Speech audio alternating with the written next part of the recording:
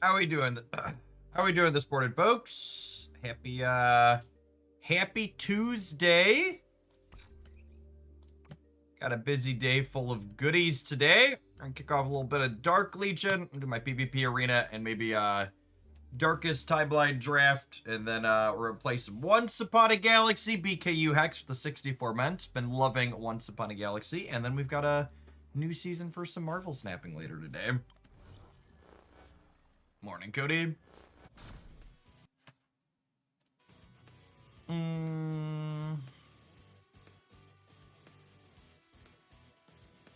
Let's see how this goes. I don't know if Dick eats it to Constantine before he can get going. Ah, we should be good. Our numbers are bigger than theirs.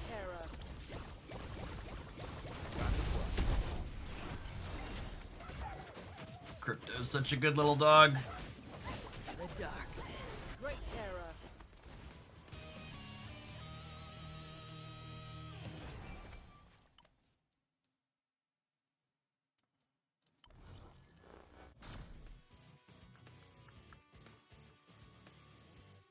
This is a sloppy mess of an opposing team.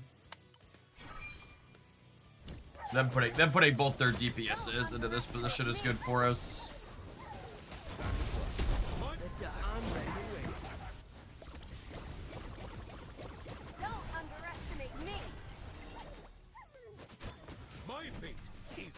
Nightwing's such a rude dude. He's easily the best carry in this game. Morning, Cody. Morning, Silence.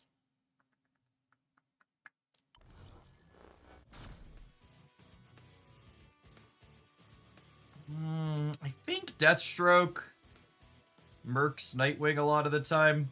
We've got some stars on him though. Let's see. Maybe the dog and Raven can keep him alive, but this might be bad for Dick. All right, he lived. Crypto and Raven both got to ult. That should be good for us. Yeah, we're good from here.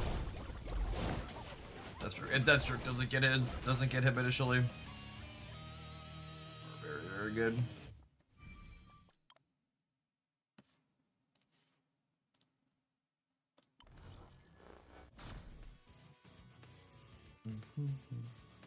Switch the position on Red Robin here because these two DPSs focus on this slot, so I want you basically move your front guy around and take the most damage. How was the stream yesterday? That was pretty good. Nice chill day of pocket. A little bit of once drafting to wrap it up. We had beautiful weather yesterday here in Central Illinois. Jacob and I did a 16-mile bike ride last night after I signed off.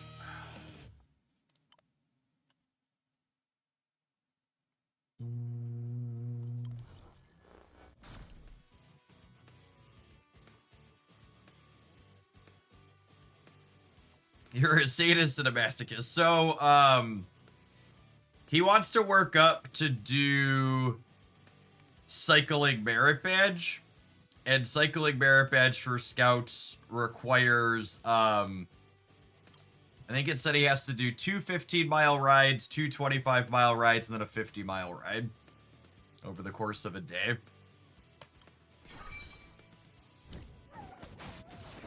Some things for him to work up towards. I'm ready. All right, so we killed their Constantine. The question is, can we attack through the rest of them here? Sometimes Wonder Woman and Dr. Fate stall me out at the end. You say all that in a day. No, not all in a day. The separate day. The 50 miles has to all be in a single day, though. Which it took us like a little over 2 hours moving to do 15 miles. So I think in a full day he could probably do 50 if we keep working up to it. 50 in a day is a lot. The most I've done ever is like 25 or so.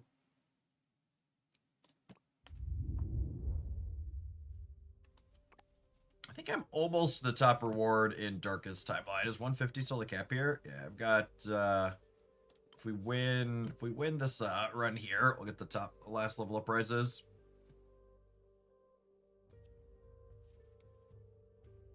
I made the swap from Deathstroke to Kara after our talk last night in the Discord. It feels much better most of the time. Yeah, that doesn't surprise me, BZ. It rounds out your team better too. Like having 2 warriors or defenders up front is ideal.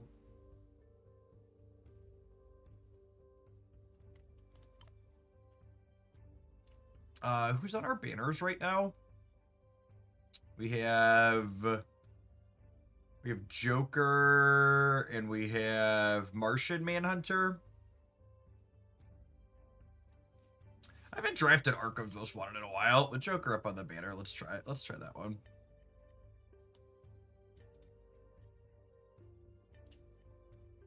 You've ruined my sleep schedule more than it was always messed up with Once Upon a Galaxy. Can't wait to join another viewer draft. Yeah, we're definitely gonna do some of those this morning. Probably want a weapons master for the last one here. Probably someone ranged.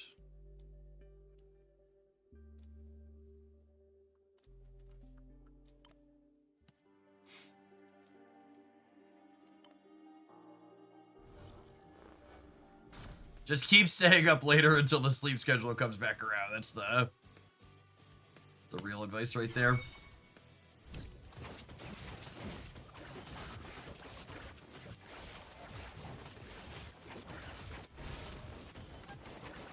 I still need to try Once Upon a Galaxy. It's good. Yeah, if you like drafting games, it's one of the best PvP drafting games I've ever played, I think.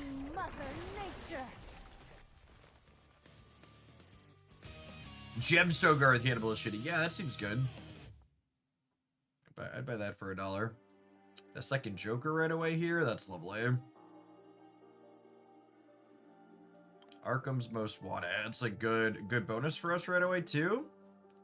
Solid start to this run. Justice League star up by 3. Legion of Doom star up by 3.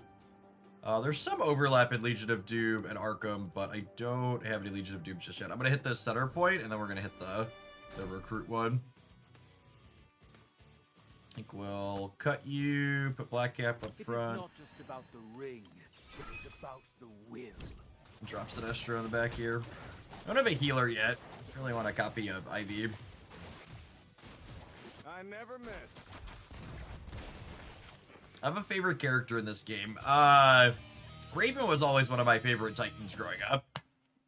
And I think from this game, I've developed a new appreciation for Nightwing, because he's probably one of the best carries in the game.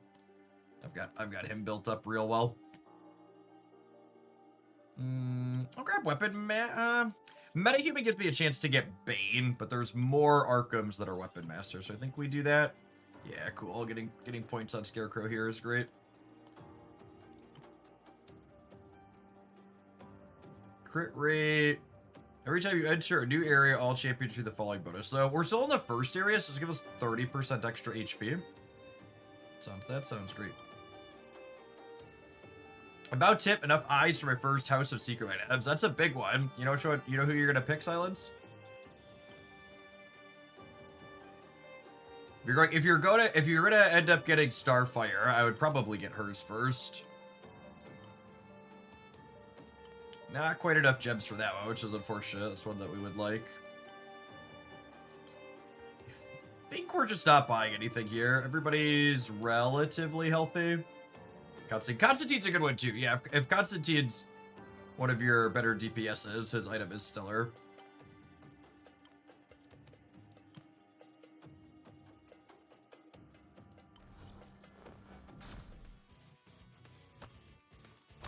Scarecrow up front. Pull this out. I know how to plant the seeds.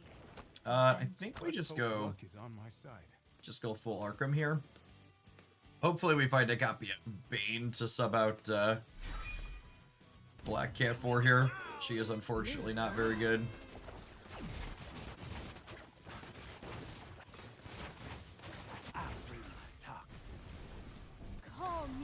It's a gift. Constantine's my most built, my main DPS. Yeah, his item is a fantastic pickup then.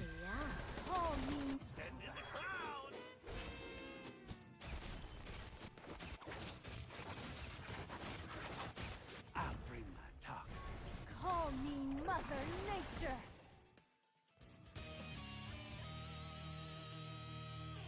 Yep, I would love Ivy. I would love Scarecrow. Then I gotta decide, do I want Two-Face stars or do I want to grab our first copy of Bane? I think I want Two-Face stars more than I want my first copy of Bane. We can just kind of let our fifth character rotate through after Black Cat eventually eats it.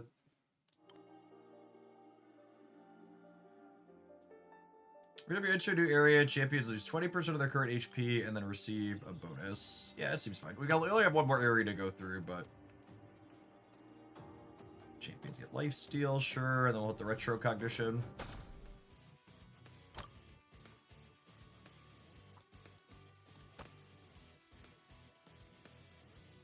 Oh, Ivy's locked here. It's like, why is it not putting her in? Let's throw Crypto as a miscellaneous healer, I suppose.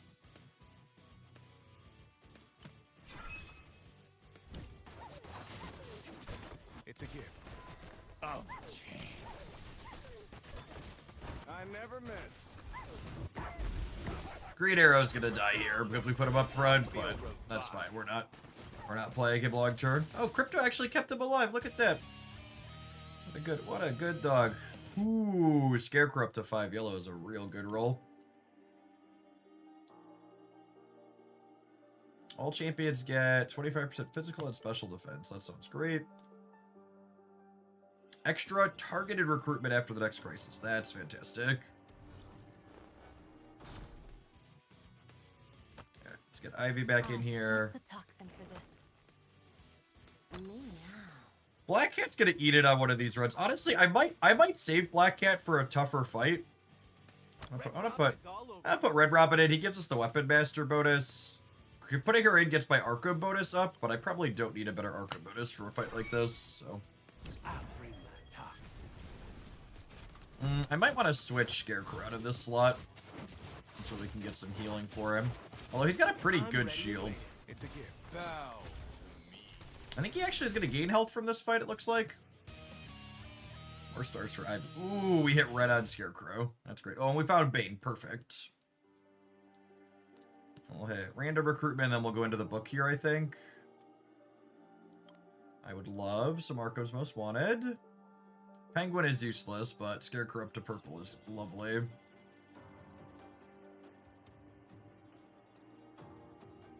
All Justice League champions lose 5 stars, get 400 harmonic crystals. Perfect. That's a perfect type of book gamble. We're not playing Justice League characters anyways. Would love to take a bonus on them. The start of each battle for each Arkham's Wanted champion present, increase the damage taken over time by 30%. For each debuff on their target, reduce their damage up by 5%. Well, that's insane. As much as I would love to star everybody up by 5. 11% attack on Arkham. Attributes for all champions for each Arkham Most Wanted champion. Well, that gives us a ton of HP. Yep. Was that 1, 2, 3, 4, 5, 6, 7? I guess this is technically slightly better than this one. I should have looked at all of them. That's fine. Ton of good bonuses for us in there.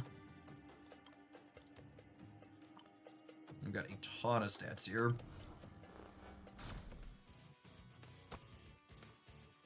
I don't want to run the risk of Bane dying, so I think I'm just going to shove Black Cat in here with the expectation that she's going to eat it. And then hopefully we'll get an extra copy of Bane from the selector here at the end of this. Call me Mother Nature. I'll bring my toxin. Yeah, Black Cat dead as expected, but she took a bunch of hits to keep Scarecrow a little bit healthier.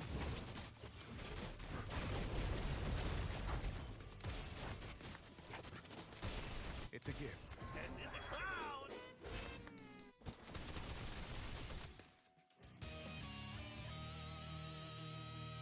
Yep. There's extra one of those. There's him. There's that. We're not going to really use any of these other dorks. I guess we'll put stars on Penguin, but realistically, we're not using him. So our friends lose a little bit of life, but they gain a permanent bonus. I think I'm going to hit the pit here and heal because we're going to go through the book, which is going to take a little bit more life. So I like to get everybody healthy.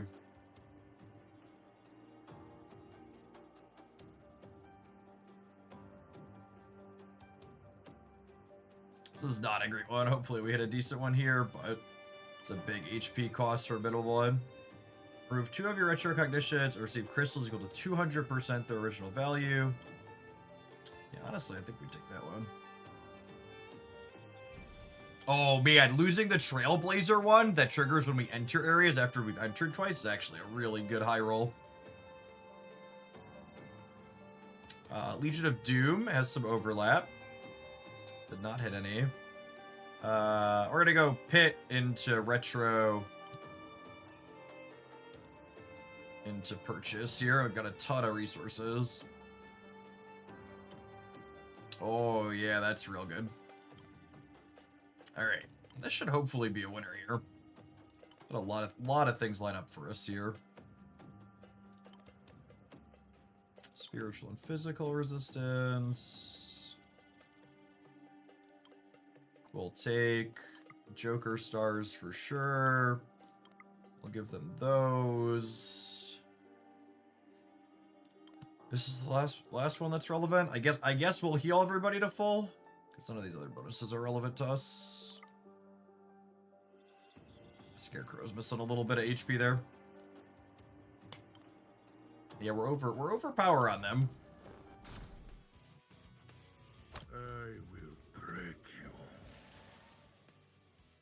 All right, go get him. I'll bring my talk. Call me Mother Nature.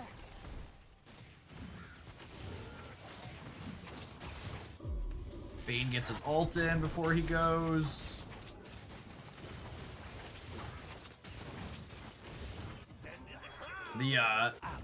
The bonus that reduces his damage from debuffs on him is real good.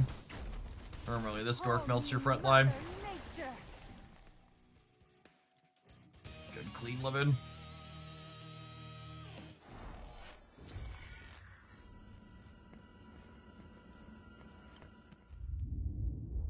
I think that gets me my top bonus in here. One day I'll be a Shellionaire. I believe, Mythweaver. Thank you for the 3rd of a year. Welcome back. This is DC Dark Legion, by the way. If anybody's interested in character collector games using the DC IP, it's a ton of fun. Been playing this one daily since it launched. It's got all the notable, recognizable characters in the game. That mode we were just playing is called Darkest Timeline. It's roguelite drafting mode, but there's RPG elements and team building and PvP and PvE and all that sorts of stuff. You collect friends and then put them into groups of things with different bonuses. So I've been playing this one for months at this point. I forget exactly when it launched, some point earlier this year, but I enjoy the long time planning, figuring out which characters you're gonna build, which teams you're gonna work towards, that type of stuff. Right now, I'm currently waiting for Starfire is going to be the next new character coming to this game. So I think I'm going to start her out in a team like this because she'll trigger the Outsiders bonus as well as the Teen Titan bonus in the back, which is sweet, getting four team buffs on a single group. I need to put some stars on bats, I think, in order to get that together. All right, I'm going to tap an ad roll, and then we're going to kick on over to drafting some Once Upon a Galaxy this morning. We're going to do some async drafts there, get some extra cards, then we'll do some viewer lobbies this morning is my plan. And then we'll be snapping this afternoon. Thanks, everybody, for hanging out. Don't go anywhere. Tap ad rolls on the platforms. We'll mosey along.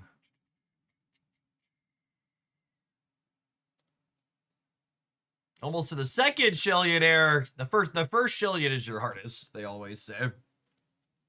As they often say, the first Shellion is truly the hardest.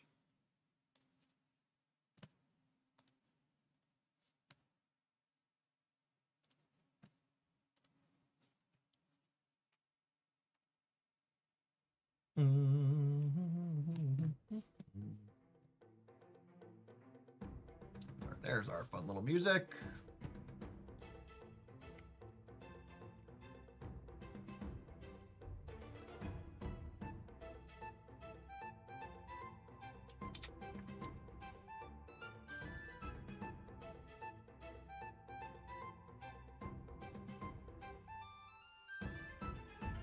Yeah, platforming for Lua or Flids and Genshin. You know, I haven't looked at I looked at the upcoming Genshin characters.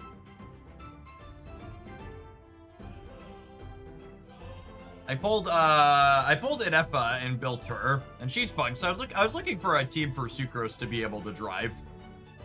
So I've been playing Inefa, Sucrose, Xingqiu, and Yelan has felt pretty good. Need to look and figure out what I want to build towards next.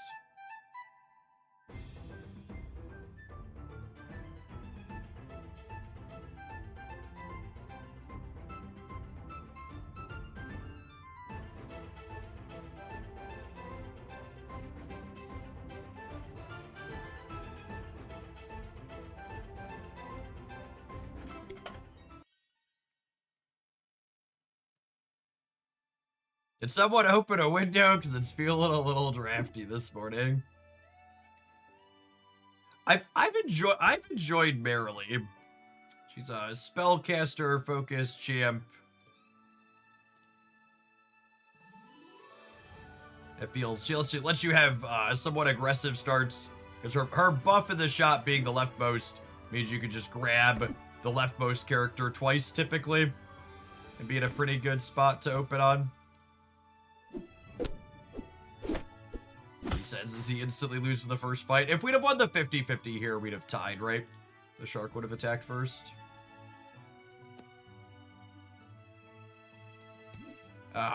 Silver is a freebie, so we're not getting the bonus, but that seems fine.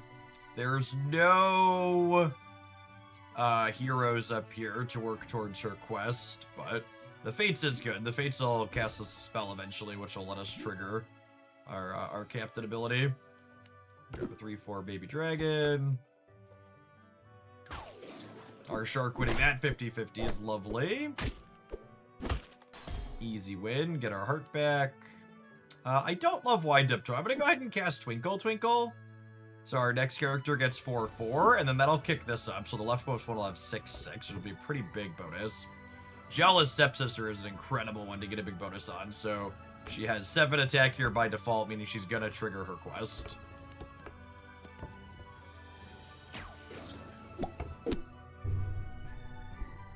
To get one of those artifacts right away. Good aggressive opener for us, which is what Merrily can enable.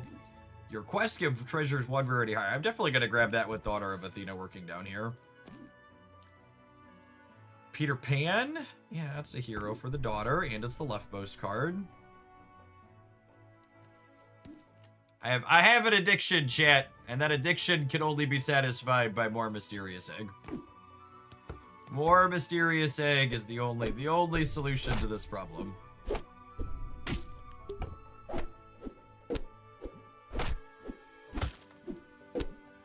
Woo! Draft the Mysterious Egg, instantaneously lose an entire heart. Yep. Peter Pan, trigger the daughter. Your recruit abilities, trigger twice. When you cast a spell, the next character recruit is 3/3. I think it's that one. I'm gonna grab the Shrink Tea here, because it'll help us keep our opponent's things smaller this round. Honestly, I might just grab the Lightning Bolt too. Does this one stack when you cast a spell as character? So does my next character have 6/6 then? I'm actually not sure if that one stacks. Oh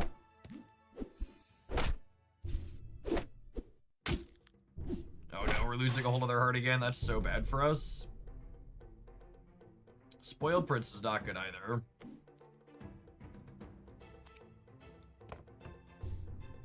Might be Cooked Givers. Big laser shark is real good. Tin Man is a lovely pull, especially with this one. So this is an upside to torching our life total. What do we got here? All your characters have Treasure Hoard 1. Your buffs from spells give additional 7/7. When an enemy KOs one of your villains, reduce that enemy's health to 1. I'm gonna grab that one. I have two villains up here.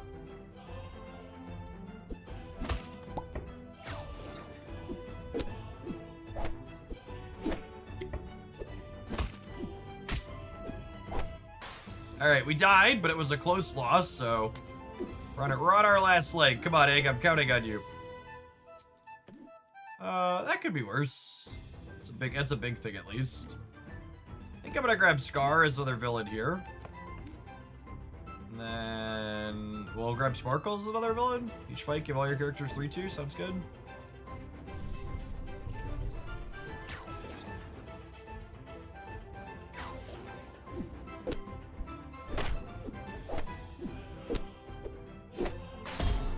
Alright. I'm not dead yet. I did see there's supposed to be the new card set's like next month for this game, yeah? Am I understanding that correctly? True Love's Kiss! Don't you screw me. Tiamat, all your dragons have farewell, get a random treasure. Okay, I think I'm actually putting him up front. So that way we can get a random treasure for this. We'll have to prioritize.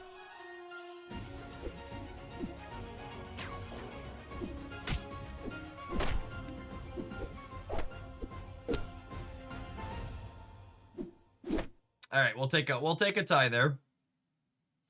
We'll prioritize getting dragons. None of our slots are very good. I think I just take the Queen of Hearts over the Jealous Stepsisters here. Just get a big number in the back.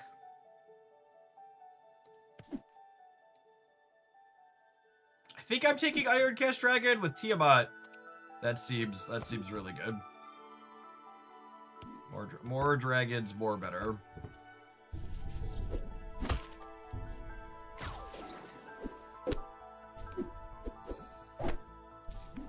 Recruit a dragon, get a common treasure. Yep. All right, we're stabilizing here a little bit.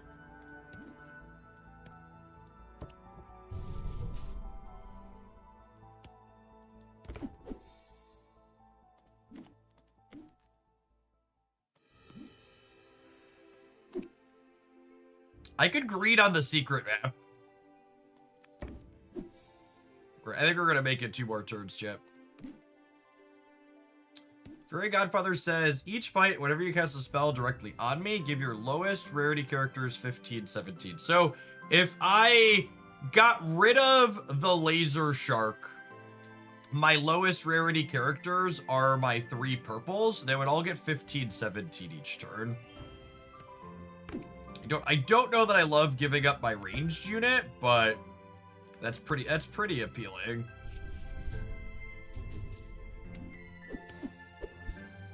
Oh, wow. That's so brutal. That feels so bad to lose to. Holy. They just had double spell this turn. I don't think there's anything we can do about that. Almost stabilized that one. That's such a mediocre start, too. Lightning Thief is fun. He says when you cast a spell, you capture it in your bottle, and then when you get an artifact, you get to recapture it, so... You really want the mage dragon that we had in that last draft that lets you cast a spell on it to get a treasure is very good with that one. We'll take Pix here. It gives her some extra defense and counts as a hero.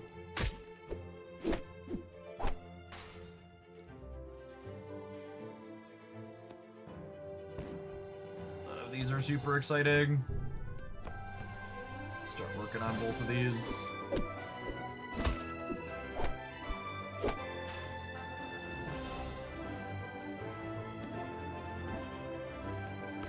Craft little Billy Bones.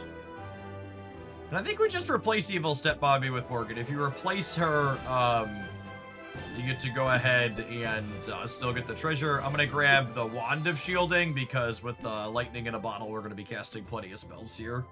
So that'll give us bonuses on our friends while we're doing that.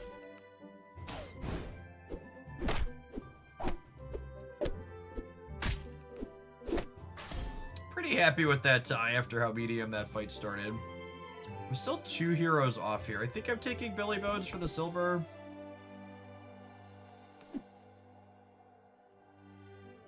Take a random uncommon here, cast a spell. Fae Familiar is an awesome hit. Am I finishing Daughter of Athena? I don't know. Replace the picks. We might still finish her. Oh, and that's perfect. So Billy Bones gives me a treasure. You cast a spell, give your mages 2/2. Yeah, I mean, I think that's the one. It could be Pixie Dust too. Bust from Fae, give an additional 2/2.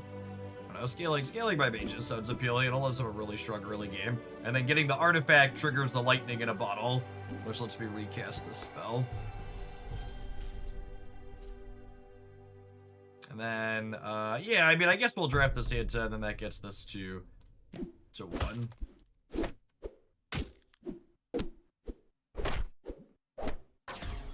And then our next hero, we could just easily slide that over. Your supports, hit all your front slots. I like this one speculatively for later, because we'll probably want a Wizard of Oz in this draft, if I had to venture a guess. Bust from Fae, give 1 health for the rest of the game. Yeah, that sounds good. I have Fae Familiar and Morgan. Both doling out some buffs.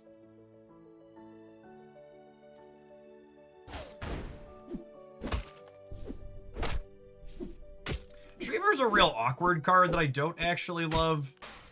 We'll probably replace it at some point. This card could be like a way to like push through a Hercules, but it's so high variance at doing that. I'm gonna draft the Santa Claus just because it's a silver. It gives us a redraw. When you have multiple silvers in a spot like that, you really want to make sure you're getting what's the word I'm searching for? You want to make sure you're getting the higher rarity ones, so you're towards a better treasure.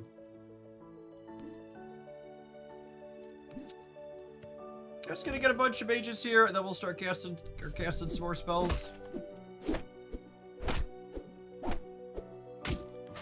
Ooh, that is a big loss. All right, we'll take the Fairy Godmother as a what's it called? Silver. I like Scarecrow. Working towards a quest could re-trigger our lightning in a bottle, which is nice. Peter Pan is free. I would love Fairy Godmother. When you cast your second spell in a turn, get a bonus shop. Absolutely.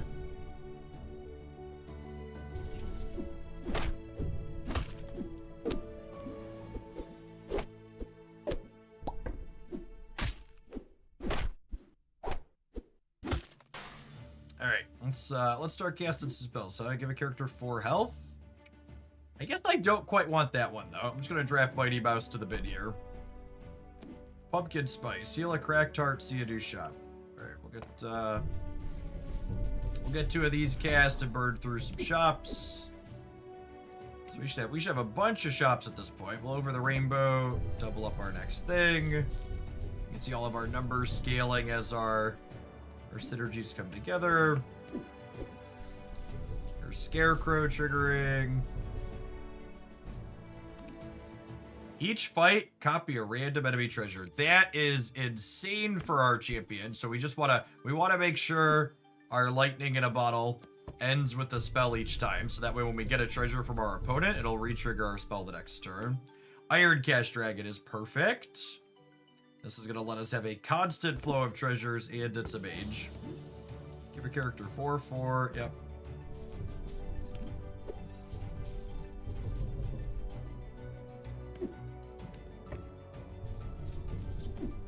I love this game, but my only knock so far is the opening round ends up feeling samey. Do you have any advice for that? Do custom decks help?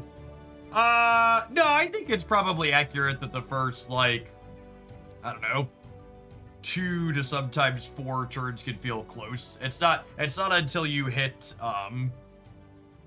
like the uncommons where the wider range of stuff ends up coming up, but it's not like you spend a lot of time in those rounds either. I've never sat and really thought about what you're saying, but it's definitely true. But I guess I don't think that I really view that as a problem, because there's just those rounds go really quick. And we're kind of just like casting a bunch of spells here. Here on, here and out. That'll change a little bit too as they introduce more cards from the pool. Yeah, that's fair. That's definitely true. They're going to be adding a new set of cards here soon. She'll be changing that. Yeah, I think I'm going to put Oberon here. Makes these things in front of him extra, extra large. Titania. I do have the one... I grabbed an Acorn Speculum. I gotta click here to look at my treasures for somebody. I grabbed the Acorn Speculum, so these will hit everything in front. Just each turn will give like 20 to all of our front line. I got that speculatively hoping to get a Wizard of Oz later, but this works all the same.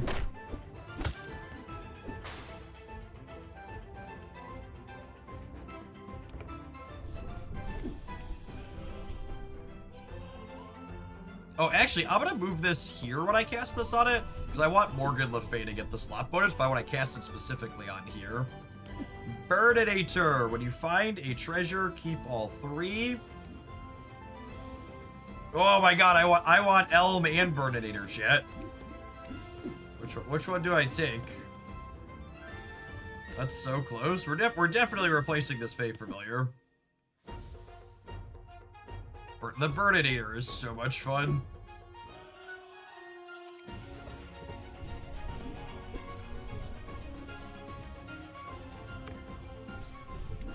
Ray Tracer, thank you for the half a year. Welcome back. So I wanna put Morgan Le Fay in this first slot. I only had him there temporarily because I wanted to cast the spells on him, but I want her ranged attacks where she's attacking and not getting hit back in this position. Just to murder these mice and not take a hit back. Quite strong. This draft is looking like it's angling for a first here.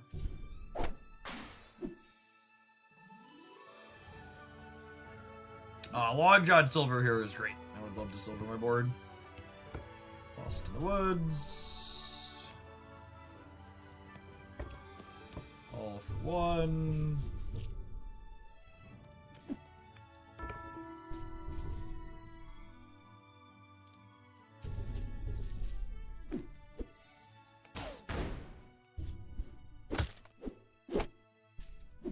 Our Oberon and Titania in the back, just scaling us every turn here.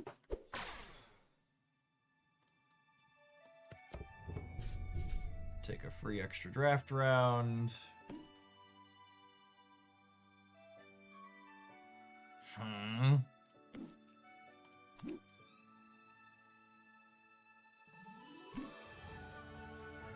think I'm gonna replace Titania with the Elminster.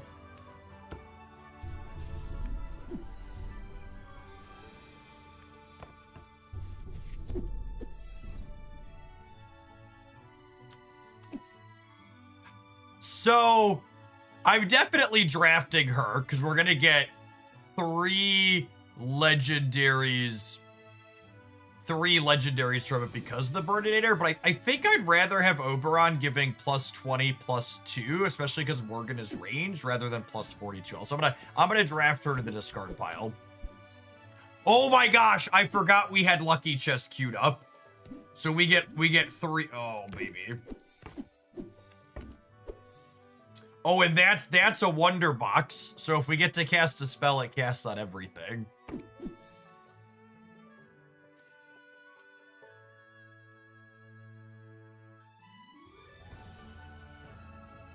Man, that's a real choice. It's so big. I think I want the big one, yeah?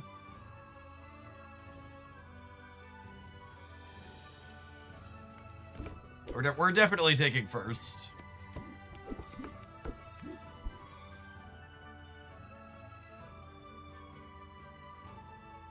Oh, casting the spell would have given me the Elminster creds. It would have, yeah. I don't know. I guess this could be a 500, 500.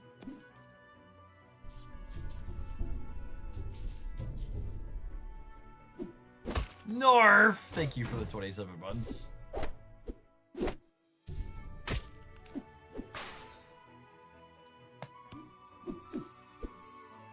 Lovely. Yeah. Yeah, there's just not an next turn, Grindel. Yeah, I agree. The dragon was optimal there. It's just sad we didn't get to trigger the Elm and get all of those as well. All right, let's queue one more. Let's queue one more ASIC, and then we'll do some viewer drafts, huh?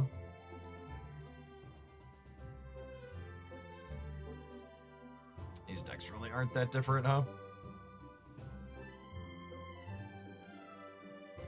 Like Mechanical Dragon over here. I have Wicked Witch in this one. I like Wicked Witch. Alright, so the Boy Who Cried Wolf says every time you recruit 3 animals, you double the attack and health of the next character you draft, and it becomes an animal.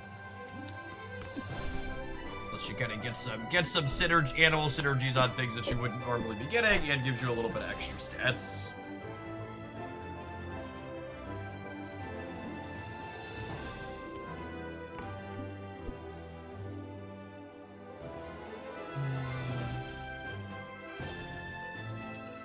These are super exciting. Just to be expected early. I'll grab the gingerbread house here so we can get some buffs going on our people, hopefully. Good, Toto. Hungry Hyena, fantastic animal synergy card early. Every fight gives your animals slots, 1 attack. So these are bonuses that'll carry over into the mid to late game, even once you upgrade your animals. I would love a massive Cowardly Lion early. That's fantastic. You really want to hit this card early so that way your opponent's things are still small enough to attack it and not kill him.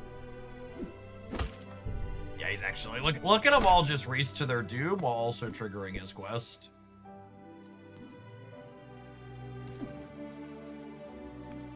One of your heroes' attacks, give all your characters 1/1.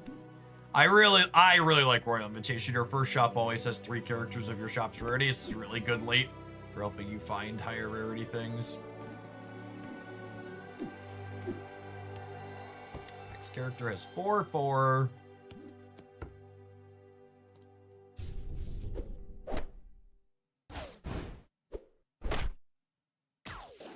Oh, that's a lot of ranged. It's an animal.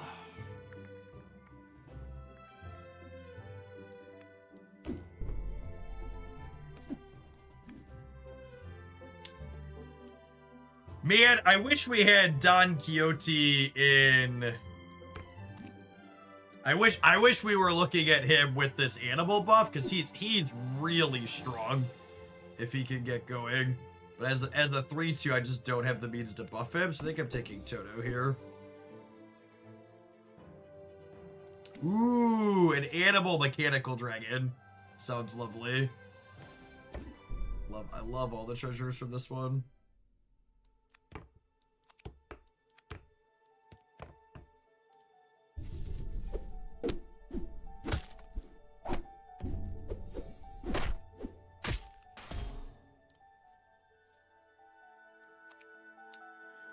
So part of me really wants the animal mechanical dragon. However, Mama Bear is just too good to pass up with all of our animal synergies here. She just gives all of your animal slots extra points each turn. I'm gonna Silver Moon the mechanical dragon. It's what I'm likely to keep as the game goes a little long, I think.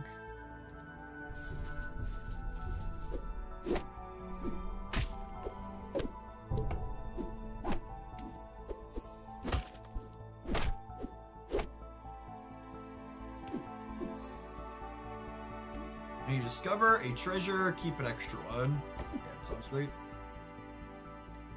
Cheshire Cat is lovely. Farewell, make our animals bigger. Love big old Mama Bear. I think I'm just drafting a random animal here for the Boy Who Cried Wolf trigger.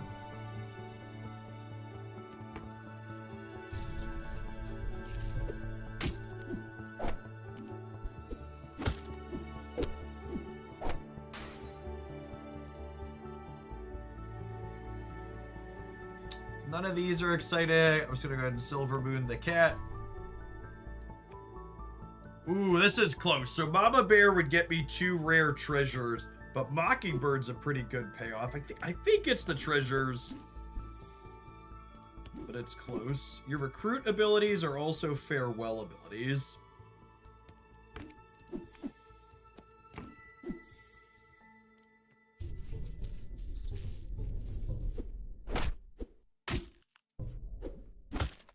Our mechanical dragon's gonna be too big to die. Unfortunate. I haven't seen this game before. It looks interesting. Oh, I forgot to pin the links. This is Once Upon a Galaxy. We've been doing some sponsored content for them, but I've also just been playing an absolute ton of this game in my off-stream time. It's an asynchronous drafting game on Android, iOS, and PC. It's a ton of fun. Man, so many good ones here. So this on Hunt, meaning when it attacks and clears something, gives all of my front row slots 8/8. And this one says whenever one of your animals attacks, they all get 5/5. I think I'm gonna take this one, just because we're all animals anyways.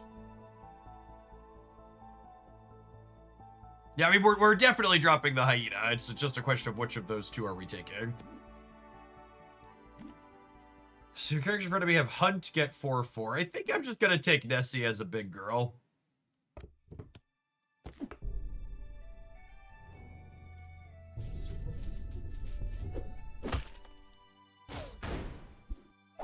Yeah, and unironically, our mechanical dragon is like suffering from success at this point. It's just like actually never gonna die again.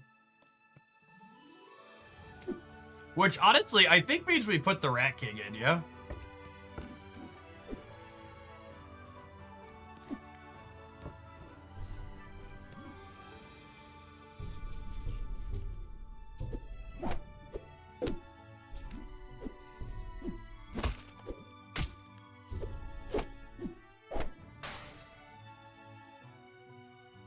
I'm a sucker for True Love's Kiss on a Legendary. Yeah, typically I like True Love's Kiss on a Legendary, but I really don't like potentially rolling out of my synergies when I have all the animal stuff going. Your support characters have ranged. But are we in Give Up Mama Bear territory? We might be in Give Up Mama Bear territory. Just like, dude, they're not gonna have that many more rounds. You wanna give up the cat? Really?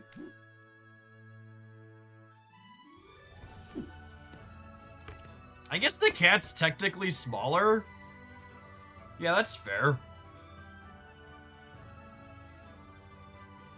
I think I like Moonshadow. It has range, which is nice.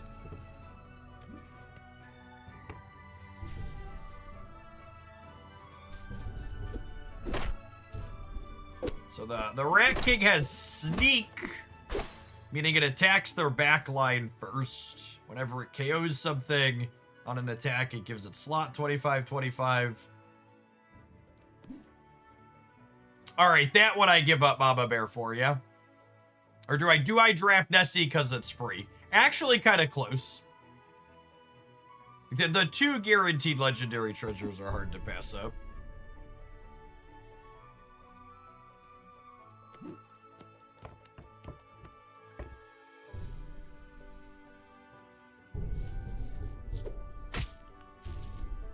Because we have that golden fountain. Ooh, Poison Apple here is deeply annoying. Every time we knock out one of their villains, I think it gets sense of 1 life that did the knocking out. So Monstro here has a quest, gets bigger for each animal, and then when you have over 100 stats, you get to complete the quest. I don't have heroes or villains, do I? That's actually super sad. Actually, these are all actually blinks. Because this game's about to be over. Alright, Long John Silver it is. Midas, touch the Grove Guardian. I think we're done here, yeah. Let's get as good as we can get here.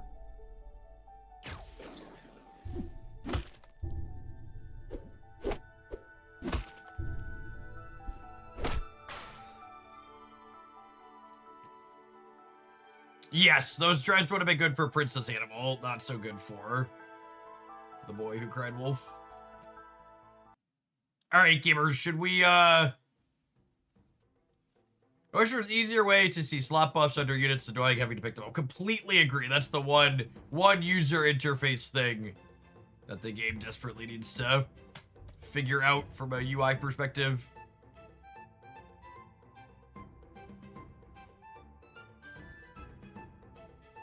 Oh, uh-oh. Are they having some server problems?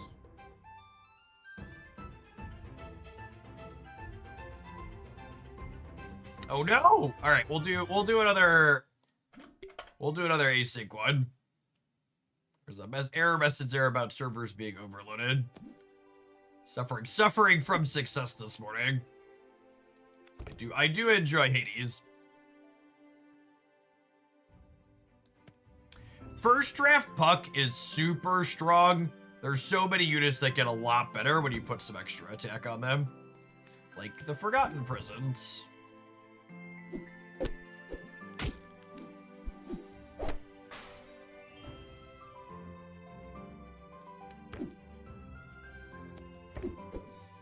Now, one thing that's a little awkward about Hades that you need to think about is Hades is not double all your farewells, it's double your first farewell.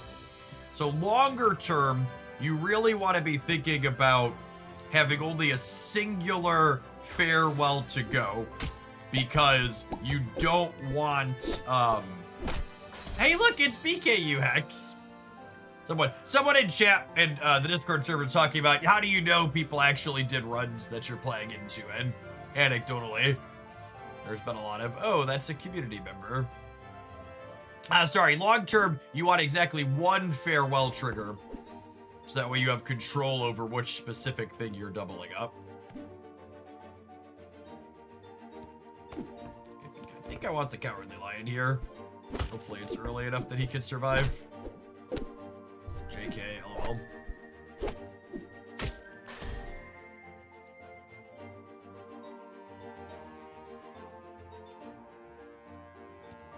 I probably want this one in the first slot, actually, so that way Busted Bot is less likely to die first. I want there needs to be space for its bots to come down. Maybe I want Billy Bones first. I don't think we're gonna be able to complete the what's it called quest at this point. Presence of Gaia. I like to give my back left slot Presence of Gaia when I grab that spell to cast it early, because there's a support unit that gives your units in front of it a bonus equal to the slot bonus, so buffing up a single slot to share later is generally good.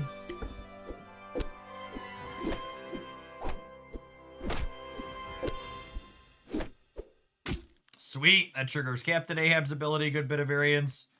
The art is pretty, yeah, I really like the IP. It's just like generic, fantasy, or not fantasy, but fairy tale type stuff from a range of things most of us are familiar with. One of your animals gets KO'd, give its slot 2/2. Each fight, give your heroes 3/3. Your hunt characters have 7 attack. None of these are amazing.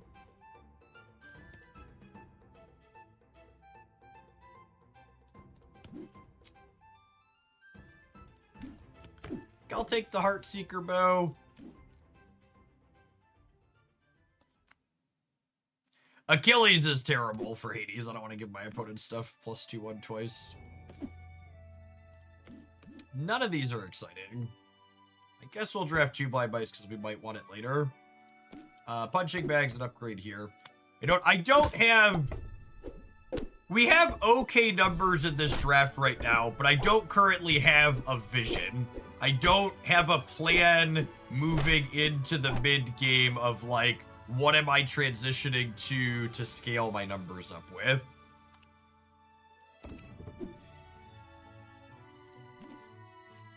Your mages are animals, and your animals are mages. That's not useful quite yet, but there's a lot of different synergies that can come together to make that one good. Ace of Hearts is a free reroll because we lost the last fight.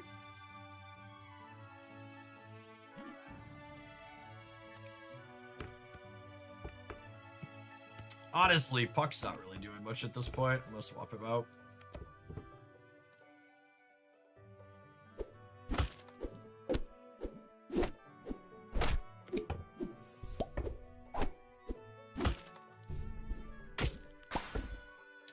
Losing a full heart there is tough.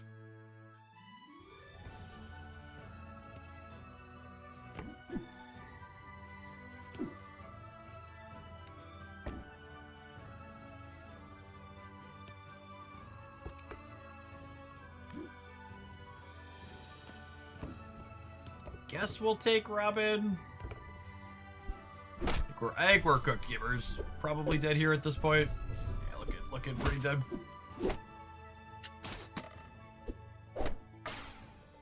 Oh, is that a 6th? That's a 5th place. It's still pretty bad. Whew. Princess Animal is one of my favorites to draft. Maybe we'll do Artemis. Artemis is fun. Get your shop up to secret rare. He's a fun one if you can survive it. Thorn. Laser Shark's not bad with an extra point of attack to start.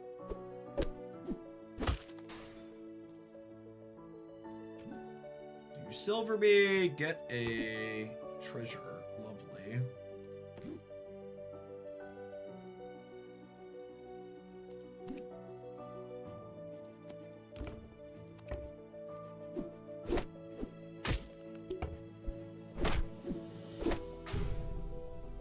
Tough first couple of rounds here. We'll take the hyena, hopefully start getting some points down. Yep. Laser Shark. Love another animal here. Let us start getting some bonuses from this.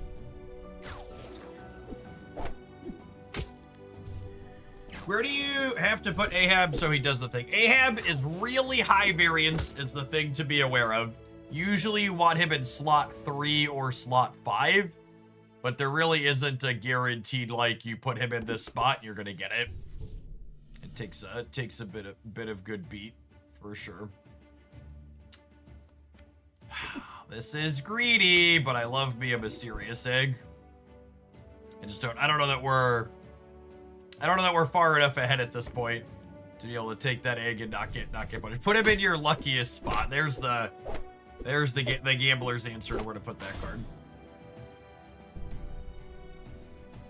Put him in your luckiest spot. Ooh, Phil is great. Phil, am I replacing the shark or replacing Catamar? I think I'm replacing Catamar. So, Phil, talking about locations, you always want Phil in your 3rd slot because your units attack from here to here in order, meaning he attacks 3rd, and your front row always gets attacked before your back row. So this, putting him in the 3rd slot gives Phil his most chances to be attacked while giving him the most time before he does the attacking. Like so.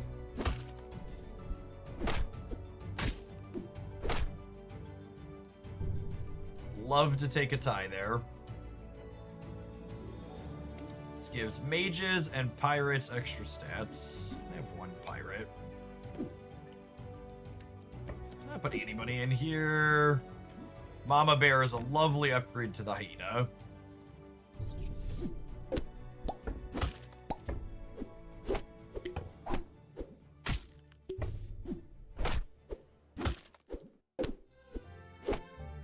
Ah! Almost tied there.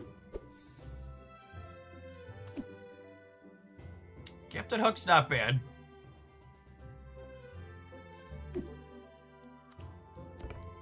I grab Mighty Mouse here. So let's buff Hook up.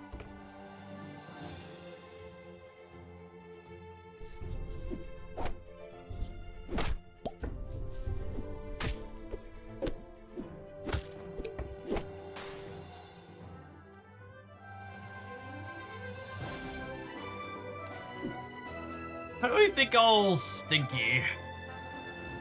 I might replace Phil with Stinky, honestly. Because you want him in the 3rd slot also. He's got a little bit better numbers here for the time being.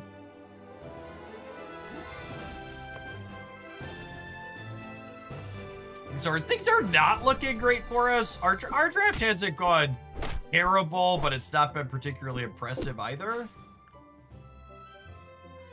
We're we doing okay here? Maybe.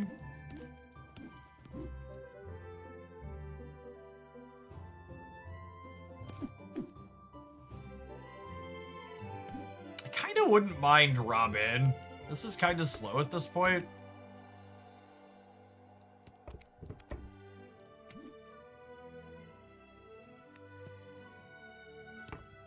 We are getting close to the secret rare shop, which is what we need to survive to get to here. Oh, they have...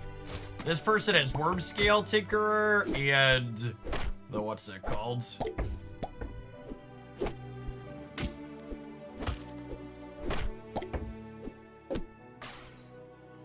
Alright, well that worked out.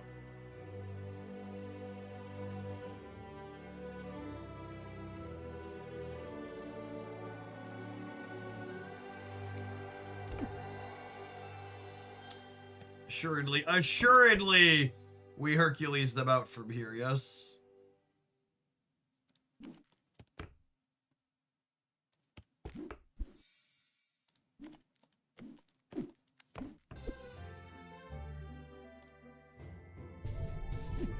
Yeah, this is someone. There was some discussion into the Discord server this morning about, are there certain cards where you get them and you're more likely to win, i.e. do custom decks have a big advantage? And Hercules was a card that got called out as one of those cards. And I really can't emphasize enough that Hercules is one of the cards in this game that just has a massive amount of negativity bias behind it. Because, like, you remember the games where your opponent had an insane Hercules that scaled to a crazy amount, but I actually don't play Hercules in most of the custom decks when I have him unlocked, because he's a super feast or famine card. Like, you really have to have a ton of buffs built into your current run in order to get him started. Otherwise, he's a legendary that just doesn't have an impact.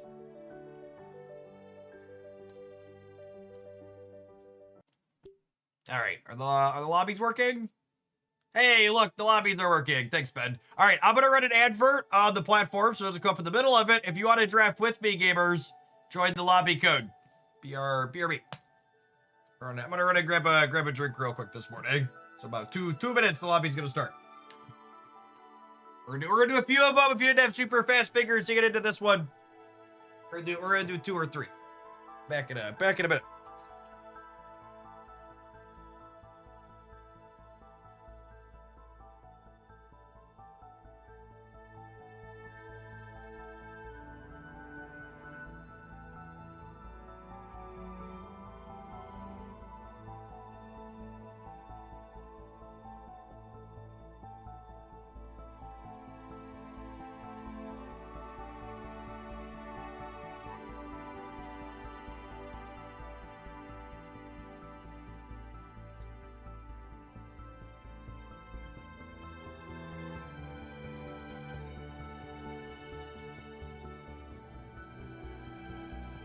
Hercules is super counterable. I don't know that I agree with that. I think when Hercules scales, there's a very small number of things you can do to keep up with him. He's definitely a card that sometimes he just gets you.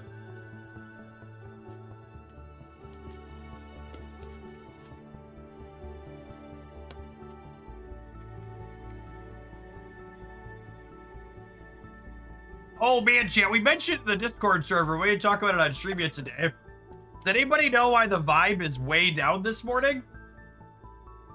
It came back up a little bit. When I first checked it this morning, the markets had vomited like 500 points, and now we're down 400 points. Did one of the big 7 have a bad day?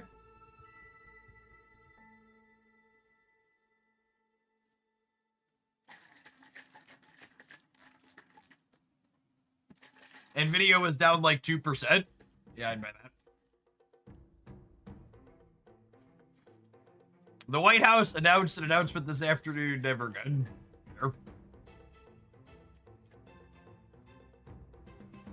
In an hour. I thought it was this afternoon. I thought it was like 2 o'clock. Whatever. 2 o'clock. Woo! These are some fun ones. So we've got Skip, who skips the first turn, but then makes your shot bigger. I do have worm scale tinker at mechanic. I'm gonna play skip chat. He's so much fun. Yeah, 2 p.m. Eastern. It's not till later this afternoon.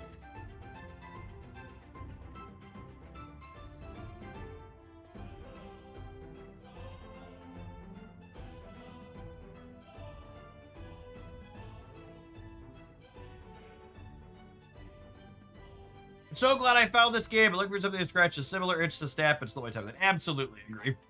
And that's right. This game's not gonna murder your wallet while you play it.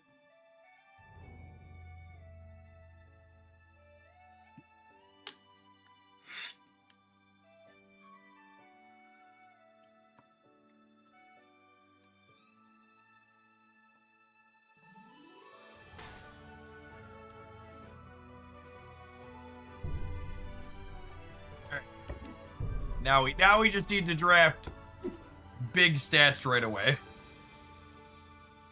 Just get those numbers going.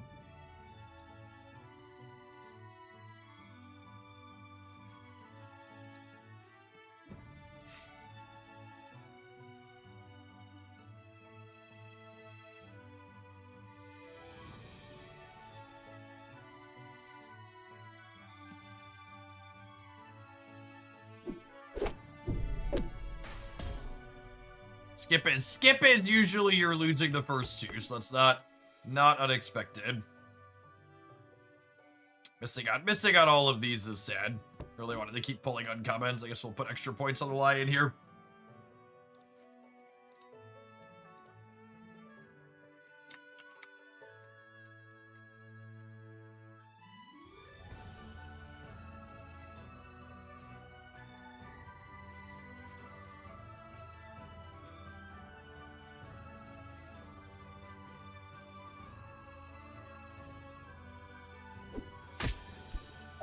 Oh man, we are cooked here. Losing a whole hard ear is brutal. All right, gamers, get your fingers ready. It might be a quick draft for Jeff jumping back in and asking for more folks in the queue. The Tin Man, okay. Give me a good one. Your recruit abilities are also farewell abilities. First shop has legendary spell in it. Man, none of these are exciting.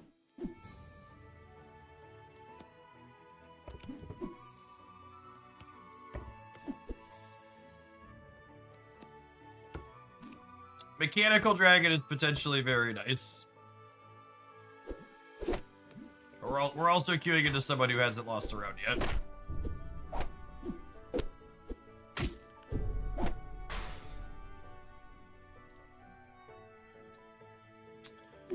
Absolutely drafting Navi. Absolutely. Fairy Dragon is good with Mechanical Dragon.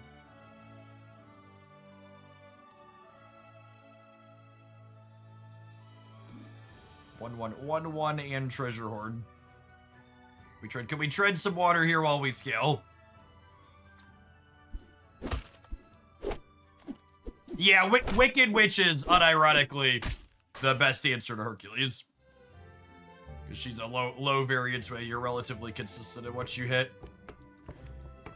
Oh, double toil and trouble. Not particularly useful here. I guess we'll take Pan Shadow.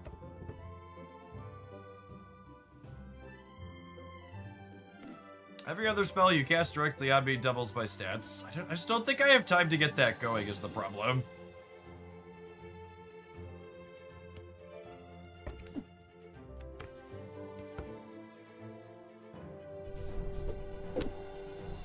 That's some good variance for us here.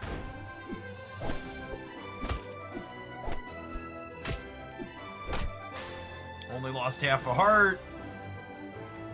Fire-breathing dragon. Speaking of the Wicked Witch.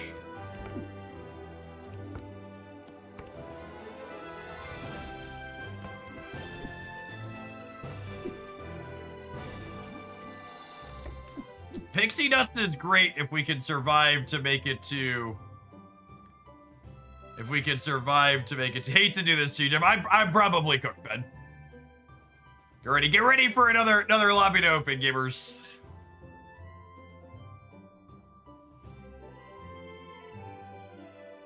Is a phone game or PC? Yes.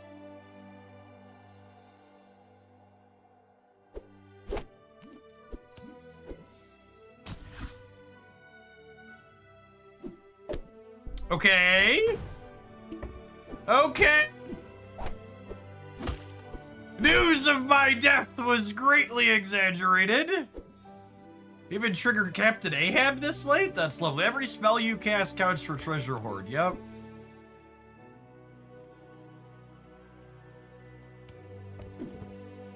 Captain. Oh, Captain, my Captain. Doggy.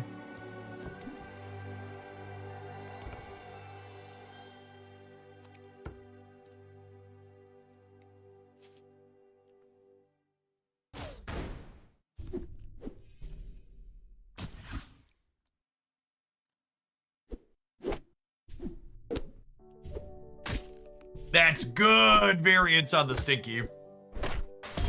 It's strictly optimal from an audience engagement standpoint for Jeff to turbo lose every time. That is true. I think I'd rather take a redraft rather than get a treasure here.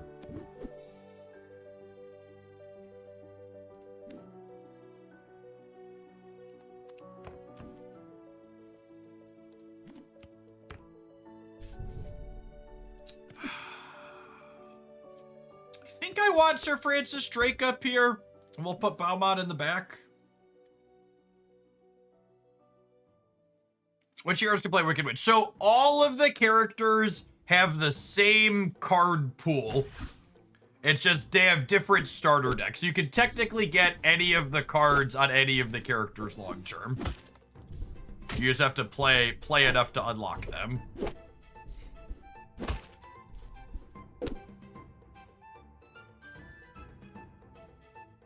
Golding a card doesn't give you a bonus shop. It does not. Silvering a card gives you a bonus shop. I would love to Eureka my Wicked Witch. I'm just over the rainbowing. I might replace Fairy Dragon at some point, but other than that, I'm pretty happy with my cards so far. 4-3 and Treasure Hoard 1. Yeah, such a big bonus. Part of me wants to take Conan. It could be right to put Conan in this slot, but I think I'm just taking Lightning Bolt and staying the course for now. I think the only thing I'm looking for at this point is the fairy that lost that 50-50. I would really like to find the fairy that or the fairy dragon that gives our treasures a bonus each turn. I'm waiting for a lobby, but Jeff keeps winning. Damn it, Hogland. Lose the game.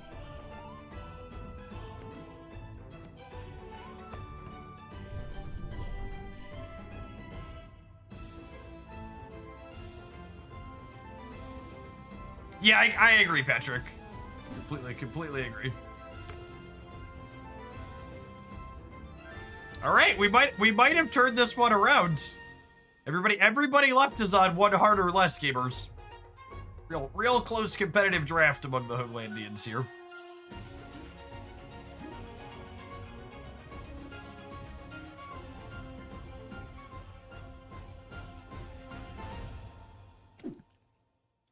Our 200 point big boy in the back line here. Gonna carry us very cleanly to victory.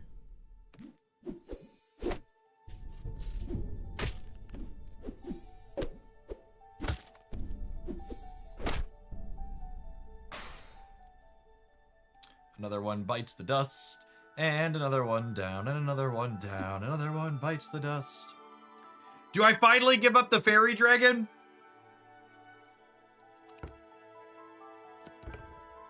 I kind of want the combustible. Boom dragon. Boom dragon is really appealing.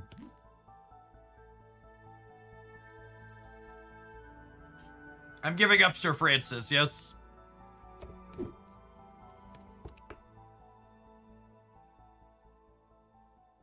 Jasmine Dragon. No, I can't. I can't pass up the bird. I'm legally obligated to draft the Burninator when given the option.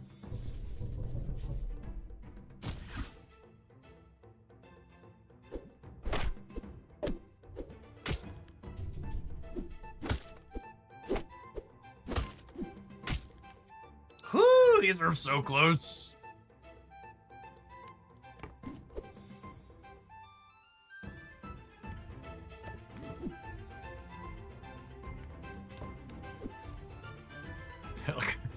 Look at all these silvers, chat.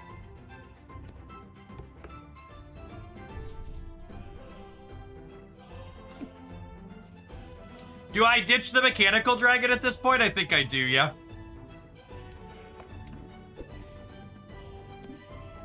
Well, I get to pick 3. Cast a spell on a mage, cast it on another. Bust from spells, give 7/7s. When Sir Francis Drake attacks, we get 2 random rare treasures that improve this ability. Oh, wow, we're actually cooked. Oh, wait, are we okay? Is Wicked Witch gonna pull it out?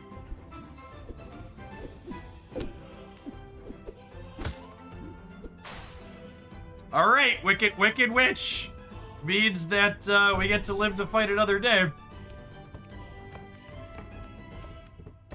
I think Ben's got the win though. Man, it's a little late, but this is the one I've been waiting for. We needed this significantly earlier.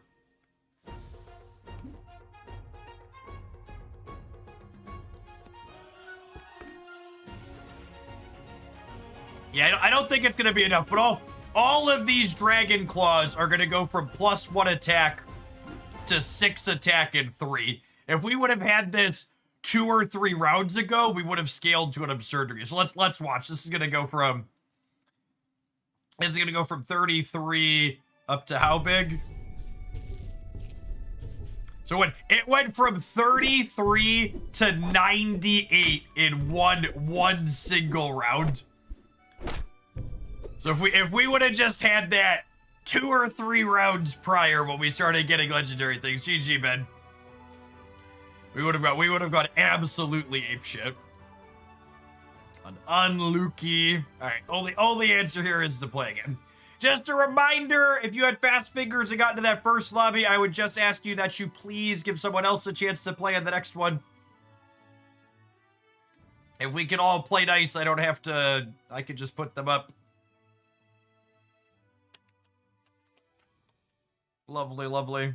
I think my plan is it's currently 10. I think we're gonna play or do one draft, so like 11, or maybe a little bit after that. We'll get 3 or 4 more in here with the community.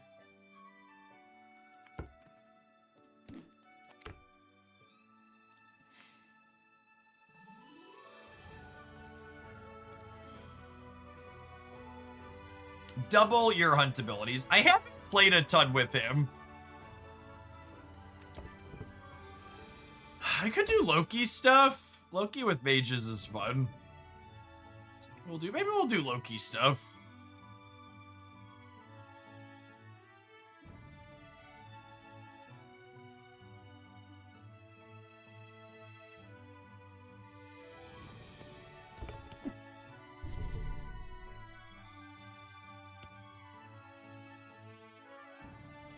None of these are super exciting. I low-key love Loki. Loki's interesting because, like, he turbocharges just general spell casting synergies, but at the same time, he makes some really good spells like True Love's Kiss significantly worse.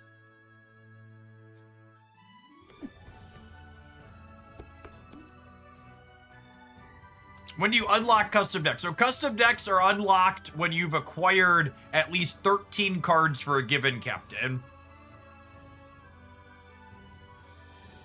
And you get a card for a captain anytime you finish top 3 in a draft with it. You can spend to accelerate unlocking custom decks by buying exactly the theme deck, but you can't endlessly buy cards in general. You have to get most of them by playing. So every captain has the 500 gem theme deck you can buy in addition to the starter deck.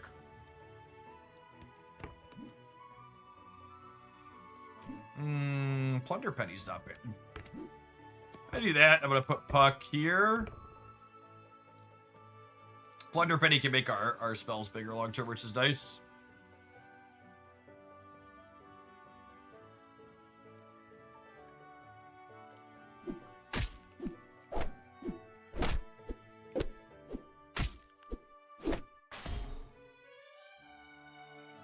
Close. All of our hunters in the front. And then Loki says we get 2 Presents of Gaia, but we don't get to pick where they go. And then Plunder Penny had triggered once, so that those Presents of Gaia gave 3-2 instead of 2-2, which is nice. Queuing into someone who's not lost any hearts as of yet. Every 5 cards you pick, your buffs from spells get 1/1. Yes, yeah, the gem price of the theme decks get cheaper if you unlock cards that are already in the decks. They don't make you pay for cards that you've already earned, which is good.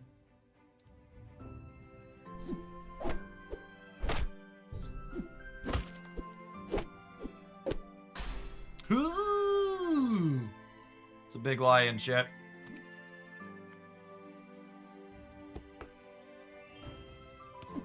You cast a spell, give your characters a health. Yes, please. Mechanical Dragon. Mechanical Dragon's one of my favorite cards in this game.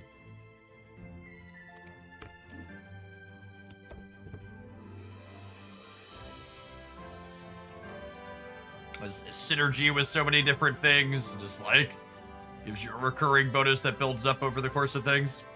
What's going on, Thorborg? Good morning, good morning.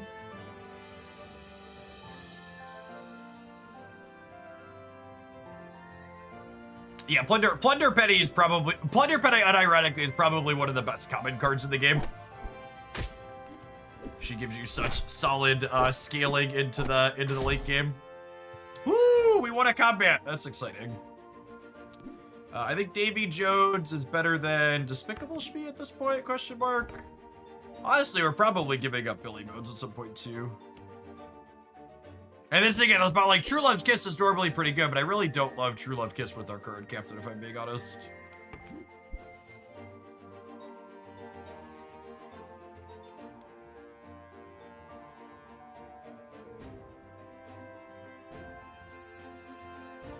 All right, we're queued into the lone undefeated here.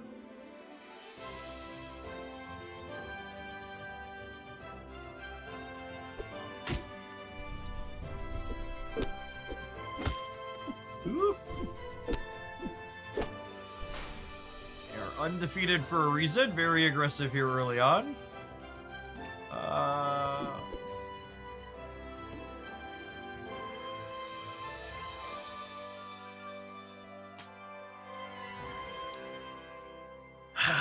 I wouldn't mind. I kind of don't want to lose my Mechanical Dragon, but you know, God damn it. God damn it.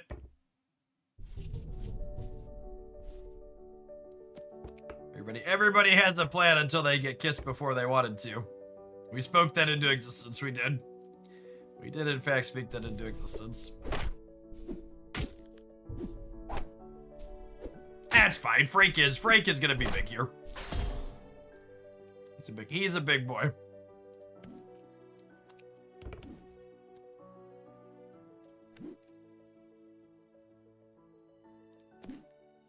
Okay, so this is a little speculative at this point, but I'm gonna put both of these out so that way our odds of hitting one of them at random with our Loki spells are high. So both of these have a payoff for when you cast a spell on them.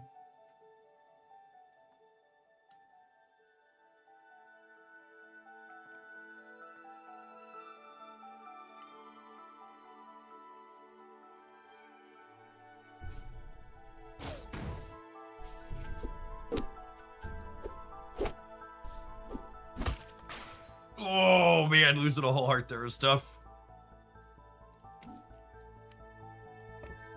Silver the board.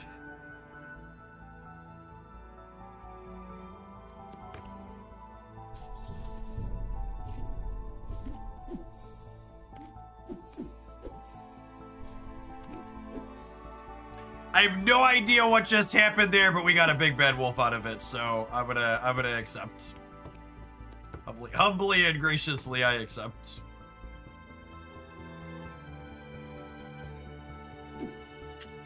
Gain the stats of the KO character. No! God, why is hunting so high variance, chat? It's so high variance!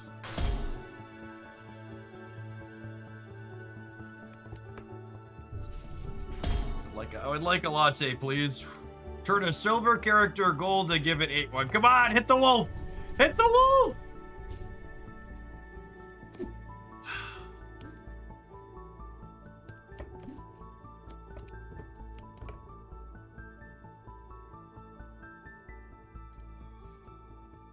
Forgot to turn on the stream. We're like, yeah, this run has honestly been a little bit, it's been fun, but it's a good example of why I think Loki's actually my least favorite spellcaster in terms of power level. It's just so hard to get anything consistent going with it.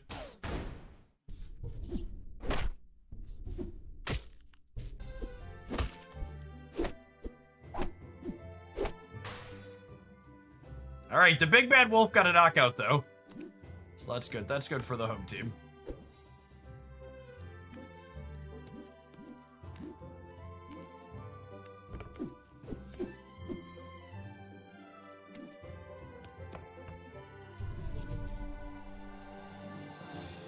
All right, we're top 3, but we're queuing into the lone undefeated again here still.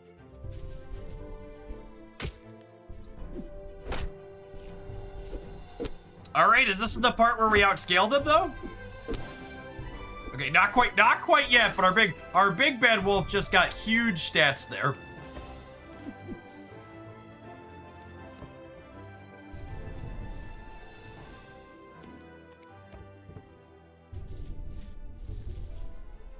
All right, alrighty. This wolf gets a decent hunt this round, and we might be able to go toe to toe with one theater. We're really close to outscaling the undefeated here.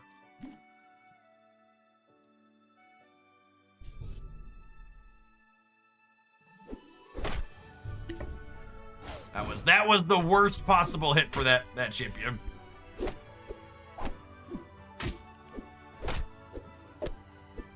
Ooh, we live to get a second hunt on it. That's really good.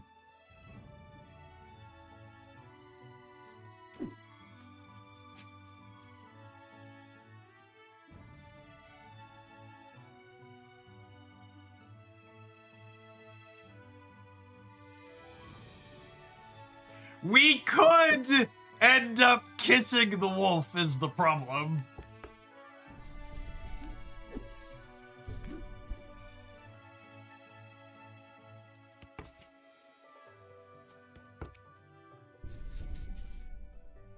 I'm gonna call that a success, honestly, Chip.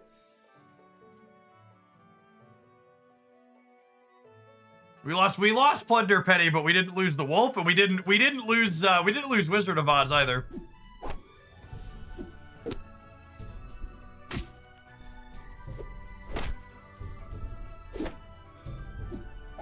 All right, we've officially outscaled the undefeated. Well, I don't know about officially. It's gonna be close. Do I have time to get Merlin going?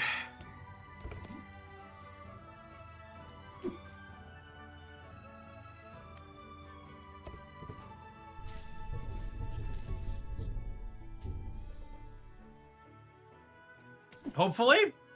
Hopefully. The big bad dog is here. Battlestar Galactica is gonna get us a secret rare this turn.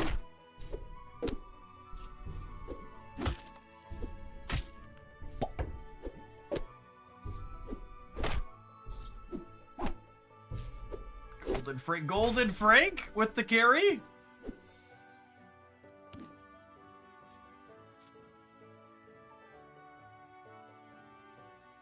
It's just wonderful. It's just wonderful.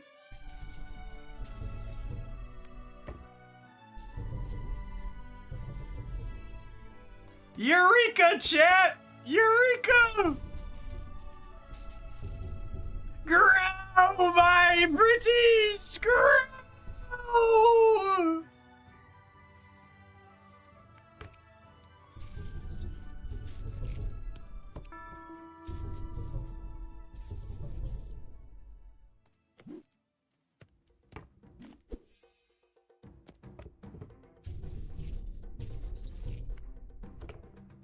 All right, here we go again. Here we go again. Should have known again. All right. Everybody else is playing for second, chat. I think it was early enough for Merlin to scale. It would appear so. You know, I've heard a number of people come into chat and tell me they think Battlestar Galactica is one of the worst secret rares. And I really disagree with that. So many of these are so correct.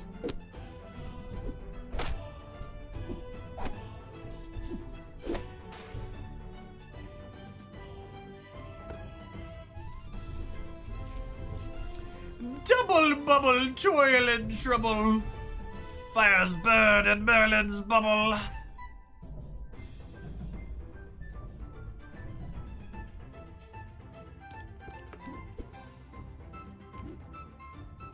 No! Bad.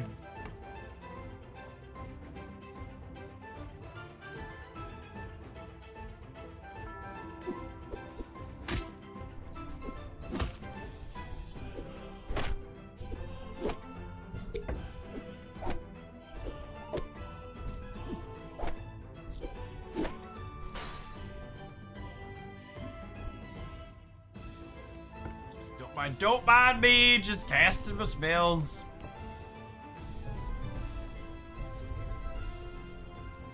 My, what big teeth you have.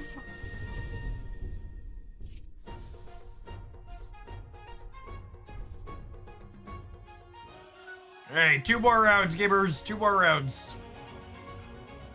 Whoo, they shrink-a-dinked my wolf. Thankfully, we're not all in on that one.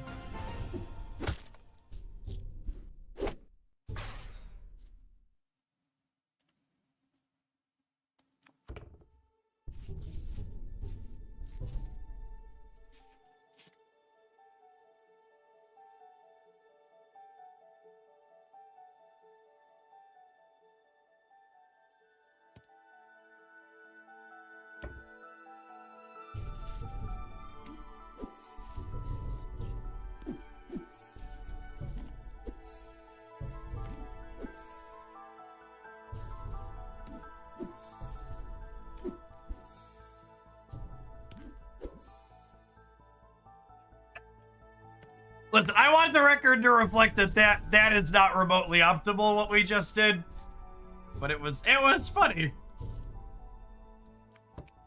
So we did it.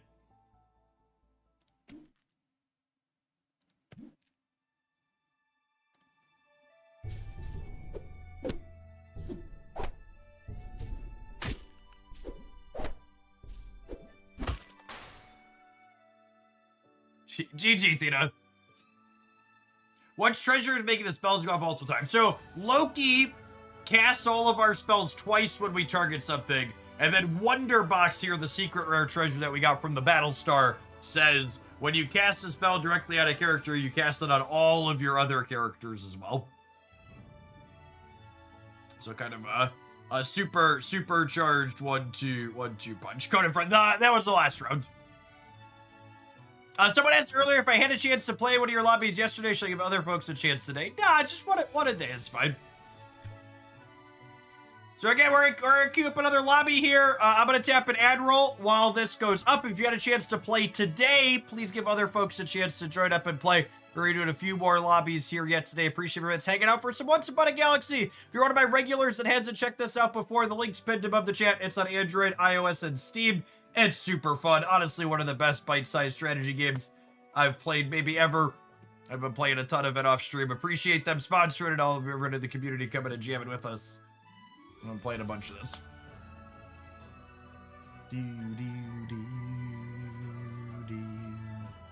Redwick!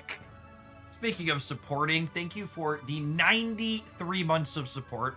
I appreciate the almost 8 years. Welcome back. Good morning, good morning.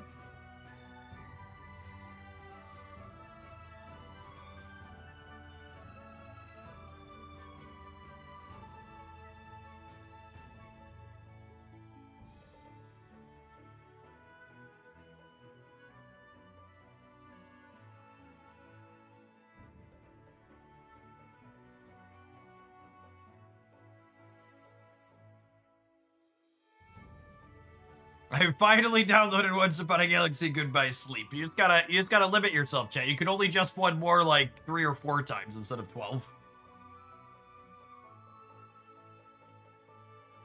It's interesting that Loki can take a bronze character straight to gold with Midas and such. Yes.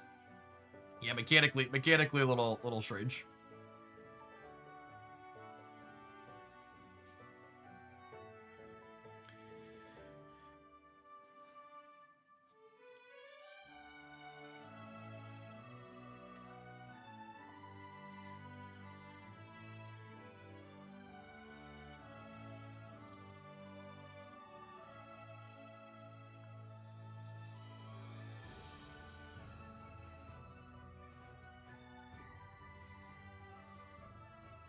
As a sponsor, everybody feedback, yeah, they're pretty happy with the content we've done so far. Been playing a bunch. It's so easy to do stuff for games like this. So the game is not only genuinely good, but the monetization isn't like I'm selling illicit drugs, right? It's not Raid Shadow Legends.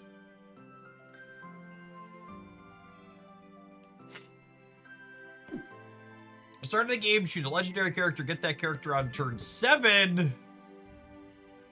Oh, you know, we haven't drafted a ton of toys on stream. Let's do a toys draft with Mr. Lamppost. I think toys actually have one of the most powerful end games in Once Upon a Galaxy. They're really quite strong.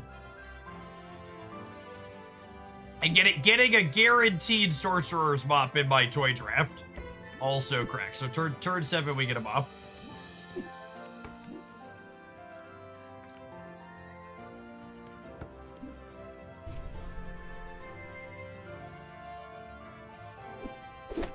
The streamer life, something like that.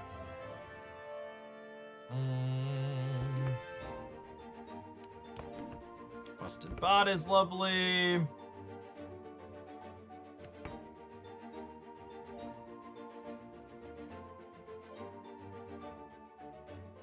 Toys can steam real quickly. That has not been my experience.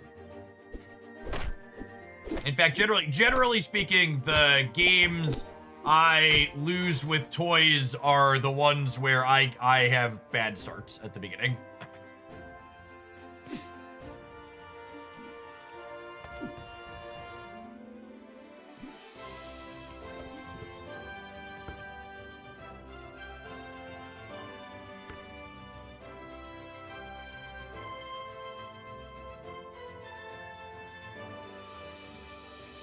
Toys have like big power as the game goes long. Chucky, sometimes this captain specifically could have aggressive starts with Chucky, but that's captain related more so than toys related.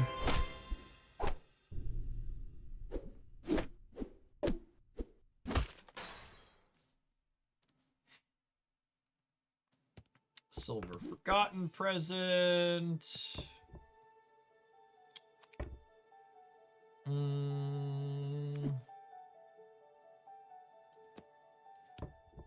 Peter Pan seems fine. Or a Silver Moon. So Silver Moon, the busted bot. Sometimes you keep that one around for a little bit with toys.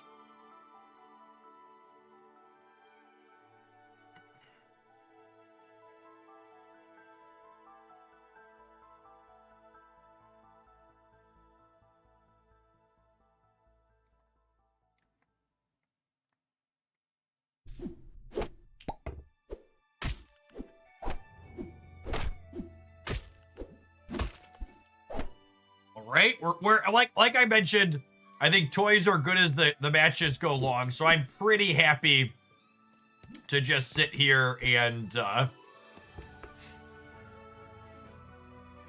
pretty happy to sit here and trade early. Goodie bag is lovely. This is one of the better toys pass. I'm a random comic character and then give it my stats.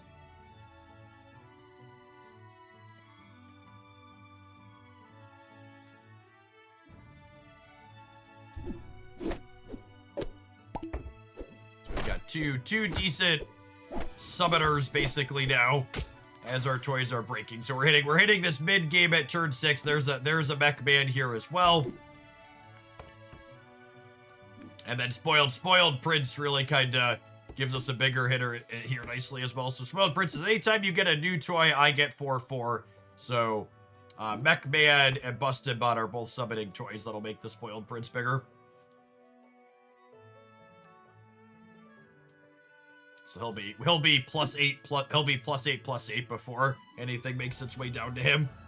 And now we're kind of, and next turn is turn 7, so we'll get the mop next turn, which is insane. The mop gives our summoned units stats equal to its stats.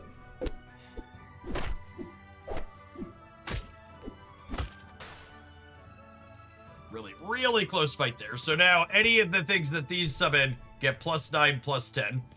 And I'm going to go ahead, actually I'm going to put this one here and I'm going to fire of Ares at slot because now they'll get +15, +10. And I'm going to fire Ares at slot again.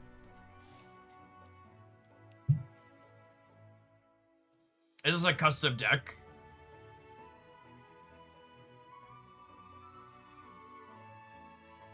I think this was the theme deck for this captain, if I recall correctly. I think I remember clicking the middle slot when we started.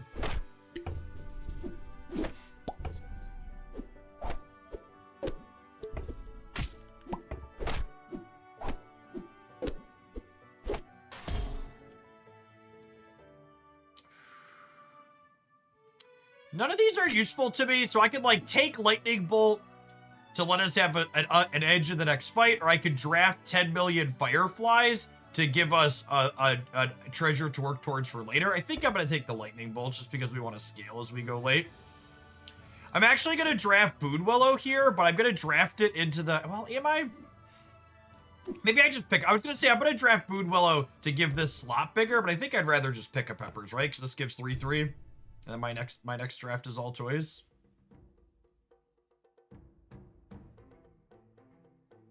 I'm not intending to play more Shadowverse at this time. Their lack of game balance leaves a lot to be desired.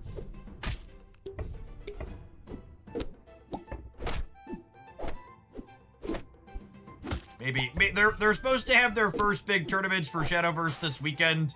If their tournaments look diverse, maybe, but I don't know. Their first couple rounds have not really inspired confidence in their designs.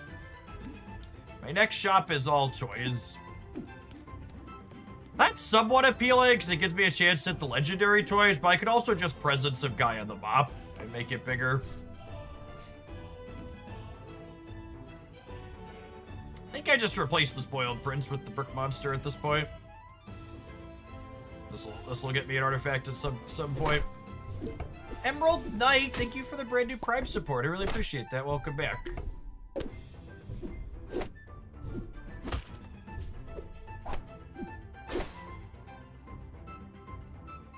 Merlin could be good there for scaling on the mop. I could see that. This game has a lot of the same developers that Storybrooke Brawl had. So if it feels familiar, that's why. don't think Mechanical Dragon is better than any of these, but I'm gonna draft the toy so it makes Brick Monster bigger. Oh, we could have mixed a Mop to the Sorcerer's Mop. Yeah, maybe. We beat this person last time we queued into them, but our draft has not gotten markedly better since then. We really need like a chip on the ship. Oh yeah, their Rat King won the 50-50 to kill my Mop, so we're cooked. That's a tough 50-50 to lose. We only lost by a little bit, but man, if their Rat King had hit here, we would have beaten them by so much. The Rat King attacks one of my backline at random. So it could have hit my big brick monster, and instead it hit here. Rat King's a good counter to my Mop.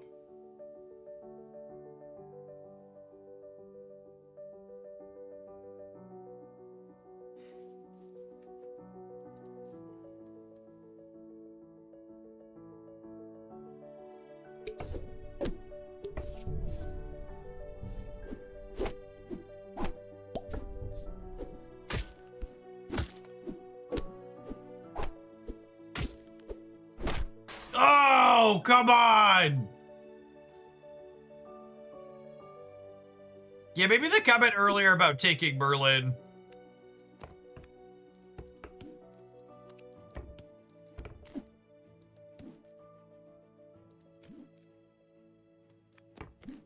To scale the Mop is correct.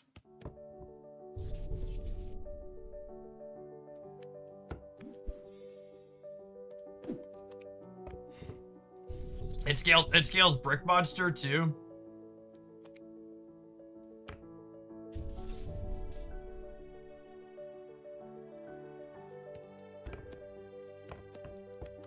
If I put Brick Monster here temporarily, it's gonna go ahead. It'll make my Mop a little bit smaller this turn, but it means this will trigger its treasure, which is nice.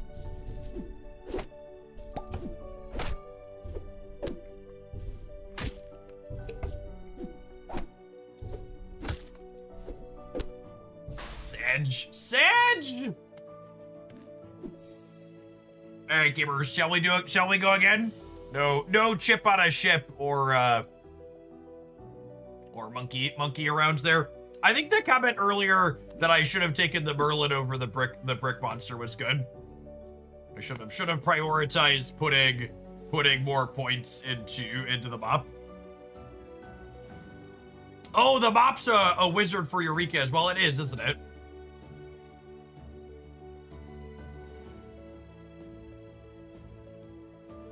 Oh no! Their servers have been melting a little bit this morning.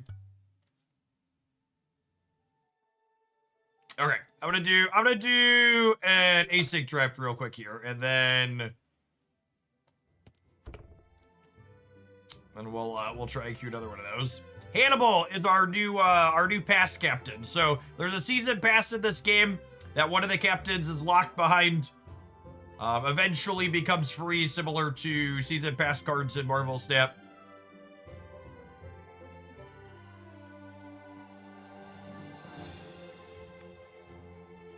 Nah, Patrick, your suggestions have been great. I really appreciate a person who doesn't just say you fucked up and explains why we should consider doing the things that are different. We just want to draft as many animals as possible with Hannibal, because we want animals to be getting knocked out, so that way we can trigger his effects.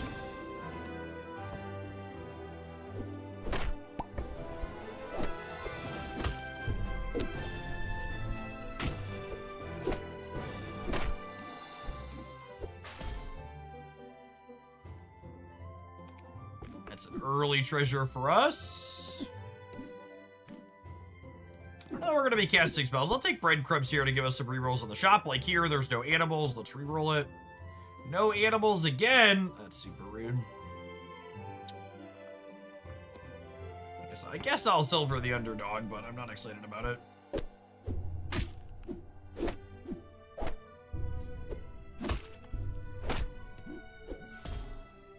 All right, we got our first Hannibal trigger.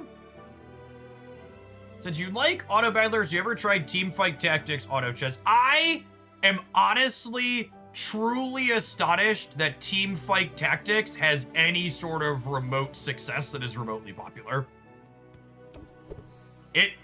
As someone who has played a ton of drafting auto battler games, it might genuinely be the worst drafting auto battler game I have ever played.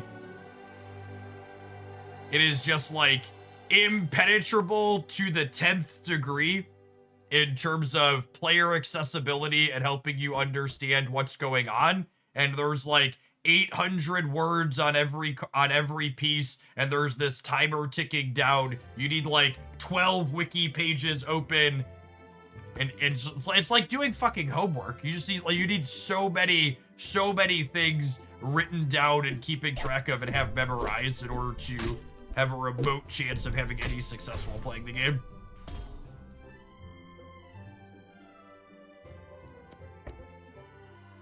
Ever tried the Bazaar? Man, I've heard nothing but good things about the Bazaar's gameplay, but from the outside looking in, every business decision they've ever made seems absolutely atrocious.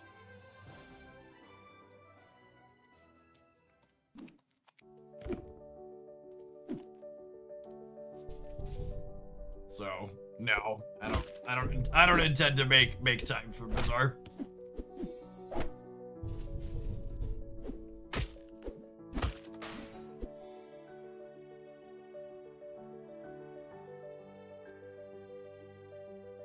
That's true, but the game is a gym. Yeah, but there's so many good games out there.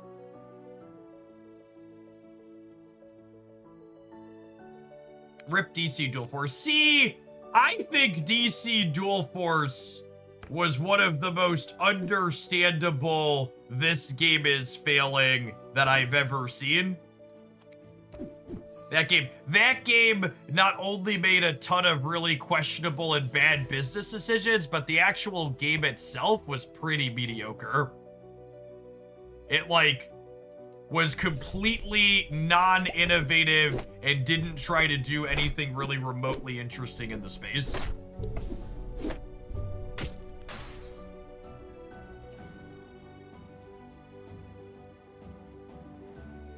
It was basically like superhero Hearthstone. It was like superhero Hearthstone a decade after Hearthstone had released.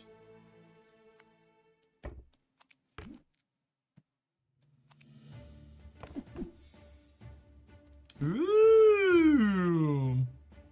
Baby Bear's not doing a ton. I think I just take Stinky at this point. Stinky's so good. This unironically is one of the best Hercules counters in the game. Because it's just like this and Wicked Witch. They're just like generically good cards that also happen to be good against Hercules.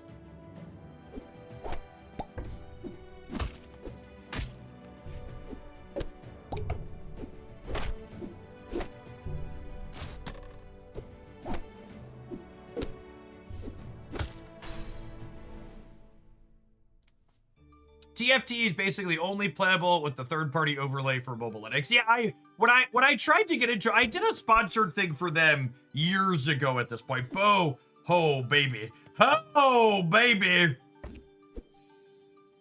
Come to Papa, Bo Peep. So for every fight, all of our animals get 10/10. We do be scaling though.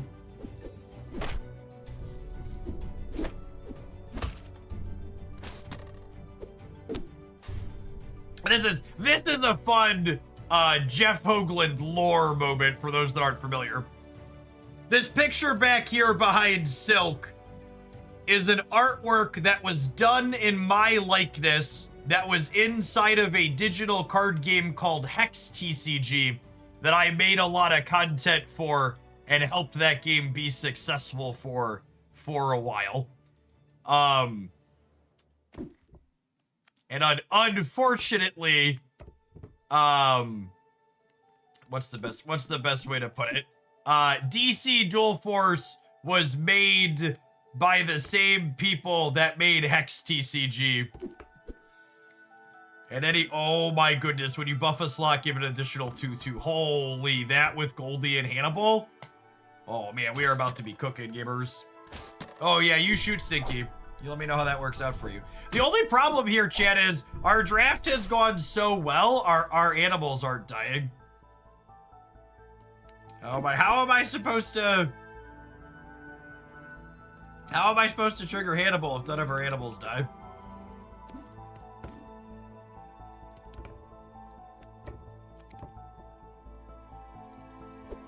We're suffering from success. We are. Oh my gosh, and we have the Kraken with Goldilocks now. Come on! Kill one of my things!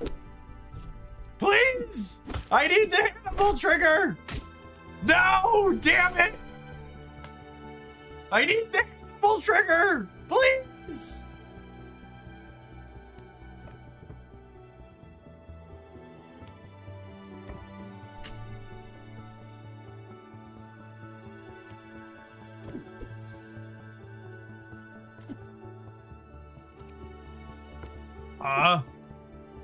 Do I give up the parrot at this point?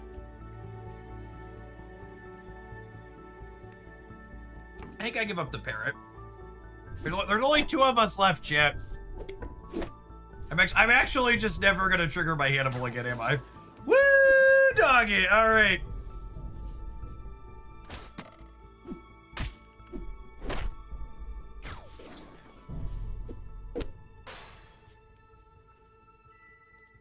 Should we draft a small animal intentionally so it dies? I don't think we have time for that. I think this is our last run. I think we're gonna end up cooking them again here.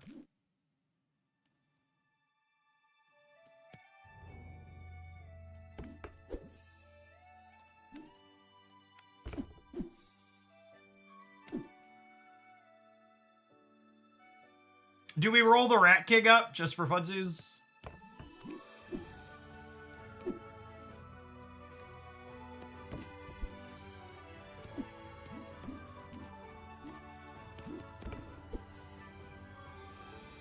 Where should be your favorite captain's game? Princess Animal's probably my number 1.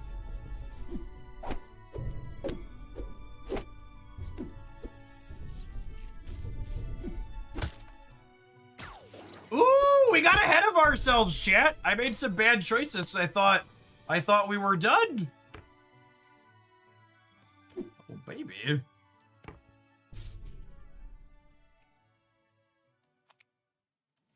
Echoing phase actually atrocious for us. Oh my, we're gonna lose. That's so sad. Well, now I wish I would have done the optimal thing. I thought we were done. Now I'm a little sad. They scaled a ton in between those 2 rounds. Hey, Jace, hope your flight is safe. The True Love's Kiss was also very bad. Oh, they got Worm Scale Tinkerer online is what happened. Unironically, I think Worm Scale is one of the best payoffs in the game when you can make it work. It's very, very, very strong. We'll take a second place into that one.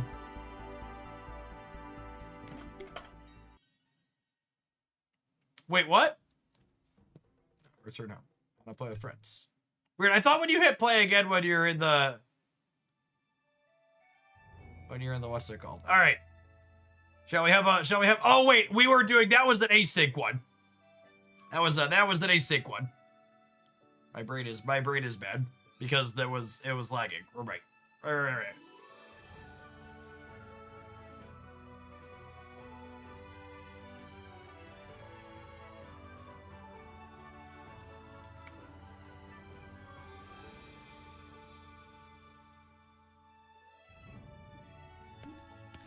We just drafted Hannibal, so I don't know that I want to do him again. Indiana clones is fun. And we have Tinkerer with Mechanical Dragon here.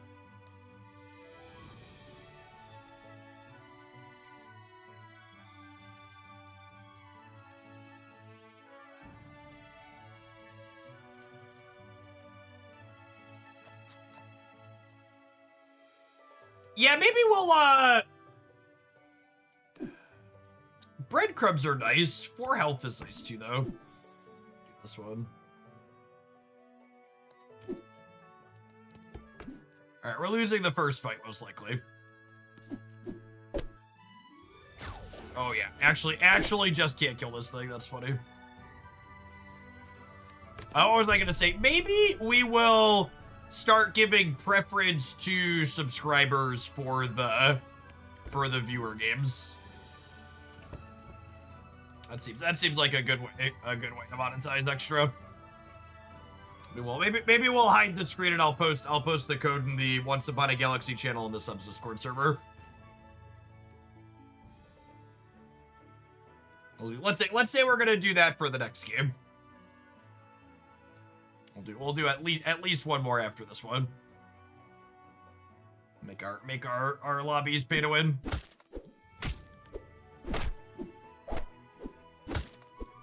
Whoo! We won one, but they're also thinking the ice, so they're not too upset with that.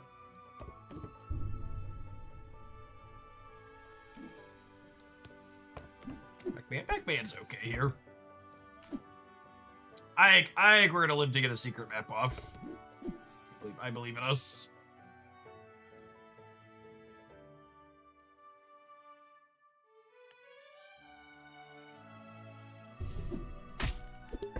I usually draft the uncommon fate treasure highly because of that interaction. Yeah, I agree, Patrick. It's one of the top ones for sure because of that.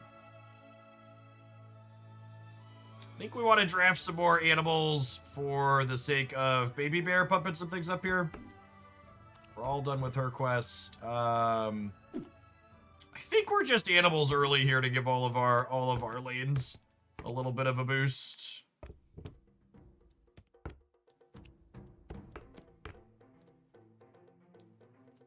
No pocket today. No pocket today.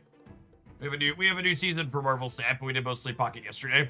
There will be 2 videos on the Pocket edited channel, though. We had a Best Decks Meta report go up late last night, and then we have early this morning, and then we'll have a deck highlight up there as well. It's for the quarter of a year, Lotus. Appreciate that. Welcome back.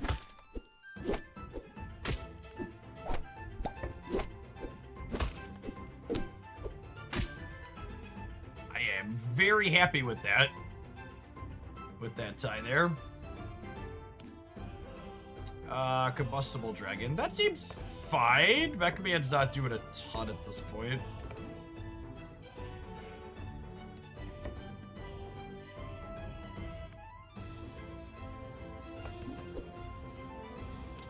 Okay. Well, that high rolled very quickly. Your back row slots have 10-10. When you recruit a dragon, discover a common treasure.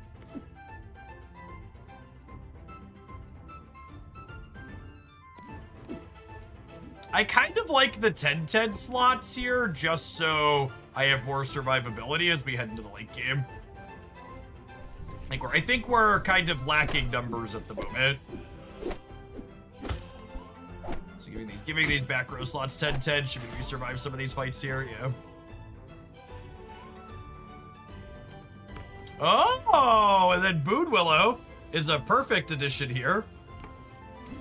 Gives these slots 2-2 and then shares their bonuses forward. And hey, there's the shipwright inspector, so this will give us a rare treasure because all of our slots are buffed.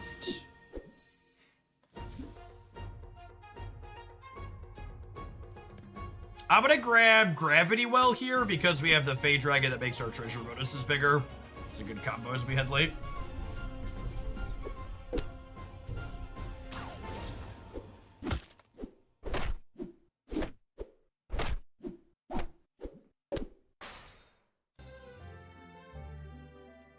Aladdin gets me a treasure. Lovely. We're definitely looking to replace the shipwright inspector ASAP here.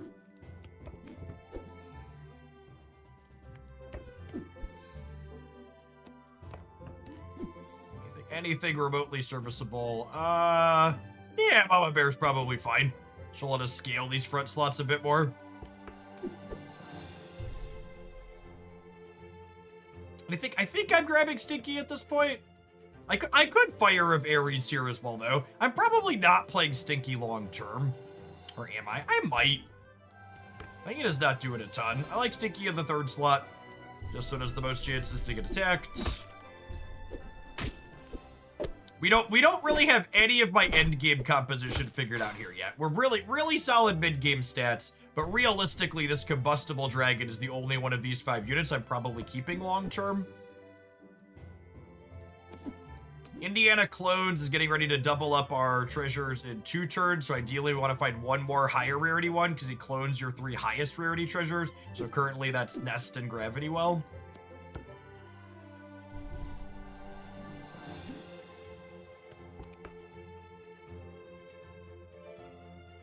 So in a perfect world, we find a gold for one of these next turns. That way we have a 3rd rare treasure for it to, him to double up. Otherwise, hopefully he doubles Secret Map to give us an extra legendary later, but that'll be random, I assume.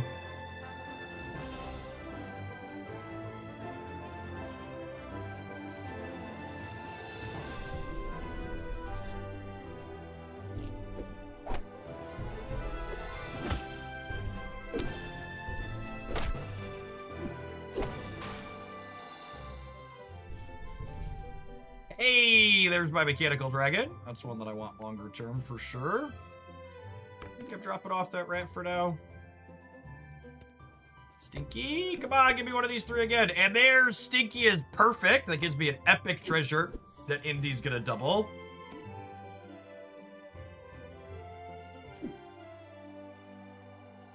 So this could give me 2 legendaries, but double parting gift with mechanical dragon and combustible dragon is just like not passable.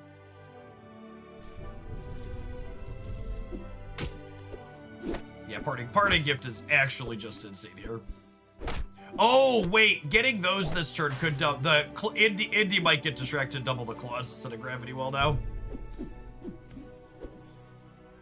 Yeah, that's fine.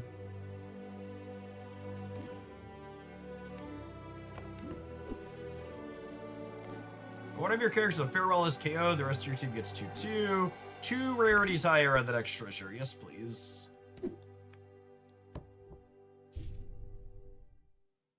I think I'm moving Boon Willow to here so that way Farewell Dragon can die sooner.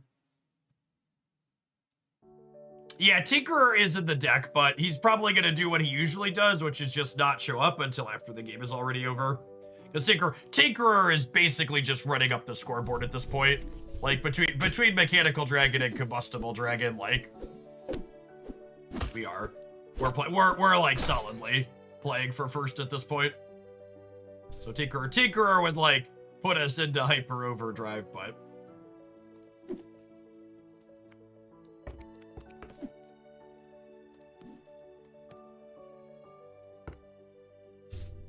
I think we're realistically on track to win without it. Everything just scale it up here.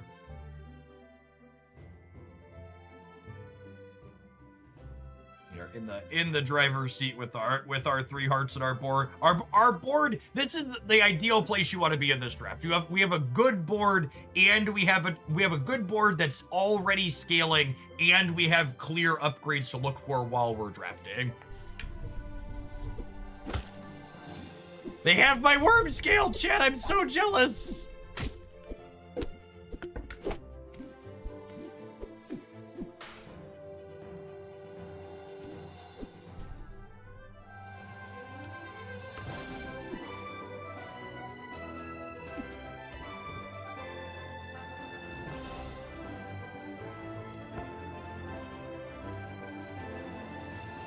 Gosh, worm scale would scale so hard.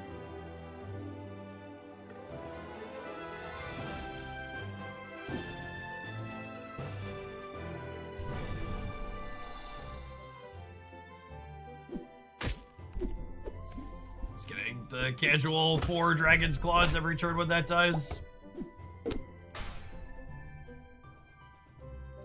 We are definitely on track to win before we find Worm Scale.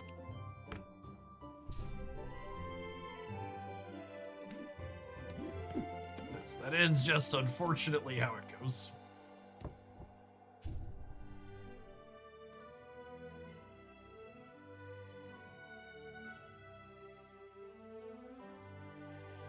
No, there's no hate drafting in this game. What's your opponent's draft has no impact on what you see.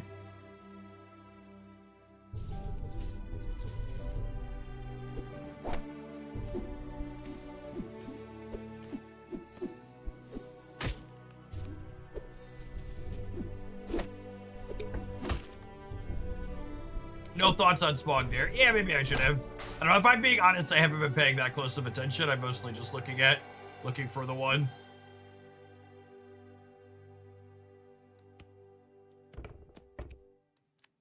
Is it an upgrade to Boon Willow at this point? Probably.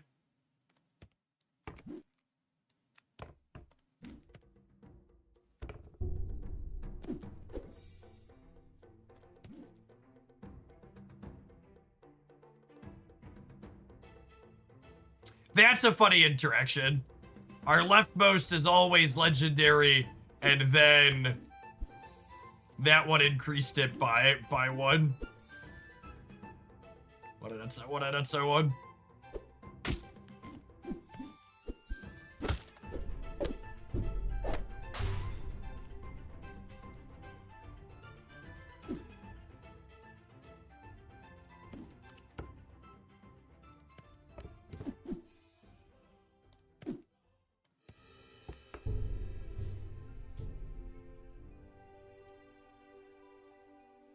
Definitely upgrade. All right, subscribers. I'm gonna post the next lobby code in the Once Upon a Galaxy channel in the Discord server. We're gonna give preference to people that support to get into the lobbies with me. And if we don't fill from the Discord server, we'll if we don't fill from the Discord server, ooh, we have a real game, gamers. Okay, that's hilarious. Actually great.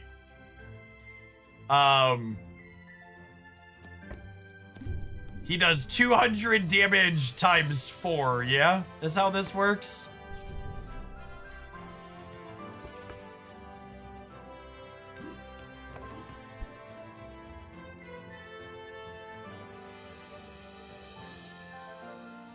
So we have two party gifts. So this does 216 to a bunch of things. And it gets bigger every time too because of what's it called?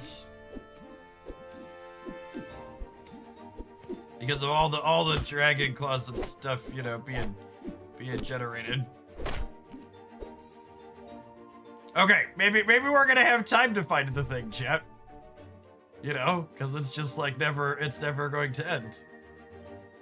Put it in an earlier slot to win, but then I don't have a chance to find my Tinkerer. If I move him up, it ends sooner, maybe. That sounds less fun. You people think so small.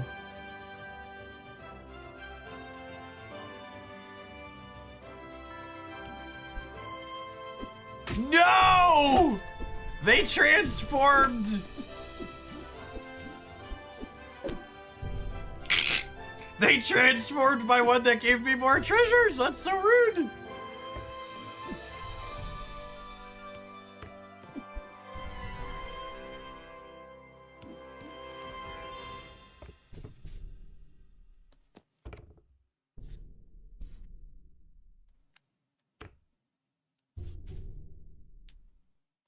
It's insane how I never see the legendary we want yet.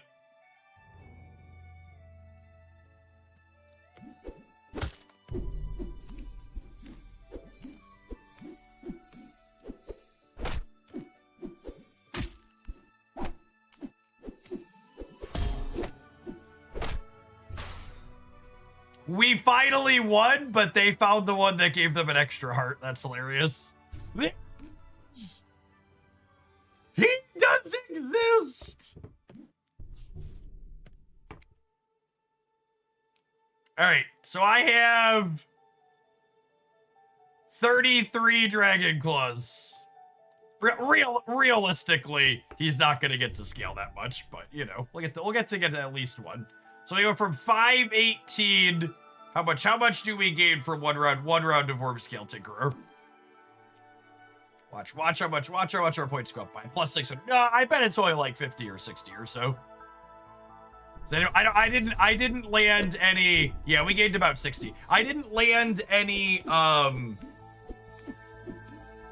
What's it called? I didn't land any copies of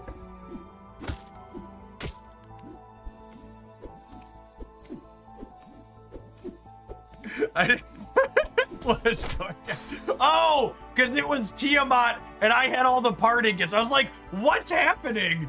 Hook hunted Tiamat, and then Tiamat generated just this giant glut of treasures. All right, we had some treasure, chat. We had a couple of treasures. Isn't that lovely? Burn, baby, burn, combustible dragon inferno. All right. I'm gonna make my webcam full, and I'm gonna put the lobby code to the Discord server.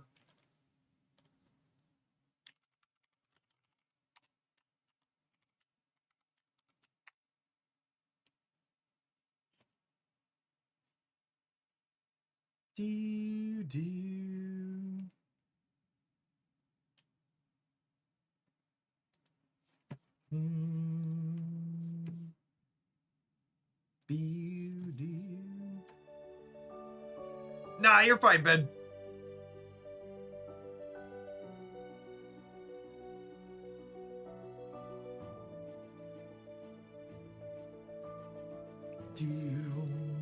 That filled up real quick. Moving forward, we'll probably put the codes in the Discord server.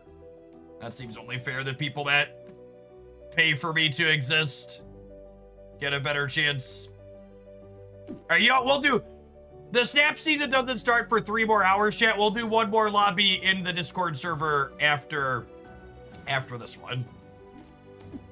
Is it a little genie kind of game? It feels like a little genie kind of game. Although I think I'm gonna cut Hercules. I really don't love Hercules.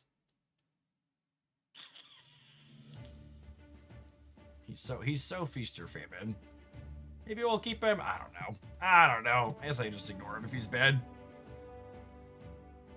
Is the order you unlock cards for a captain completely random? It is, yeah.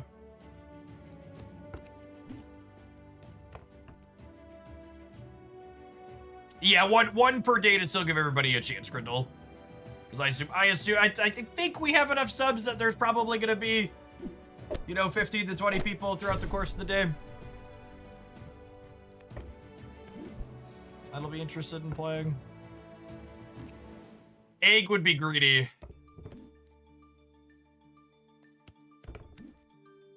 He says before instantaneously drafting. All right, we're gonna start. There's our casting some spells here soon. Is there a free-to-play way to unlock the new champions? All champions eventually become completely free. It's a time thing.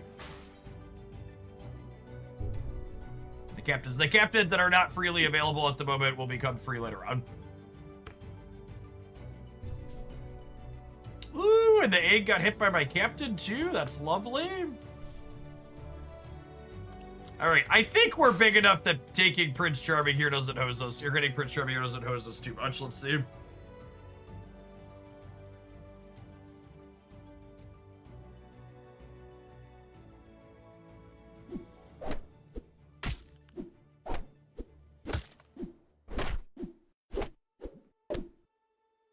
All right, we tied at least. Could have gone worse. I can't draft Prince Charming again here because I'll go down to 1 heart. And if we win a fight, we could heal our broken heart.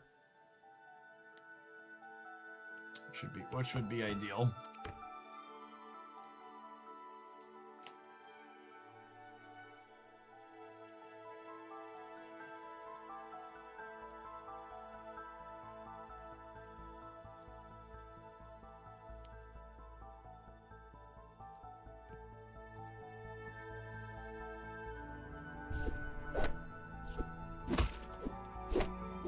Oh, Penny not getting her plunder is really sad.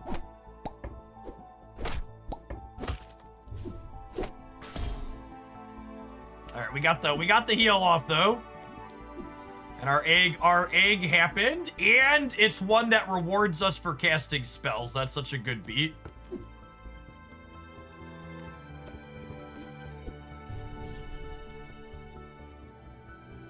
Is this asynchronous draft or no? So currently we are drafting with subscribers from the Discord server.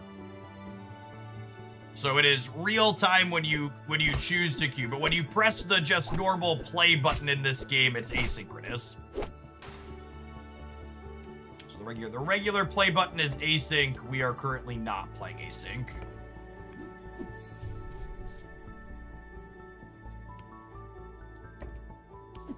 Just gonna keep making my units massive here. We might have to. It might be time to move on from Plunder Penny. She hasn't hit any of our bonuses. Although I guess Ahab still kind of sucks too. We have a really good early game here, in no small part due to the little genie helping us scale up. But I have a lot of units that we're going to transition out. I have Iron Cash Dragon's an endgame unit. Morgan Le Fay could be an endgame unit. Ahab, Penny, and Prince Charming are all rotating out. Plunder Penny getting a KO there is fantastic for us. This round showing why Le Fay is so good. Ranged is so powerful.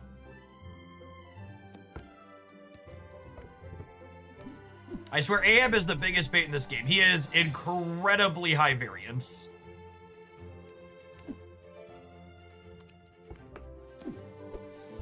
He does not do anything consistent for you. You take him and you put him in the 3rd or the 5th slot and hope that he rolls high. And if he does, great. And if he doesn't, whatever. Yeah, that's exactly what Joe said. You draft him for his early stats, and if he ends up winning for you, it's upside. It's not what you were expecting.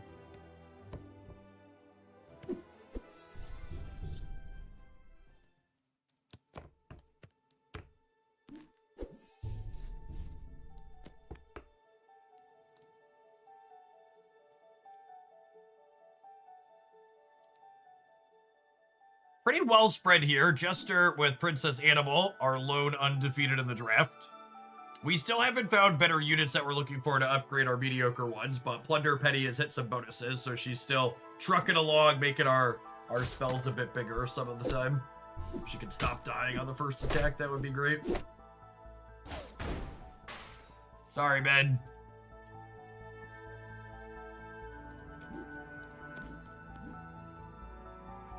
Pisces is interesting because it makes Morgan Le Fay significantly better, and I have a couple other Fay bonuses.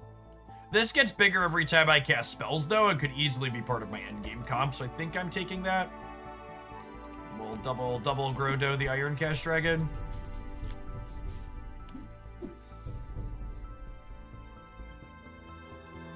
These two could still be pushed out of my endgame comp. Plunder Penny as well. Iron Cash Dragon's honestly the only one we're definitely keeping here.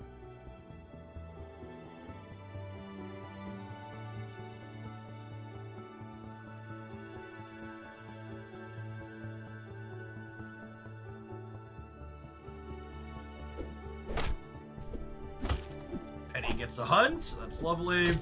Oh, our Morgan dying is sad. All right, we're heads up against the undefeated. And this is gonna start giving us uncommon treasures now that it's gold, which is a huge upgrade. Your gold slots get 5/5. Your pirates have hunt, get 10/10. I'll take the shield for some scaling here. Buffs from your spells give 2/2. Yeah, I think I'm gonna take that. And then it's a mage. So that gets bonuses that mages get.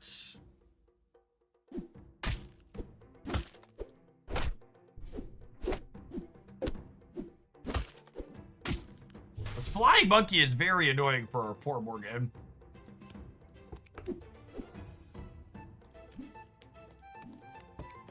Yep. Perfect time to tap a secret map.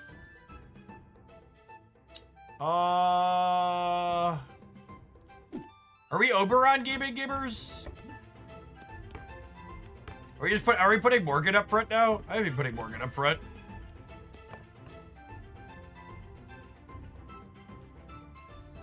Just start scaling her up with this.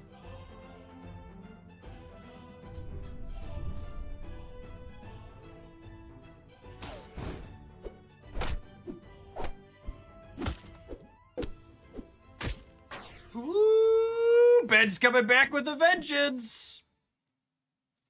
Statue of Olympus is a decent one for us.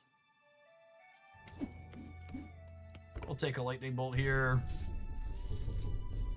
Get our spellcasting bonuses. Mixo Macho. Guess we'll put that on here and start collecting our uncommon treasures. Our spells count as treasure hoarder. All right, well, we're gonna have to keep an eye out for some treasure hoarding dragons then.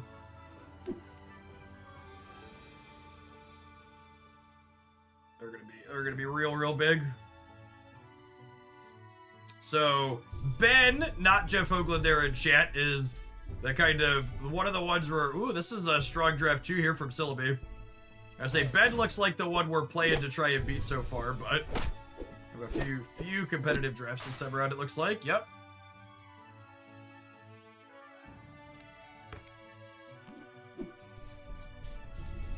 And we're starting to see some of the cracks in what I have together here, where I don't really have an ideal endgame comp. I'm gonna kiss the Oberon rather than silver him.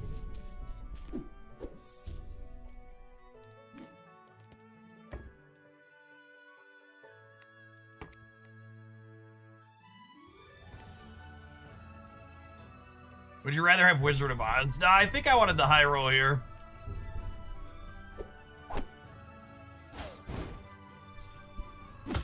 Jester, you need to put your Stinky in slot 3 always. Stinky is always slot 3.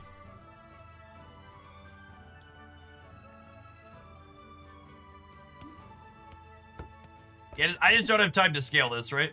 So it's not a Hercules game.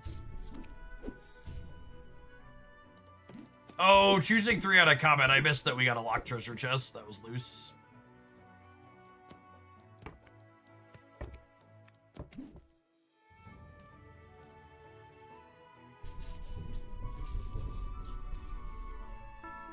Why, if I may ask? You want to put Stinky in your 3rd slot because Stinky in your 3rd slot makes it most likely... Wow, crushed. That's so unfortunate. We lost the team out. Stinky in your 3rd... Stinky has an ability where it triggers when it gets attacked. So you want Stinky to have the most chances to get attacked before it does the attacking. Because when Stinky's in your 1st slot, it attacks first. And if it attacks and dies, you never get its ability. I was only 3rd. Man, our poor Tiamat didn't have a chance. GG, man. All right, subscribers, we're gonna do one more of these. I'm gonna tap an ad roll. I'm gonna post a code in the subs Discord channel again for folks that want to play. And we're gonna do one more of these and we'll kick out over to Snap-In. We got a new season of that coming up this afternoon. Gotta make my webcam here. Oh, I should add the once audio to the scene real quick here too. Because you all don't hear the once audio right now, yeah? Audio. Ah. Yeah, five new cards today for Snap.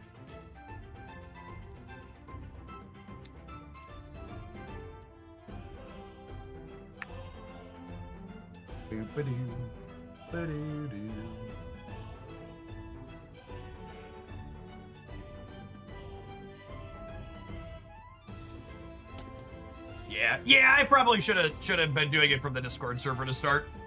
We're still filling instantaneously, just having subscribers play, so. As I said, nice to give a little bit of extra upside to the people that make this possible to be my job.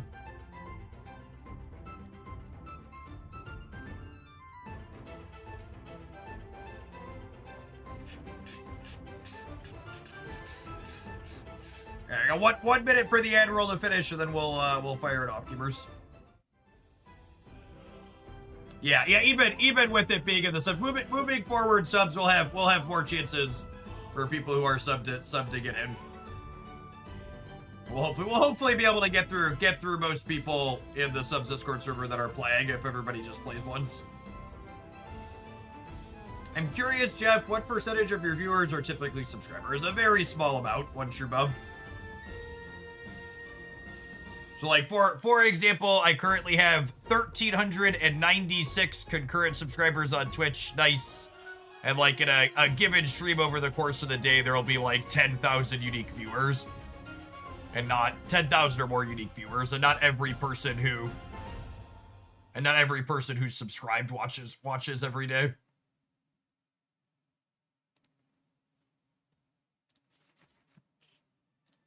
All right, let's fire it.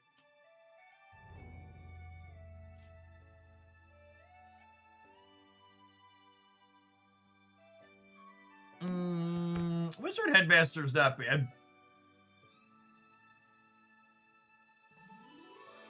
Cast 3 spells to get an uncommon mage. I like mages.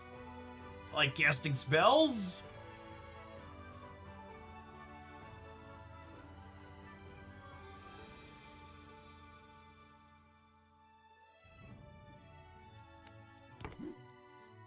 Like a spider. I'll take a dragon. Maybe see if we can win the first round for a change. Aegis Shaker. Thank you for the 11 months.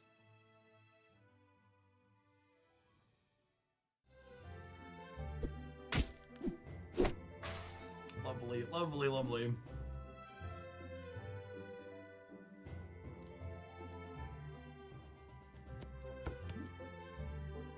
Whoo! Silver egg on turn. Oh! Oh, baby. Oh, baby.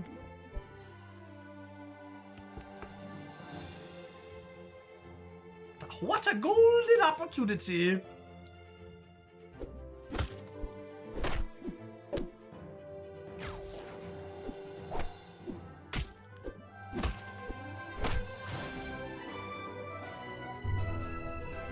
Unlocked that streamer look.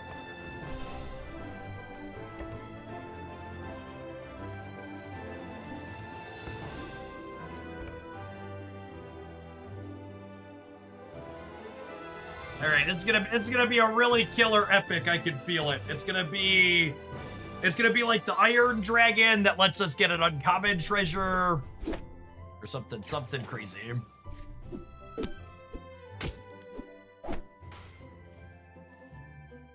One more turn, gamers. One more turn.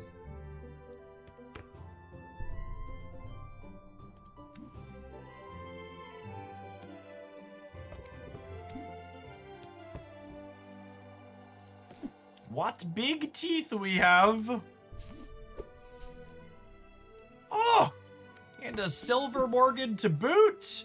Into a silver pirate. Let's give the egg some extra life.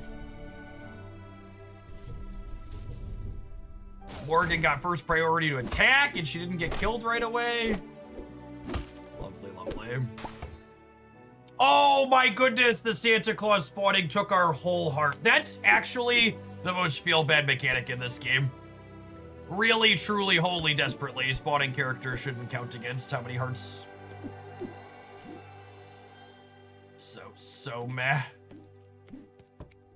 Stinky's okay. Not gonna do anything too crazy, but he's fine.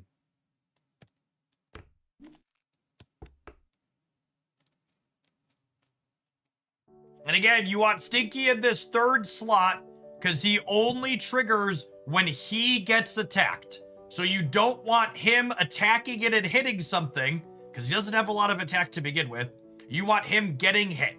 And putting a unit in your third slot gives it the highest chance to get hit before it attacks. Gigs, thank you for the over 2 years. Welcome back.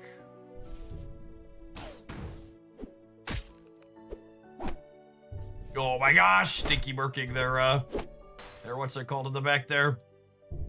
That's a good beat, gamers.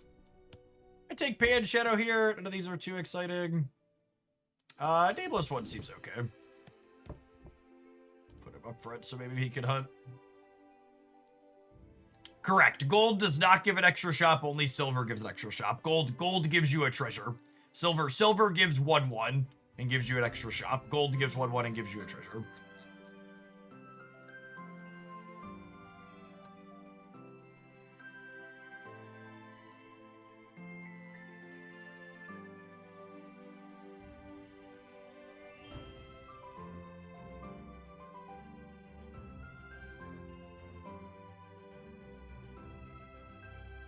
They're a widely planned character type and highly regarded type while disregarding. I don't understand what you're asking, Nuclears.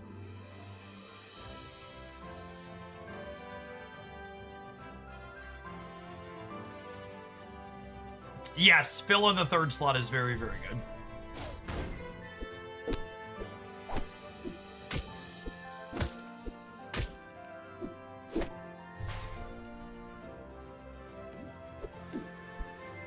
Ooh, Earthstone's a nice one. You get 10 to something each turn, 10 to a slot each turn. Queen of Hearts, also lovely. Big, real big lady. Do I want Robin or do I want to kiss someone? I think I want Robin. Get another range unit in the back. Sounds great. We could kiss Stinky. Oh, yeah, maybe kissing Stinky was the line.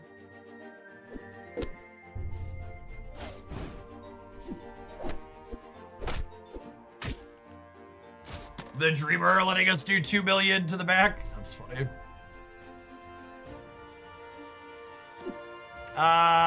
Do I have another mage? Yeah, I have more. Okay, I'm gonna grab your mage here.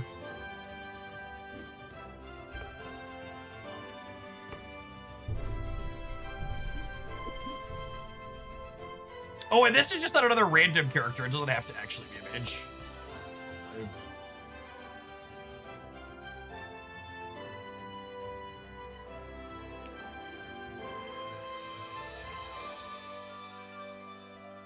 Is there a character type like mage, toy, or animal that is widely believed to be weaker, strong, captain, buff aside? No, I don't think so, Nuclear. I think they've done a pretty good job balancing. I think toys arguably has one of the best end games.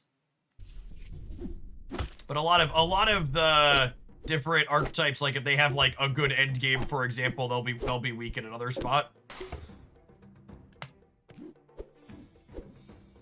I'm not finishing on 4th place. We go again.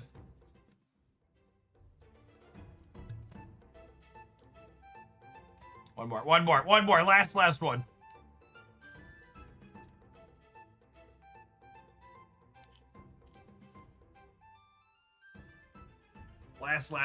Last one.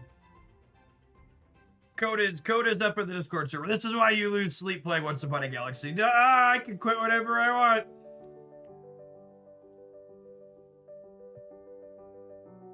Are you gonna stream Snap in the morning tomorrow? I don't know what we're going to. I don't know what we're gonna do in the morning tomorrow yet. I haven't decided. We're gonna see how Snap goes today. If Snap is good this afternoon, we might do all Snap tomorrow.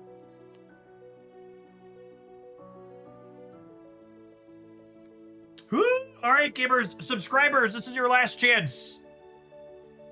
I have three slots here still, and then I'm gonna open it up to the whole stream watching. This is good though. I'm glad the subs that wanted to play had a chance to jump in. I'm gonna wait like 10 more seconds for subs to have a chance, and then I'm gonna put it up on the screen here for anybody.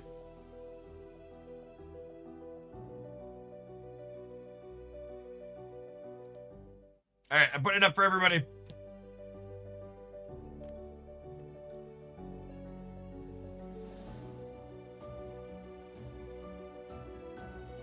First come, first serve. Toys might have the best end game, but they're starting to be rough. Absolutely. In fact, that's one of the reasons why I think Chucky is one of the stronger captains, because Chucky helps mitigate Toy's weakness.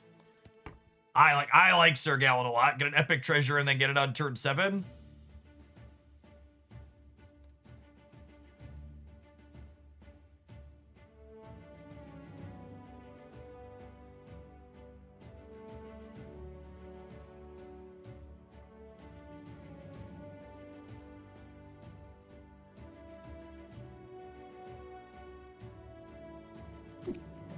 Your buffs from spells give an extra 7/7.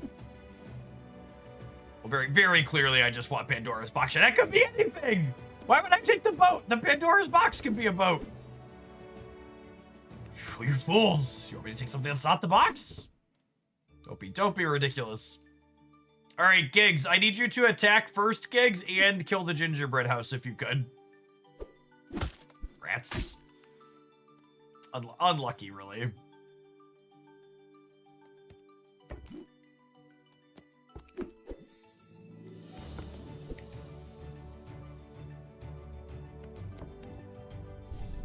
Really, I probably should have taken a copy of Puck in there somewhere. Speaking of Chucky, I assume we are about to get cooked on this combat. Chucky is coming for us. Shouldn't you put Gingerbread House on the left the first round in case you attack first? Oh yeah, that's true actually. Woo, yeah, lost a full heart. Average egg game, really.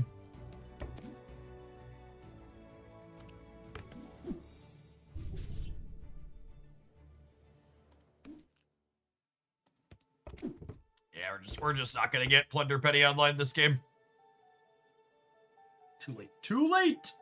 Yeah, absolutely should have put Gingerbread House in the first slot on turn 1.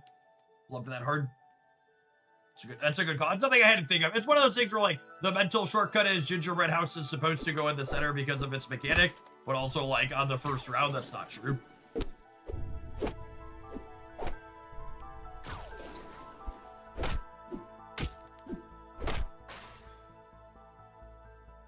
Hey, thanks, Jace. Appreciate it.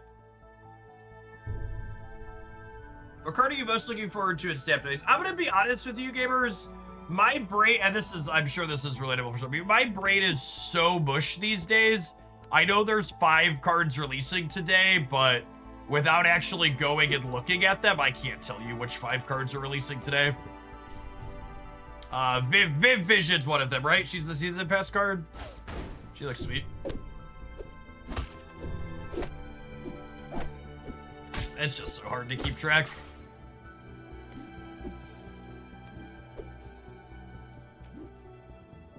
Oh, that's such a medium one.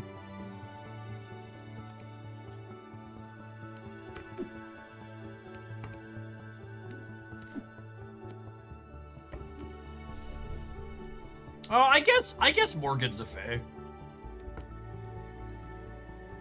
She gets bigger at least.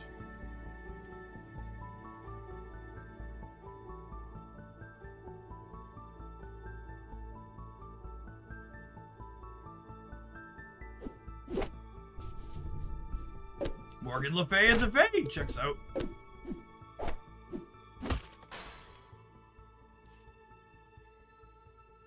What's her name? Freaking Artemis having a strong start is scary.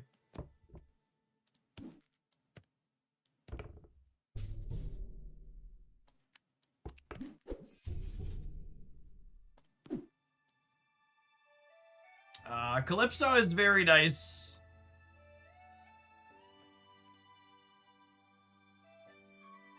Who am I replacing? Probably the pirate.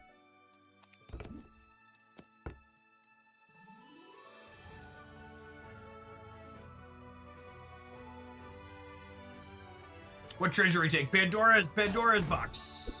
So that was the treasure we took. Ooh, that was a solid one.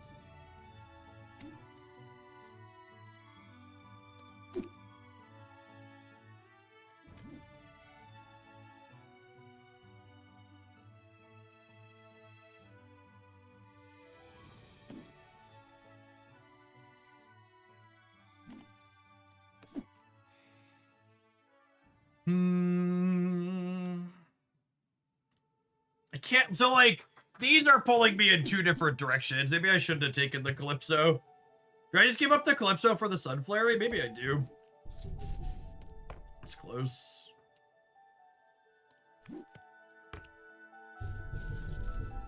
Yeah, I think we're in on Faye at this point.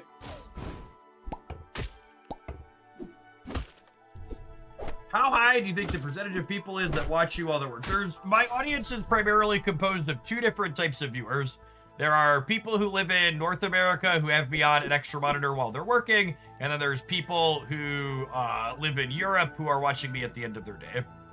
Bronze characters in your shop have 30/30. They sure do. They sure do.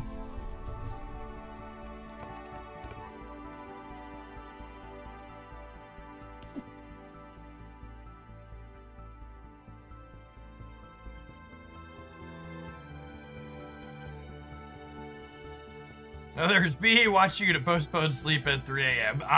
That's New Zealand or Australia then? Australian insomniacs. Yeah, I know Simo's up from Australia. I mentioned that before.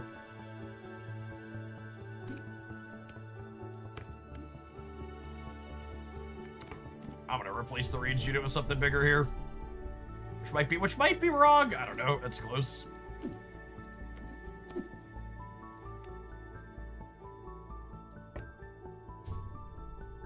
My draft was bad.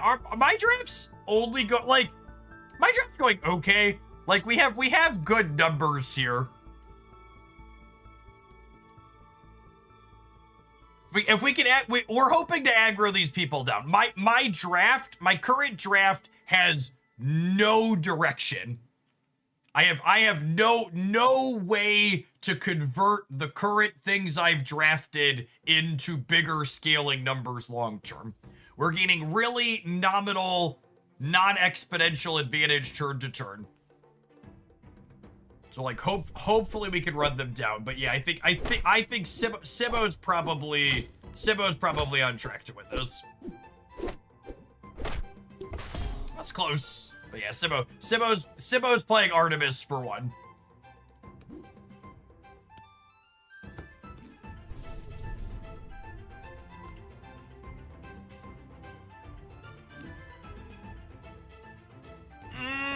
I think I take the artifact over the Navi.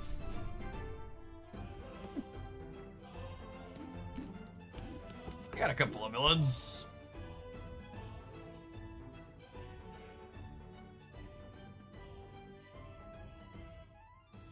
Yes, if Artemis makes it to the end, yeah, and we honestly looks like we're playing for third here. Like I said, this draft that we currently drafted is one of those ones where it's like we had okay aggression early, but I don't have any way to convert what we've done into something successful in the late game.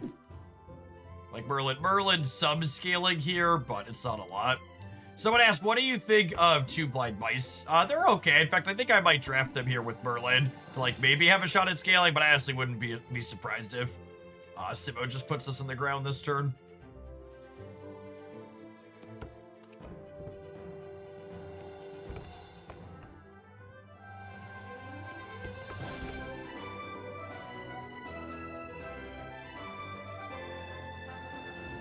For Faye, you missed the Sugar Plum Fairy earlier and you dropped a clip. So I mean, I don't think that really mattered.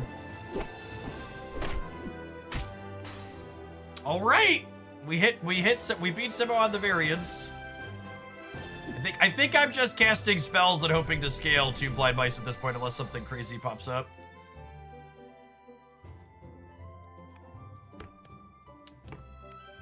Don't think Robin quantifies as something crazy. Is it better than Boon Willow? It definitely scales better than Boon Willow, but I'm just gonna stick to who I have. I think I need to run them down here.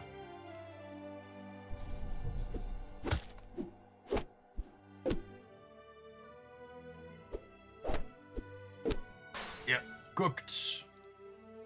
Yeah, we tied for second. Sweet. That means this means the other person lost to an evil twin this round.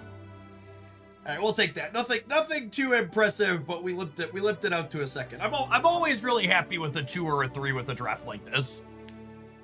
Like we had no clear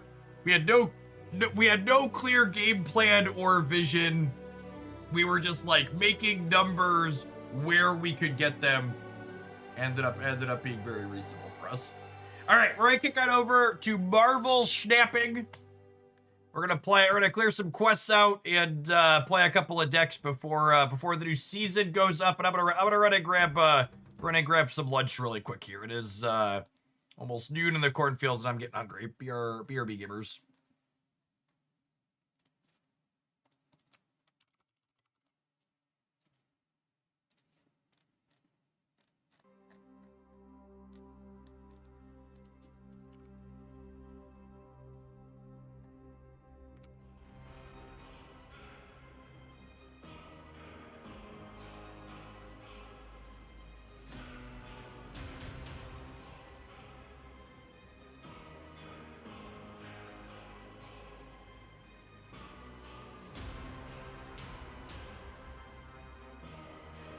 Oh, I have weekend missions I technically didn't finish up.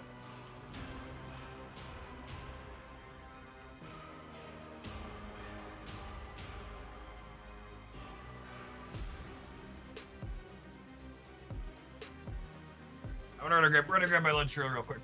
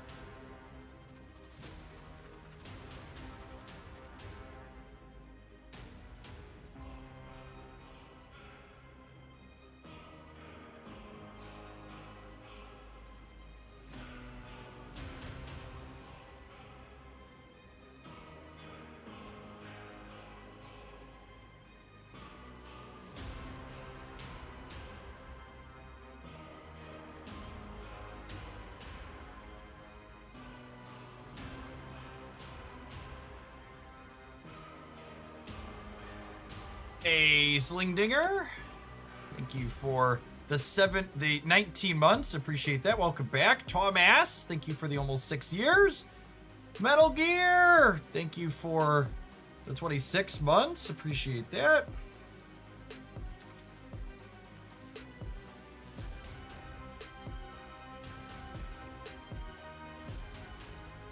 Super Retroid. 3 years of snapping. Oh, gosh, we're all crumbling to dust. Crumbling to dust. Thanks for supporting for those 3 years. What I do wouldn't be possible without folks like you. Appreciate you keeping me around.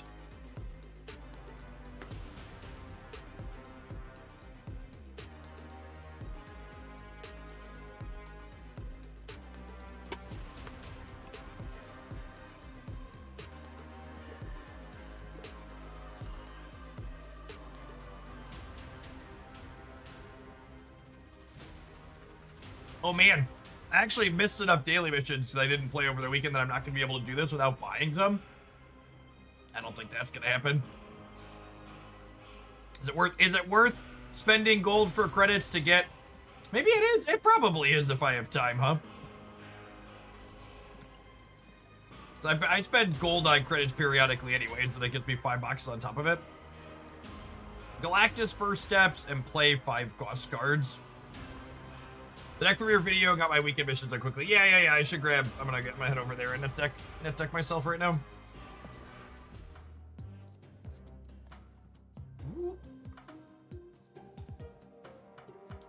The old weekend special.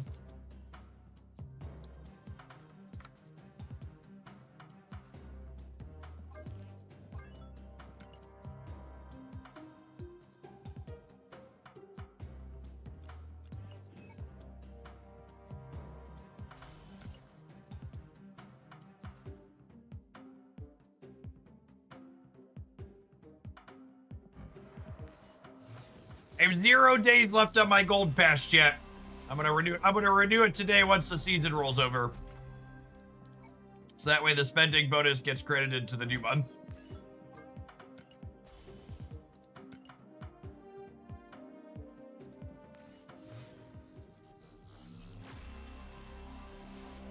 Animated frame.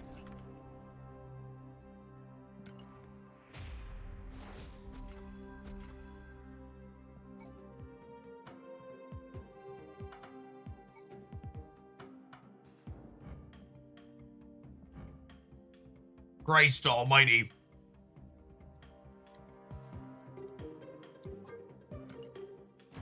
There's some fucking art, gamers. Holy.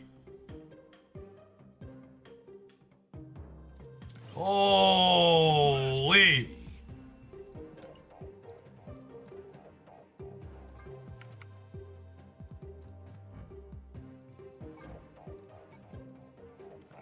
Gotta think twice about that one.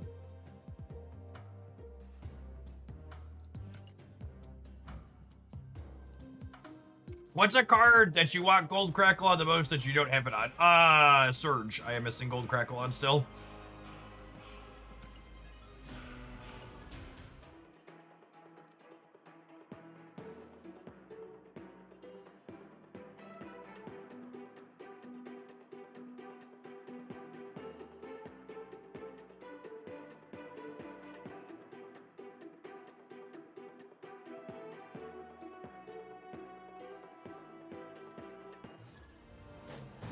Hey, Polly, thanks for the half a year.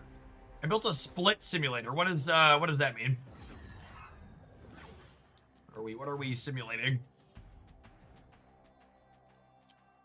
Like it shows you what specific splits look like on cards?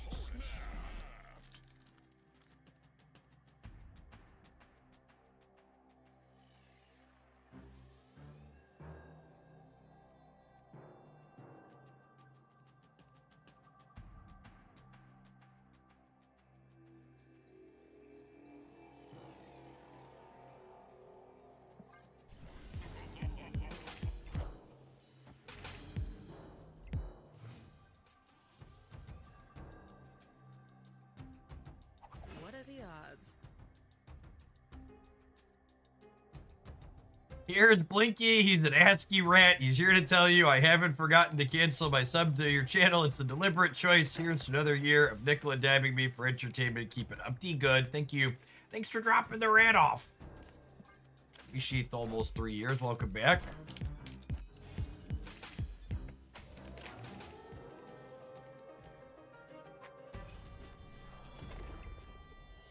All right. Who are you and what do you do? Nothing useful.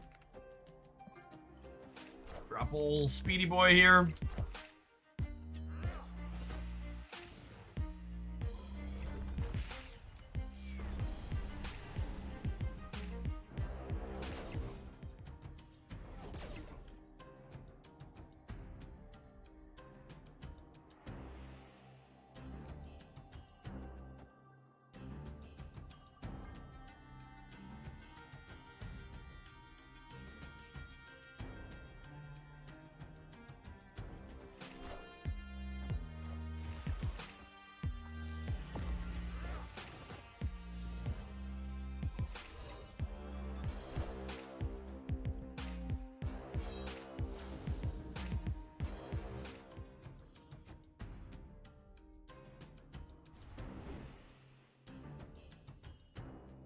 You're pulling for a Lamua. You know, Genshin Impact is like the one game I play super duper casually. I don't really look up characters super far in advance.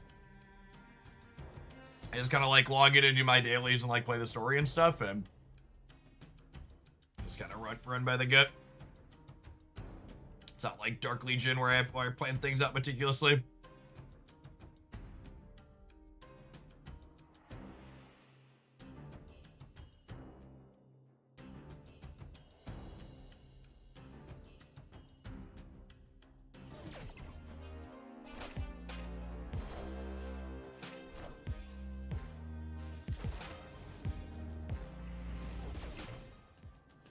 There's a diamond back in their deck?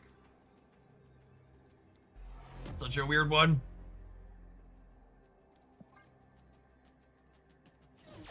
Yeah, I mean, it works with Bullseye, technically, yeah.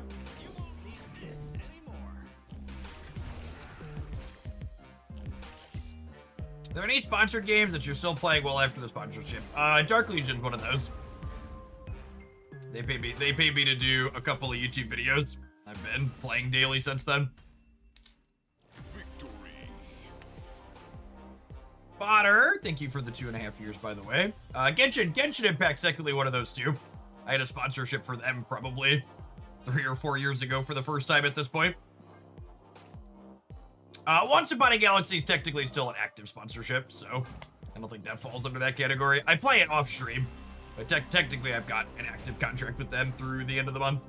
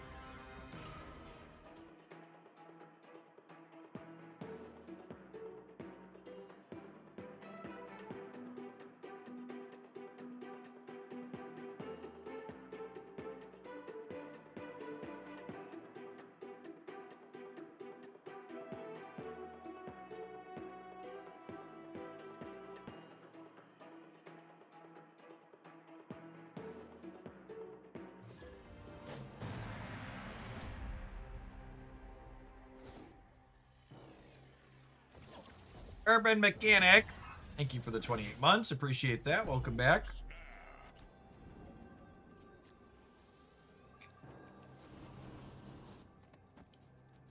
Well, I was gonna throw a Quicksilver into Castle Zemo, but with the Galactus Straw, we can no longer do that.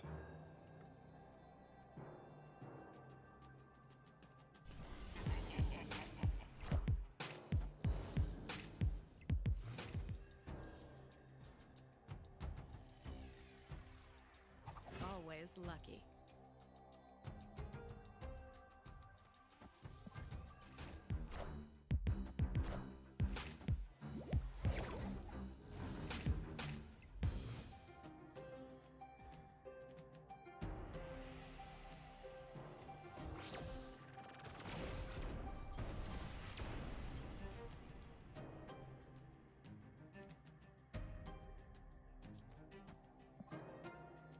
All right, well, I was gonna play this Mobius out to neuter their Pixie, and then hope that Galactus is big enough at the end of it all.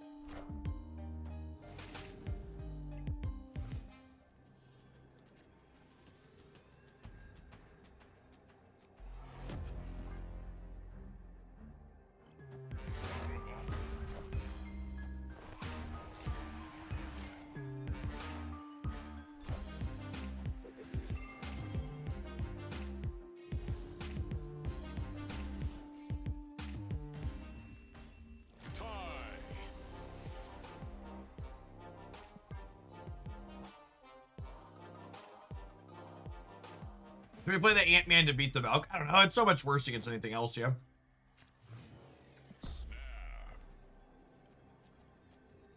Seems loose. Ultron. Maybe.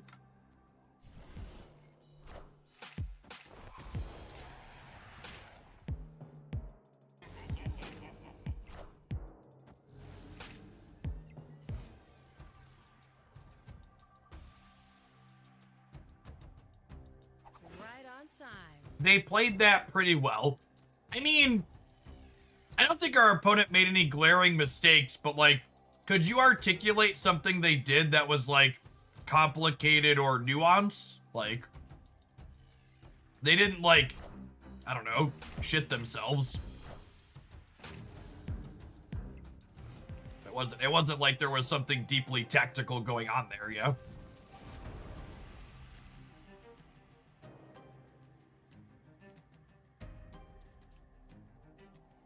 Not shitting themselves is a high bar. Yeah, something like that, I guess.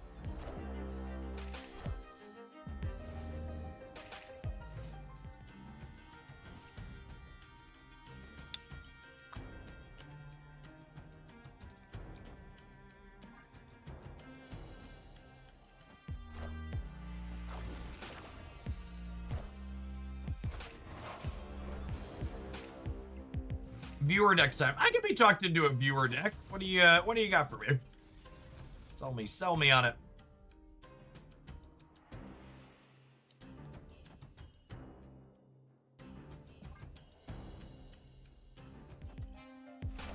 Presumably, their deck had cards in it they could have played for the win. Absolutely not.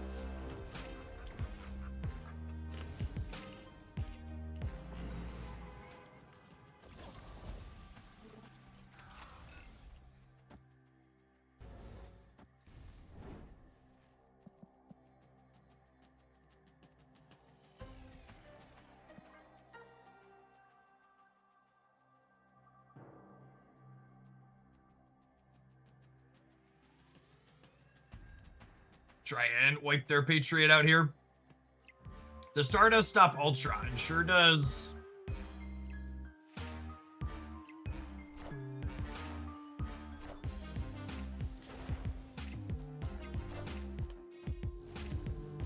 Stop sentry too.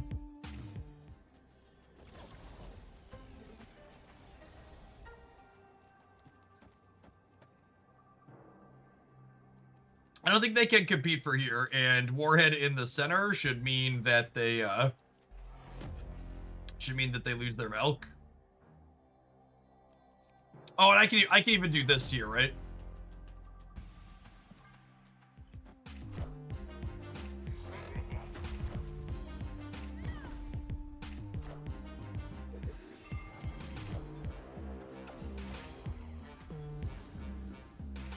Cool.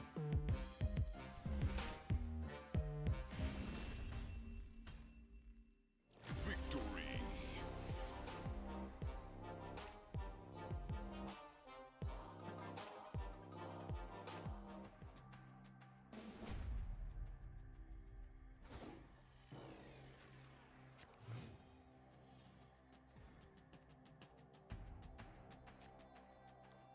Oh, snap. Opponent snapped.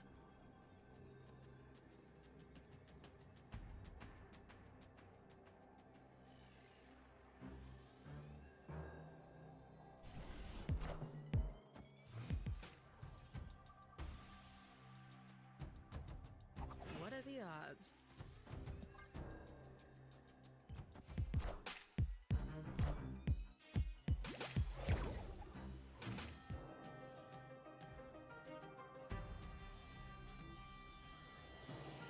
Actually annoying if we don't draw Wiccan or Stardust.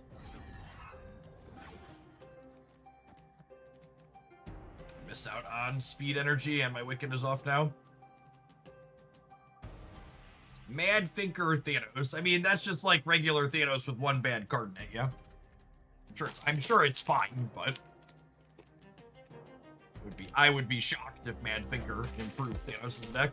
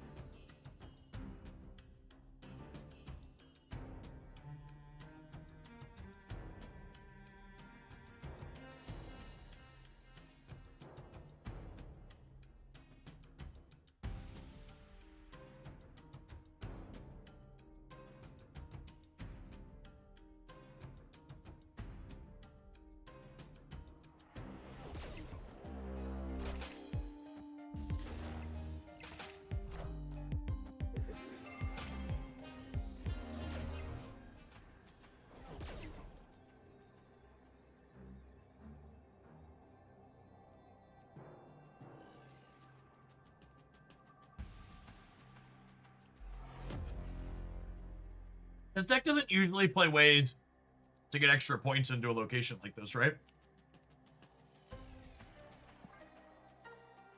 I don't think so.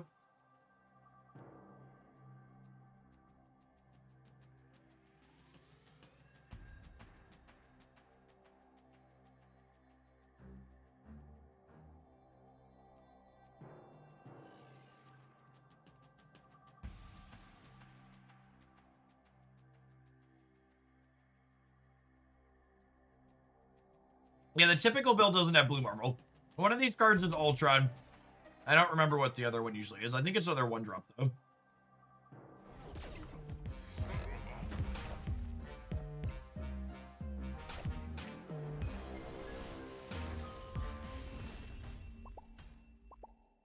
Victory.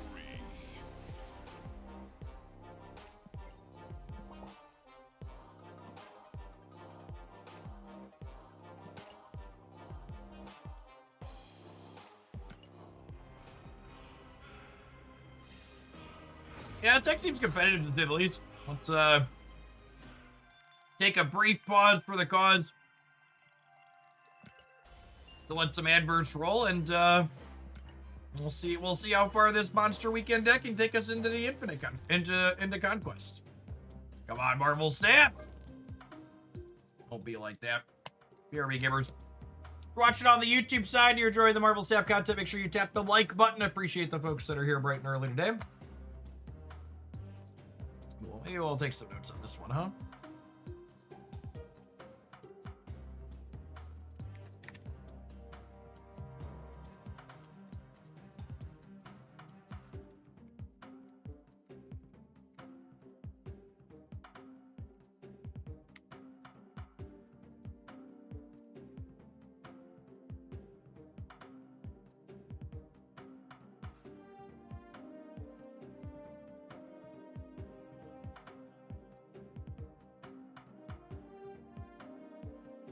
Yeah, I spiked the Galactus on the first turn, Jim. On the last turn, Jim.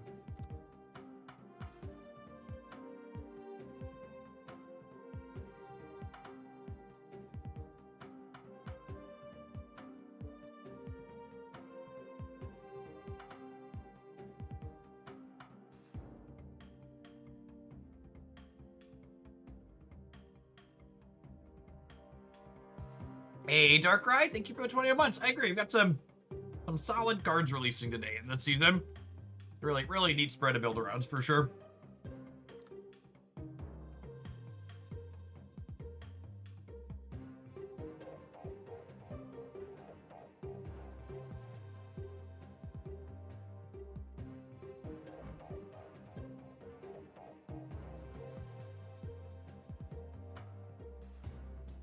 There's a ultimate variant that was in my shop this morning.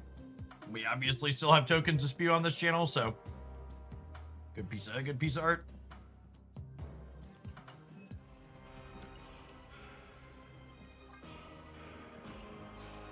Where is everyone's preseason at today? Heading into it, I'm really looking forward to this season's card releases.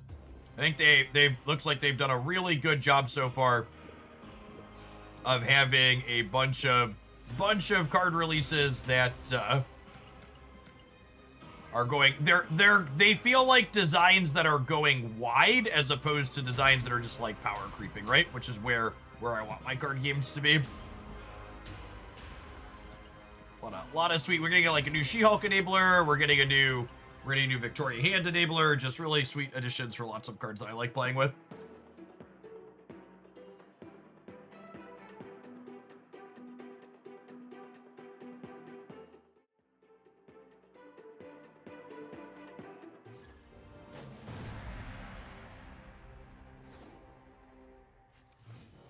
If you missed what all is coming this month, there's a review of all the cards for this month up on the Hoaglandia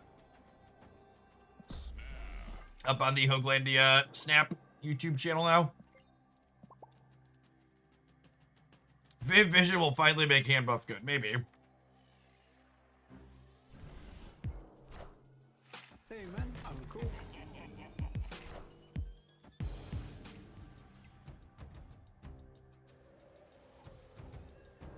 Right on time.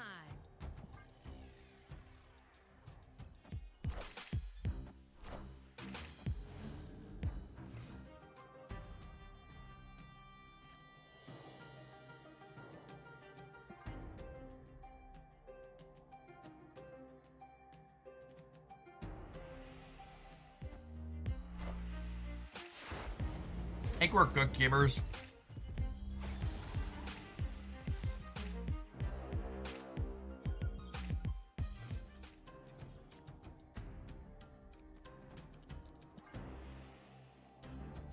Start of turns off Sinister London, yeah.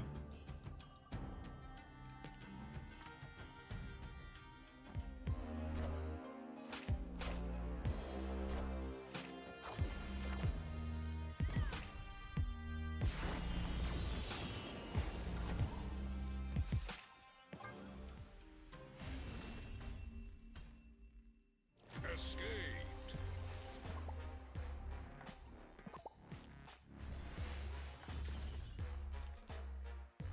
All right, Back to the bottom. Back to the bottom we go. Uh-oh. Uh-oh, Marvel Snap! Oh no! Pay no attention to the Dow Jones crashing behind the curtain! Why are the vibes so bad today, chat? The vibes are so bad, Marvel Snap has died.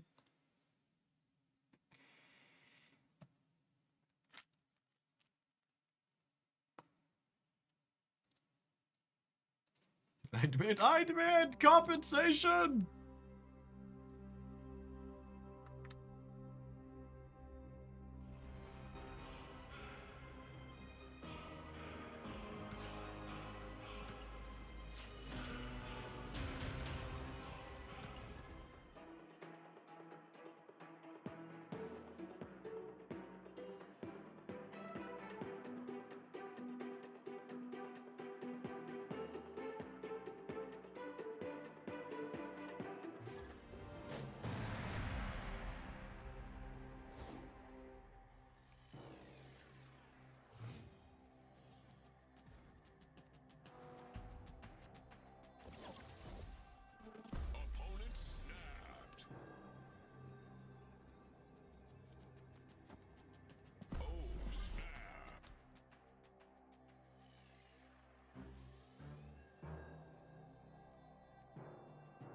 I'm muted. The Whizzle one, you DM'd me. I'm just gonna answer it in stream if you're still here. Usually when people are subscribed to the channel for an entire year, I give them moderator powers. If you feel uncomfortable with that amount of power, I can take it away from you. But I did make you a moderator on purpose. The Marvel Jesus, thank you for the 29 months. Welcome back.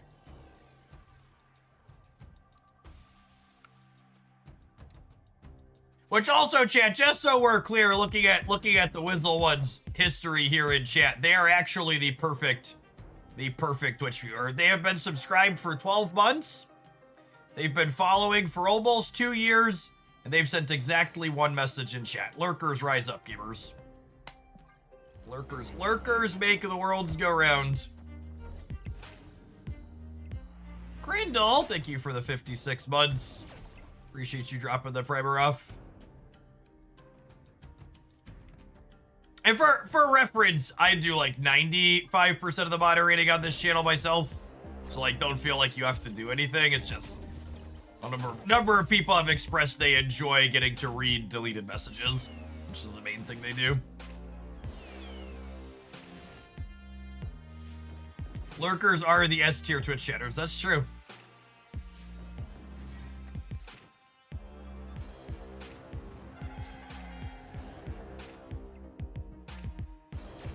All right, chat. We have NRG. Now the question is, where are we Eliathing?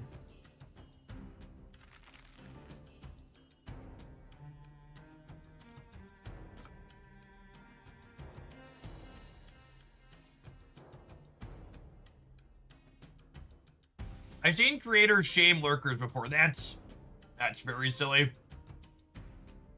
For reference, on a stream my size, typically somewhere between 80 and 90% of people in a given stream are just lurking.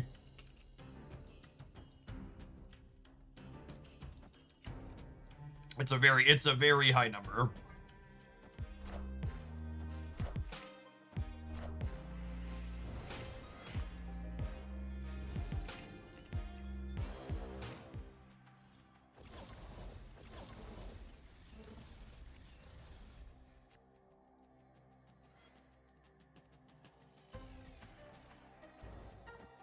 I could do this and have unlimited power next turn.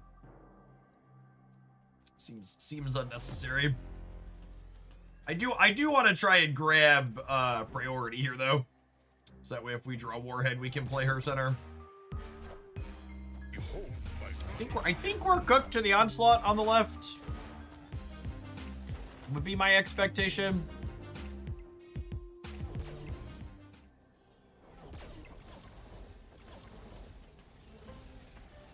We found the droid I was looking for, but I'd be surprised if it's enough.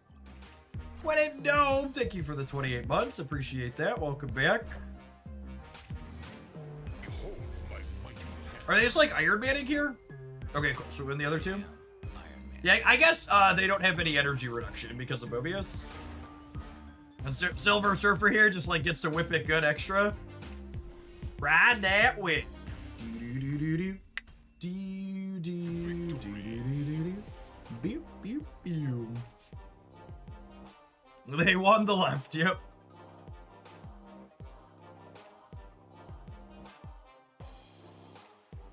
This game is every corporate Democrat's wet dream, chat. Completely abandoned the left, won the center and the right.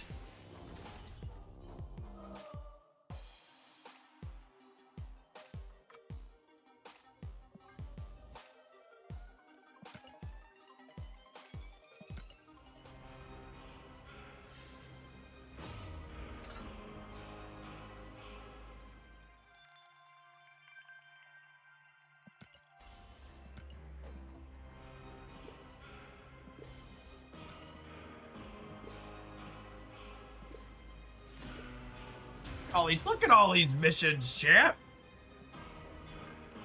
I got so many prizes. Surge boosters. And Ben must have heard me talking about how I'm still missing Gold Crackle on Surge.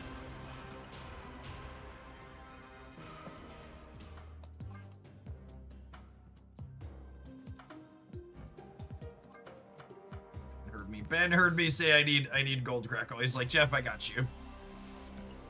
I got you. I got you, Jeff. Do. All right, we need four more wins with the G-Man. Oh, I have an infinite ticket? Oh, yeah. G-Man, the G-Man and I, chat, we're going to infinity. To infinity and beyond.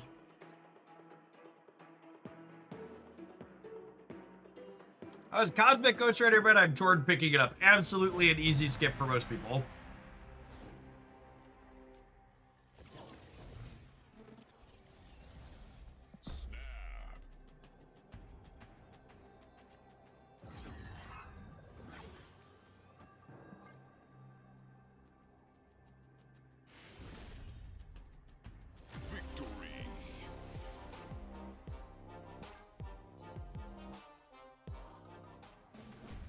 All right, 3 more wins with the G-Man.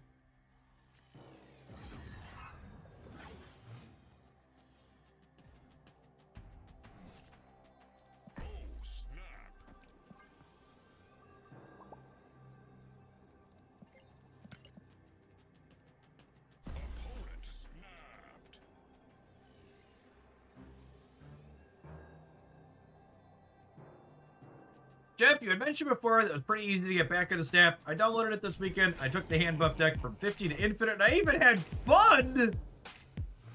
Imagine having fun. Witchcraft. What witchcraft is this?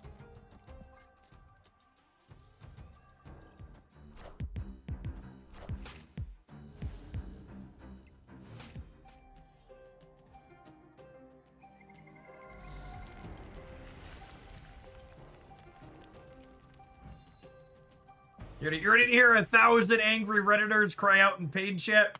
I actually think Marvel Snap's one of the most accessible digital card game economies currently out there. It's really, really good and reasonable.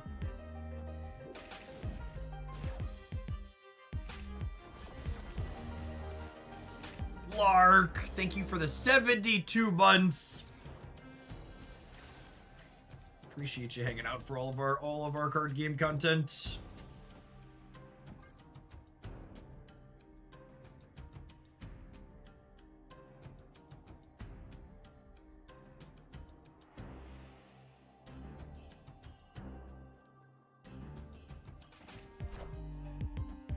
The series system and balance work wonders for accessibility. Absolutely. There's so many. My Herald is dead. Oh man.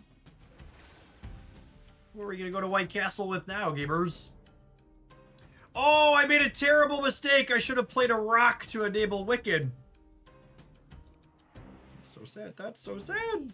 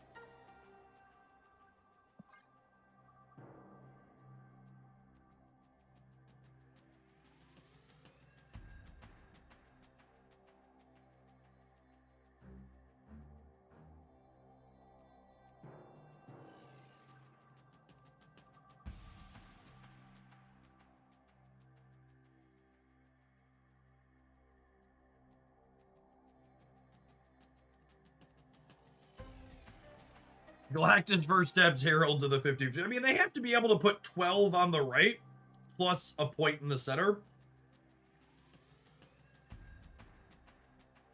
We get shanked. Like, they're obviously a toxic tech cards deck. They could shank us on the left if they have it. But there's still 7 cards in their deck because of the Subterranea, so even if they're playing shank, there's a decent shot they don't have it. So we're definitely in it to flip it.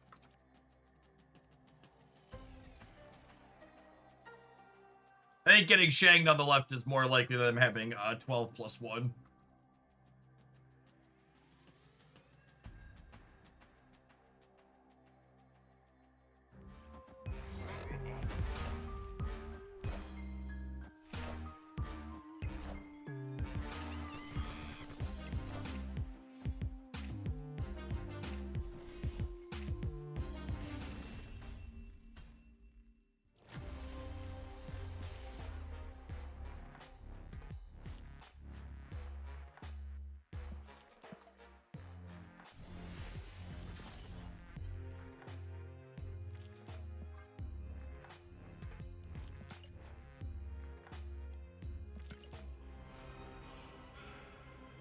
I lost my tech card 50-50 after they roped me.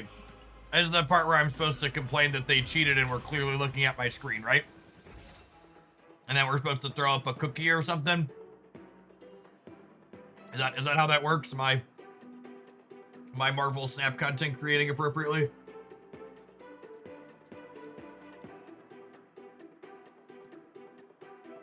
%50 of the time, they ghost every time.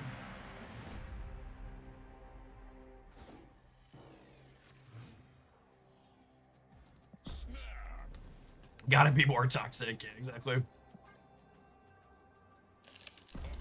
It always makes me funny when my detractors, because they've been timed out, are like trying to make me out to be some type of toxic thing, because that's genuinely so incredibly deeply toxic. How normalized the just let's accuse every person I play against of stream sniping constantly.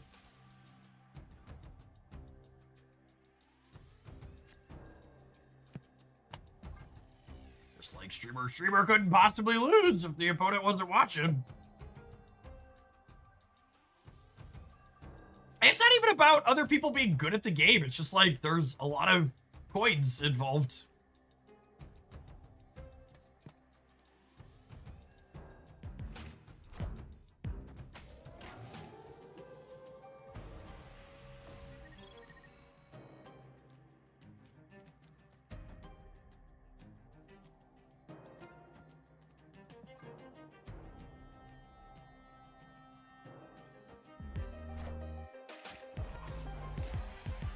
Lots of coins that not everyone watches streams. Most people don't watch content. Most people who play games aren't even aware that, like, it isn't even a thought in the mind of the average person who plays games that, like, watching people play those games on a platform like Twitch is a thing they could be doing. Not even a blip in their mind.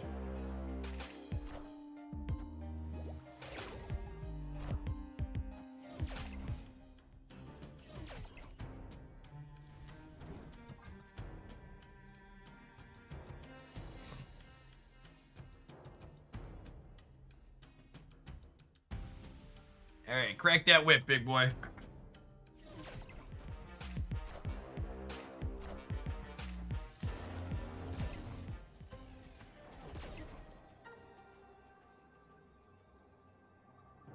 If they play Ultron right, it gives them +6 in the center and +4 over there. What do you think of this? Think I'm gonna do it? Think I'm gonna do it.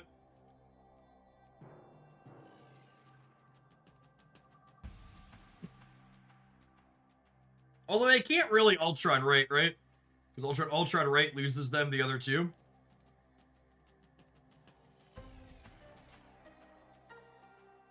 Regis is the most watched Marvel Snap YouTube creator by a pretty significant margin. Basically every other Snap YouTube channel has fallen off the face of the planet in terms of metrics, but Regis still consistently puts up like 2 to 3 million views a month.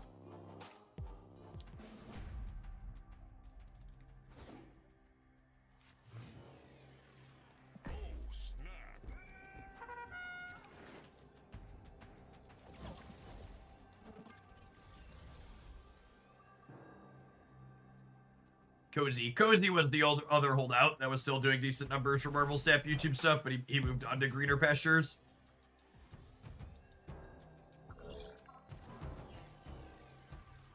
What are the odds?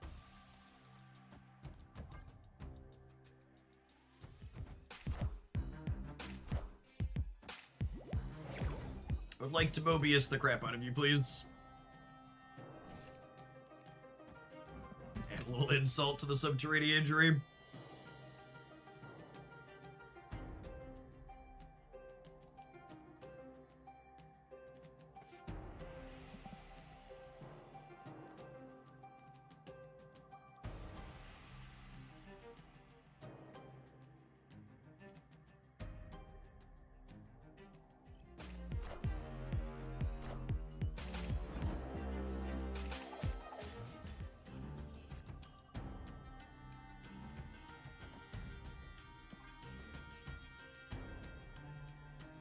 Actually, I'm gonna put Wiccan here. That's close. I'm gonna put him here. I really want 11 to be winning this path, so I can Silver Surfer this next turn.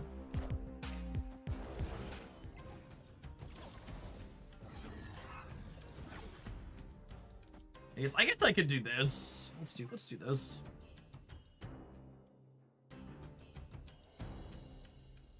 Although we're kind of not going to have anything to do with the energy since Goliath got discarded.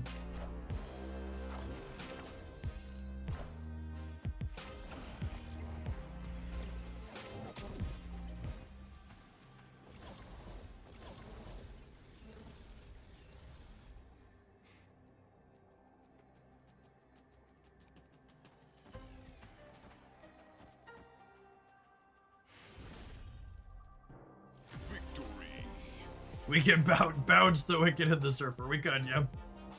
Yeah, Surfer and the Wicked is a lot of juice.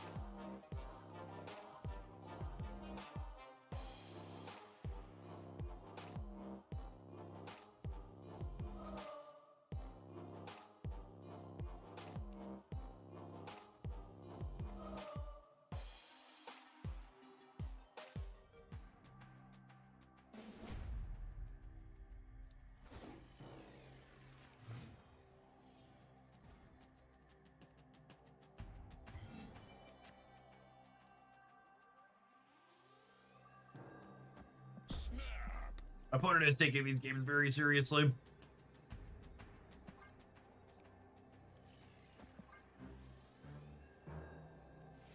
That's fine. We just need to win games in general with what's his name, so they want to slog it out here. That's fine with me.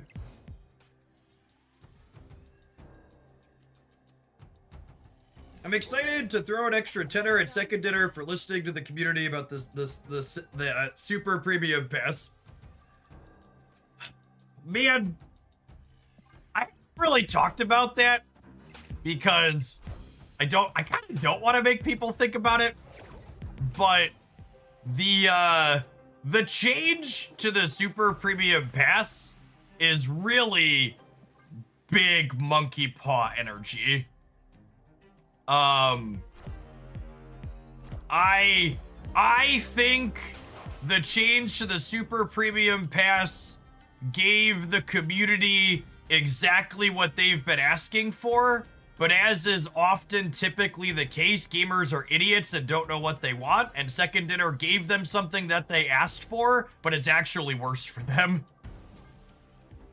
So, adding another Series 5 card every month as opposed to a Series 4 means that, it means that it's actually it's harder for people to stay Series 5 complete if they wanted to. Whereas like when that card was going into Series 4, you could ignore it.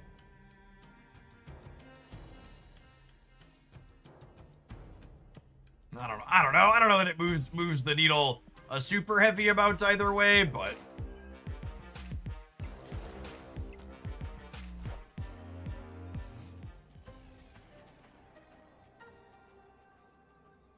and then I think I just Eliath here so we don't die to Valk, and then I assume they just can't compete here.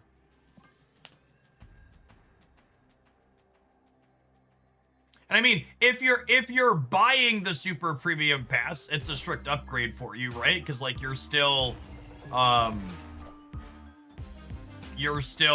getting a variant now with the extra card, so it's the same for you. But I think if you're someone who was previously buying just the regular pass, you can't stay Series 5 complete anymore without buying that super premium pass.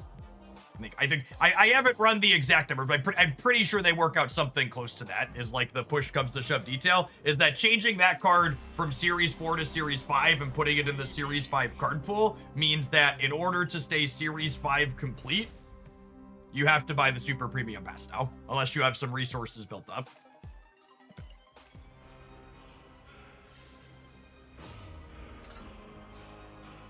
Yes, that's true. It's so it's like like I said, it's like the wishing on the monkey's paw, because you're getting the card technically sooner if you really want it. If you're someone who's picking and choosing which cards you want to get, and that is a card you wanted to pick and choose to get, it means you get access to it sooner. But if you're someone who was staying Series 5 complete buying just the pass, the change is worse for you. So it's not a strict upside change by any means. It's fine. It's probably neutral for most people in most situations, but there's definitely a subset of players that it's worse for.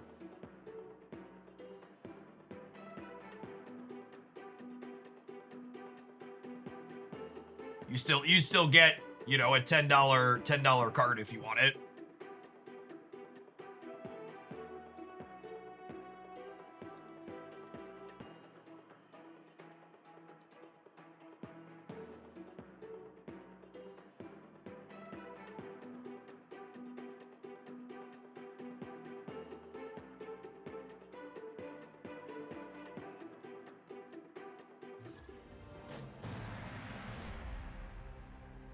What happened to Twitch drops? So Twitch drops are one of the many things that was handled by Marvel Snap's publishing company, previously Newverse. And when everything happened with the TikTok ban at the start of the year, they moved to self-publishing, and Second Dinner and their smaller team hasn't figured out how to implement Twitch drops themselves as of yet since moving to self-publishing.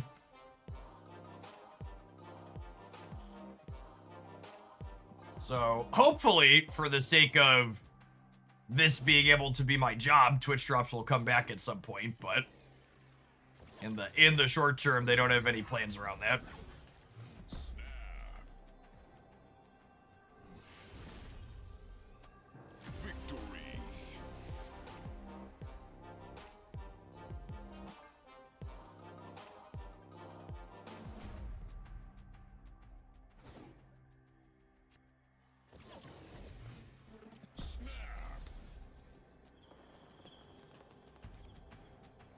I'm playing the Polyrath deck all morning, and I'm shocked how good it's been. Yeah, I agree, Dilsky. It was really, really very reasonable pile of cards.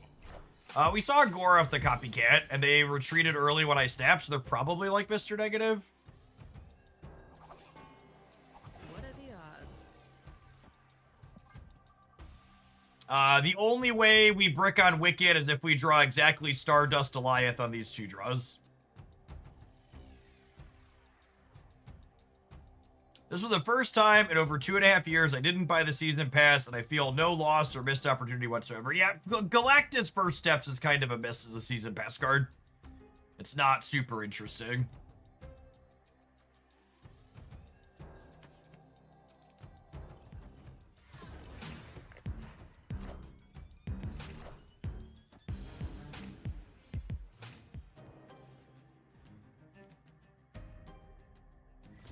Oh my god, we're gonna draw Stardust. What's it called, aren't we? Alright, I get to Mobius, the Mr. Negative player.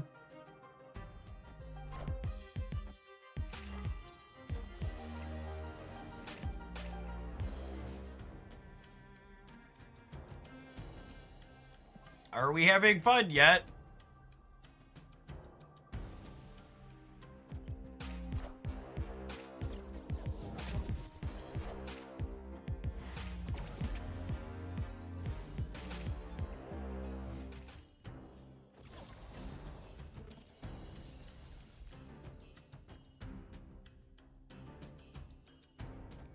Wakanda's bad for them if they're doing Zola stuff, so is Stardust.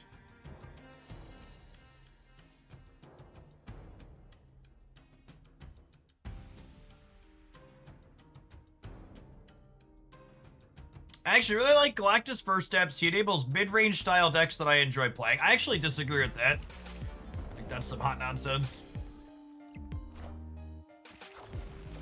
Mid-range decks, in my mind, that I think of as mid-range style decks in Marvel Snap are typically ones that want to play more than one card in the last turn of the game.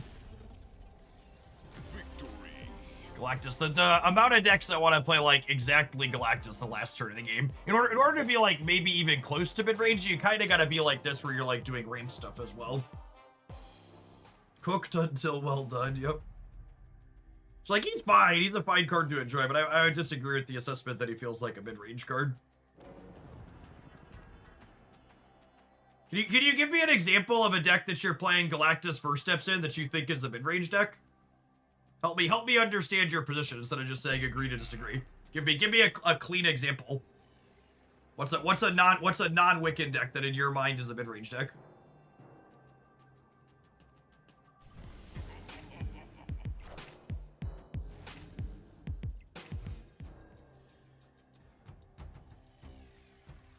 Always lucky.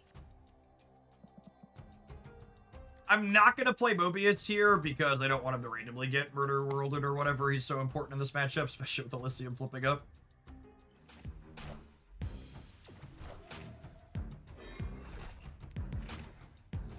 Darkhawk. But Darkhawk's an example of a deck that, like, doesn't want to play Galactus First Steps, not remotely.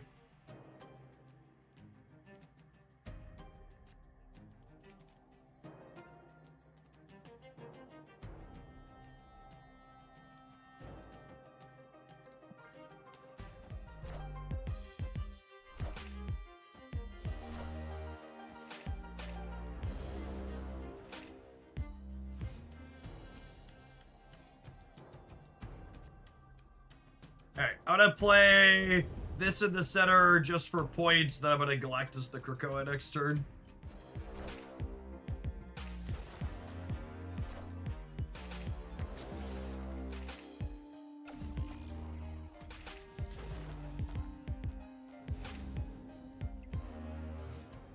Yeah, I think I agree with the take in chat that Galactus is a more interesting big dumb 6-drop than like Red Guardian or Red Hulk or Blob are, but I also think like that's a super low bar.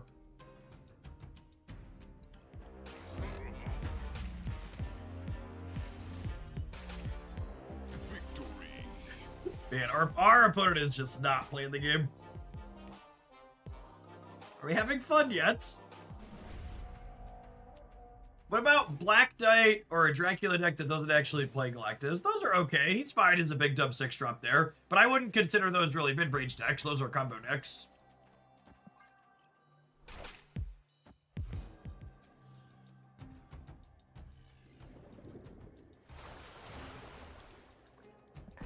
Right on time.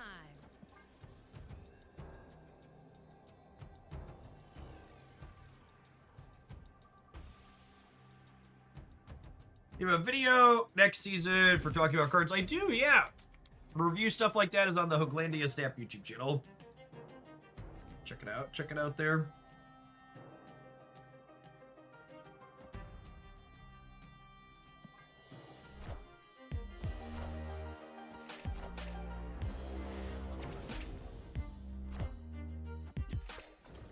Do you believe in magic?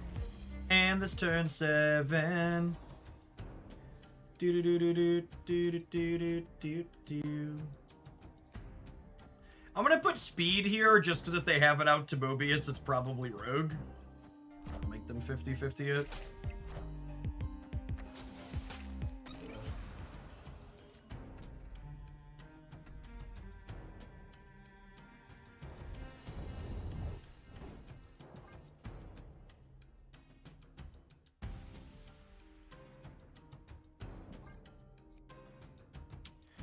Saving this for later is probably better than getting a point on speed here. Just gonna play Stardust.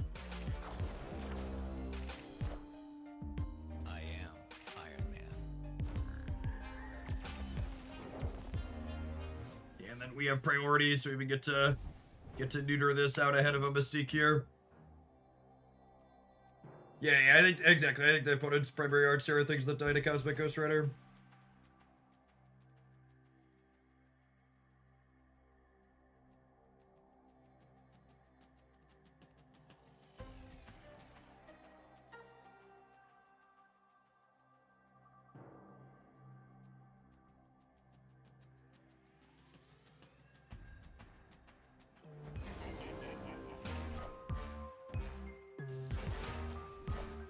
Yeah, I guess, Kate, there just aren't any decks like that that are good.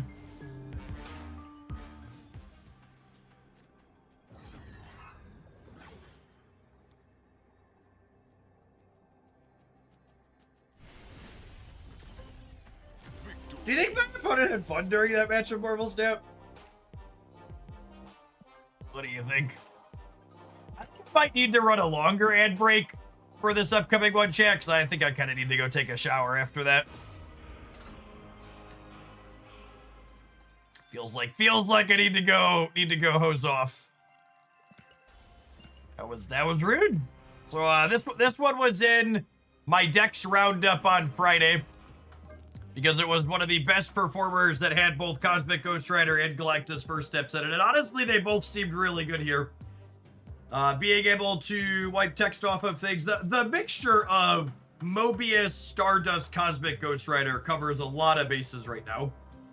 This deck list is playing Warhead not because of like Fenris Wolf type stuff, obviously, but it's just playing it because she's a nominally disruptive 3 energy card that helps you curve into Wiccan.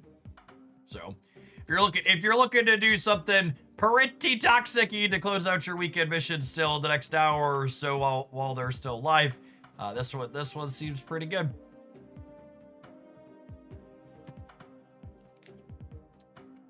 This seems like the evolution of Wiccan break your stuff post Fenris Wolf nerf.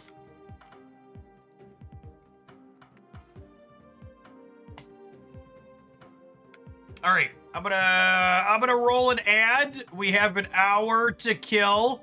Maybe we'll do some penance with this pile of cards. One of my buddies sent me this one. And I do like to jump the dog around, so we got an hour of downtime before the next thing. I'm gonna run it through my leftover hummus upstairs. BRB gamers, tap the like button, YouTubers. You know you want to.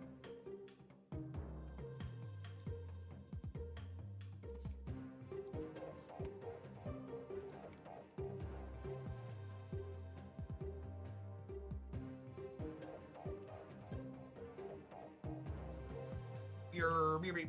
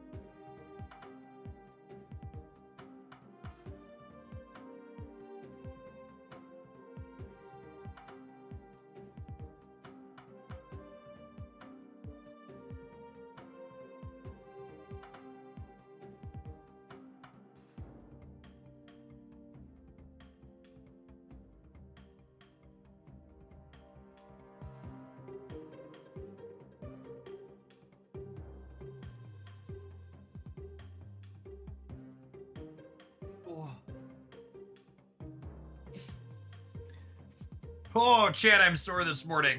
My oldest is working on cycling merit badge for scouts.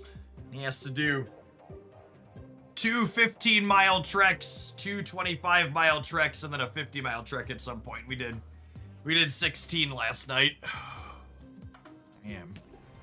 I am an old man.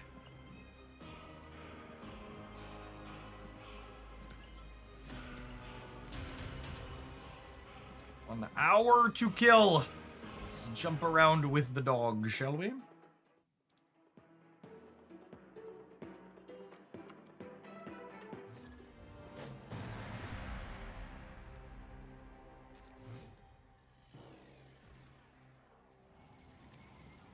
Breaking news.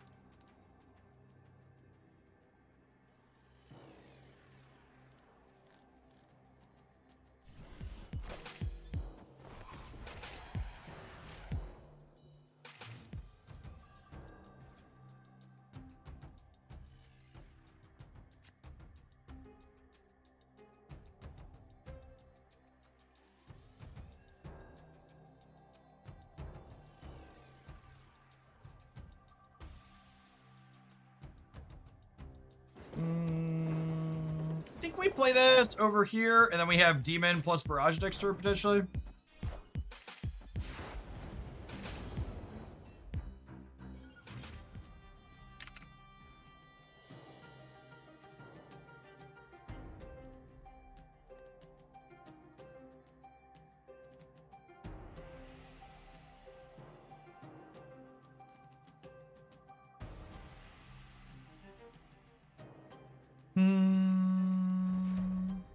Blink could be fun. I actually, do we do this? What can I blink into here? This could turn into either werewolf or misery. That's fun.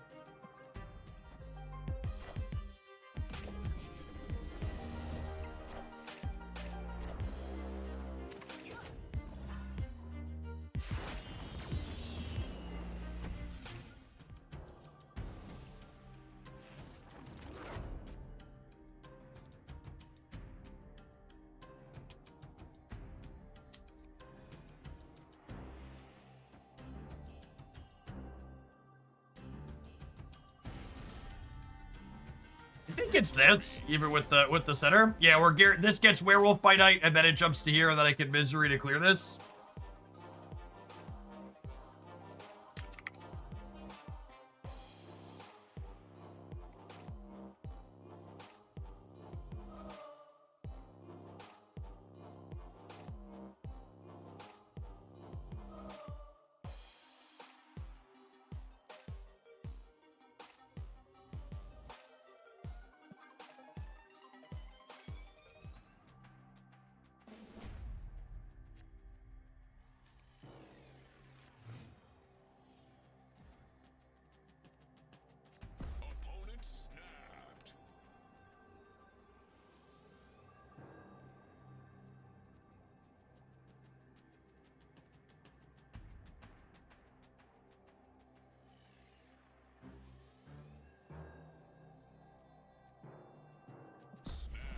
Assume they just have a good Mr. Negative hand, but I really don't want to.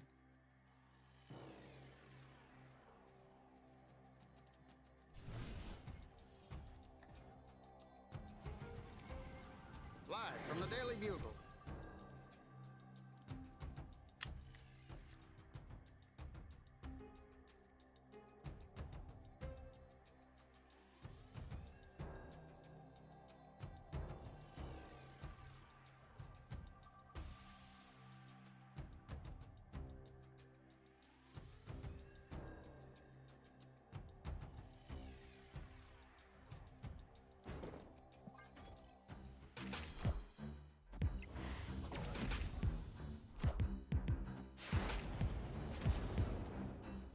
Kakulaki, thank you for the entire year, by the way. I got you a mod sword to go with that sub shield. Welcome back.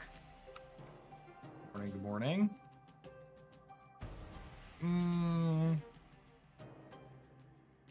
We might be cooked, as the children say, gamers.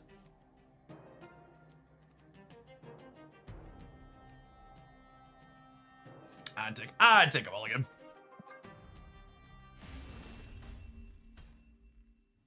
Escaped.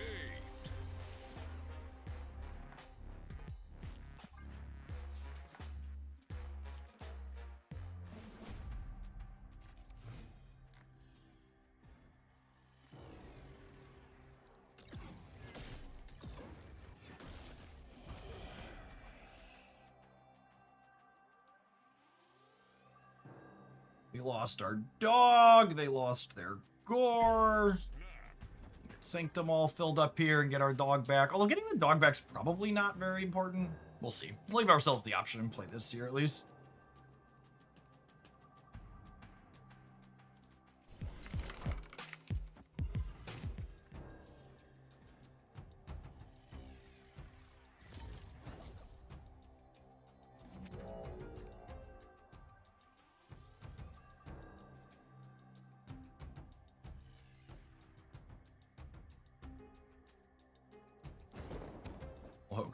Hope Nico pans out here for our this. Otherwise, we can hopefully find a copy of Misery.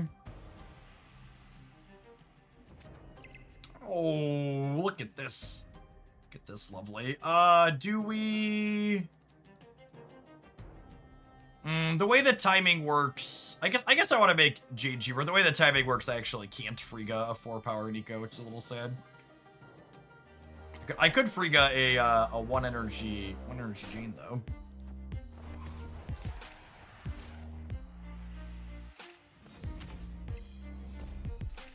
Did you get the original Spotlight variant for Victoria Hand? Nah, I wasn't too interested in that one. There's a couple of newer Victoria ones coming up that look good though.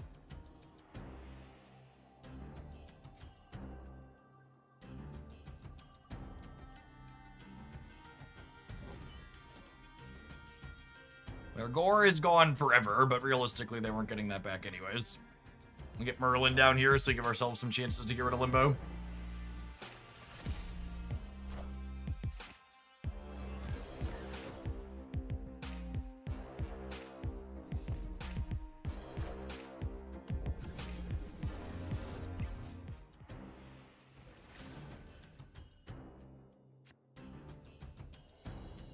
Oh my goodness, chat, she's so lovely. She's so lovely.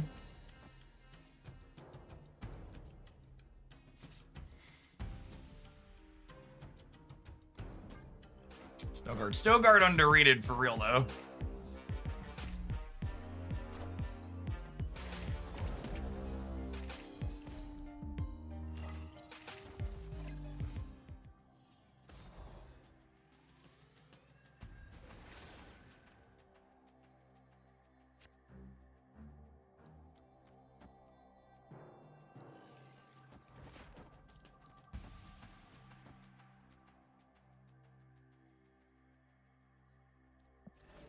I should compete for all of it, yeah? There's no reason not to.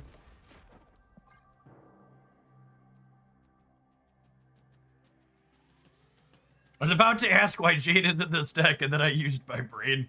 Smart. Smart.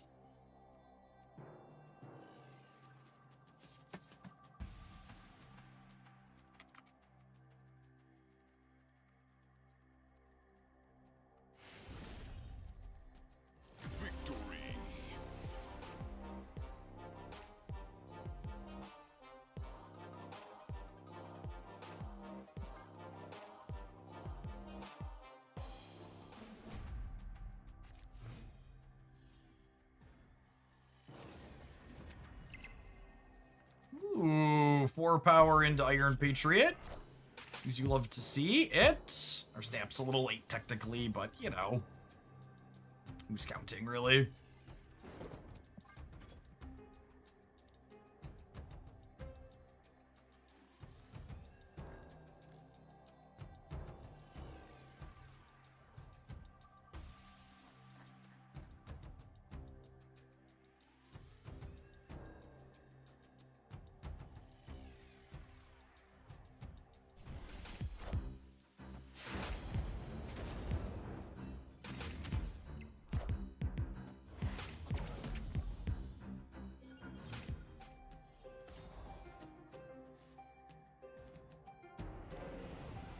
Mirage is the card we generally want to wait to play till later in this matchup for sure.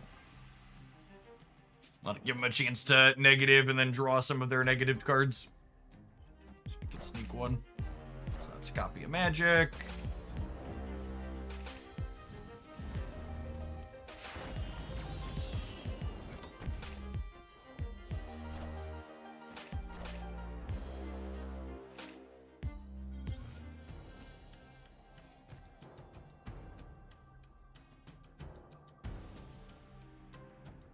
It's funny, I was thinking I could use this so that I could use this to clear the hood, but then I killed the dog.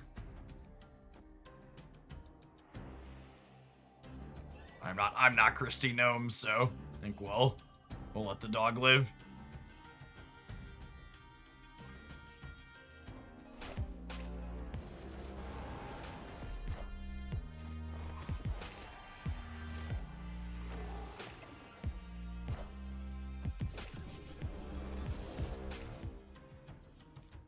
Shots not fired. Yeah, exactly.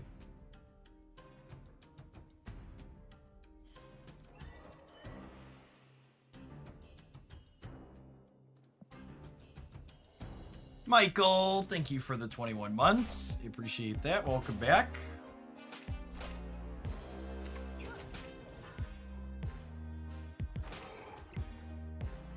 We always win the 1 in 3. I mean, I wouldn't be here if I didn't.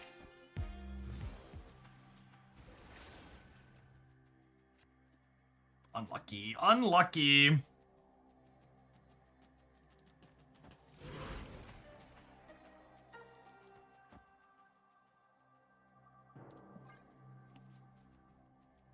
That's fine. Our hand's pretty good.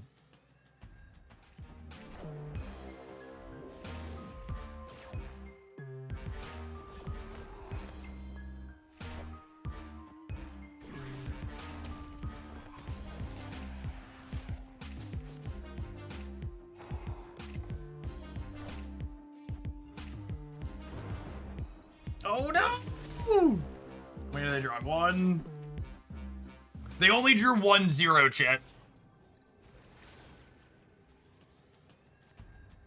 They only drew a single 0. This stay isn't cope at all.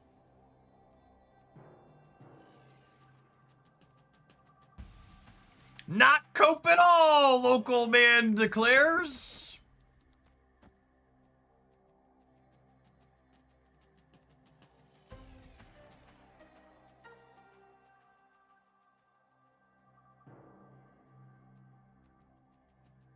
Do I have her omniversal presence as well?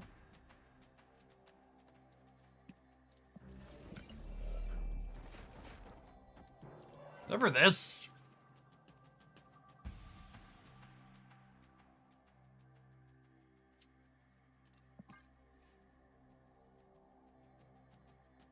Stardust for Zola. They don't have a good Zola path.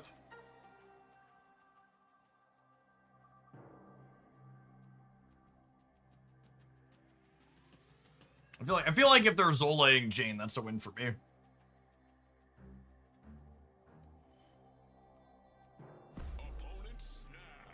Oh yeah, dinner's ready. Come and get it. Coped up, ready to lose to this omniversal presence, chat.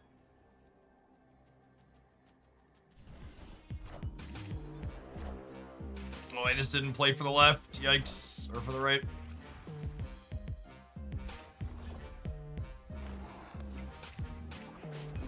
Took 4 points away from myself. I've made a terrible mistake.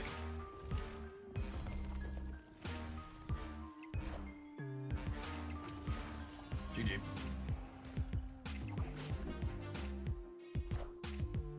I am Iron Man. GG. If I'd have ended the dog on the left, we win the game. We needed to end the dog on the left.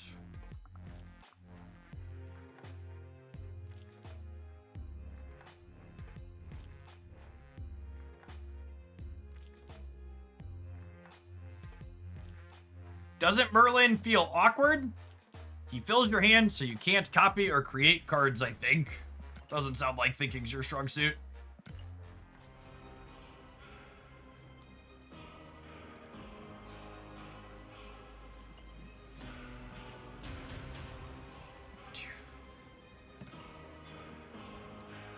You can choose when you play your cards that create card schemers.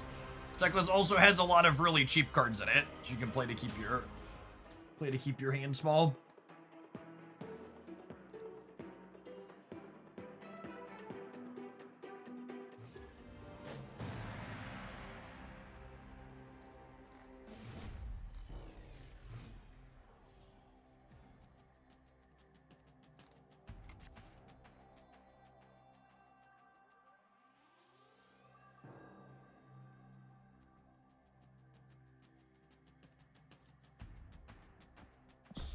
Freebie to get rid of the hood. Don't mind if it does.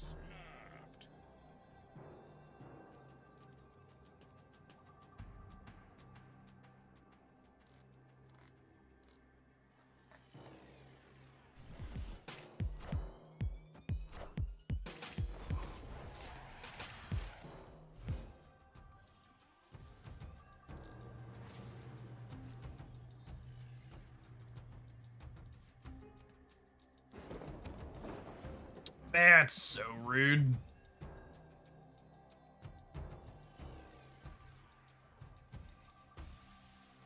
I guess we'll play Victoria hand.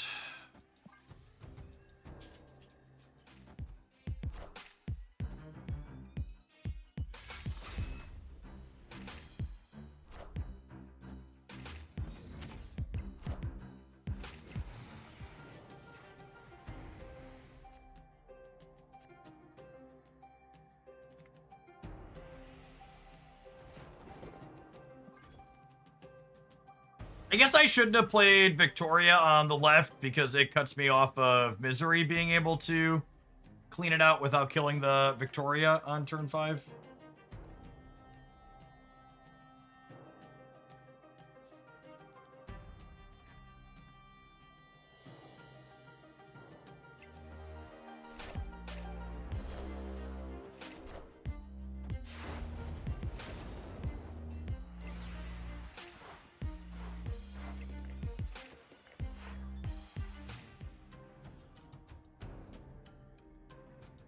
Messed up.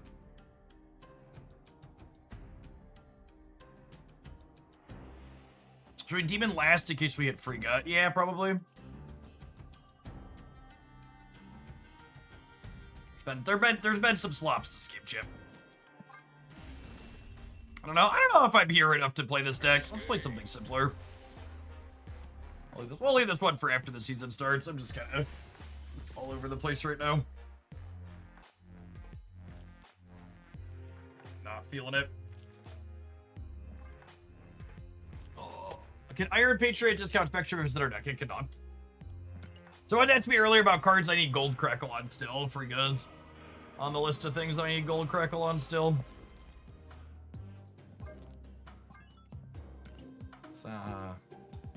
Let's do some housekeeping. We've got what? Got about an hour till.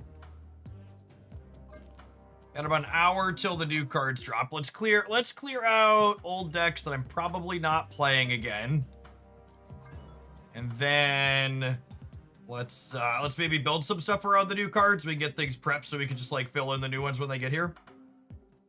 That seem reasonable. I might do that.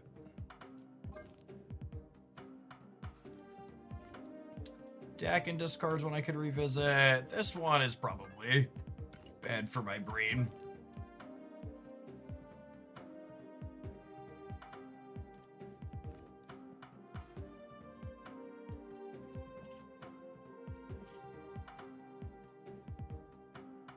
Spice Rack, Cerebro 2.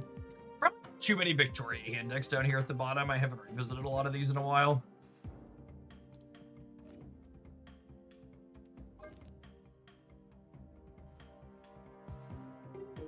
This is very similar to the pile we're currently playing. There's like 6 different Victoria hand decks. This one. Here to all these Galactus piles.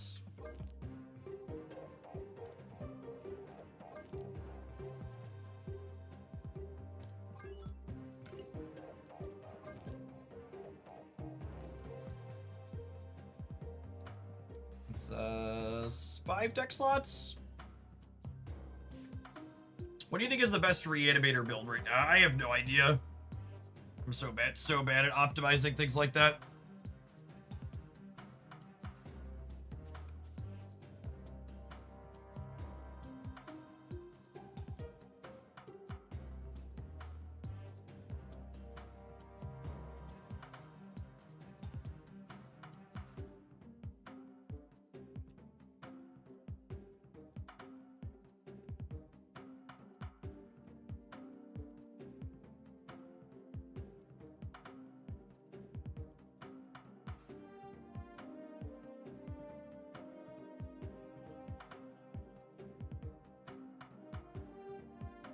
There's this pile.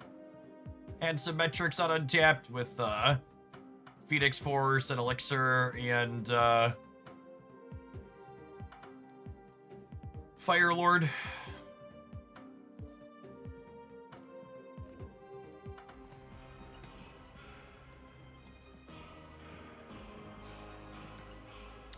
We're almost to 100,000, champ.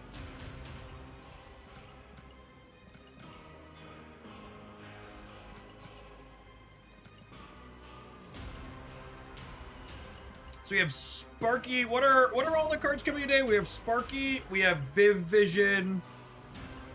What's the other Series 5 dropping today? There's two S4.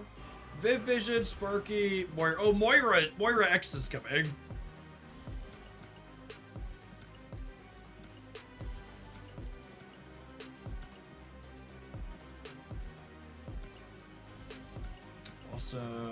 Awesome, Andy.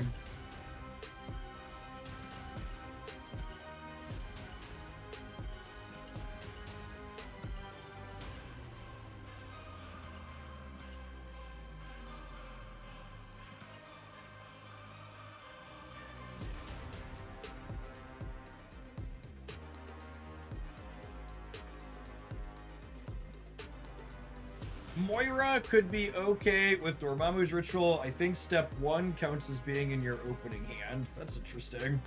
I don't know that second step 1 and step 2 of the Ritual is useful, though. Oh, I technically need to play 5 cost cards, huh? Do I have any decks that I left in my deck editor that like playing 5 cost cards? I don't know that I do. It's just the most boring. Most boring energy. I guess Dracula discard always plays its 5.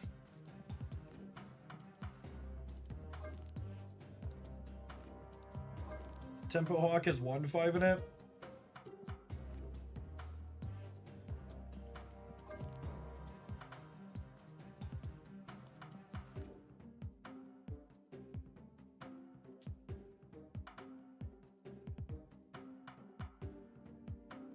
The Infinity Ultron Agamotto deck. I mean, that basically only has 1/5 in it, right?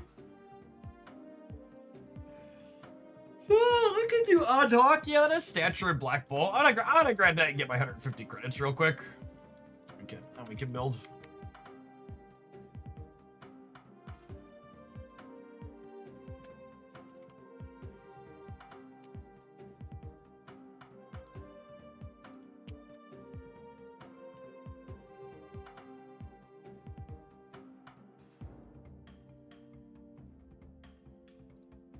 Oh, this plays our Moon Knight variant too. This is a cute idea. This person's playing Domino as a guaranteed 2. Honestly, don't hate that.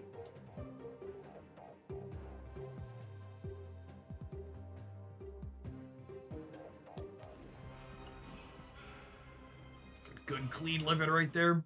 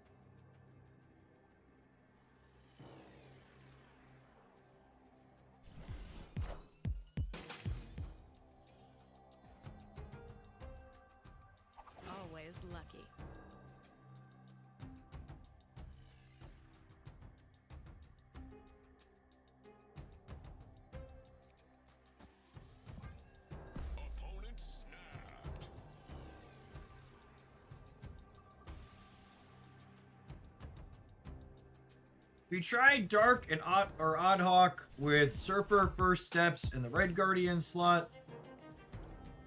I'm not sure why that would be good. Cause what's the theory craft on why I would want Silver Surfer First Steps over a disruptive card? Like they enjoy their charged up rocks.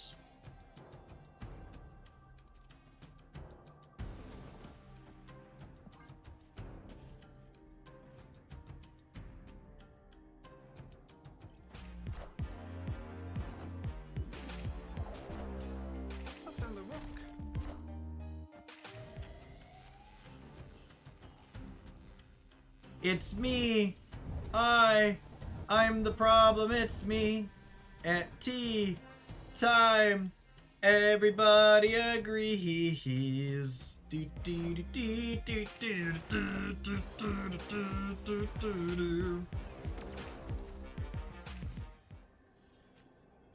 Just call him Brittany, baby, because he is toxic.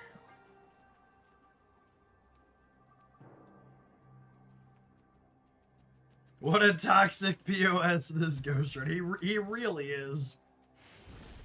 Just the rudest dude imaginable. You know what else is super rude? I despise that when my opponent retreats in a spot like this, it doesn't progress my play 5 cost cards mission.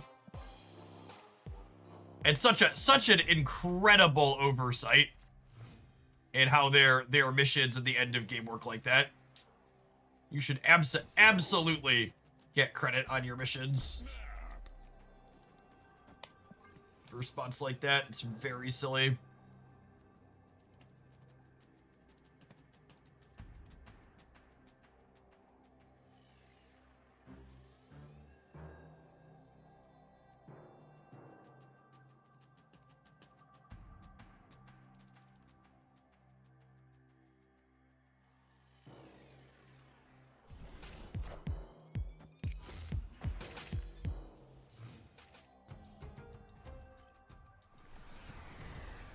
What are the odds?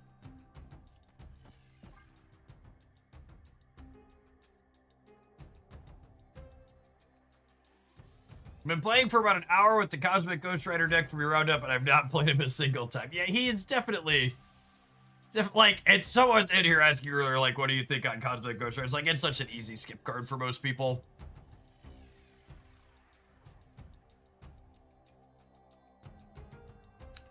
Might be relevant at some point, but I have to feel like anytime it's going to be relevant, there's probably other tech cards you could reach for as well.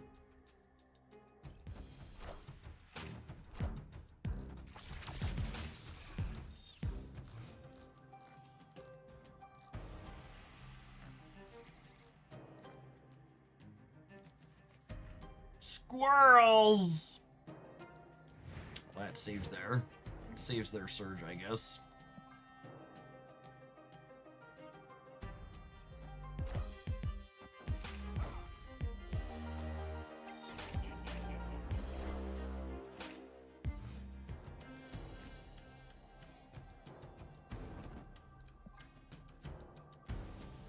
Pop the warhead here.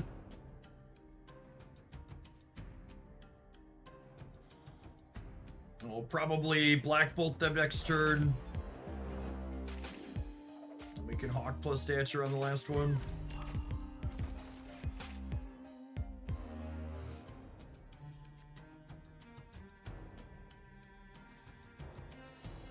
Their Galactus is actually a 5-drop, Derek.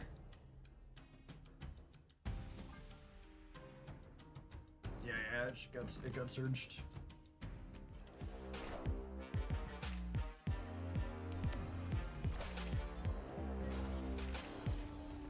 Gotta run, hun. Tempest, thank you for the 33 months. Welcome back. We have 11 NRG. Hope that Hawk's ongoing's enough here. Winning the right with stature. And we're hoping they don't have a clean way to get points into the middle.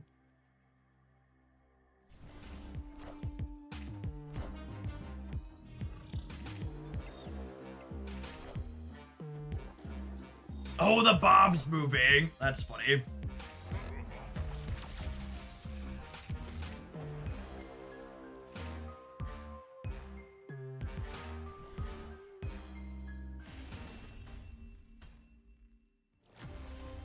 That's fine, chat. The real winner here is I played 1, 2, 3. Oh my goodness.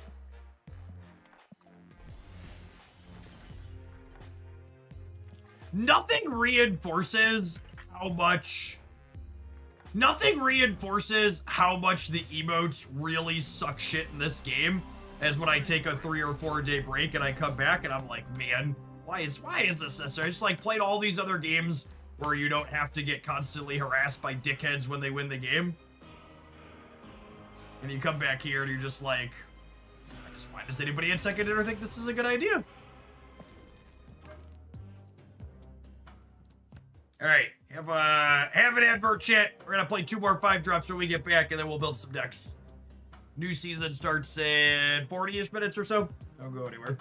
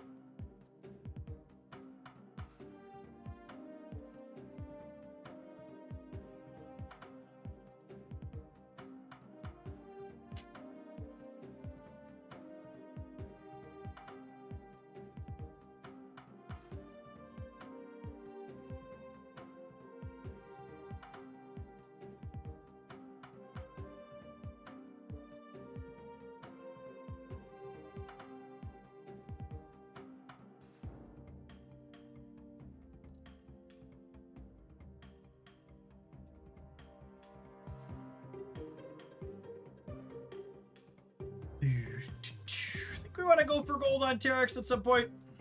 Still a ways off of it, but it's pretty good. Pretty good in these Dark Hawk piles.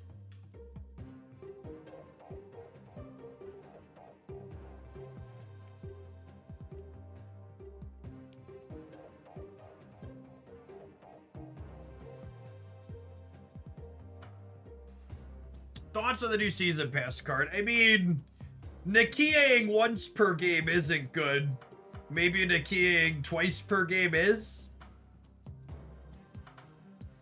She's a weird one, right? Because, like, she's a move enabler, technically, for things like Batroc and maybe Craven and Hydra Stomper. Or she could Nikia your hand twice. It feels like you're gonna have to. She's a Miles enabler too. Yeah, it feels like she's gonna need. It feels like the move part of her is gonna have to be relevant for her to be worthwhile.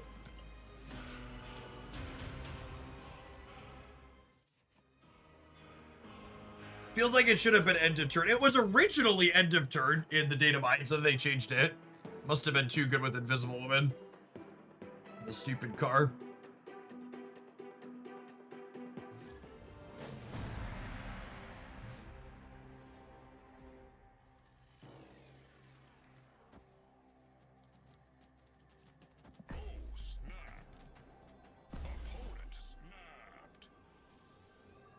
Scream stonks are on the rise. Listen, chat, some stocks had to be on the rise. They can't all be red.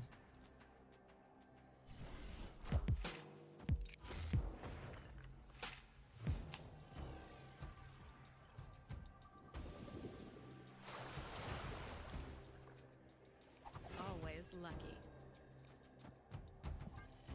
All right, well, with the Hydra Bomb on 1 and the Lamaria on 2, I get to put 3 rocks into their deck on 3.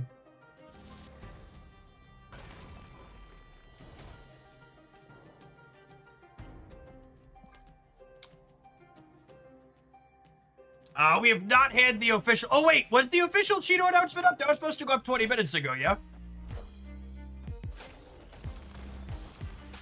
Was he actually on camera, by the way? Do we have proof of life?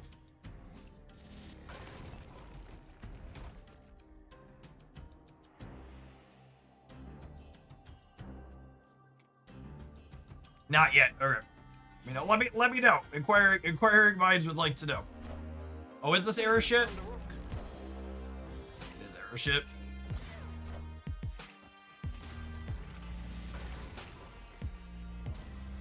Thanks, bud. Appreciate you.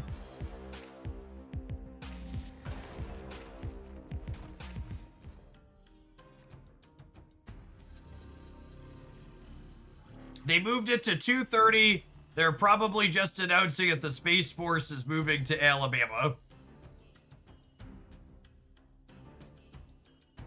Okay.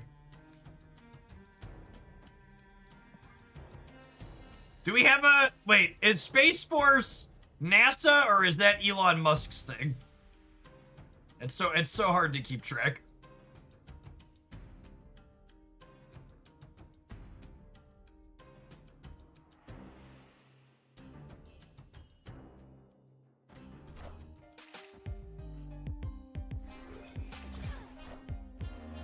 Space Force is a U.S. military branch. Gotta run, hun. Cool. Cool.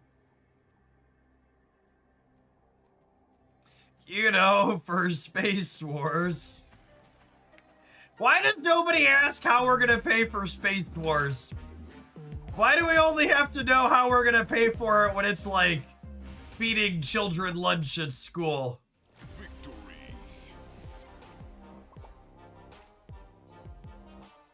Can't we just feed the damn kids, chat? I don't want to pay for a fucking Space Force.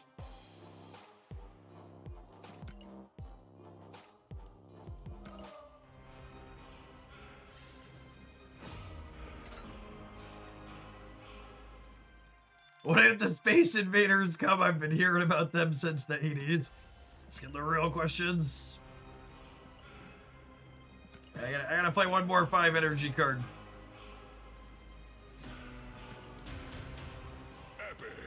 Oh, by the way, gamers, my alliance has been languishing a little bit.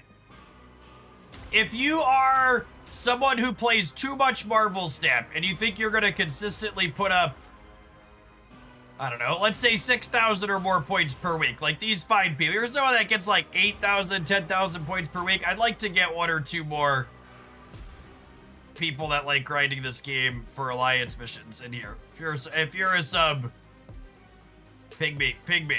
We'll get shit. I'd like to add a couple.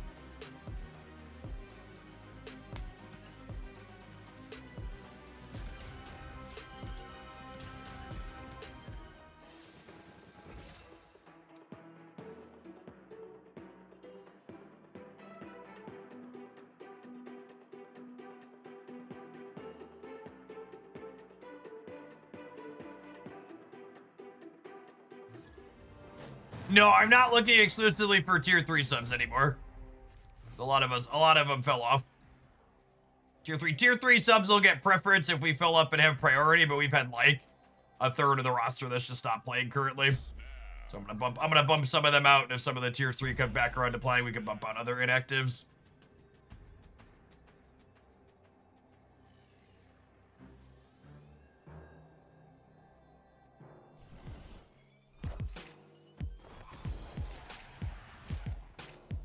Main in, thank you for the 19 months. Appreciate that. Welcome back.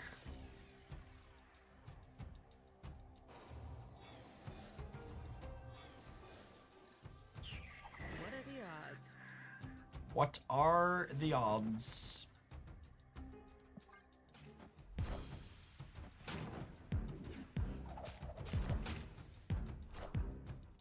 D-Mod, thank you for the 22 months. Appreciate that. Welcome back.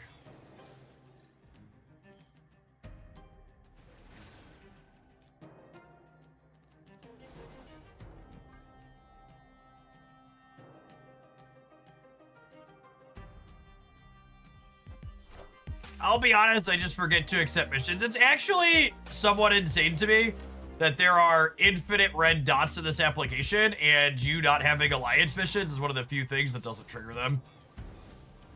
It's very, very deeply stupid.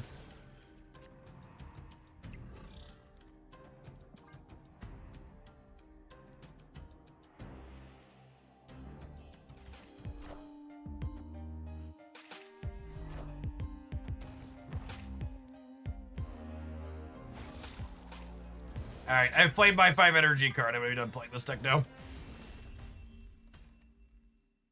Escaped.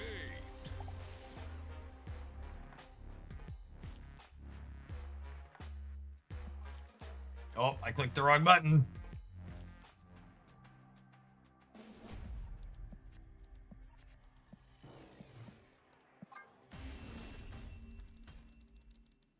Escaped.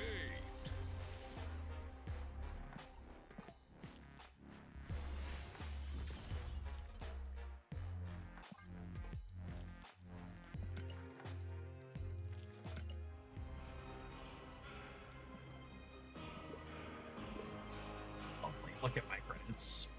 Alright, how do I clear a couple spots in the Alliance? If you're, someone who... I assume you probably want to wait to...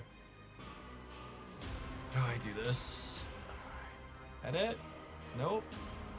How do I interface?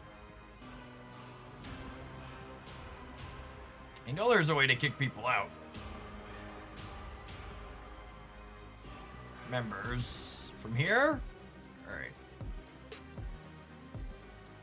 Is there no way to see their points from this screen? That's so weird. Alright, Gap said they were gone. I'm just gonna kick a couple of random ones, and if I kick you and you come back to playing. Yeah, screenshot the point screen, yep. If I kick you and then you come back to playing later, let me know and we'll put you back in. Yeah.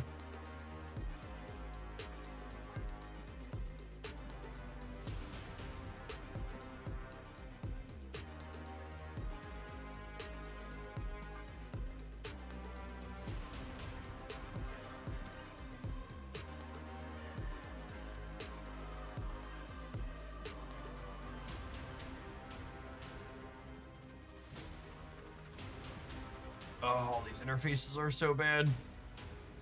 It's hard to believe this used to actually be worse.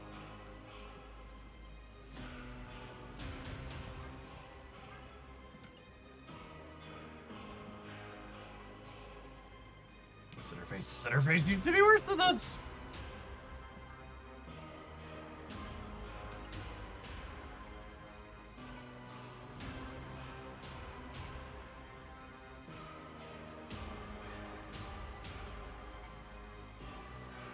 Alright, I cleared out some spots. If you're someone that applies, ping me in the subs Discord server so I know who you are.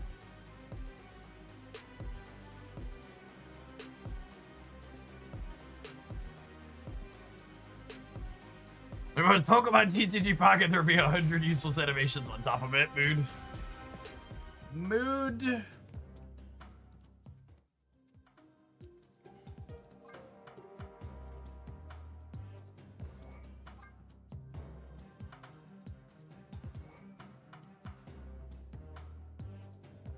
Casual 14,000 gold. I buy gold when it's on discount, so that way when whales shear bits for me to split things, I don't have to buy it at face value.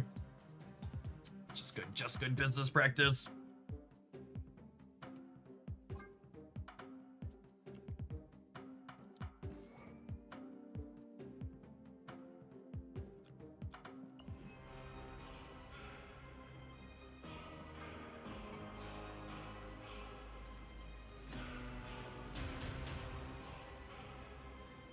Is one of these you, Jester?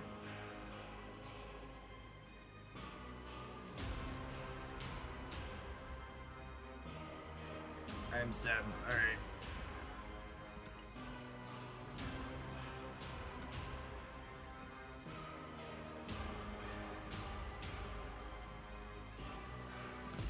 It's just good business while it explodes behind Jeff. Exactly.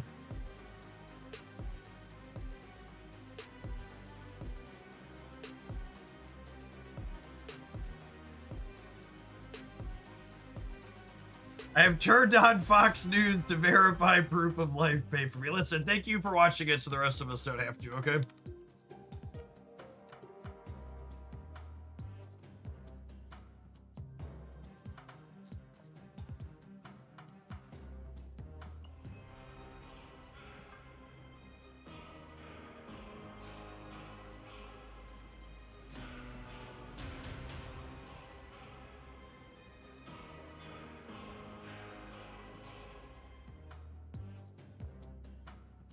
All right, what are our cards releasing today? I'm just gonna double check.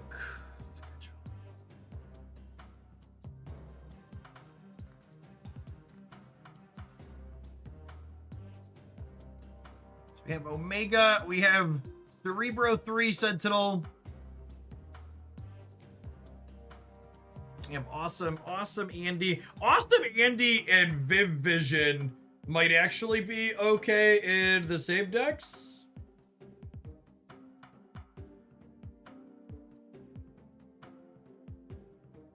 Hey, Trilogy, feel free to apply.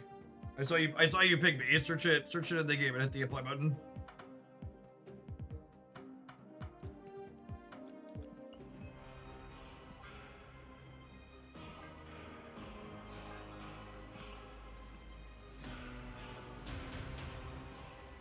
If I buy the premium season pass, I get the base and the variant for Sparky. Yes.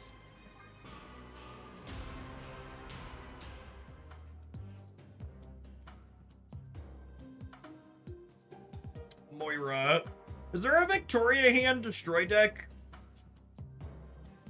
That's the number one question in everybody's mind, right? What does Victoria hand destroy look like? Are there other things we're blowing up? Hood's technically a destroy card, yeah.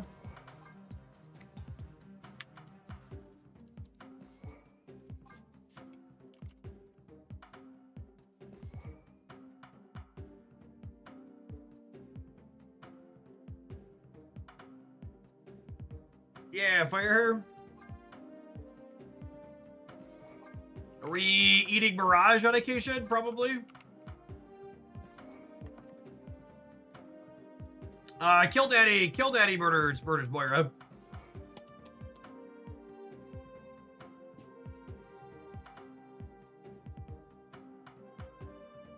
Or Carnage, I think Carnage, Killmonger, Misery is enough, yeah. Iron Panda, thank you for the year and a half. I appreciate that. Welcome back.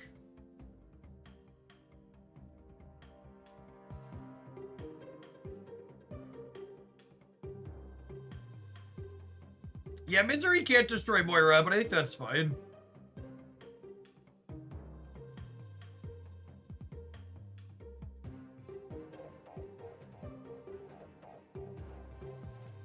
Nico's maybe fine. Maybe, I don't know. Her dying to Killmonger is not necessarily stellar. I'm definitely not addicted to One Spot of Galaxy. One of us. But we played Galaxy for almost 3 hours this morning. That's real good. Are we an Iron Patriot deck? We really don't have cards that play for tempo with that. We're getting any alt game modes of the new season like High Voltage. We're getting an updated variation of Deadpool's Diner that actually looks like they might have, the brief details they gave us sound like they could be good.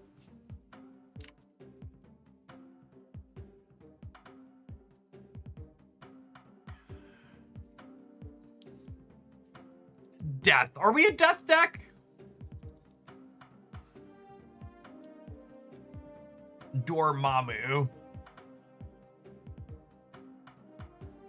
So doubling death is fun. I'm just skeptical we're actually killing enough stuff to make it cheap enough. Yeah, death would be like playing shit like Squirrel Girl.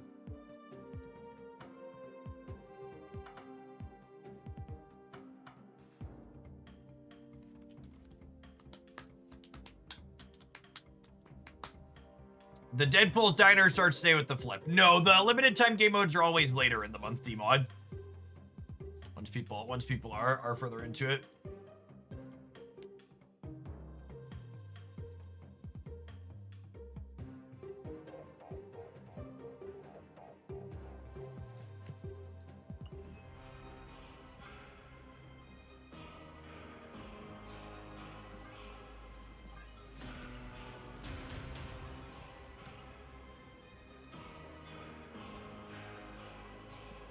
I'm looking forward to the diner. It sounds like they implemented some good changes, so I don't know. We don't have the full details yet, but I'm curious to see what they look like. Can we play Lady Deathstrike? Oh, I like that idea. Milady. You want any other cheaper cards here? Can we buy like Bucky Barnes? No, I only have 2 enablers. So is 2 enablers for Bucky enough?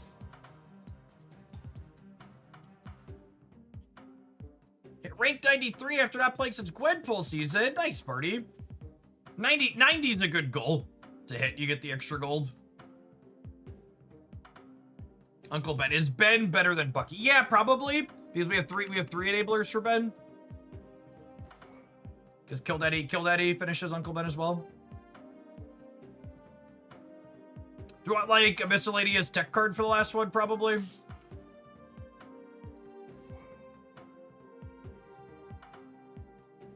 And then we need a slot. We need a slot for Moira. How does Bucky and Fire Her work? It doesn't.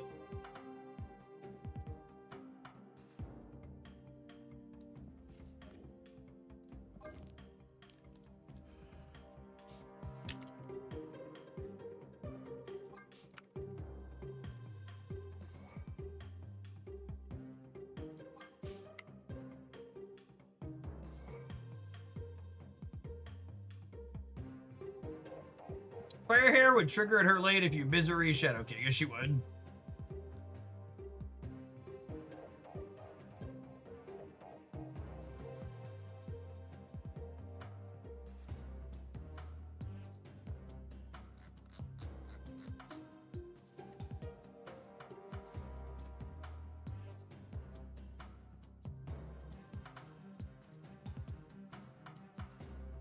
Is there something we could do with...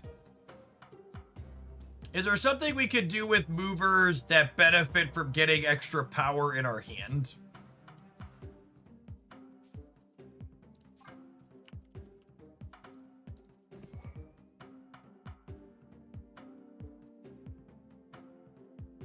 Human Torch. Sorry, when I say movers, I mean this core.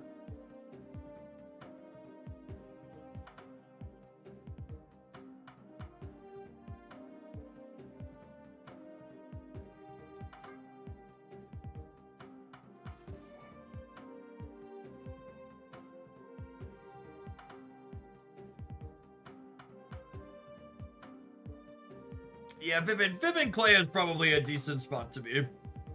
You can play with like Black Cat. That's probably where we should start.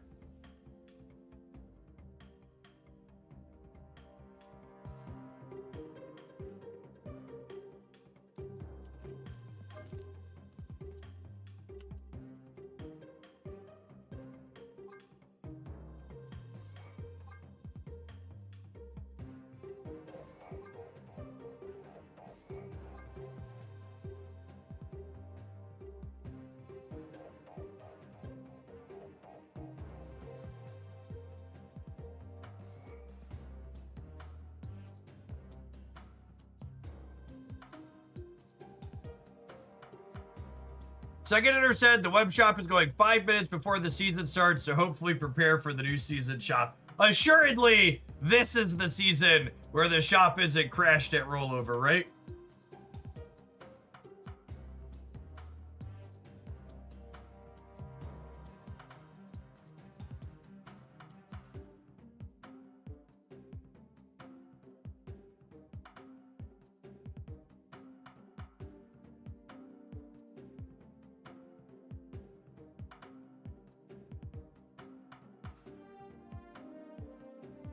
And then finally, Nicholas Scratch's time to shine. I mean, if not now, when? If not now, when?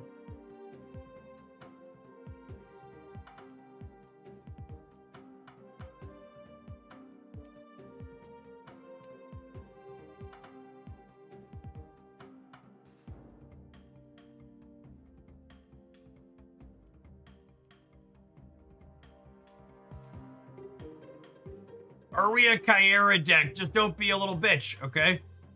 Just don't queue into Killmonger. Killmonger is not real and cannot hurt you.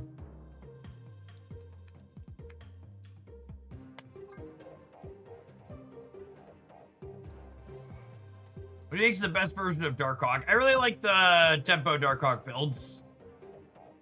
You find two different ones highlighted on the YouTube site last month with Terra X True.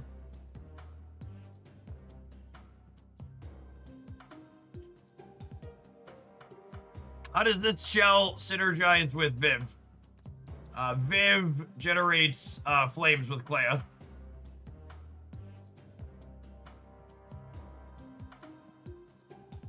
Ooh, are we a collector deck? That's a fun question. We have Merlin and we have Clea. I buy that for $1.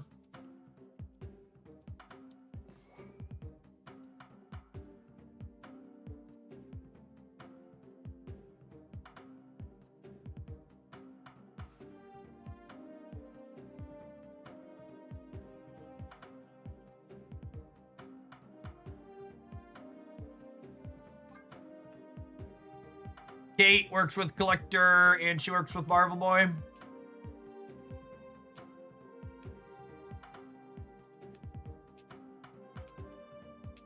This is the Mad Thinker deck Glenn Jones foretold of, yes?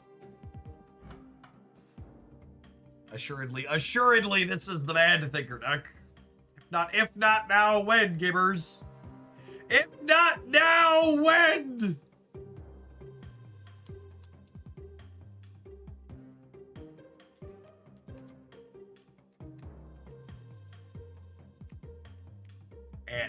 Add him.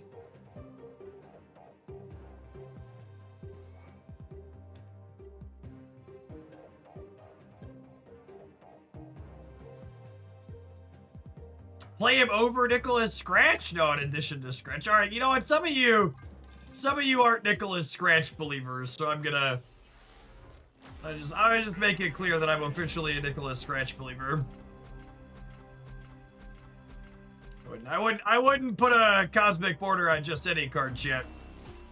I'd only put the Cosmic Border on it if I really truly believed in its future.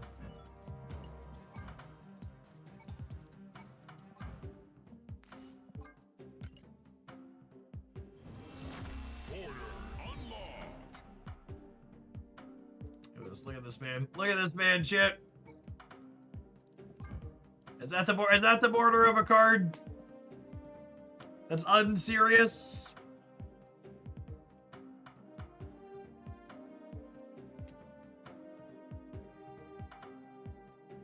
Definitely the first one. Is this the first man thinker with a black cosmic border in Marvel Snap? Very, very possibly. Very possibly. But wait, Nick doesn't. I don't have boosters for Nick. I had boosters for a man thinker.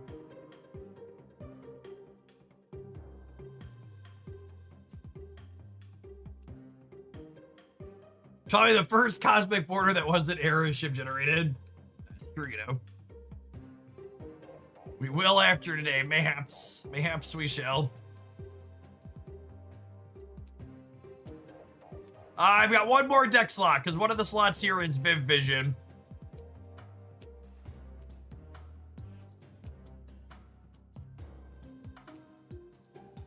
Should we play Iron Patriot? Yeah, I could buy Iron Patriot for $1.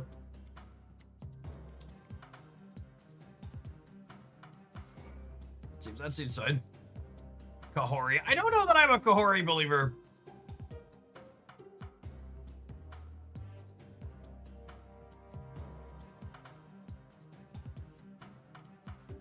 I don't know that I'm a Kahori believer. Let's do Iron Patriot.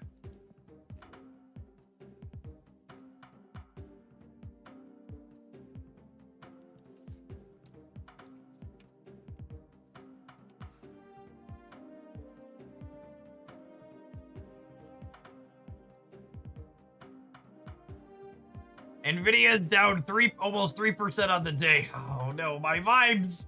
My vibes!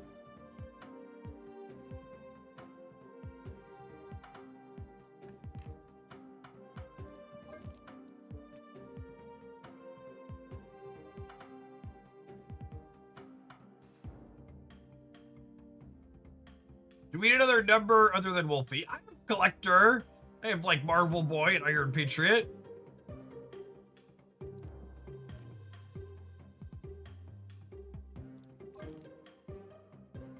Something like this is probably the more competitive home for Viv.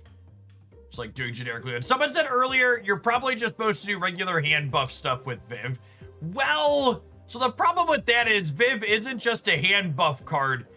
She's a card where you have to be winning her lane, which isn't free.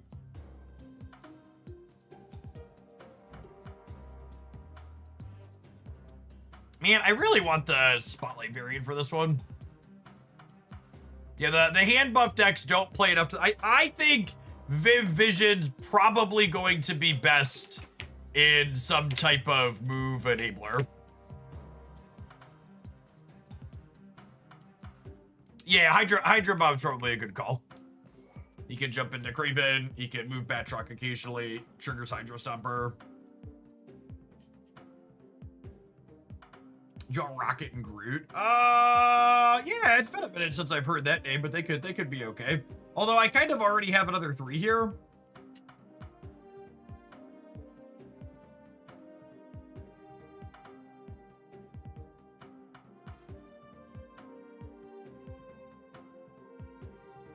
You people gotta stop with the Kyra suggestions. This is Marvel Snap. Just accept your shit's gonna get broken some amount of the time. Wait, do I have a split I haven't done here? We finally got gold! The border's freaking hideous, but that's fine. We could just take the...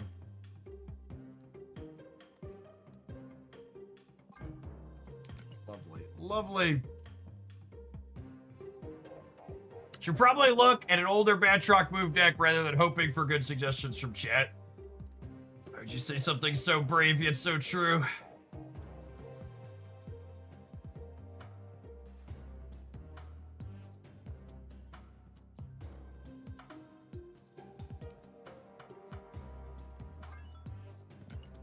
Alright, this was the last Batroc. This was the last Batroc list we played.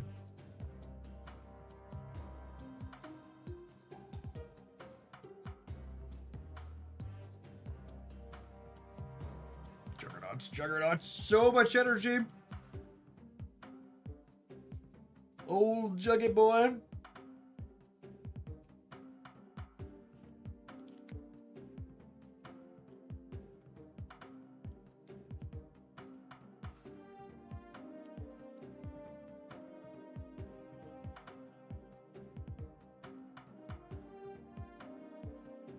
Hellions probably unnecessary.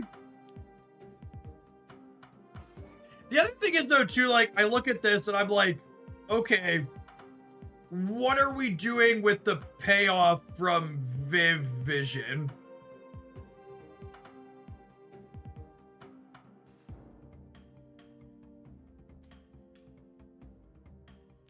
JD Catlin, thank you for the 27 months. Welcome back.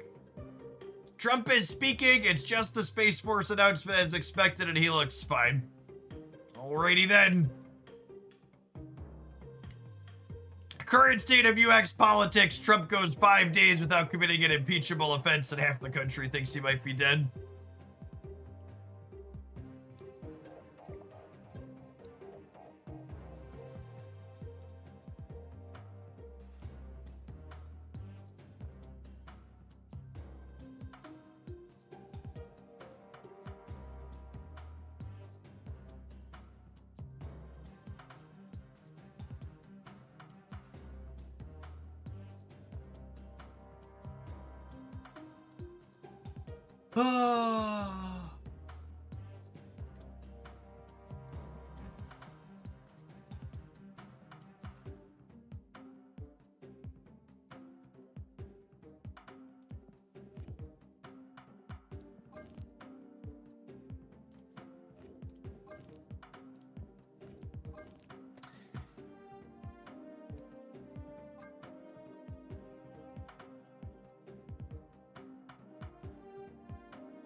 I think you mean 5 days without publicly committing an impeachable offense. That's fair. Awesome Andy seems like he might be a card that's okay. He's another Clea enabler. Do I want him in the not cope list?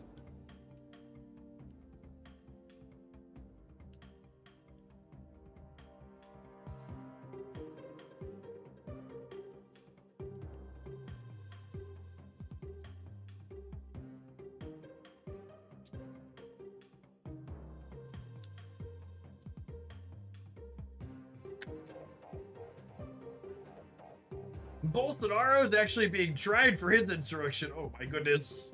Imagine holding your politicians to standards.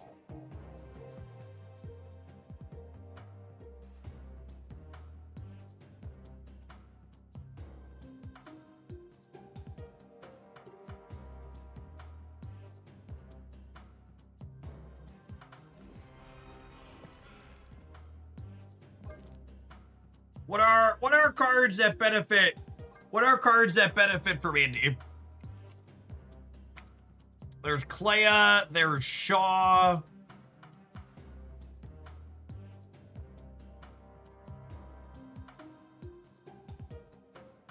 Hey, Lycan, glad you're having fun. Carter does in theory.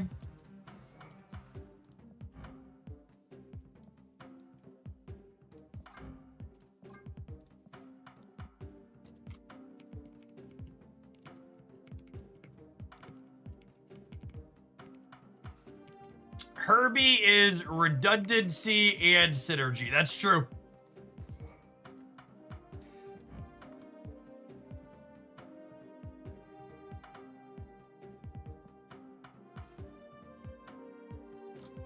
Lasher, technically. Okay.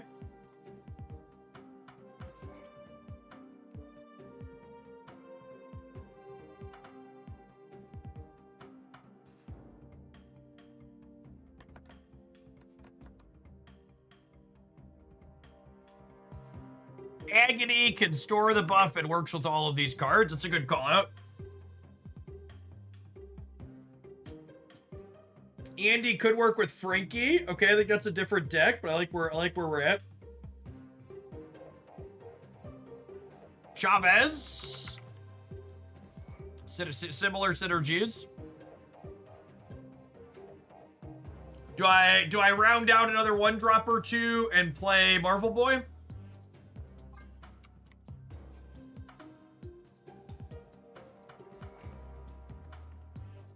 Maybe it's just like Gate.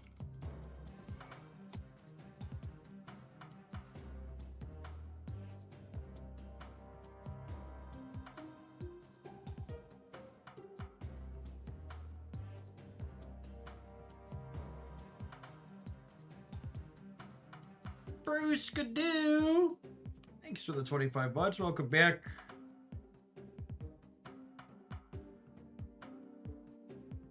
Galacta or Gwenpool? That could be okay. Agony's not staying on the board. Not always, but she could get a point or two.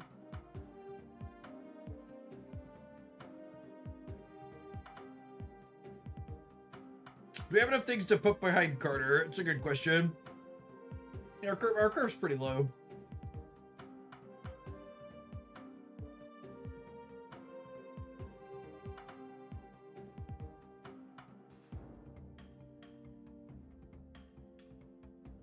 Can we enable Viv Vision? Do we want Viv Vision in here? She's technically a enabler for all these things too, right? Do we have enough cards in hand for Kahori? Maybe?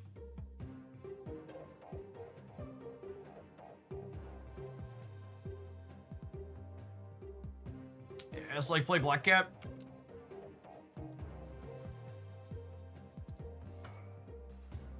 And like Vision and Andy. This has gotta be atrocious. We'll start here.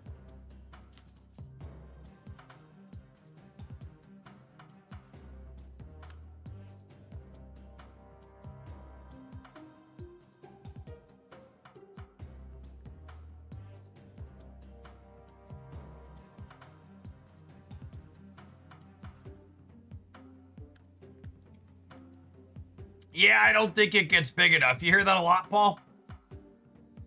Havoc thank you for the 57 months. Welcome back.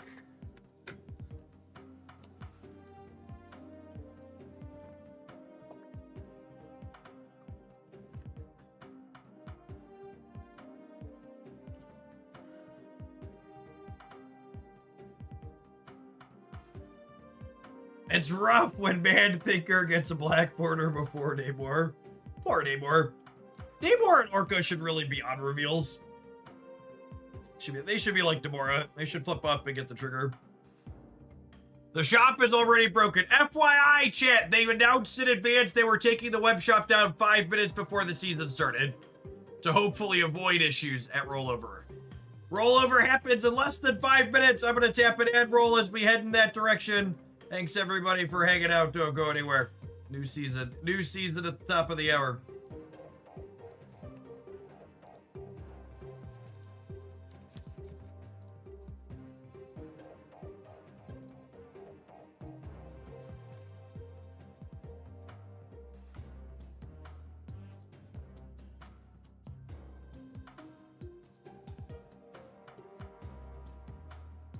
Omega Sentinel. It's obviously an Ajax card. It could be a Cerebro 3 card. We probably ought to wait till Bastion drops before playing Cerebro 3. Any other thing worth doing with Omega Sentinel? It's just kind of a generic numbers card, yeah?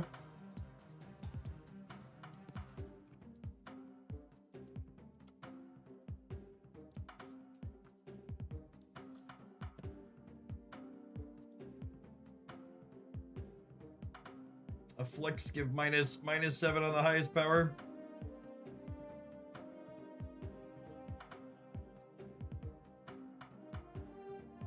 Yeah, Bastion and honestly, the next 3 weekly cards are all ones I'm really looking forward to. They're really good builder rounds. We got some stuff to do with Moira, and I think Andy's probably serviceable somewhere.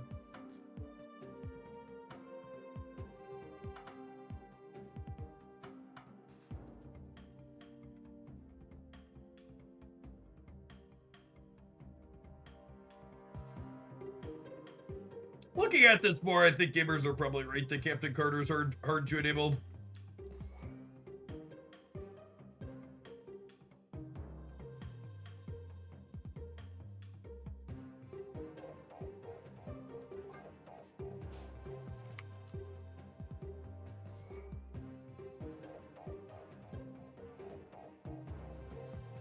Who's Andy? Andy's awesome, gamers.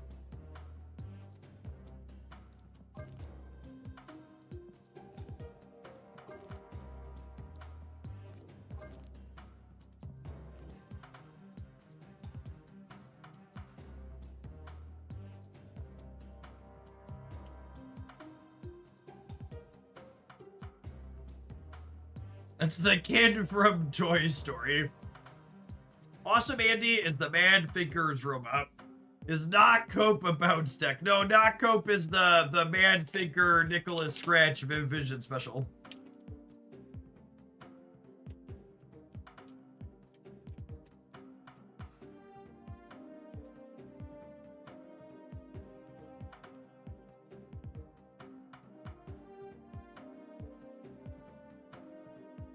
May the odds of getting the season pass from the web shop be ever in your favor. Please, bro, let me in. Let me in, bro.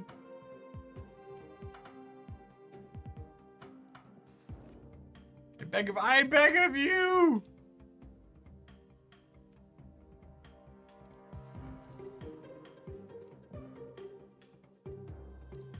Viv Vision's the last slot here.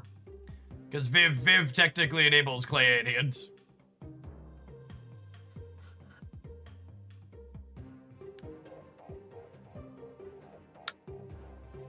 I think we were talking about alliance spots earlier. I think we've got a bunch of I bought like 5 new people in. That's hopefully enough to hit our goals. Thank you to everybody who asked. I know there's probably more people than I have slots.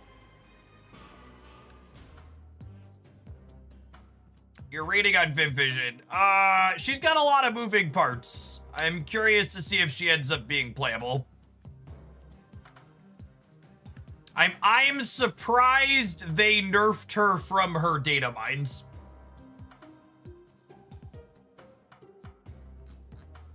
I am surprised they nerfed her data mines.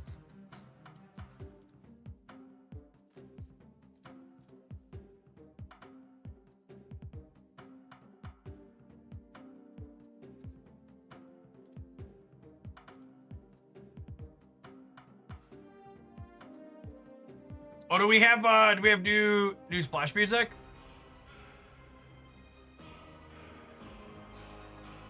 Do I need to relaunch?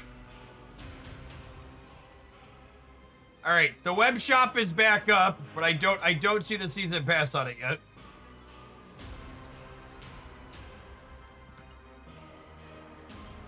Oh, I forgot to buy boosters. That's fine. They gave me some.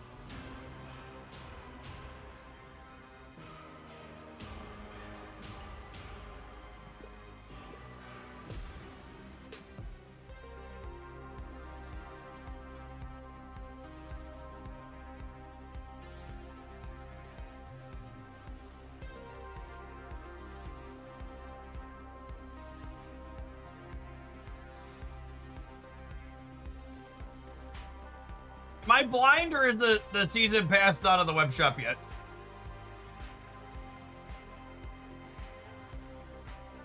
Anybody seeing the season pass? Oh, there it is. There it is. I see it.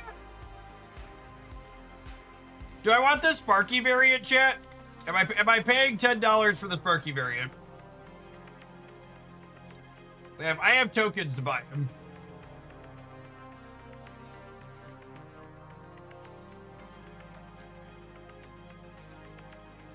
I don't think it's the best one. There's a Flaviana right there, chat.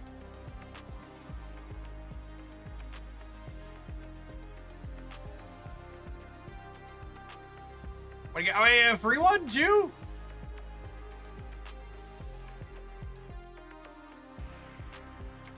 All right.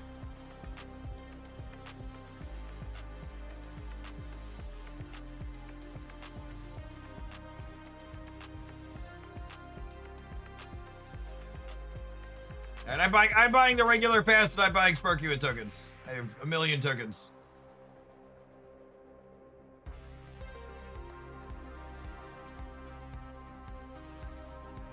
The web shop is working on the first day for me, chat.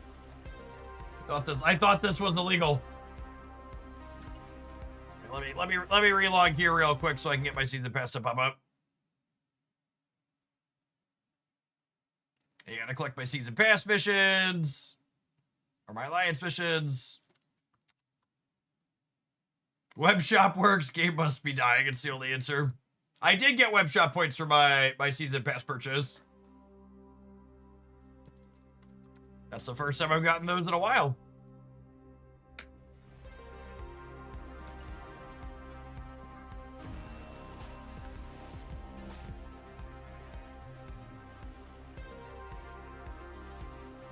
I did get my gold pass as well.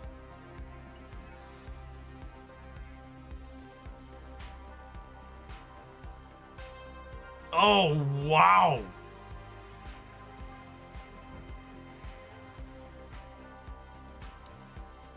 The Radu Games, thank you for the 14 months. Welcome back. That's almost the base rate for gold too. Plus 5k tokens. Deadpool bundle is pretty good too. They have some Transformers in the shop. $75 for Awesome Andy. Where do I sign? Where do I sign? Toon Force.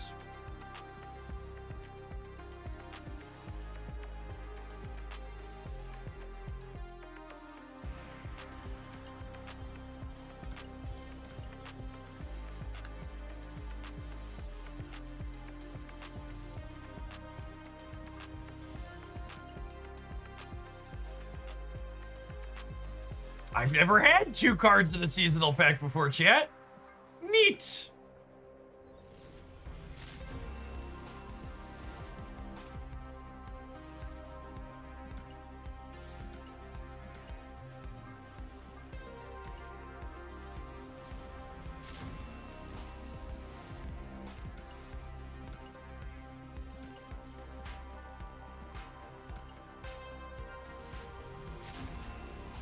Yes, the Viv Vision variant looks really good. In the season pass, I like it. He's awesome. All right, and then I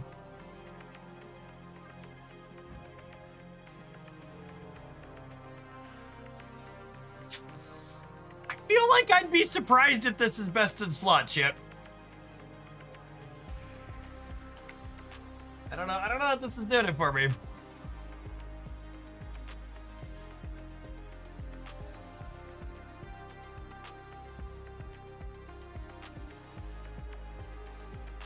Yeah, I think I like that better. I was not out for a month and a half, but yeah, I don't love any of these. That one's fine though. It's a good hand. I really don't love Hips human characters.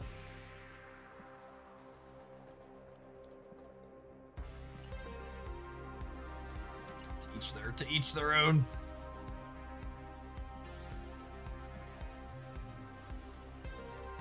Yeah, base Moira seems fine.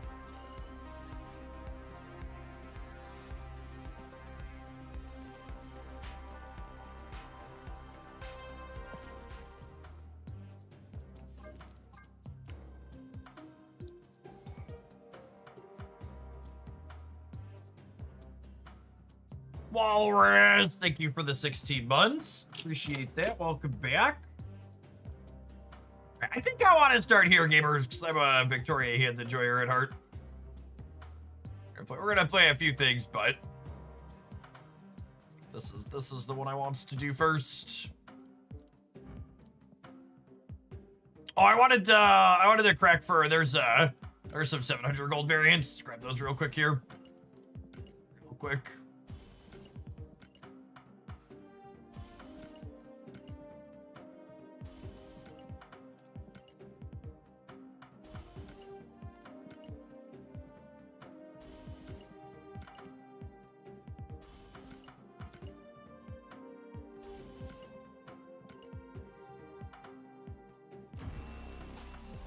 Ooh, there's a few of them.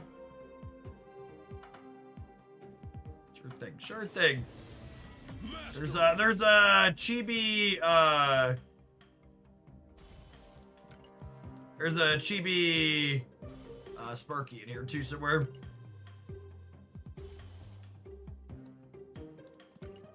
And I assume chibi Viv Vision then based on that one.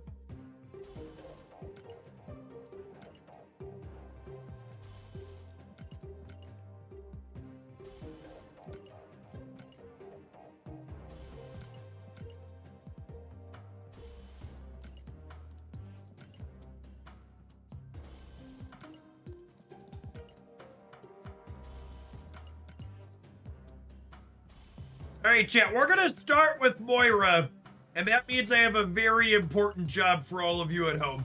I need you to remember what our opening hand is in these Moira games.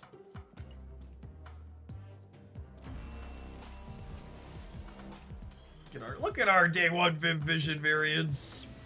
Mastery. And it added a bunch of 700 gold. I'm glad I was saving some boxes.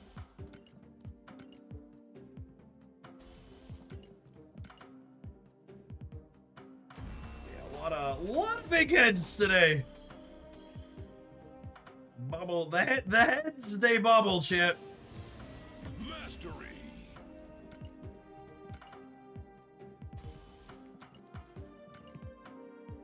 Look at our bobbly heads.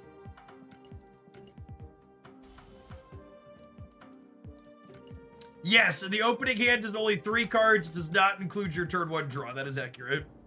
Oh god, 3,000 tokens. We are running low. I think this is the lowest tokens I've had since we rolled over, chat. I'm under 700,000 tokens! Please! Can anybody spare some tokens?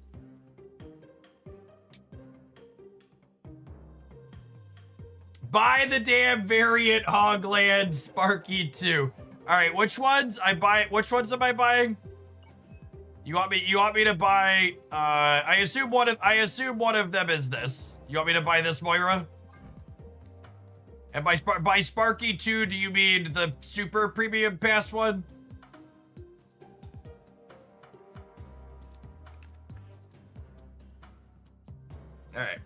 Alright, hold on.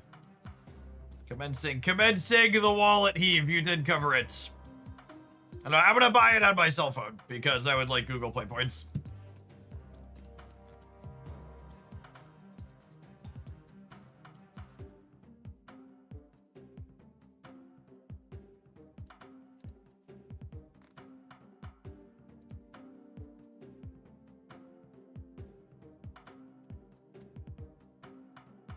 Gamers, buying the variant like this isn't about liking the art. It's about setting a status.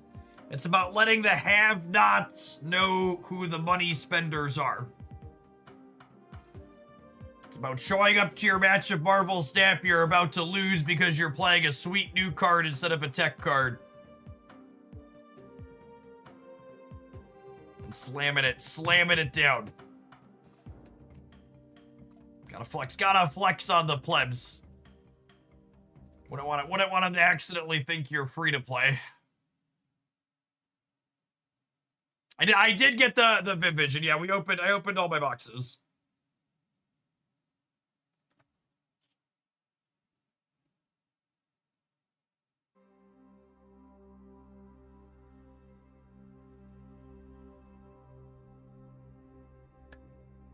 I really like the season pass Vision though. It looks real good. Oh, I love when the best in slot ends up in the season pass. And a bunch of 700 gold variants today. I got like 2 or 3 off the track, and there's still some coming.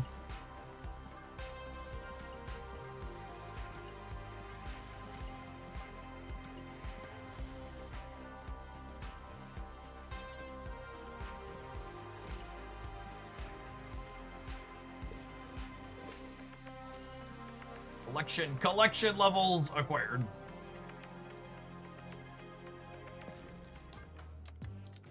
All right, let's put a black border on Moira and then jump into some games here. So we're gonna start with her, gamers. Order unlocked.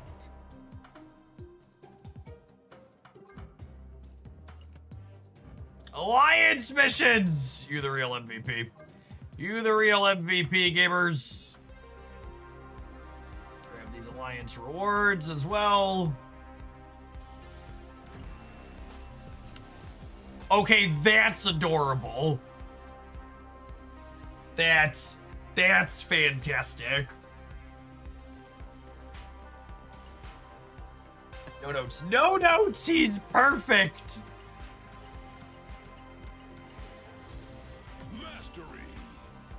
Possibly the best chibi ever, honestly true.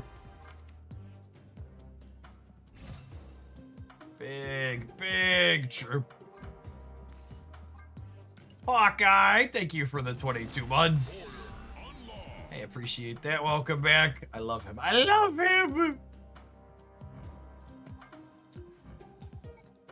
Don't you ever try and hurt baby Andy, chat. He's perfect.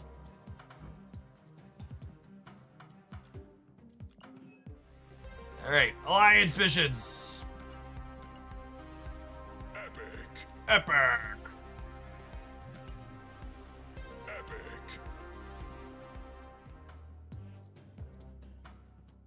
All right, let's start with Moira, shall we?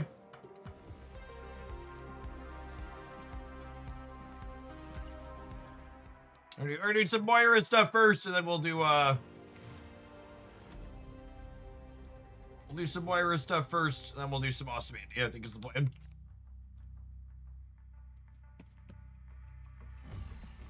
Alright, so Moira is giving us Misery, Shadow King, and herself.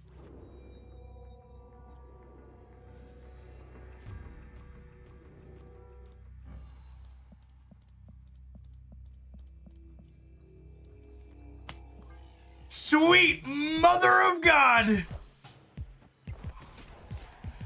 And it shows you the cards she's generating behind her.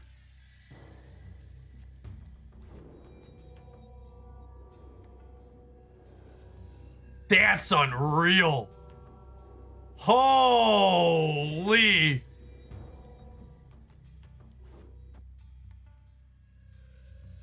The VFX team went absolutely nuts.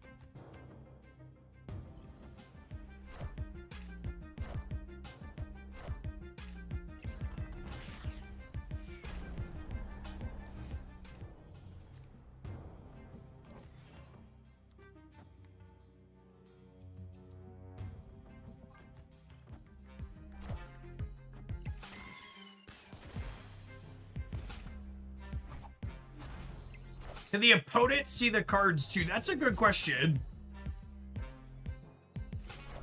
I would hope not.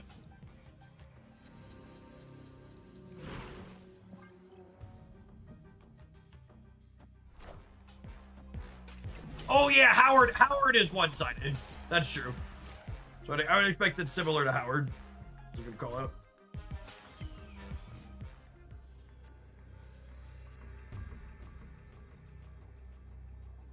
Some Warpath gaming here for our opponent.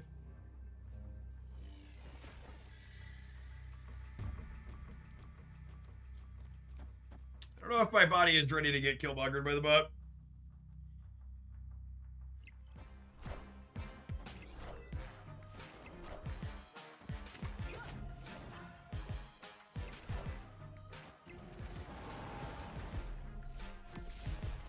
We have bested Raven.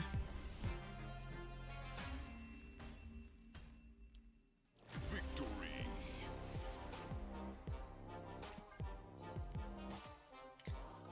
All right, we've established that Moira's animations are sick.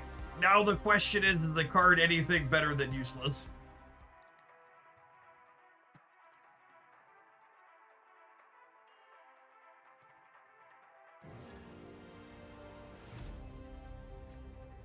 Almost certainly not.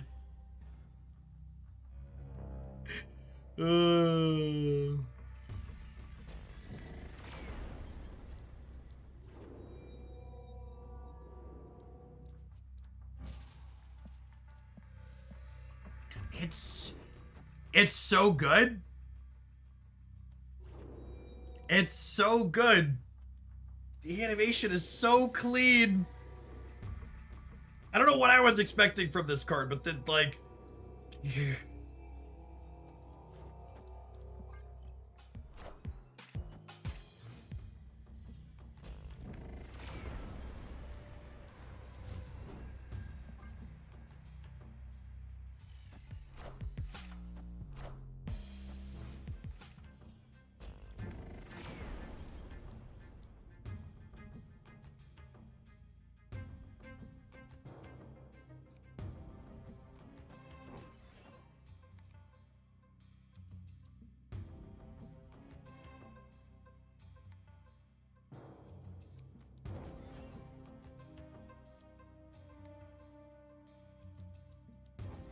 Let's work. I think it works how I want. Oh, am I gonna fill my hand? I might fill my hand.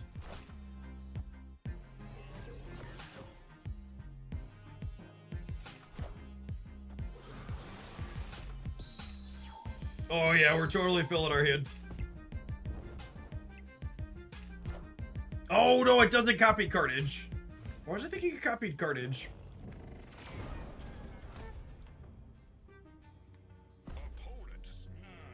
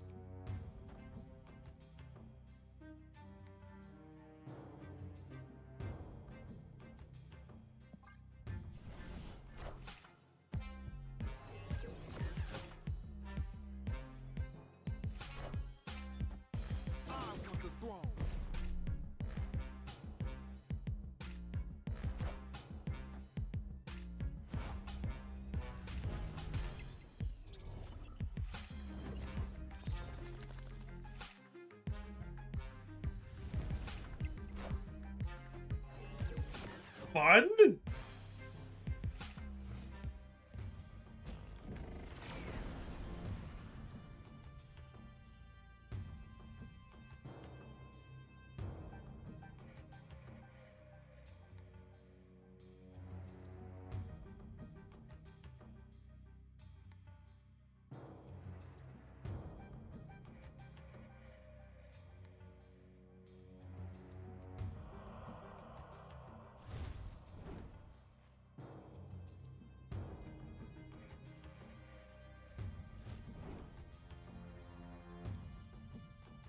What if I do this, and then we hope they take priority, and then next turn I go Shadow King Carnage, and then we Shadow King all 3 lanes?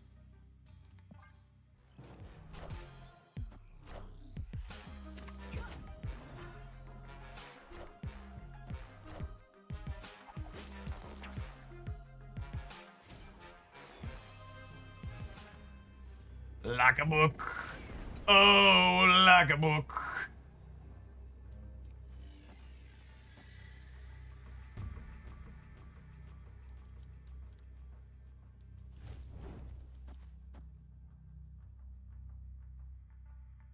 Oh, we're gonna re-Killmonger them here too as well.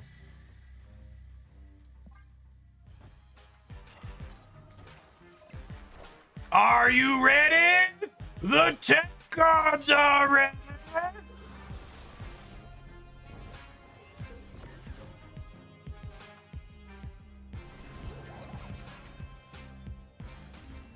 It's me. I'm the problem. It's me. At tea time, everybody agrees. Do do do do do do do do do. Mighty fine sandcastle you built there, Sparky. Sure would be a shame.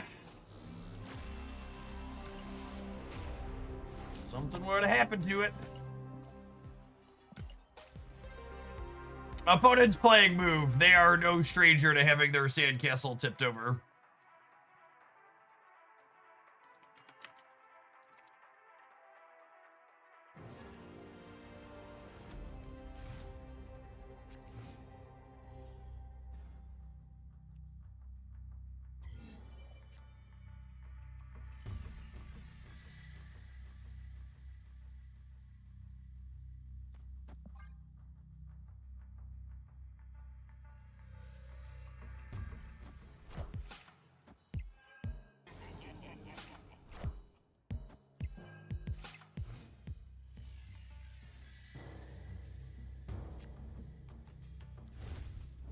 Okay.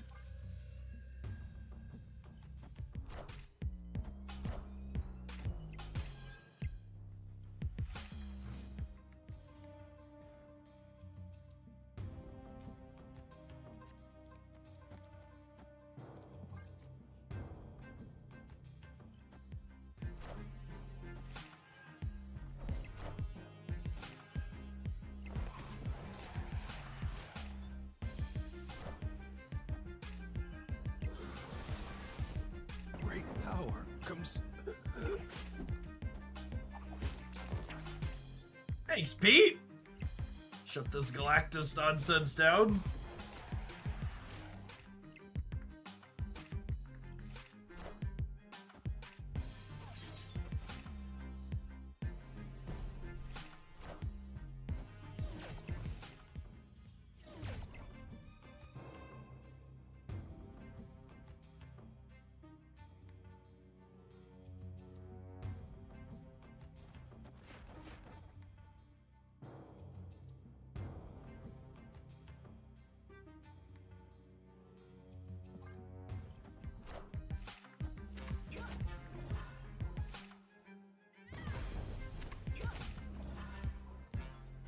God damn it, Marvel Snap.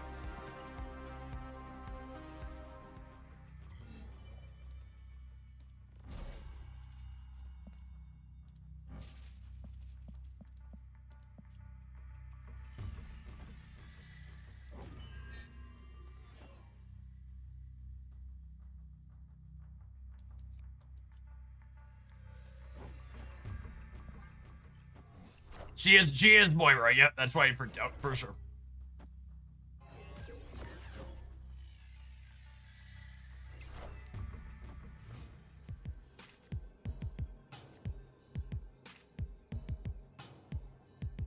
Hey, Ash, I hope your personal sphere is doing all right, and wherever your gaming adventures have led you, you're having a good time. Thanks for still dropping off your primer here. Appreciate the 29 months.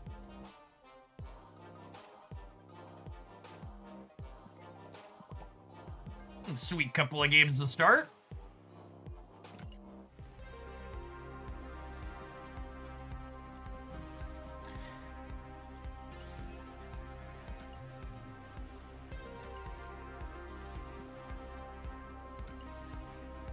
Epic. Victoria Hand is one of my favorites. Moira is a very organic, elegant slot in with her for sure.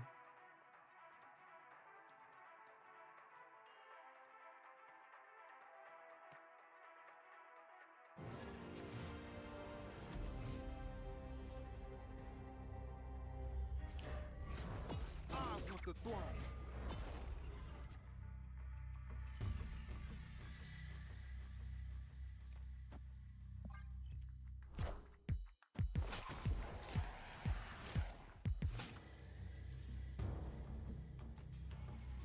Like, Sentinel will make sense in Ajax decks, or does it belong somewhere else? I mean, it's definitely a new Ajax card.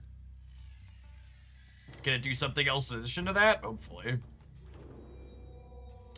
Whoo! It's the Moira the legends foretold of, chat. It's the Moira the legends foretold of. The copy by Victoria Hand Moira.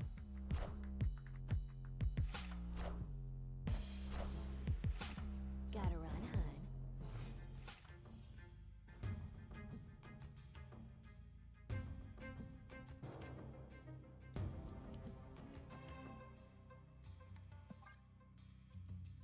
They are Cerebro 5.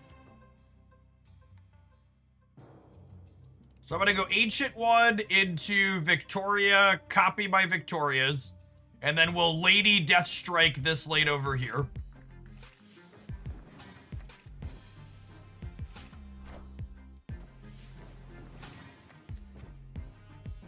I would snap here, but I really just don't want my opponent to leave, just so we're clear. Oh, man.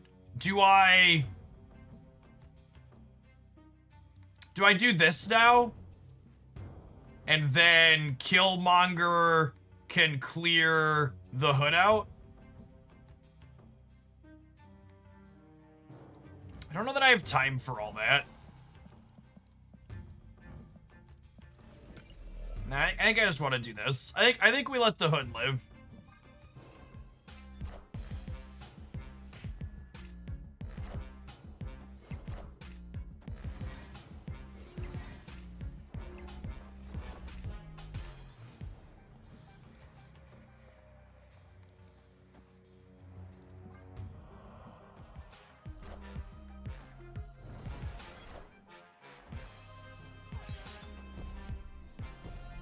Great power comes. You're welcome, I think.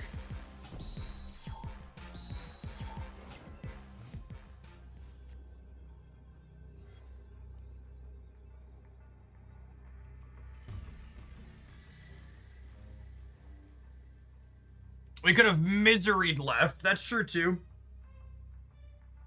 Not killed Luke.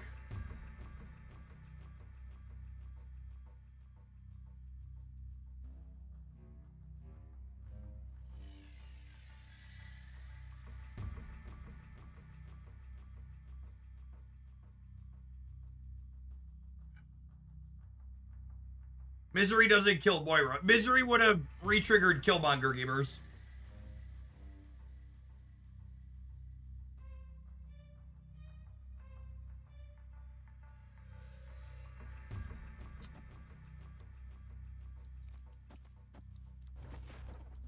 I think I do this to just hope 17 wins the center.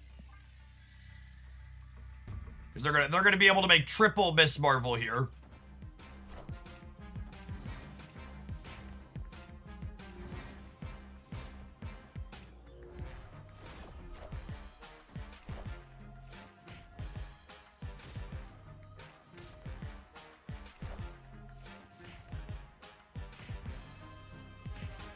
Wait, they played 2-1s?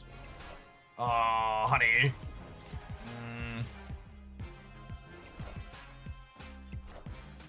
Higher, further, faster, baby. Slower, closer, slower, Grandma. Sit your ass down. Victory.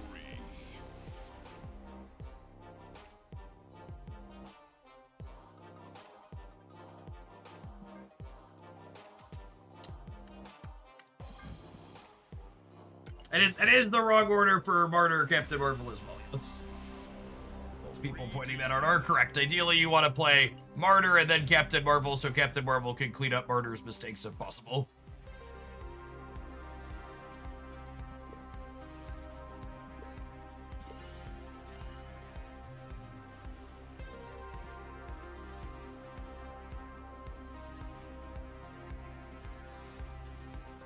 You played Marvel first to go center. I don't understand how that's relevant.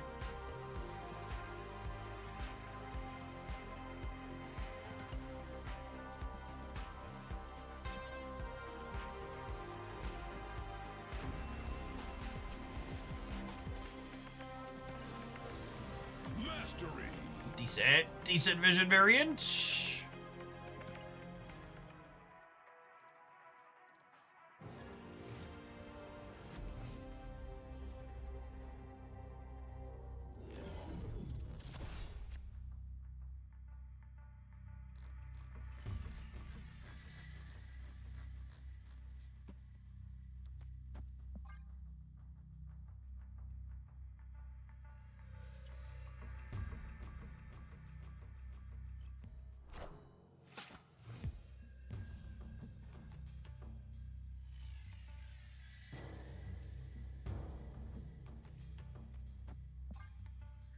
All right, Kuro, show me your secrets.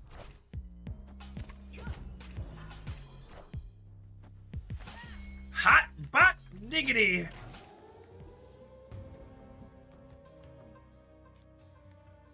My goodness, what a set of locations. All the locations in Marvel Snap. These are certainly 3 of them.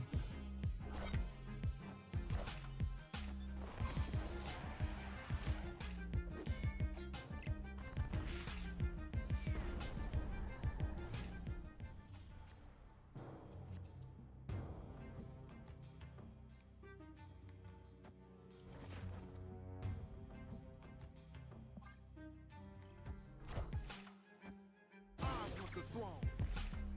Great power comes.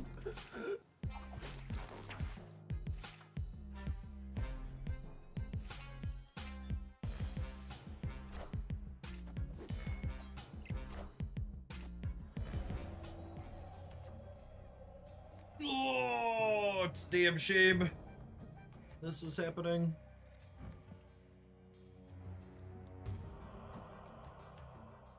I'm not passing them cards that could win here. I'm probably just supposed to tie up on the right here.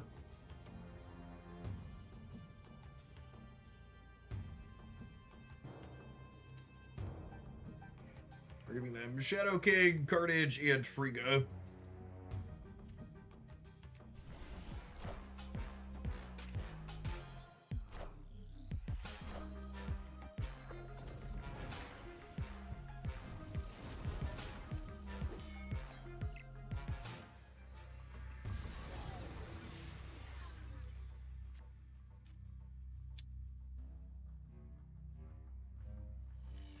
Okay.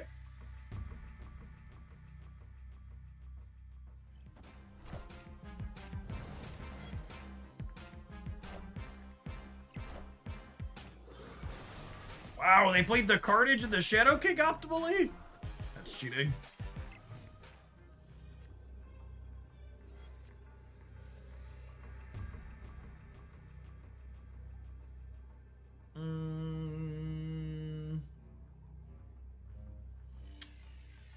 So my bishop is worth 6.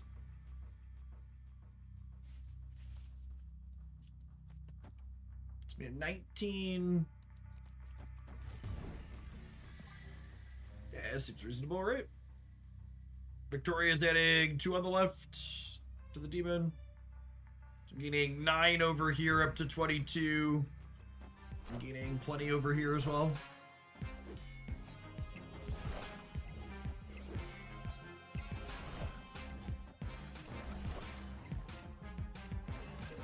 Great, they have Frigga and who else? Thank you, bot, for making it close but not taking my lunch money. I see you and appreciate you.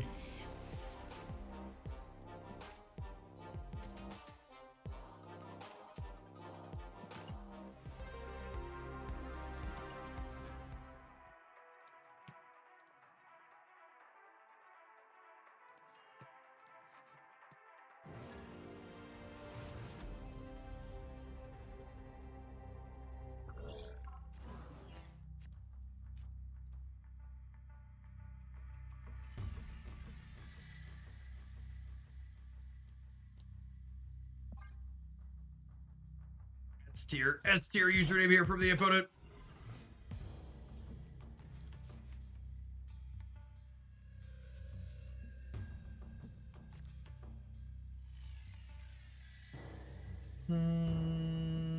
Take a peekaboo here.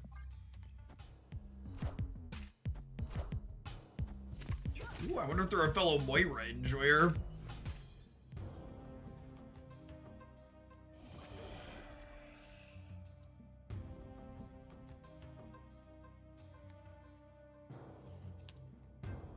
So this would be a really good sequence for us, except that them being a fire hair deck means that Killmonger's potentially on the table for them as well.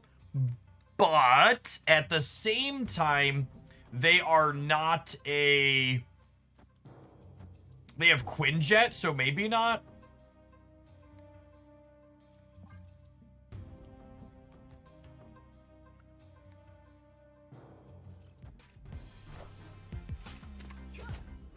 Rewarded for playing all my stuff out. I have either a fire here or a carnage here.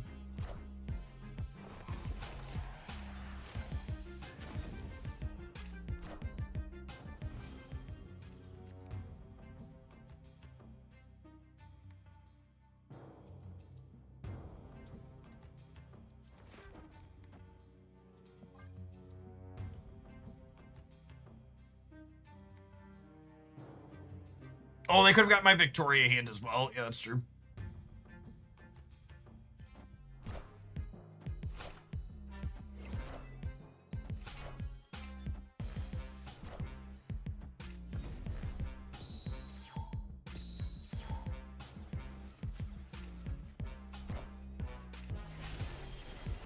Toxie Doxie. Toxie. Oh, shoot. You know what? I should have...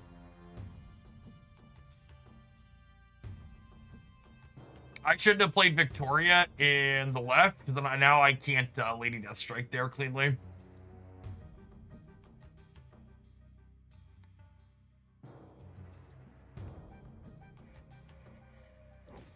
I think it's this...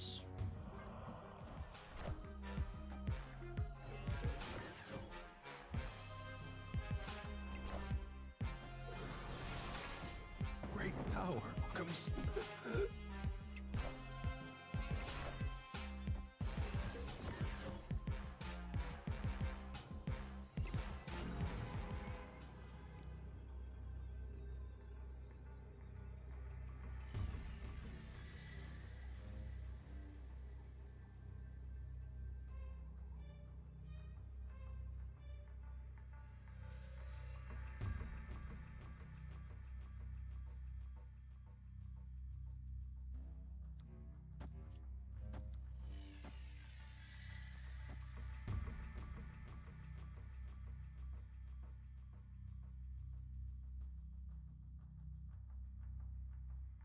They have another Victoria hand's the problem too.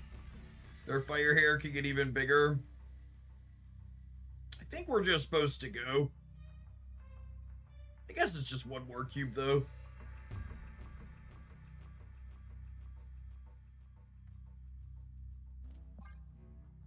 I'll stay for one more. I can't wait to tell Jeff how he should have played this turn. Yep. Dude.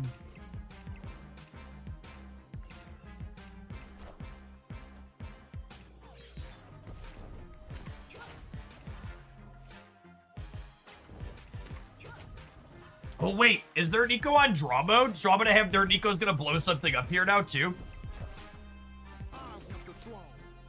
They are a Killmonger deck. Okay.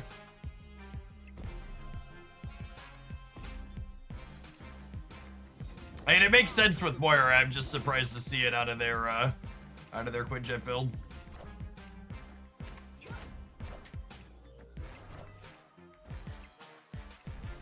Actually ended up being real freaking close, huh? I'll just never understand why, like, and that's just like such a good part of like why the emotes really make me hate this game. It's like, I thought this game was close and interesting and I was pretty happy with my choice, and then my opponent has to take an explicit action that makes me feel bad about it. Just really add nothing of value to the game. Just huge net negative. Speaking of adding stuff of value, I'm going to generate some value with some adverts. We're going to play some more of this deck when we return. Thanks everybody for hanging out. Don't go anywhere. You're watching on the YouTube side. You're enjoying the new season kickoff stream. We're going to be streaming for a bunch of hours this afternoon. Make sure you tap that like button. Don't go anywhere.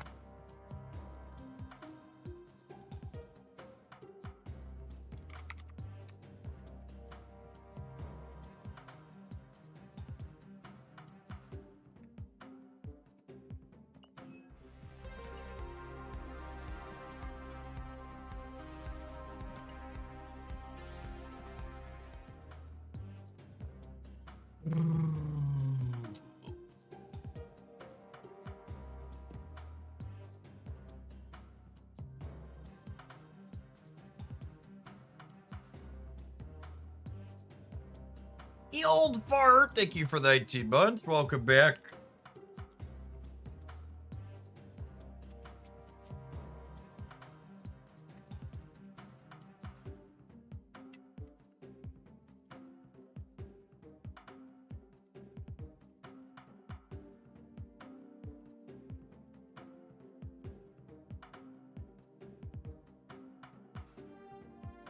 If you destroy Moira and she refills your opening hand, we'll have the modified stats of cards to your opening hand to the original part. I would assume the opening stats, Kyle.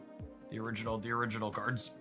Trinity, thank you for the 15 months. Appreciate it. Welcome back.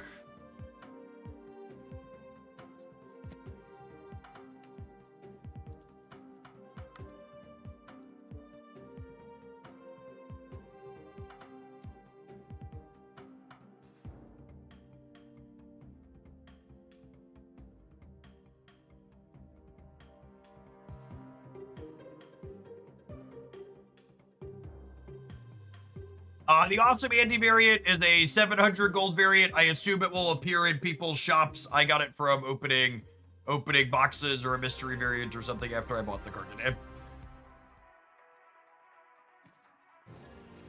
It will likely be appear in your shop starting tomorrow.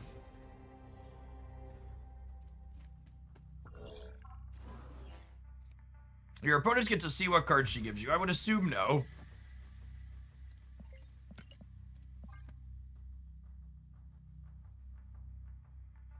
Similar to how Howard the Duck is one-sided. When you click on it, your opponent doesn't see the top card of your deck.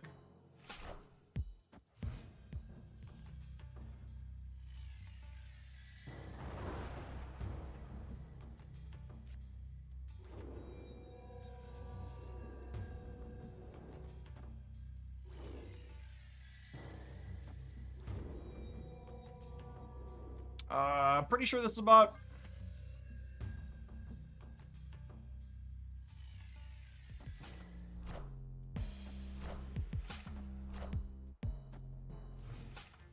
Moira honestly has one of, if not the best animation in the game. It's very, very good.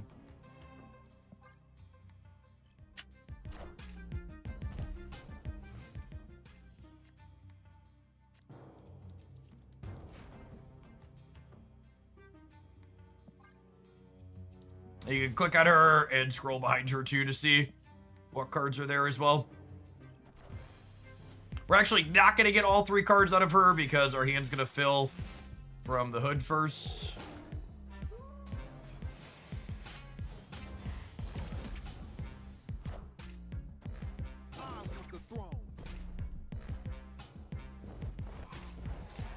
Should have snapped the bot this turn. Losing efficiency here. Power comes.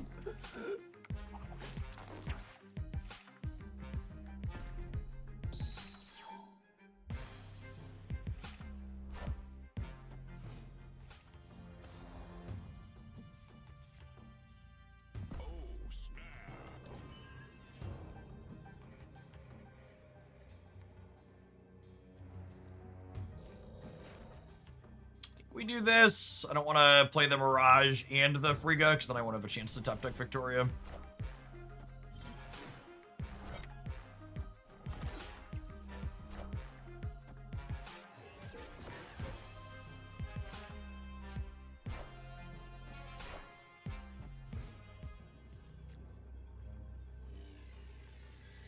There's my lovely lady. Oh no, I played the wrong Frigga! And then we drew Victoria and got punished for it. Edge. That's fine. This probably still wins the game, yeah.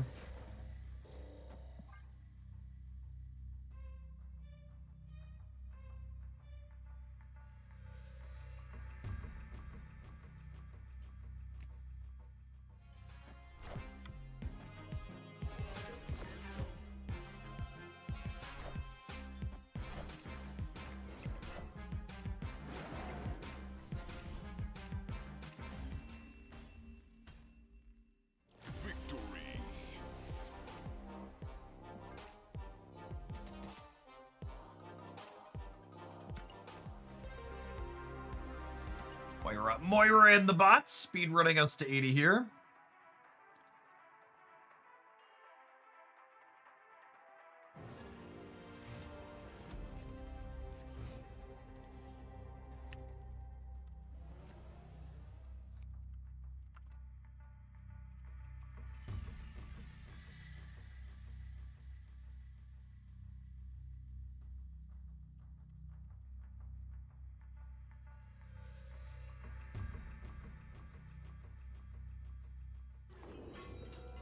Copy of herself? Lovely. And a copy of Carnage? That feels like cheating.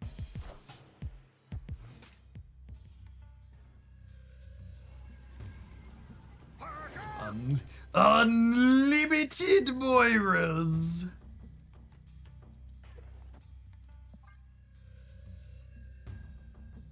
Unlocked. We unlocked an unlimited Moira glitch.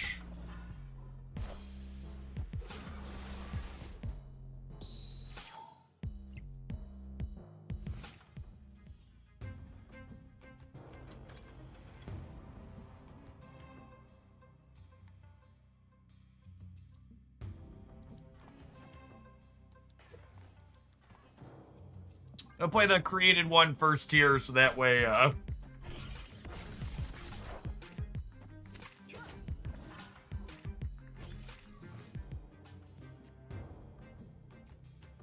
Yo, dog, I heard you like Mirage. So I Mirage your Mirage, while you Mirage the Mirage.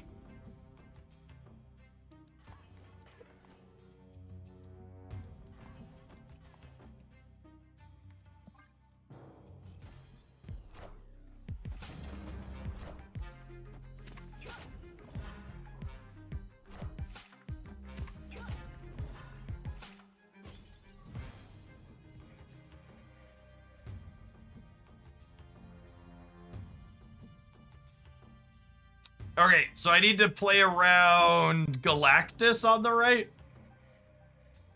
Opponent snapped.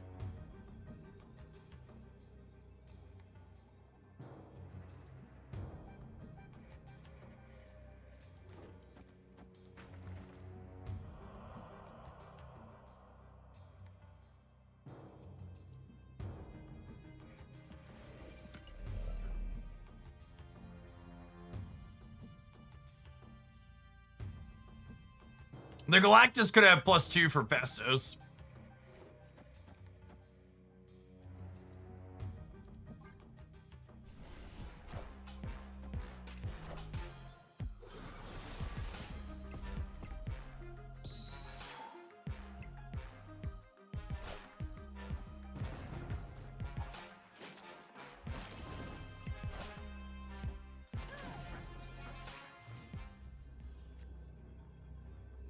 Oh, we lost priority for the warhead.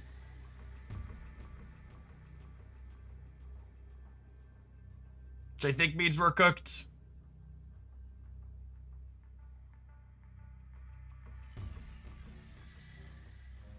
Carnaging the center was silly. I should have like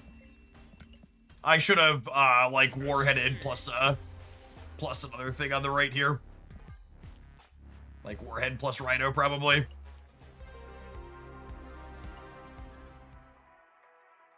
Nine power and Baku incoming. Yeah, it would have jumped to their lowest power on the left though, and then lost them that lane still. So the Baku didn't matter there.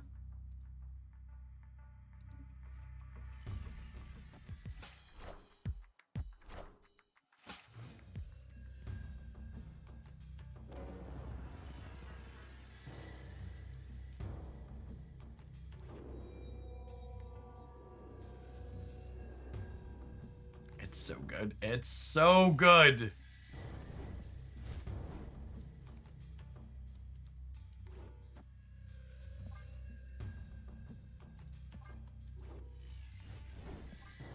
That's the coolest Mbaku play I've ever seen. That means you're not subscribed to Jeff Hoagland on the YouTube channel and keeping up with the daily deck highlights. We featured that Galactus Mbaku deck on the YouTube channel weeks ago at this point. It's very fun and super sweet. You should make sure to check it out.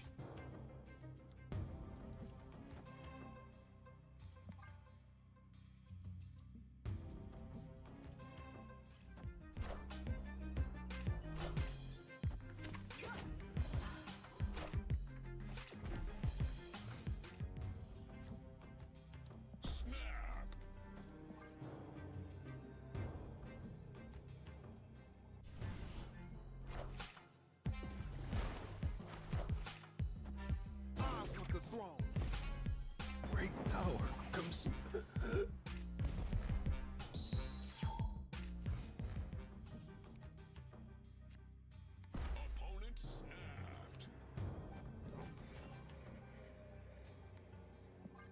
I must say, I do enjoy Moira and Victoria hand. Face the might of Asgard. Mjolnir.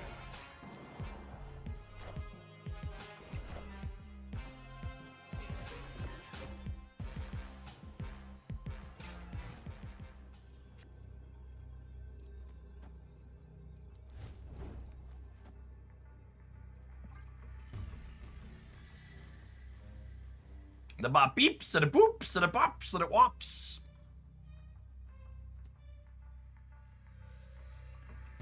Come on, Cam, give me the cubes. Give me the cubes. Cubes.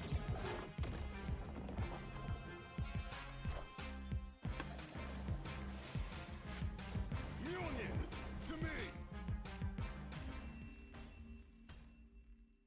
Victory.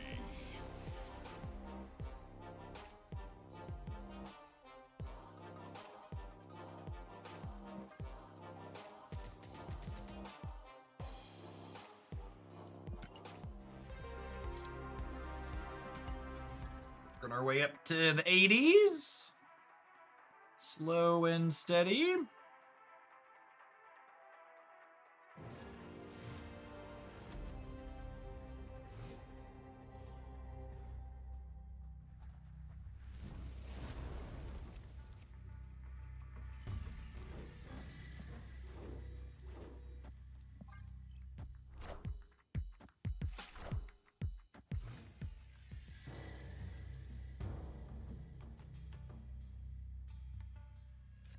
Bar is not a particularly exciting location for our deck.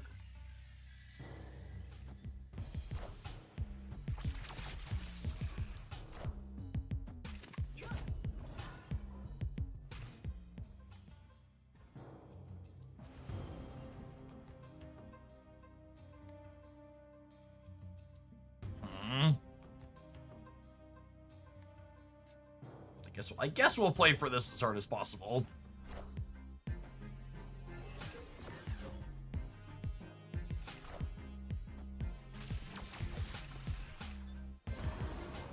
So no one got the bar, but they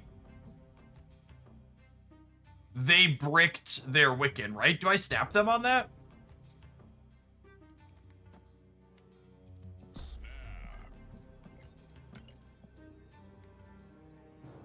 Hot girl, thanks for the almost 2.5 years. Welcome back.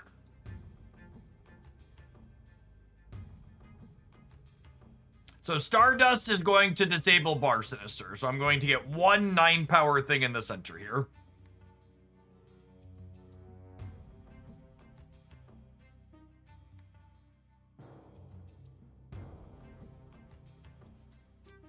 Victory. Are they doing the $10 versus the $20 exclusive offer again? Are you talking about the super premium pass, or are you talking about the offer when you get the Spotlight cash card?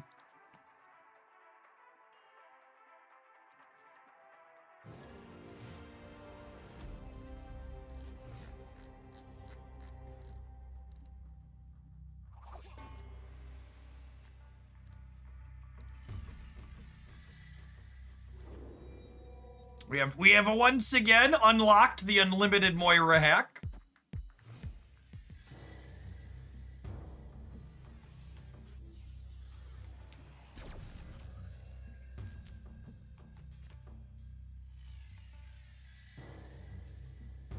The perpetual Moira machine is here.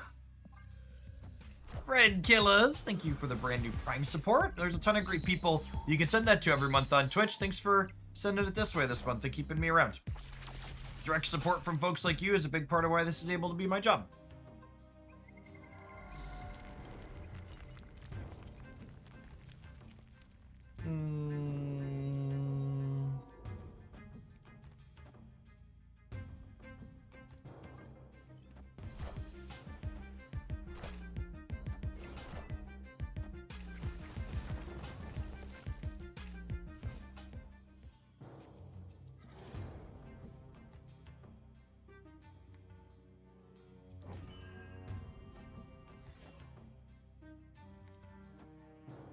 Is it ever this? I don't think so. Deck highlights for Marvel Stamper on youtube.com/Jeff Hoagland.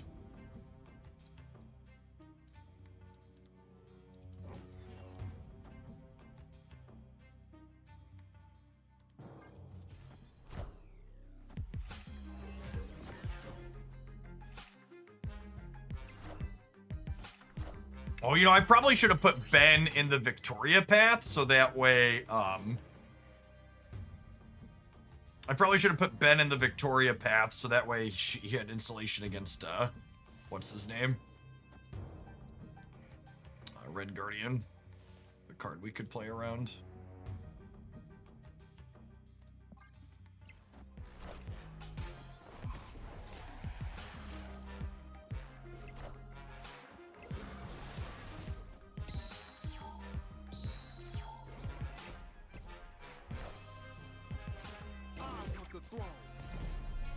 Great power comes.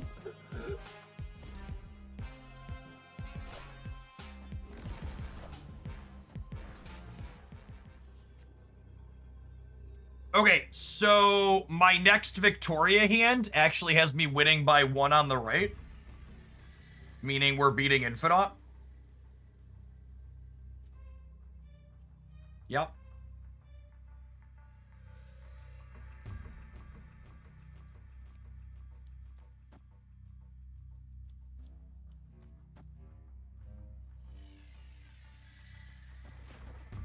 So this is plus 14 over here, plus 10 here, and plus 2 over here. They only have 6 energy because we took away their extra one.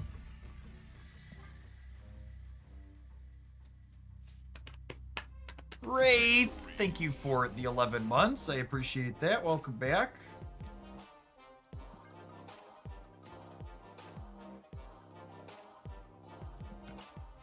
Famous last words when I find out the Infinite was surged. Why you gotta put that mojo out there, Unfit Parrot?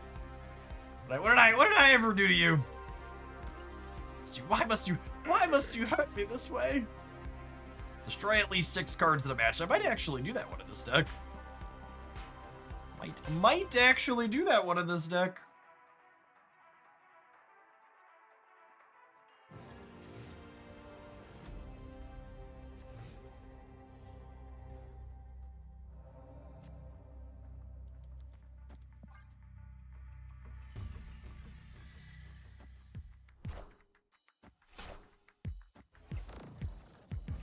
Man, that variant with that border. Art. Art!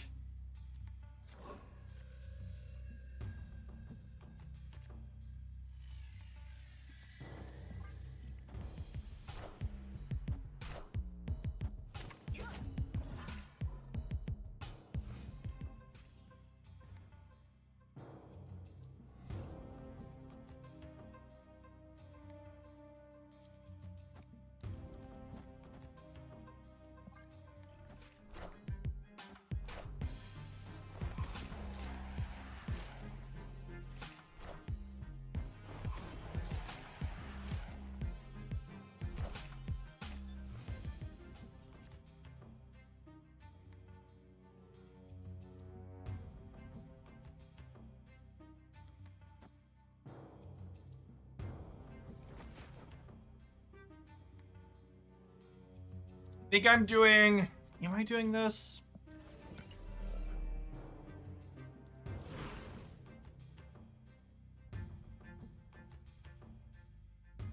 It's probably just this, yeah?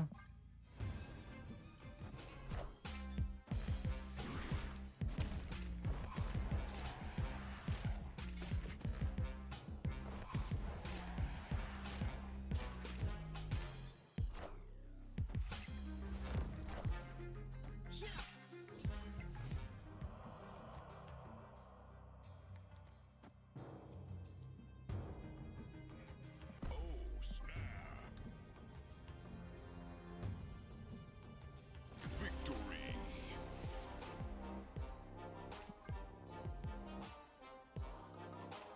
You know. Running just trying to do clan stuff, running into us playing Killmonger.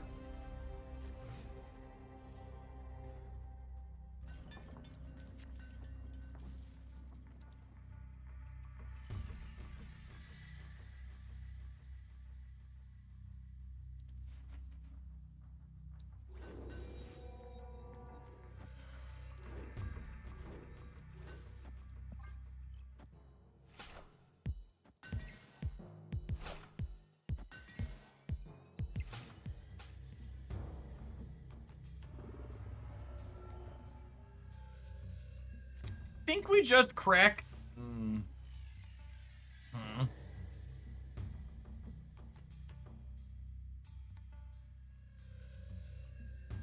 So I could go Victoria into Frigga, into Carnage, eat the Moira, and then Victoria Frigga on 5 again, and end up with 3 Victorias, yeah? Because Moira is gonna give me a an extra, what's that called?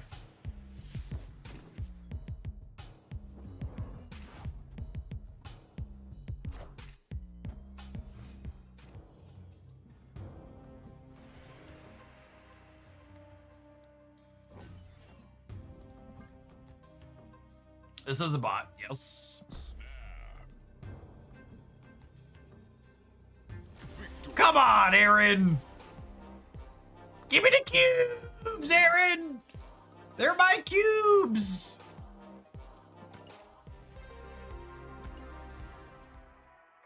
Freaking stingy Aaron, keeping all of his cubes to himself.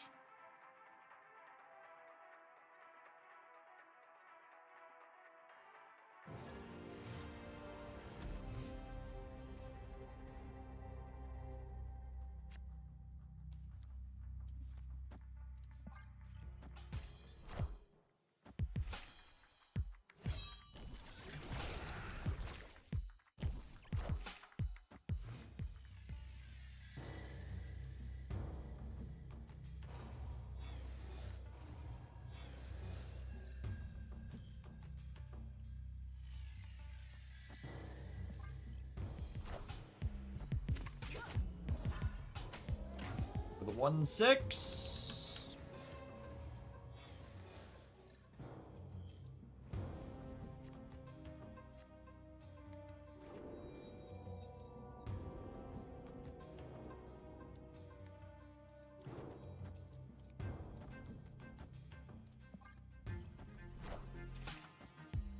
This is a bot too.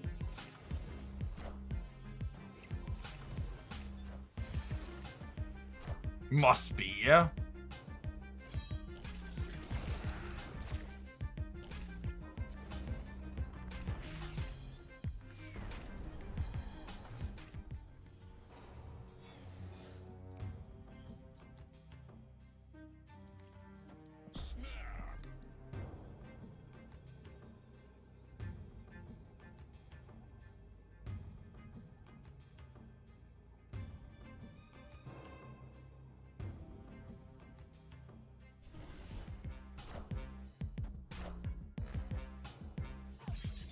Great power comes. I think I'm happy with Pete jumping center here.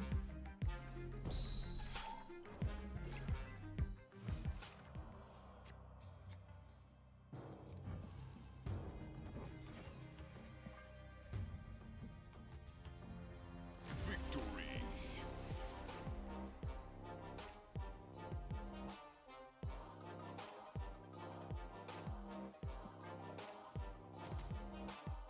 Her animation is really clean.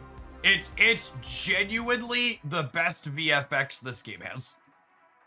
It's so elegant. It fits the personality of the card, like just top to bottom, next level, well done.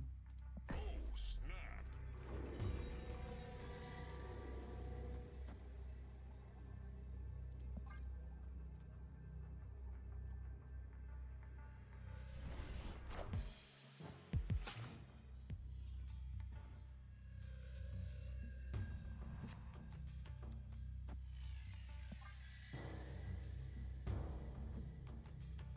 Yeah, so I get to Killmonger Moira, and then I get to Killmonger Moira, and then I get to Killmonger Moira, and every time I do it, I get another Victoria hand.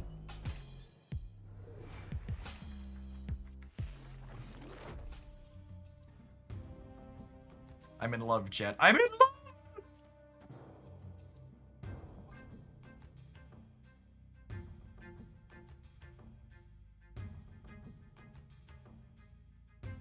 Opponent snapped.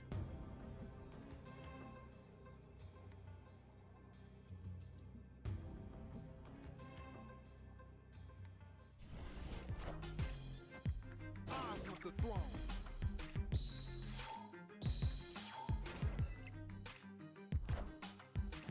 Wind, aid my hand.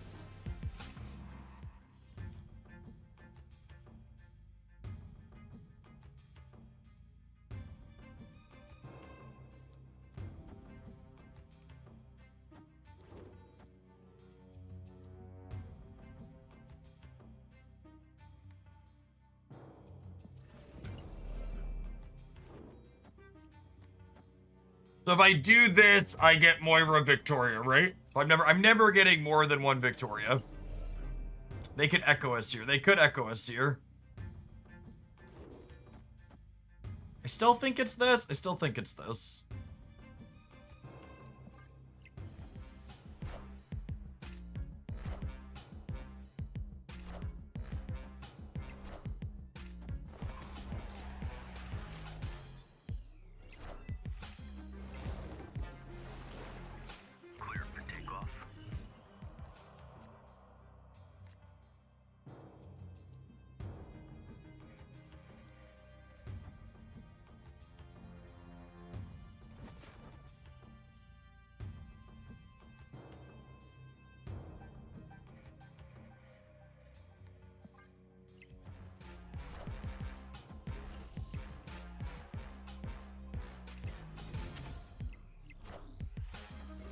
I want the throne.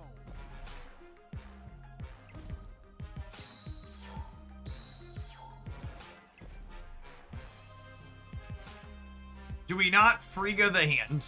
I'm getting a hand.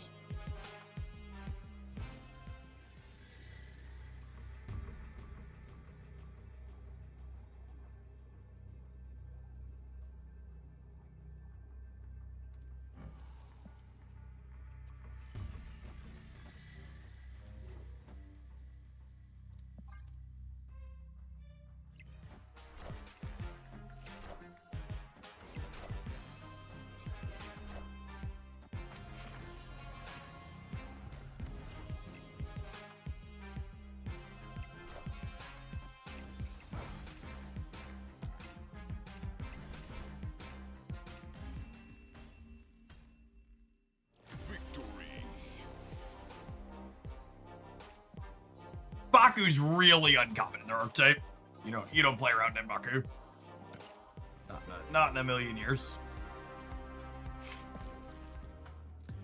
Okay, Chad, I'm gonna be honest with you.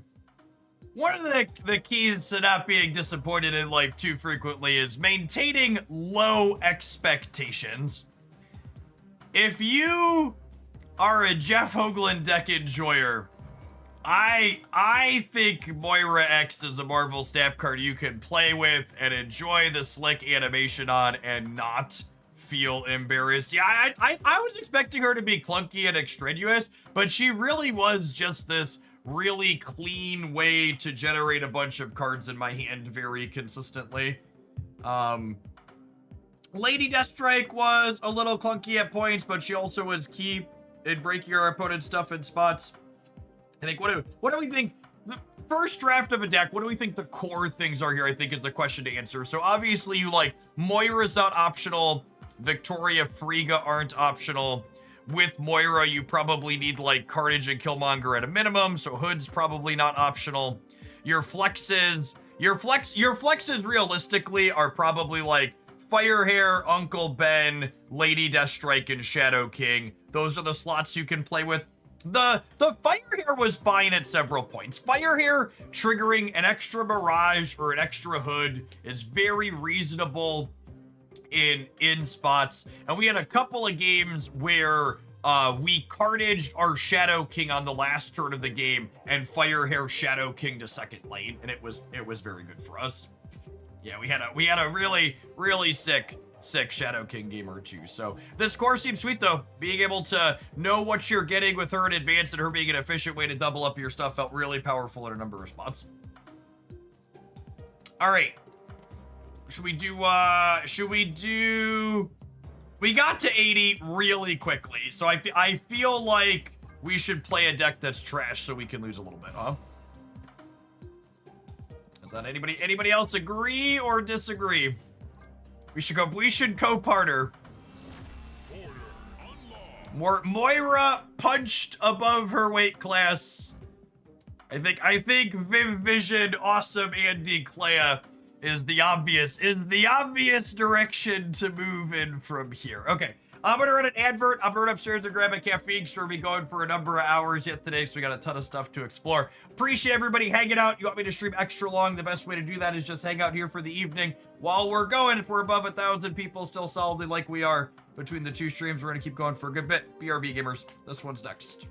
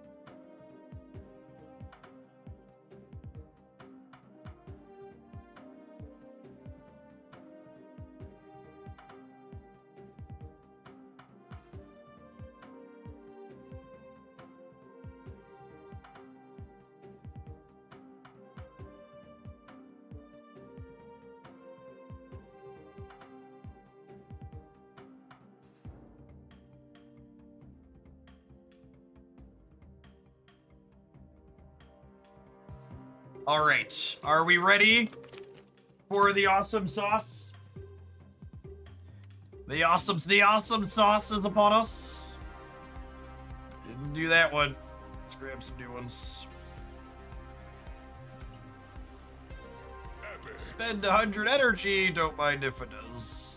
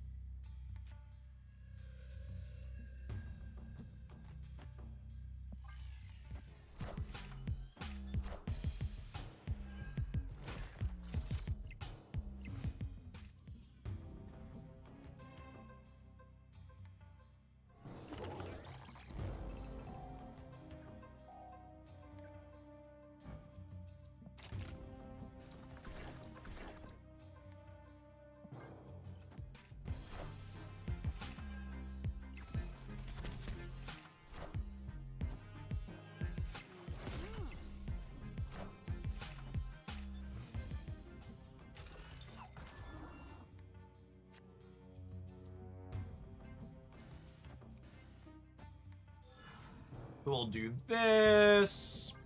It's like they're playing Spectrum.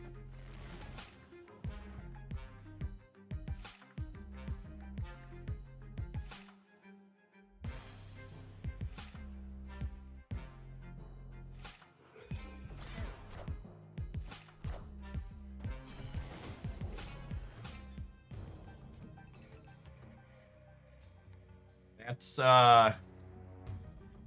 it's a big boy, Chip.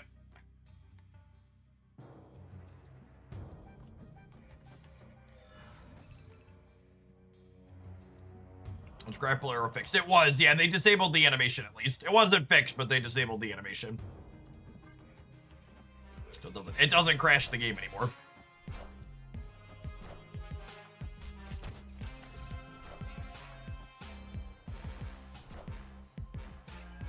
This is honestly pretty impressive. We've managed to brick on both of the new cards on the first game. Both Viv, Vision, and Awesome Ando.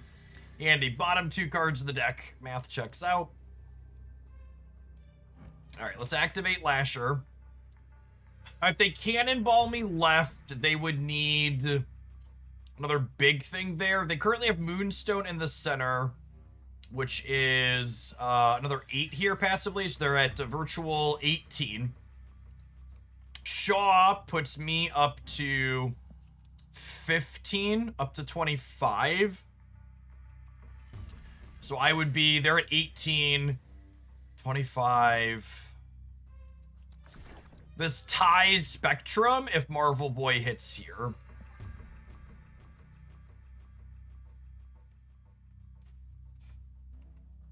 This is better against Cannonball here.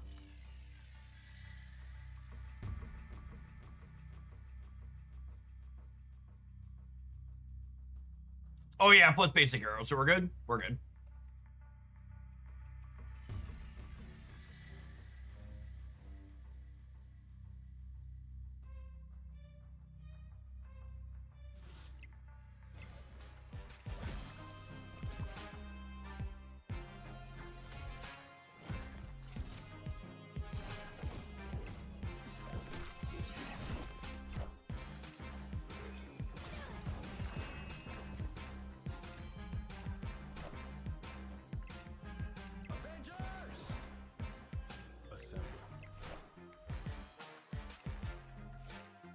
Wait, how did Moonstone move?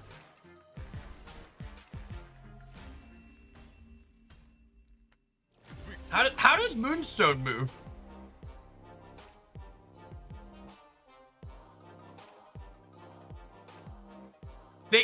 They can move Mercury and then move Moonstone out in the same turn? That's gotta be a bug, yeah?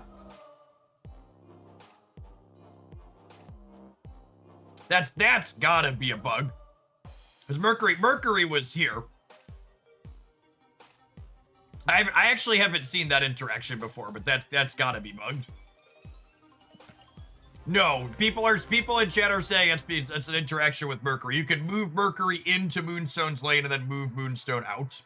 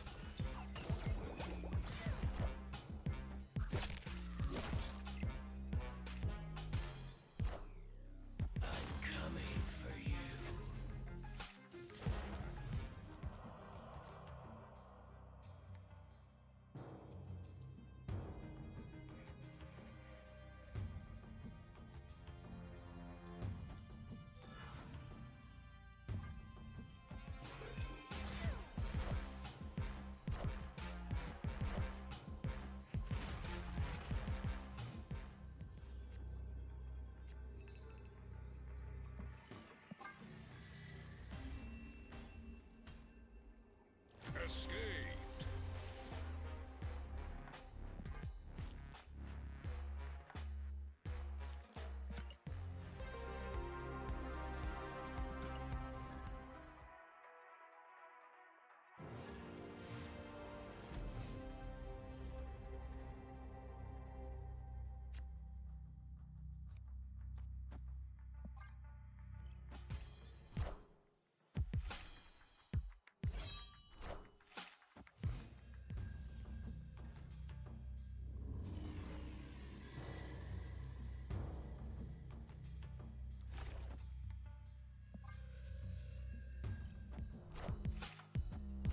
Nubis ditching Hellcow here, likely beep boop behavior.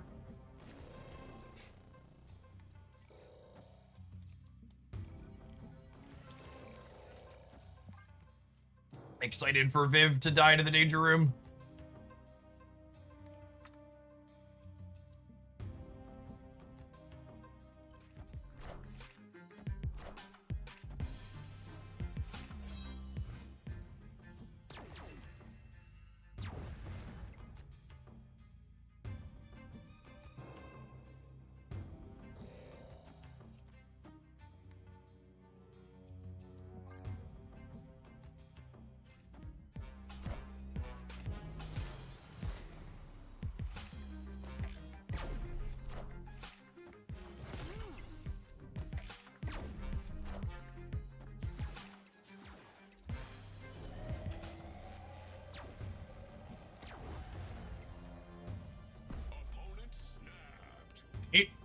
I mean,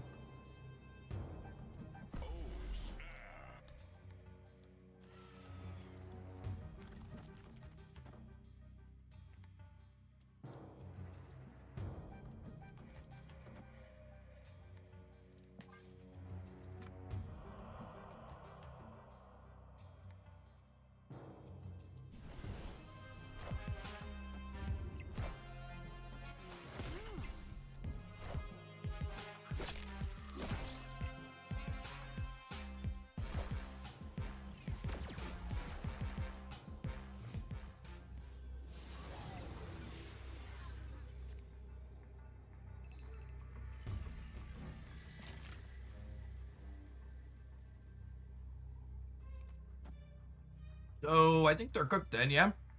They have a Kate plus whatever their draw was at +3.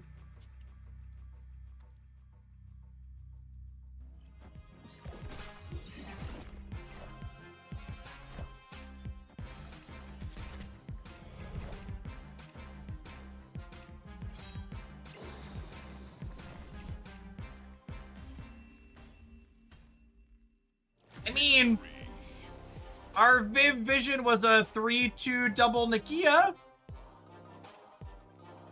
That was fine, yeah.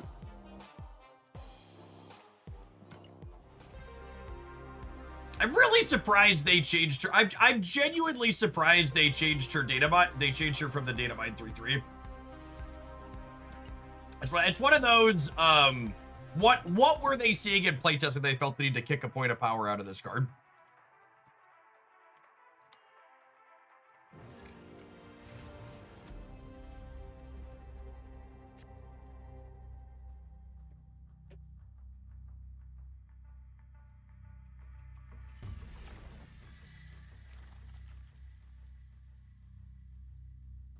The Kryptonian, wrong game gamer.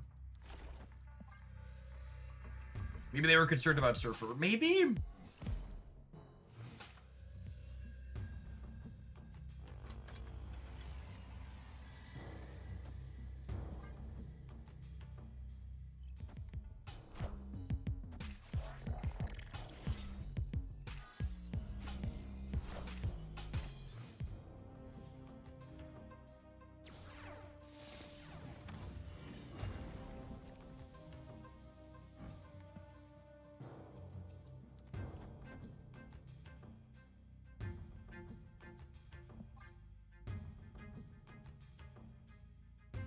Do we want to Vibranium? That's a good question, actually. I'm probably supposed to leave here, but I really just want to play the game with my new cards, so... I'm going to stay in this game where we're probably optimally dead for the sake of chasing content.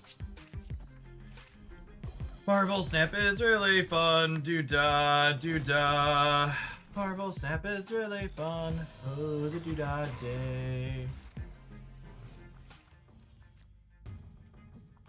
Very enjoyable game. I'm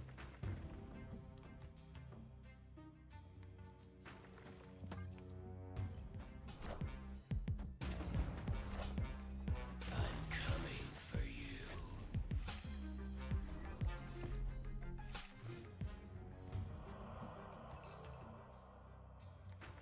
And it was a 212. He sure was.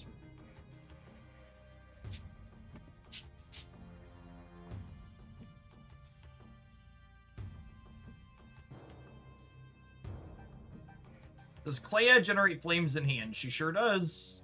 That's the reason why she's in here.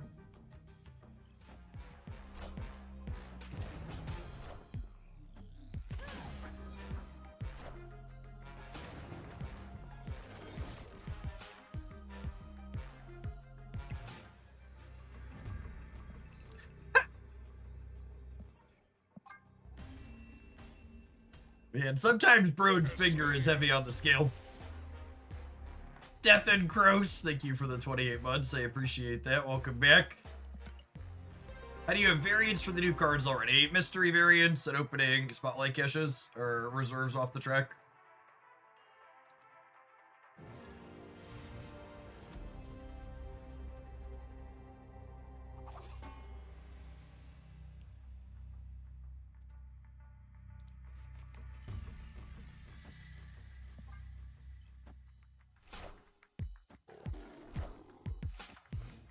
We started with Moira. There will be a Moira Victoria hand highlight up on the YouTube channel this evening after we sign off.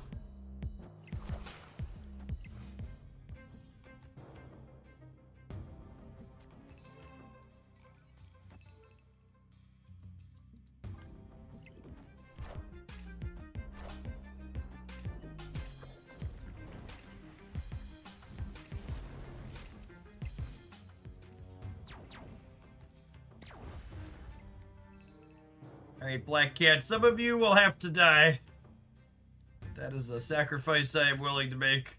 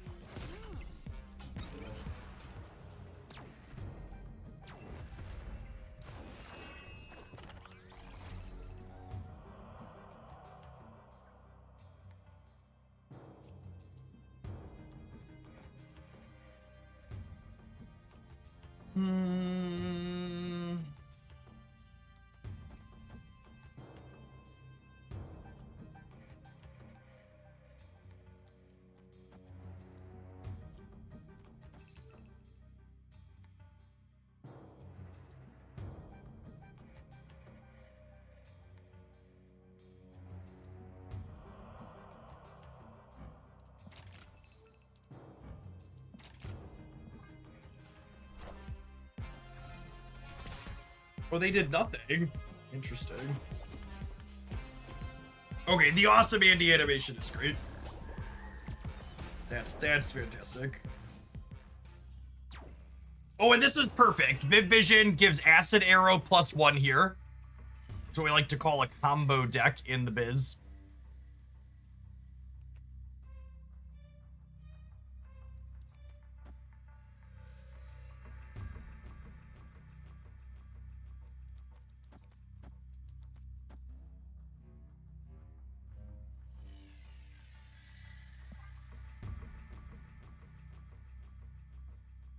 Big if true, yep.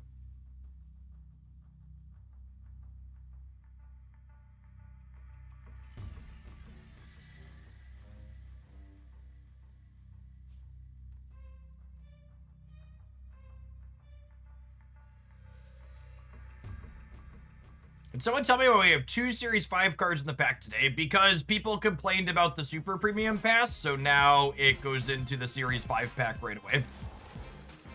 You can still get it from the Super Premium Pass. It's just not exclusive anymore. You get a variant instead of an exclusive card.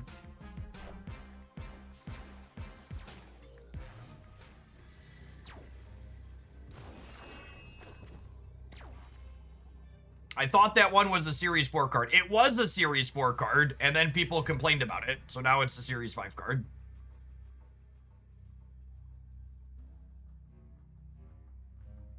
Anything else gamers would like to wish for on their monkey paw?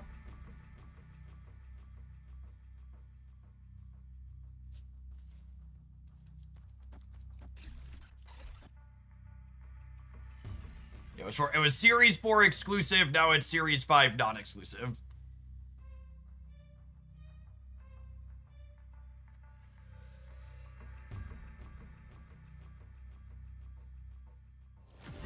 Peace on Earth and goodwill to all, Hogland. Yep.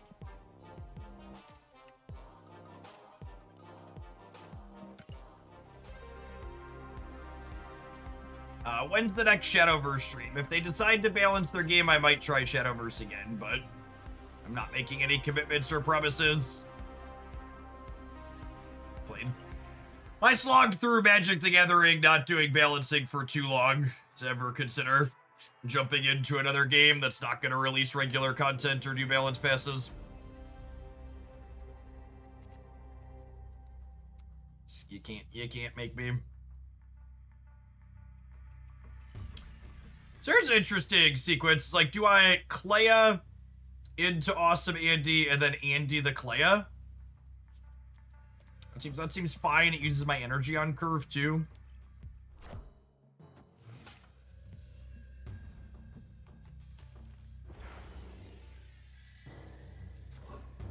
I am not looking for other new card games to play at the moment.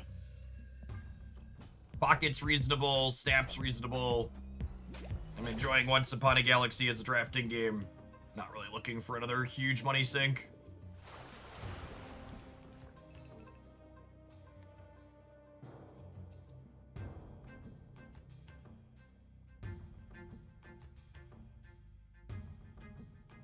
God, I hate Lamaria.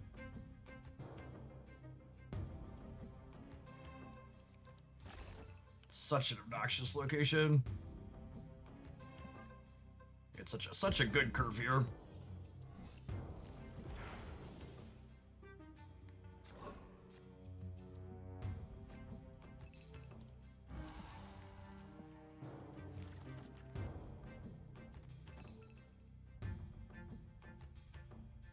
This is pretty decent for us, at least.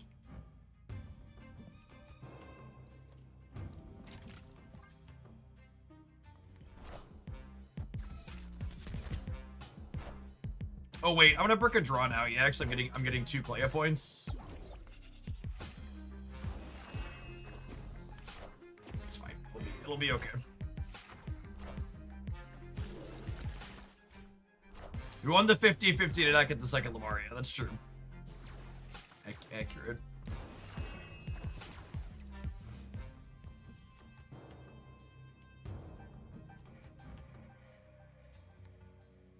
How does Agony work with flames? It's not how I want it to, right?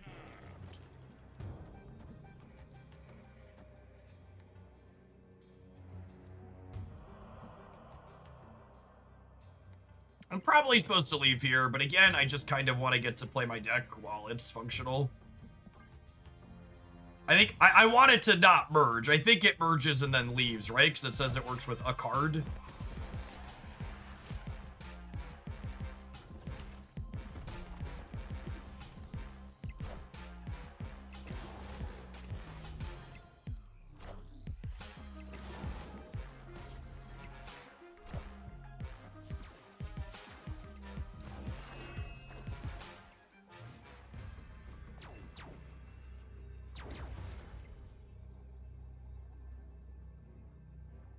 There's only one card left in their deck, so there's a good chance they just have second gore here, right?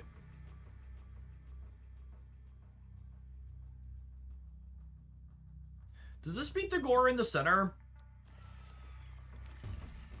This is 12, 14, 15, 19. This pulls in... gets me to 24, but the gore gets at least +2, probably a little bit more from them too. So I think I'm only getting to 24. Marvel Boy distributes like another point or two there, but I think I'm only getting to like 25.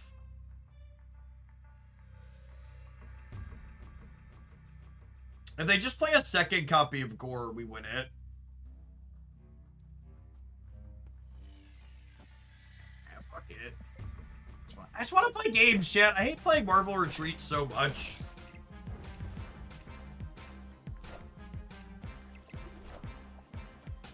You could grapple Shaw out after the merge. That's true.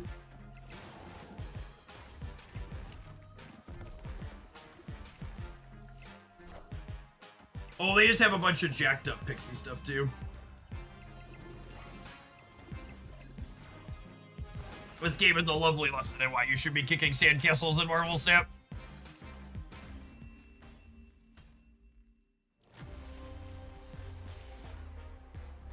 This is why kicking of the castles is so popular.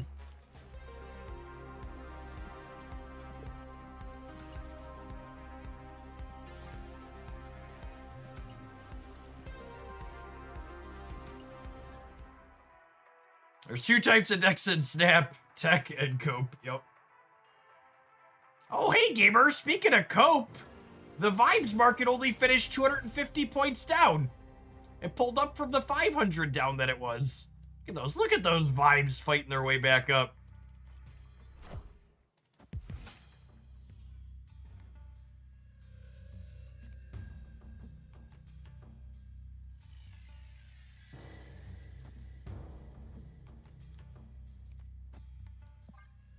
Shadow Marvel, thank you for the 28 months. I appreciate it. Welcome back.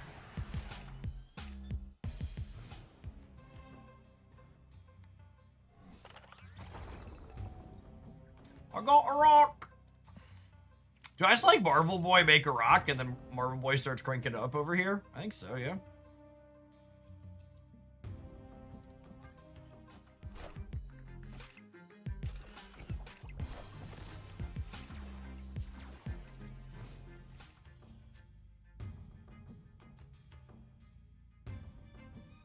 Put in place Killmonger, maybe.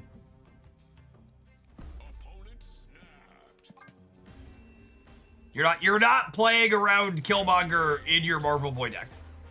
When your opponent's deck that implies Killmonger snaps you and you're playing Marvel Boy, you just leave. You take game actions, and if they let you stay for one extra, maybe you give them a second cube, but when they snap you, you just snope out.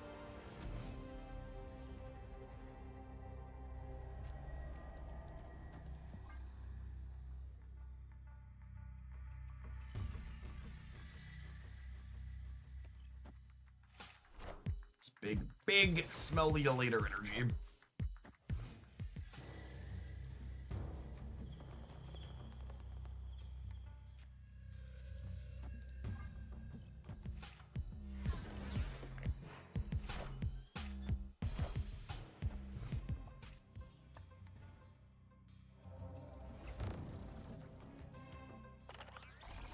That probably makes it harder for us to contest over here in the short term.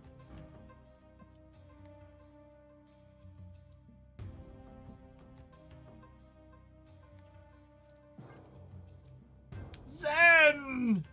Thank you for dropping off the Prime, even if you're checking out other games at the moment. If you haven't given Once Upon a Galaxy a try, you should make sure to poke at that at some point. Like any of the strategy games I play here with any amount of regularity, you'll probably really enjoy Galaxy. It's probably the thing I've played the most of off stream lately.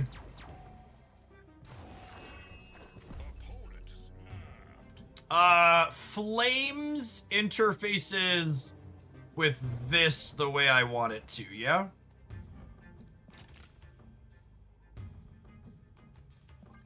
Like 99% sure.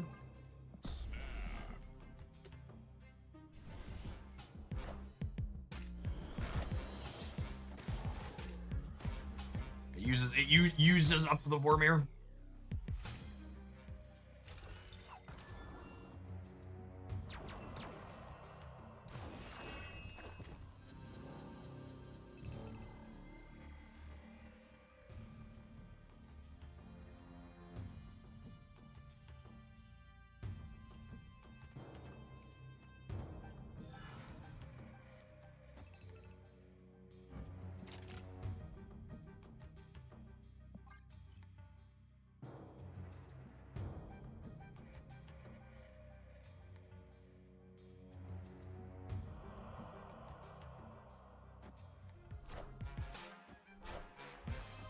Wind, aid my hand. Good for us on the right. Viv Vision is still working here. It makes me wish I would have flames to the right this turn, but it's what it is. Man, the animations on this set of cards is really just tops. They did such a fantastic job with them.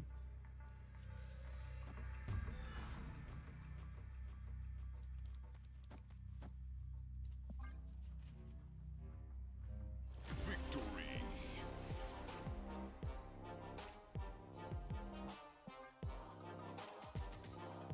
Are any playable decks with Silver Surfer First Steps? Silver Surfer First Steps is really solid inside of Wiccan. If you look at my best decks roundup on the Hooglandia Stamp channel from Friday, there's a Wiccan First Steps deck over there. I've also liked it inside of Victoria Handshells. She's good. She's good with Surge in general as well. Surge and Wiccan are probably her highest quality things you're duplicating.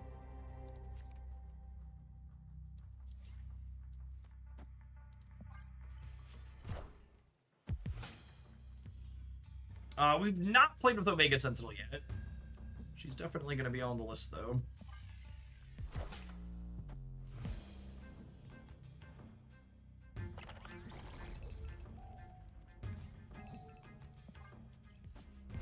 I want to try Silver Surfer First Steps with Omega Sentinel. Well, Omega Sentinel is Activate Graph, so probably not.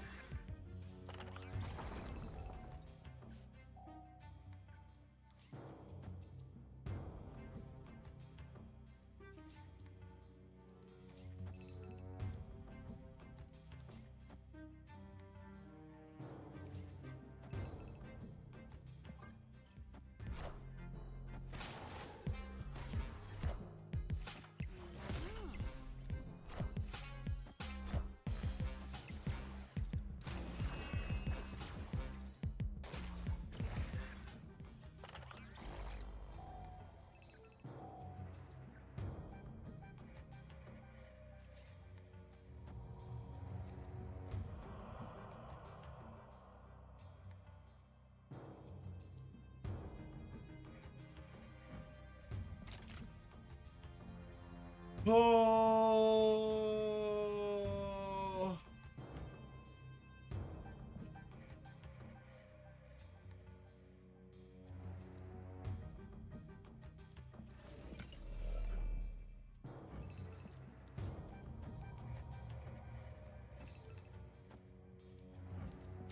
I think I'm waiting on Herbie. We're not in an amazing spot here though.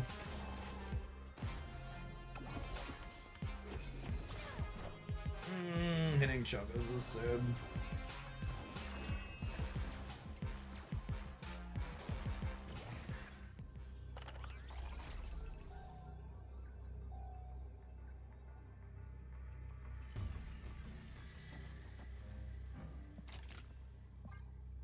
Let me limp for one, we'll limp. Hey, Hackmage, thanks for the 41, appreciate it. This month has, I don't, obviously no one knows where the power level is gonna end up at on them, but from a pure design perspective, I think Second Dinner looks to have knocked it out of the park this month. There is such a sweet set of like things to think about with these cards. They have fantastic animation so far. Moira X might actually be the best animation in the game currently. You missed that one. It'll be the highlight tonight for sure. Looks real good. They're snapping me. Sure. I just want to play. I don't want to play Marvel Retreat on release day.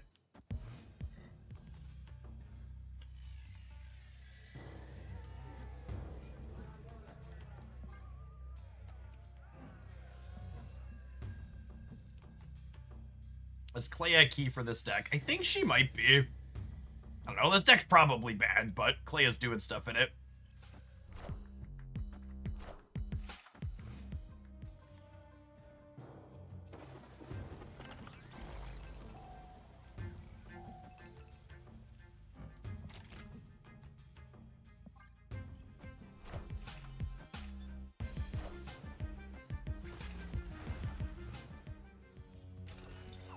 Or are they the Galactus domino pile?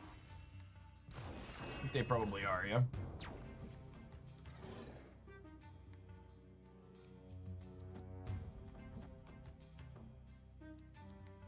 Wrong place, buddy.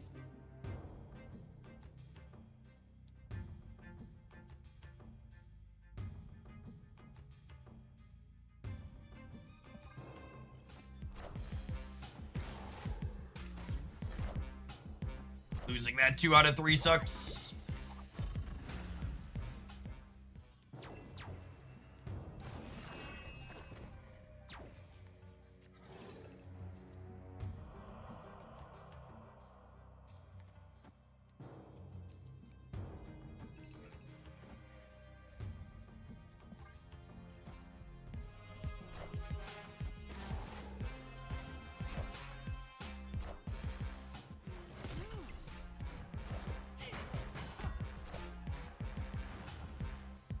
Gotta run, huh?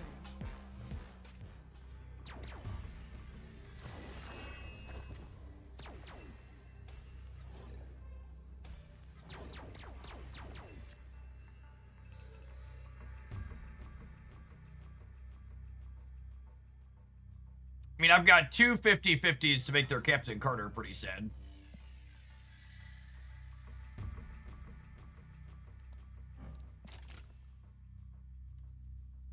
So I have priority. I think I'm just not taking the Galacta bonus, yeah? And then we just play for a Pure Breaker here.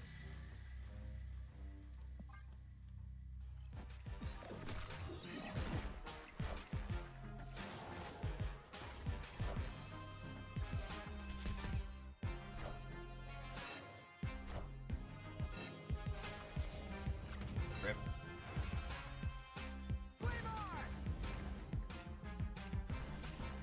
By 1.2. If we'd have won the Lasher flip, we win the game.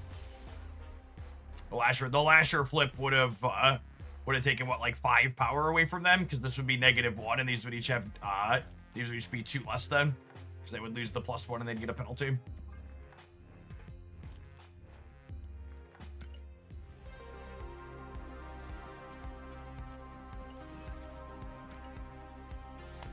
Bar with no name being a lame location. We are playing skills out, actually. Legendary.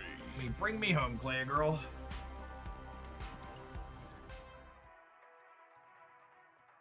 Yeah, we also would have won if the 2/3 flame hit on the left wouldn't have gone on the thing that was going to destroy itself, because we were 1 point short. So if that -3 on the left would have stayed, we would have also won the game. It's actually kind of wild.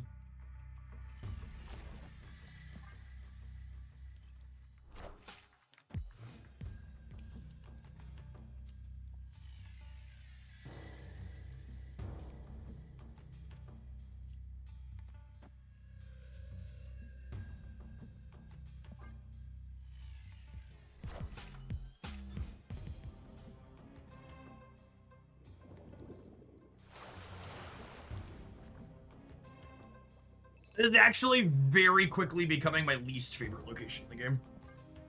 It's hard to put into words how much I despise it.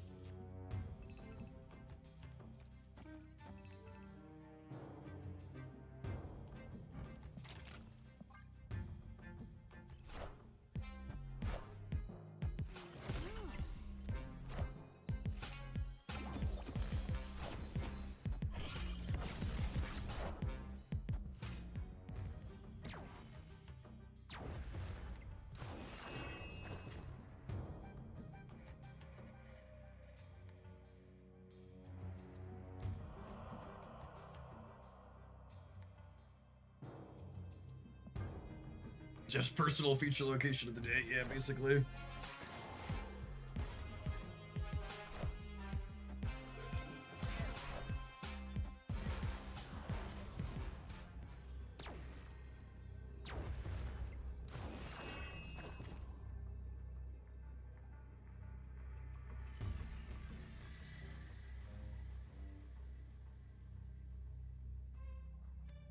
So this is 14, and then Agony adds another 2, so I'm going to 23 over here. Then we play these two in the middle. Yeah, they have 10 energy, but like I have pretty good stats. Victory.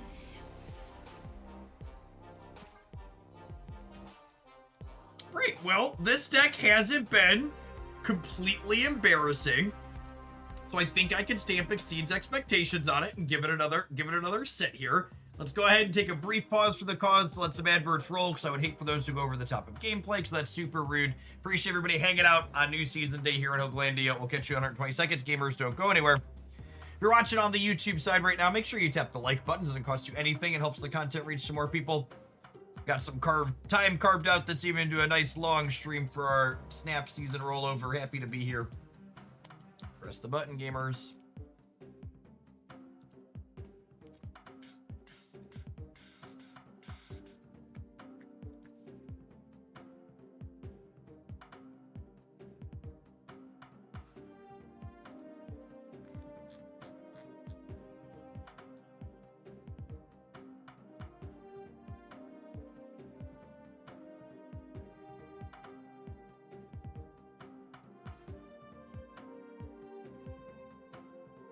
I don't think I have any changes to this so far.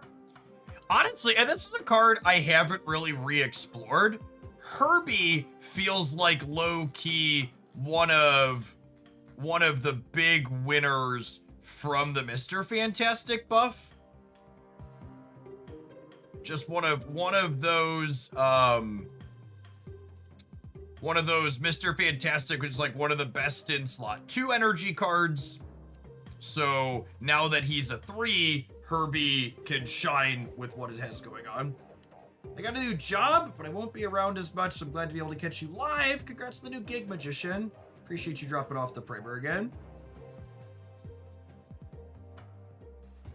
This is a very unique combination of cards. And Clea is a card that every time I play her and she ends up popping off, she always feels incredibly powerful. And it really feels like we might be finally hitting a critical mass of enablers for her that aren't embarrassing.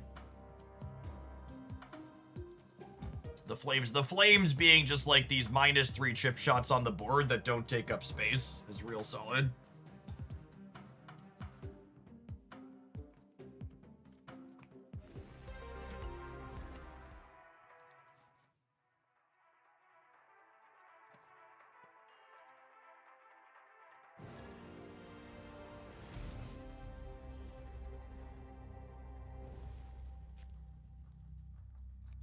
Yeah, I think with Marvel Boy in hand, we'll drop Clay on one here.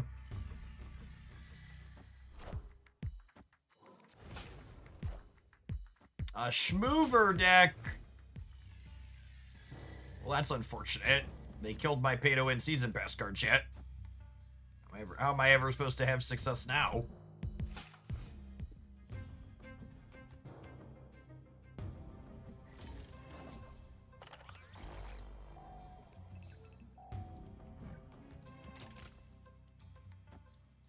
I would love to energy next turn, offset the sandbar a little bit.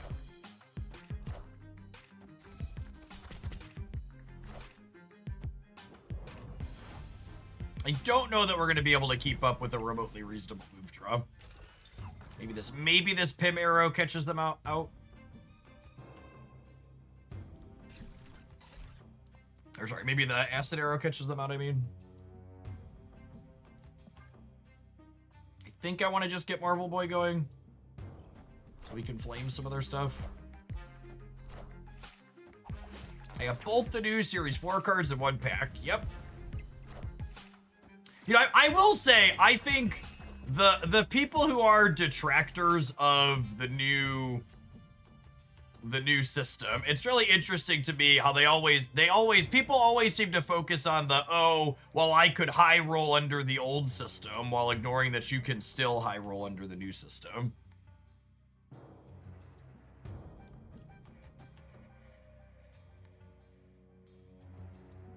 Don't know that we're going to be able to trigger Pim arrow here is the problem. I assume one of these is beast, or this is beast on the left.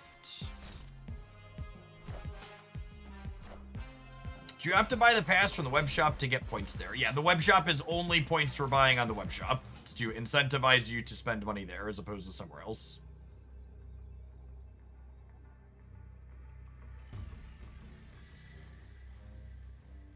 Sad we missed on the Clea. I think we're dead. That's only one more point, so I guess I can do this, but we're probably cooked here. How was Moira? Moira was much better than I was expecting. I was really happy with the pile of cards we finished with her. I'll definitely be tonight's highlight.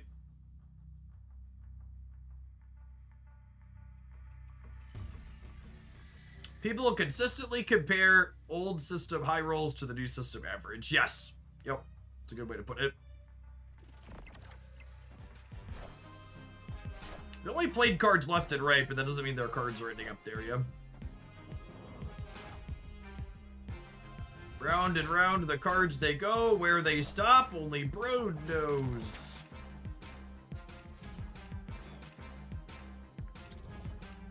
Oh, wow! Look at Sparky go, gamers. Holy. GG.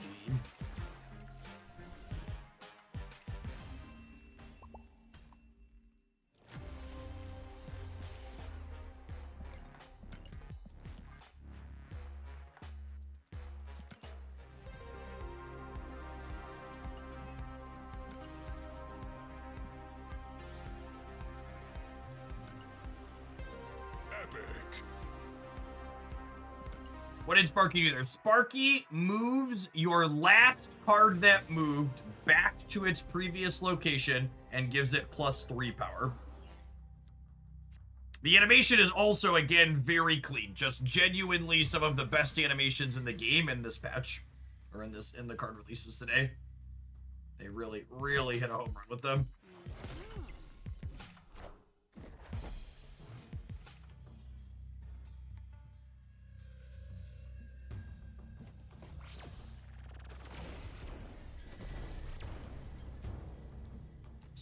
My good friend Omega and I. Can I have an acid arrow, please, Kate?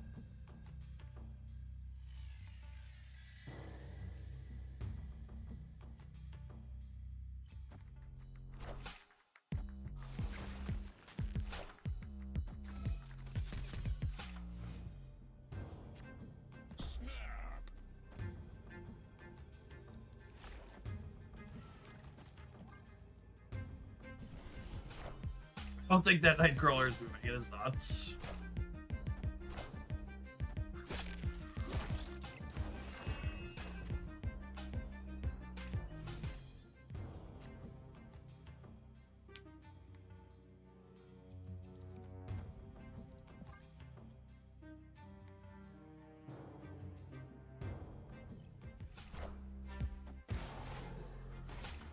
How was the weekend? It was alright. Yeah. My home had a bout of sickness in it. Probably the Rona, one would assume. Most of us are back to feeling better now, though. I dodged the worst of it personally, at least. You've gotta be forking shirting me right now. There's no way Omega beats me. Ain't no chance.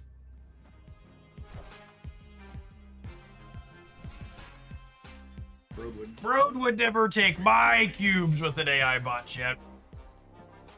They're my cubes.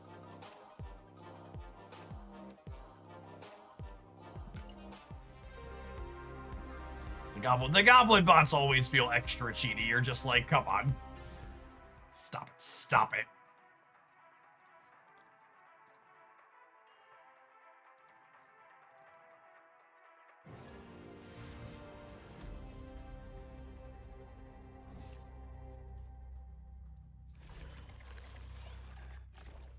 Oh, deck's full of rocks.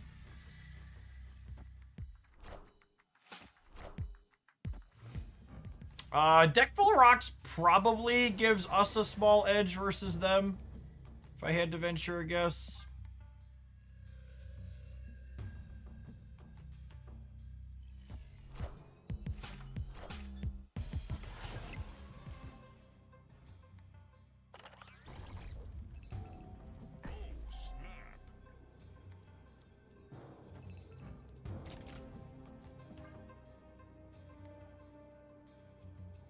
Just don't draw the rocks, it's easy. Yep.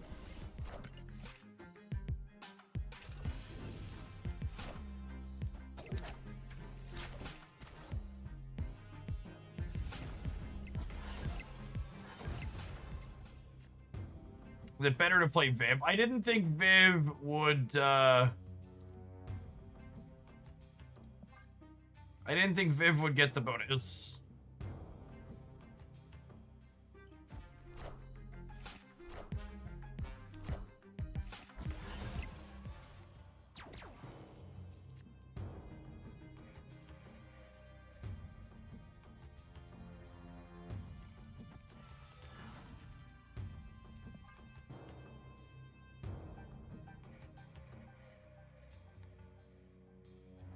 I don't think Viv would trigger to something large like this. I guess with Herbie doubling, maybe she would have.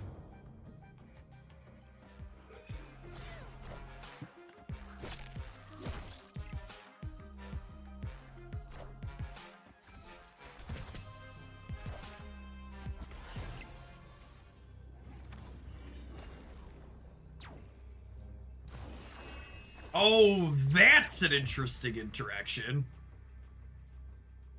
The Vivs check sequentially on a tie. Somewhere in my brain, I think I knew that, but it's interesting to see it play out that way.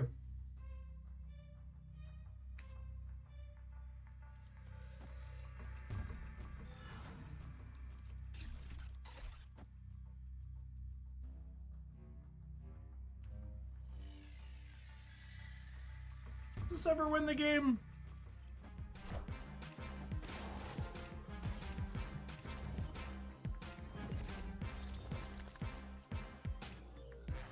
Excuse me? Excuse me? God, fucking Sparky's a head trip. That's gonna take some. That's gonna take some getting used to.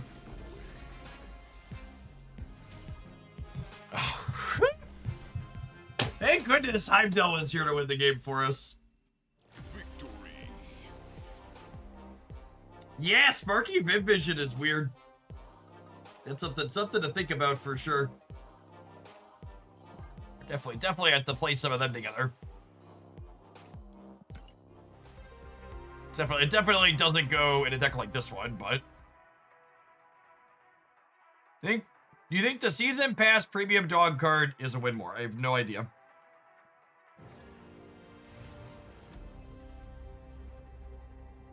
Cards that have as many considerations as that type of card does are ones that you're generally speaking better off not making assumptions about early.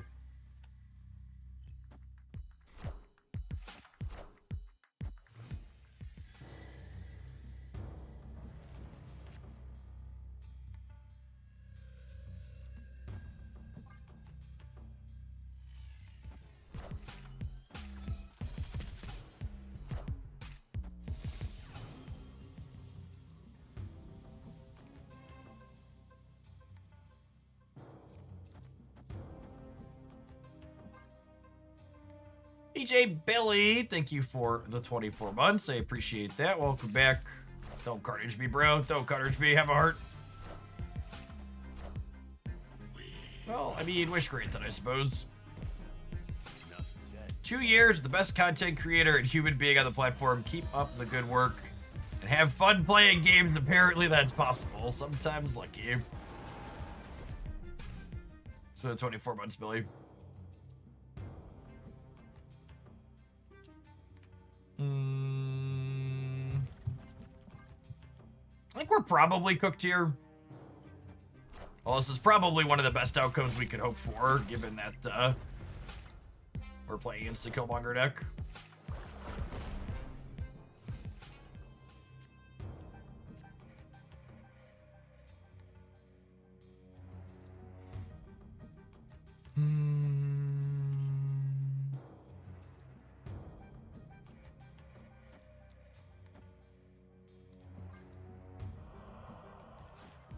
The Hurdle's about to be a big boy. Extra big, yep.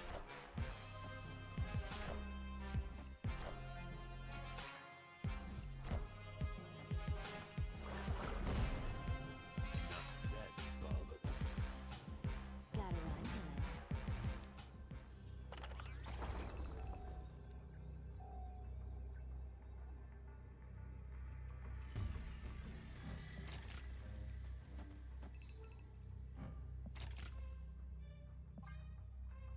They limp, I'll limp. Cosmo and Destroy, yep. This is a gamer who's been hurt before.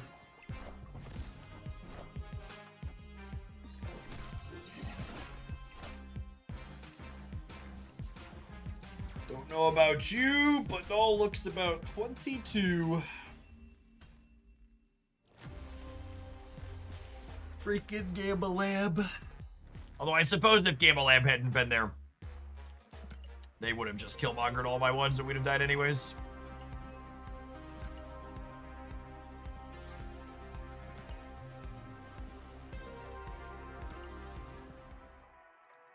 One of their other face down cards was probably Armor Likely, honestly.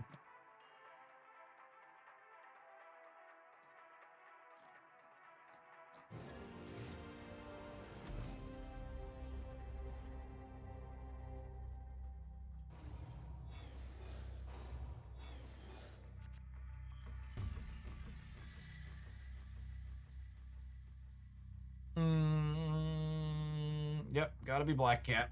I think I vibe on Clea for a turn. Because if I spike Viv off the top, it's like 6 in one hand, half dozen in the other, right? If I spike Viv off the top, I want Clea in hand. But if I spike Marvel Boy, I wish I'd have played her out.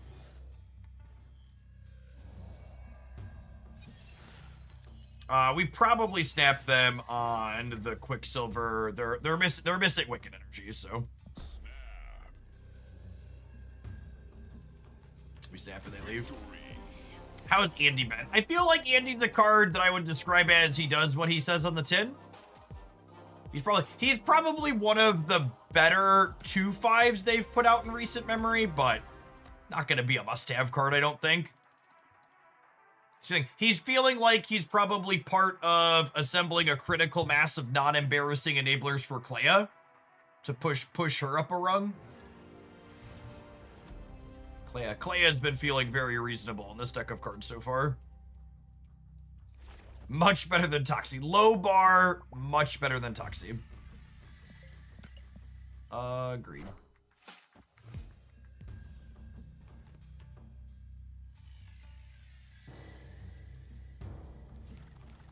I think I'm giving up Black Cat for resource efficiency here.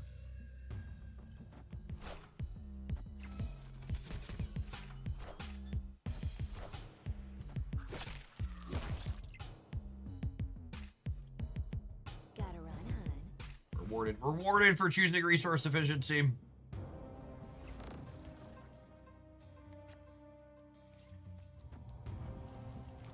Try and get this in before we get Killmongered out of it.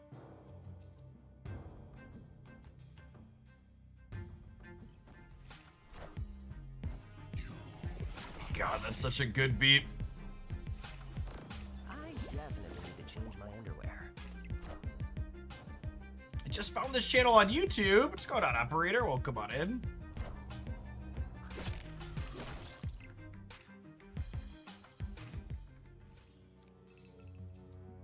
I think we're dead.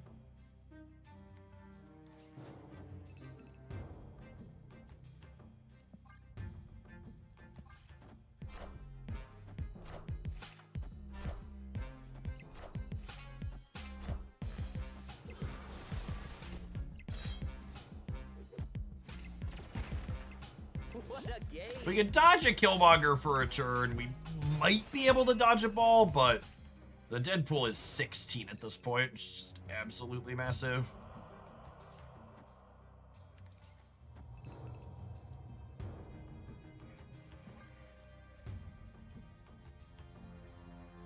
We're only hanging out because the opponent hasn't stepped yet. Unsurprisingly, our Marvel Boy deck is not felt good against Killmonger. And to the play Kyera comments, we're not really, that's not really going to change anytime soon. Escaped.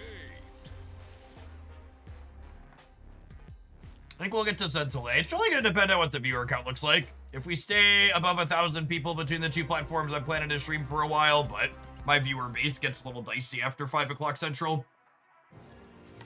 What are we at? We're at about 1,200 people right now. Yeah, I got about 1,200 people right now.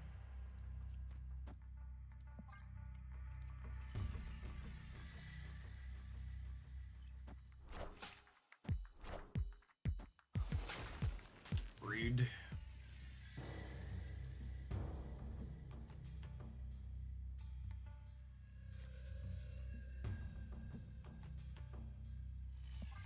I think we're just chilling for now. All three of these cards want points from Viv Vision real bad.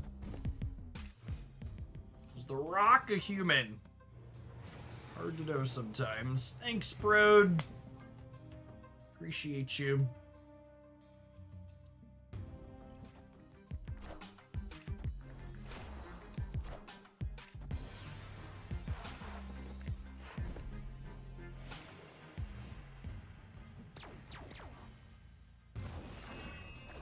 Opponent snapped.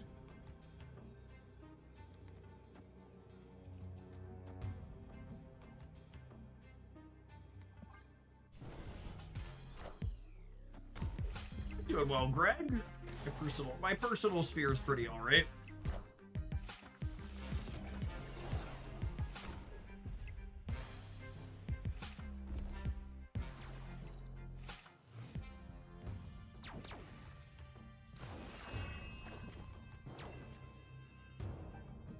Viv Vision, cranking all our friends up here. I think we do this because Clea's gonna get hit on the board by Marvel Boy anyway, so might as well get her down. And then she'll get an extra point in the following turn as well. Although I suppose I could play Herbie instead since they're both 2. Is this the line? Because if I assume I'm getting a Flames either way with Viv Vision, which I guess isn't strictly a given. It's likely though. Herbie's got 1 brick, but otherwise 3 potentially useful. 3 potentially useful abilities here.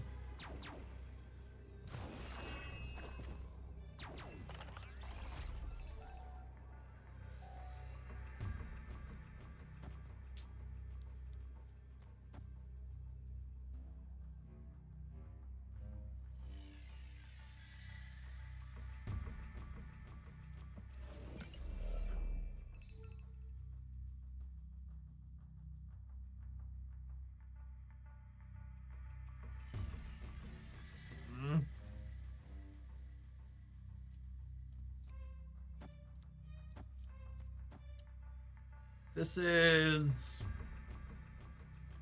7, 8. So these cancel out, and then 13. Do this here, and this is gonna throw 2 more at each of these as well.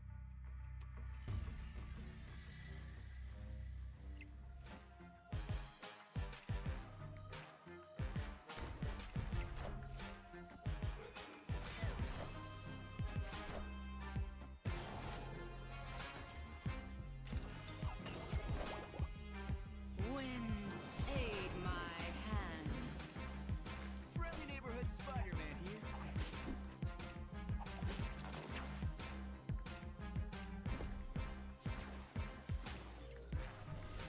If I buff something that started in my hand, does Moira X bring back the buffed version? She does not. She creates the base versions of the cards when you put them in your deck.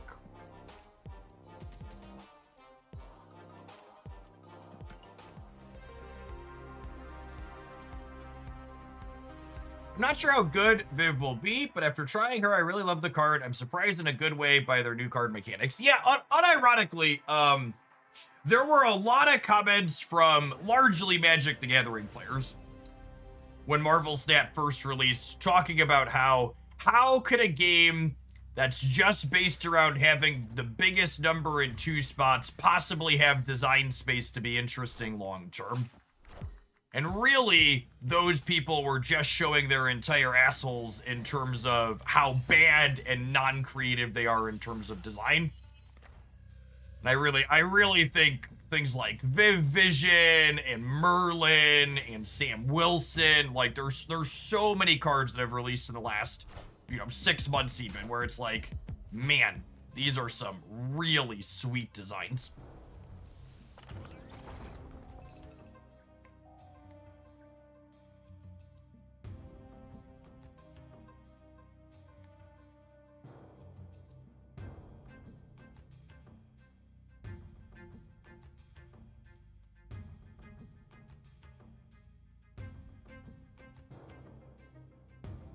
I think I'm making a rock, and then there's just the question of, do I want a Viv Vision or Marvel Boy?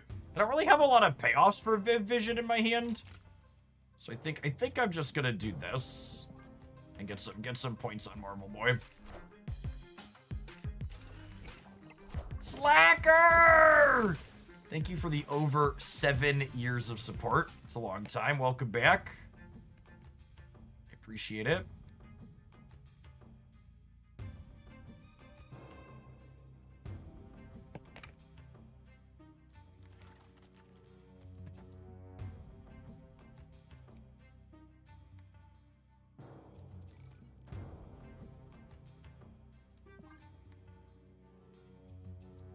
Can't decide if I want to play Viv here or not. I think I do.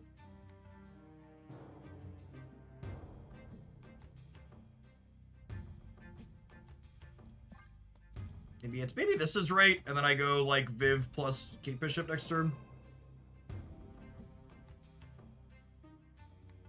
In a few weeks, there'll be almost as many Marvel cards in Magic the Gathering as there are in Marvel Snap. Yeah, I posted a graph on Twitter. Or was it Blue Sky? It was Blue Sky. It was both. It was probably both. People were complaining about there being 11 cards released this month in Marvel Snap. And for reference, this is number of cards released in Magic the Gathering by year that are unique new cards. So they were between 500 and 1,000 for a long time, and then in 2023, this graph was from midway through last year, 2021, 2022, 2023, between 1,500 and 2,000 new cards released in the calendar year for Magic the Gathering. It's just very, very funny to see people complain about them releasing too many things in comparison.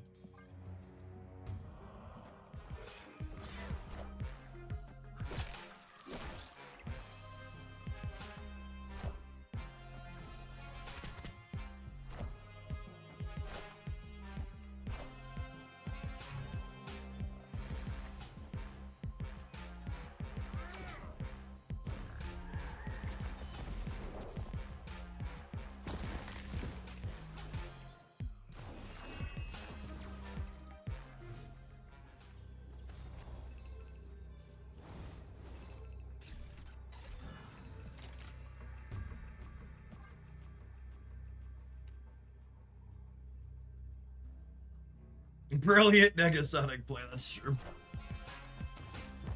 Oh, I lost my flip here. Maybe I'm supposed to play for the left? Oh, that's close.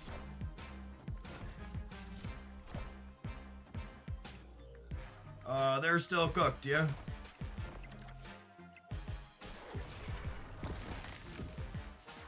Good conversation, gamer. Thanks for the cubes. Thanks for the cubes! Victory.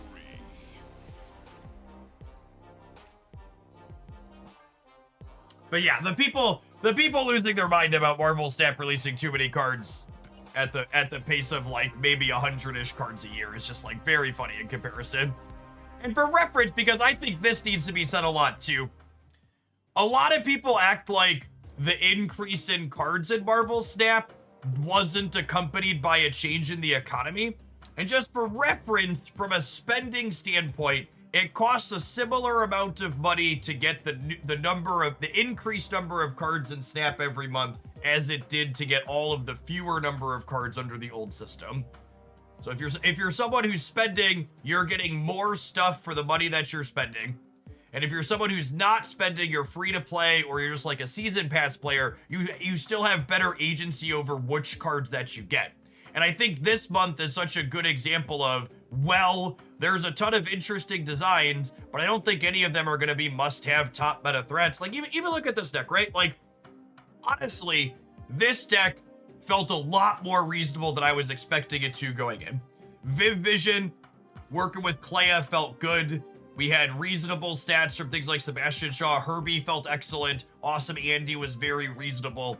But this deck also isn't interfacing with my opponent. It's going to get randomly shellacked by Killmonger. Like, can be competitive, can play it without being embarrassed, is fun, interesting combination of cards. But, like, do you need Awesome Andy and Viv Vision to be competitive? Do you need Clea and Herbie? Absolutely not. The tried and true stuff that's been good for like the last year in Marvel Snap is almost assuredly still good. This is just something different that you can do now. And I liked it. I don't think I have any changes. I think fun mix. I think Black Cat with Viv Vision felt really good. Just a good way to get points on the board. We had a good mix of payoffs for this. I think that's kind of key for what she was looking to do. So we have Clea as a payoff for her. We have Lasher as a payoff. We have Sebastian Shaw as a payoff. And if you squint, Herbie can kind of sometimes be a payoff. He technically has a double up, but the timing window on him is really tight, right? Because you'd have to double him up on, or hit him on 4 and then play him and then hope to roll the double up in one of your two ability rolls. I think honestly, it's not a new card today, but my big takeaway from this is we should probably revisit Herbie and more things. I think he very appropriately was overlooked and outclassed when he first released because he was standing next to Mr. Fantastic as a premier 2-drop in the game. And with Mr. Fantastic being scaled back to a 3, I think Herbie is a very reasonable card to be looking at as far as like power level we're getting from 2s in the current metagame. Yeah, lots of Herbie's modes are good in this deck. Like, his double up mode can be a payoff for things like Galacta. Extra energy is welcome in any deck periodically. He can give plus stats to things like Clea, and he can even make a rock to give you an extra 1-drop for Marvel Boy to put points on too. Would Mr. Sinister or Brood be good here? Mr. Sinister and Brood don't have synergy with Awesome Andy and Herbie, but they work with Viv Vision and Clea. They also don't work with Agony. I think just too many of our plus power things here don't work with Mr. Sinister and Brood, so I'd probably shy away from playing them. That's why I didn't today, or in this build. There's probably a different Viv Vision build that likes those cards, but I don't think this is it based on the other things we're playing.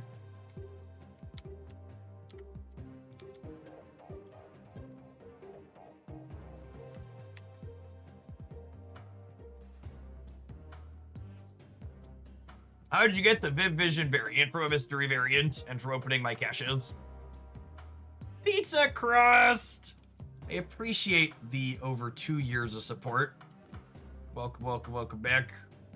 All right, I said the last deck was going to be Cope. So far, we're 2 for 2 on things feeling reasonable.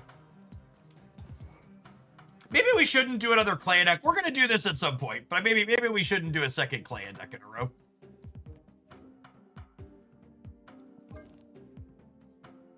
We can do something like this with Viv Vision. We can also Omega stuff. We can also play the Omega kit a little bit too.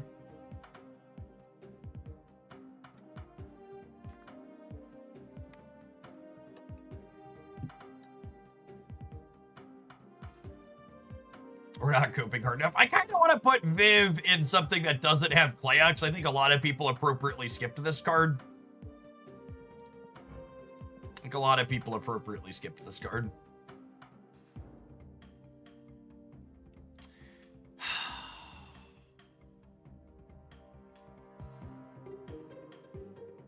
Is there, speaking of Brood with her, is there like a Domino Surfer deck with Viv Vision? Could that be a thing? What do we think of that?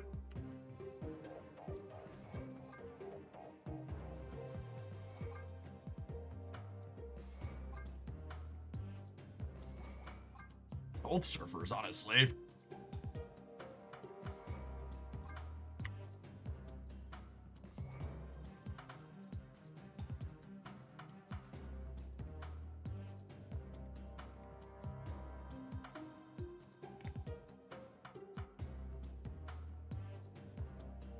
Why Domino? Because you need to be winning her lane in order for her effect to happen.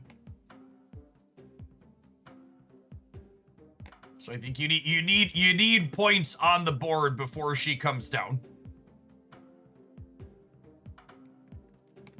You gotta go Domino into Viv. Luna's probably a decent one. You want Torch first steps? I don't know about Torch first steps. It's so hard to fill his lane up index like this.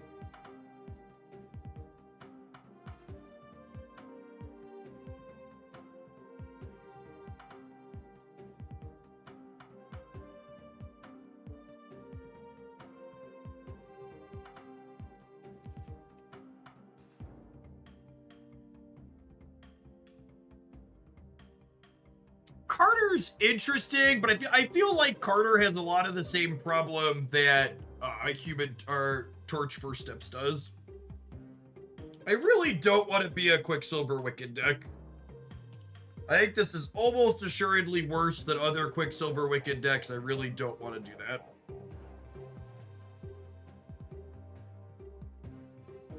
Do I play Surge despite playing Domino? I think the answer is yes. Because Surge is just good with this Surfer archetype.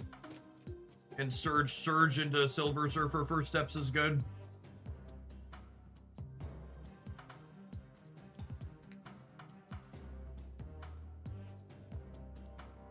Pedro instead of Surge. Absolutely not. Fucking stop it, chat. Bad chat.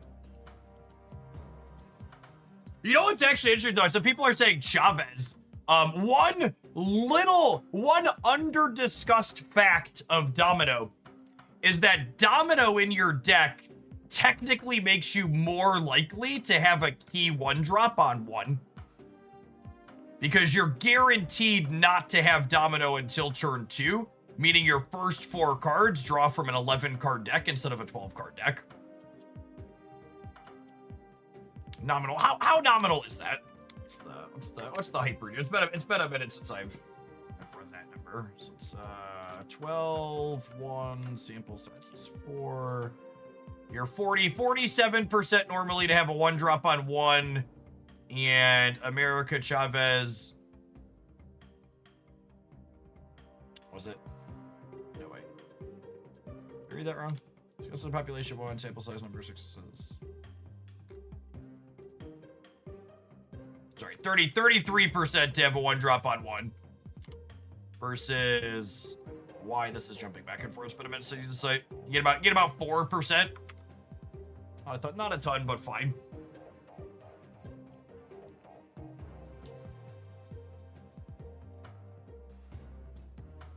I just let YouTube auto place ads in my YouTube videos these days, not my dance.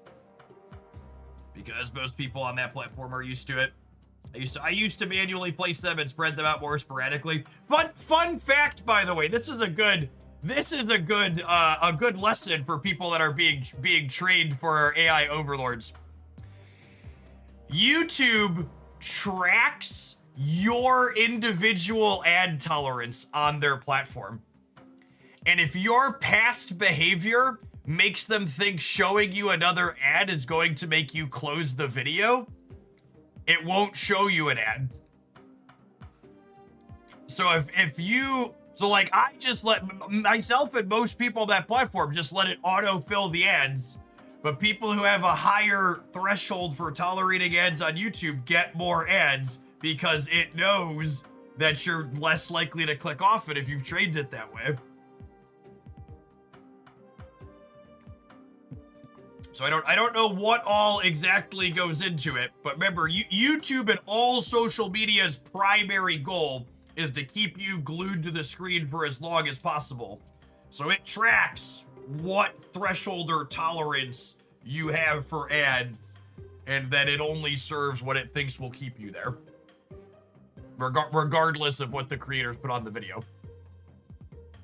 We should throw our last card in here. It could be Sarah, it could be Fallen One, it could be Fastos. Fastos is probably trash. Although, I don't have that many proactive 3s here.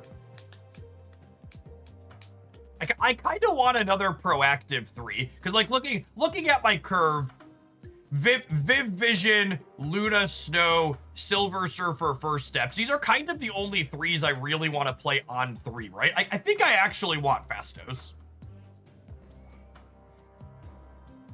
I think I want another 3 that I want to play on curve.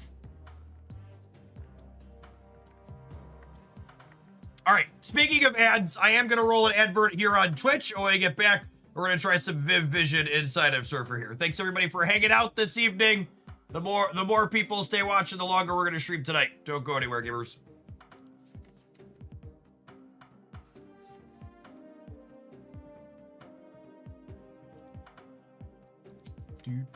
Do.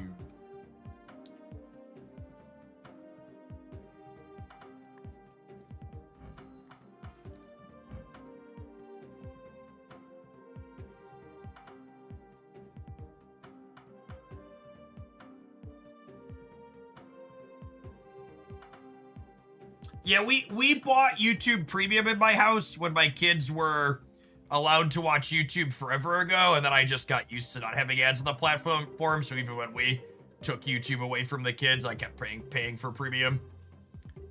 Just because I wasn't going back. You can't make me. I refuse to go back.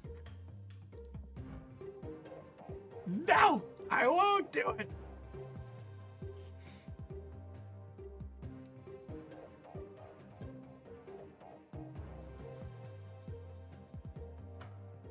Yeah, and at the time, I had been paying for Pandora Radio, if you want a throwback, so I just moved. I moved to YouTube Music from Pandora and stopped paying for that. Do you think not having drops can be measured in viewership numbers? Absolutely. What was that? What was the last time we had drops for Snap? Was it May? I think it was May, right? It was May. Average viewers in May for Marvel Snap as a category was 1620. In June, it was 869. Nice. And in July, it was 661. And in August, it was 567. And then if you want to know a little bit of the back end on like the creator side on how that impacts. So for me personally, my ad revenue on Twitch, those days where I stream lots of long days from drops, that those long days on drops with the increased viewer count add somewhere between 1,000 and 2,000 USD in ad revenue for me on the Twitch side typically, and they add somewhere between 400 and 600 Prime subscribers in the month on average. So very, very big, real drop off.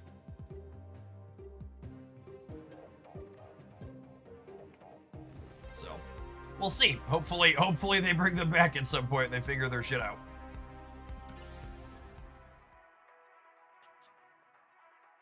It adds a lot of revenue. It does. Yep.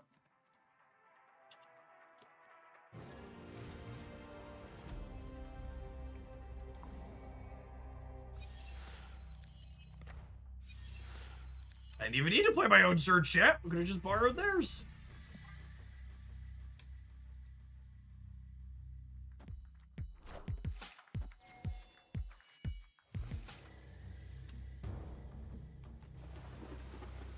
What are the odds?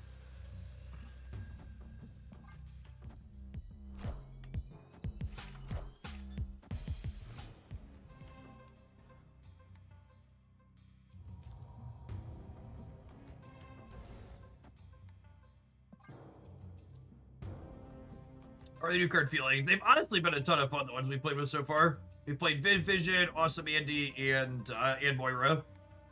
They all have fantastic animations, and they've all felt pretty reasonably powerful.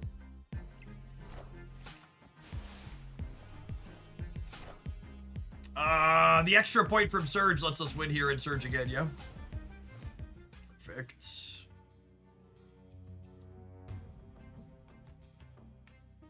So, noteworthy call out that they can actually Thanos into the Space Throne here. And I really want to stay just because my hand is sweet, but optimally we're supposed to leave. Freaking Marvel Retreat. I don't want to play. We're supposed to leave. I just want to play a game.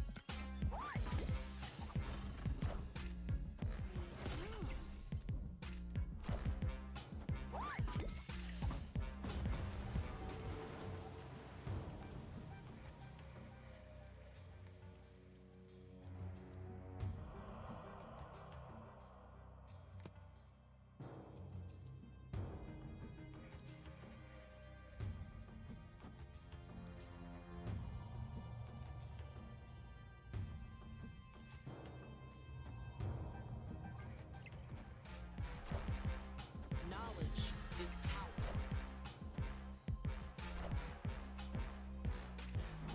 power. Silver Surfer is winning the left, yeah.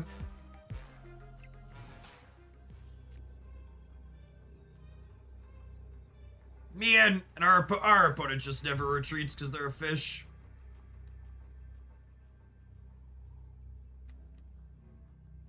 No respect for the game.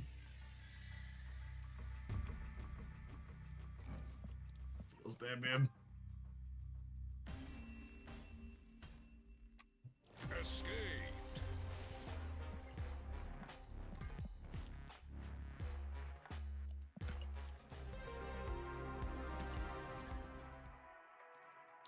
So close, and yet so far away.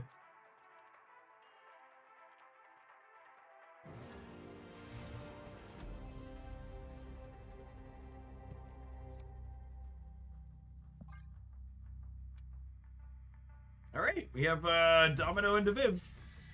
That's the idea. Opponent snapped.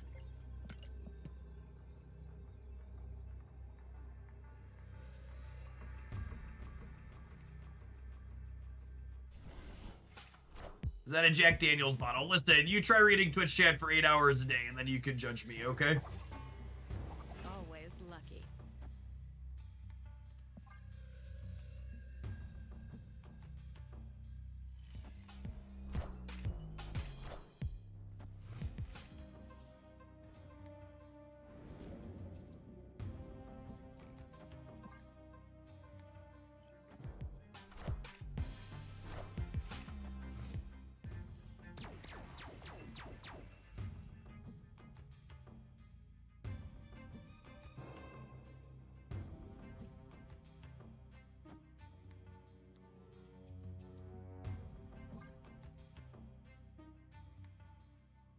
I think we do this into Brood over here.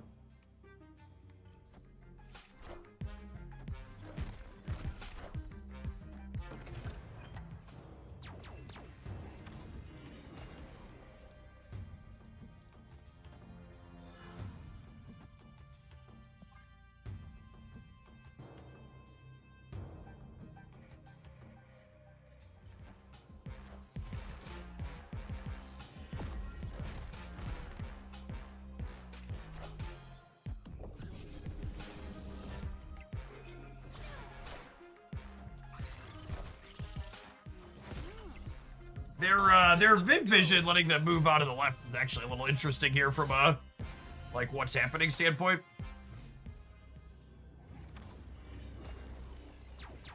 Because this lets them play something bigger over there.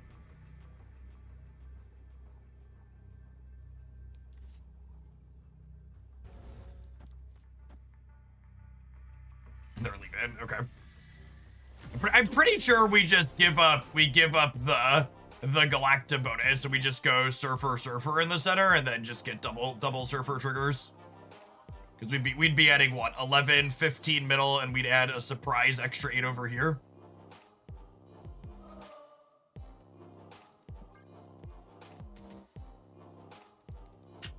That felt pretty clean. It's exactly how we drew it up there. Domino into Viv.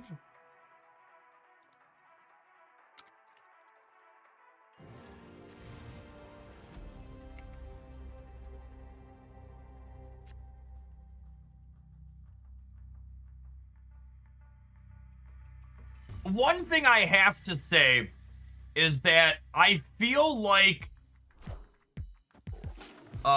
Sanctum Showdown taught Marvel Snap's designers that this game is better when people need to play to the board early. And we've had a lot of really good designs in recent memory that do exactly that. Where they're like, okay, you need to play to the board if you want this, if you want your effect to happen.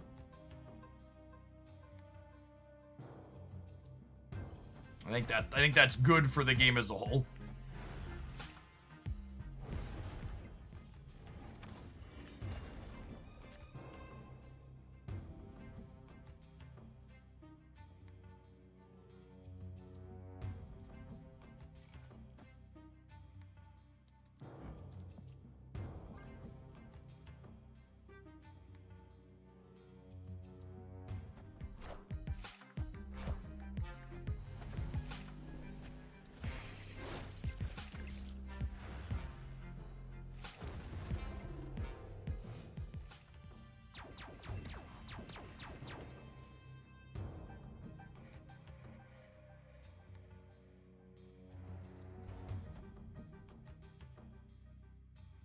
I think I want to do this, and then we'll go Brood Surfer on the last turn. Double vision. No, I think I want to set up the Surfer so I can double Surfer.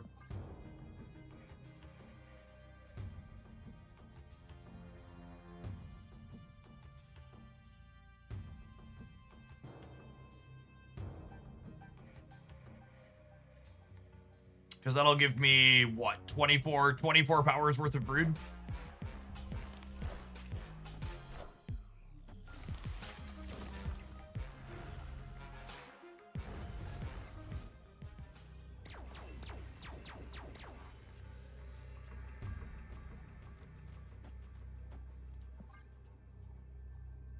You get got by some nasty combination of Shang-Chi, as always, but this is the line.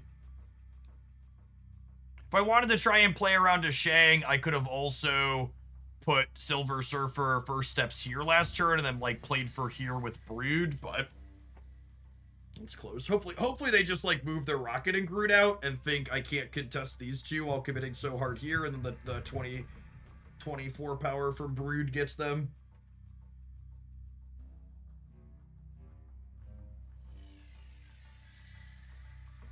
I want them ideally to abandon the right.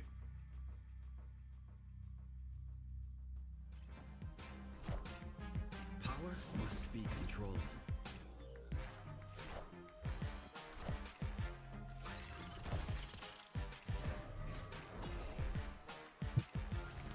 Gosh, it's so hard not to feel like you got ghosted in these types of spots.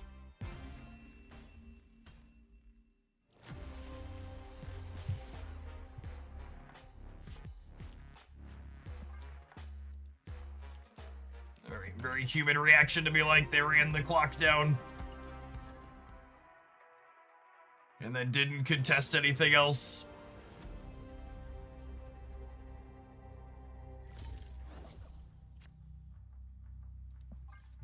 I think with Surfer first steps here, we just go ahead and we go Surge into Surfer. What are the odds?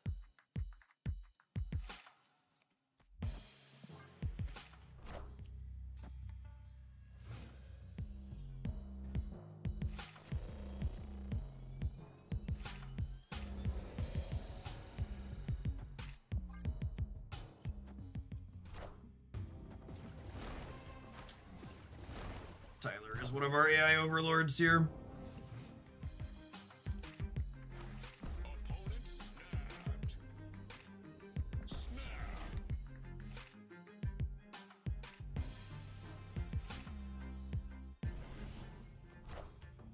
We are the future. All in.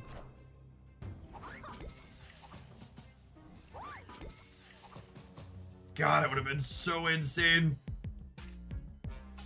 if we'd have hit here.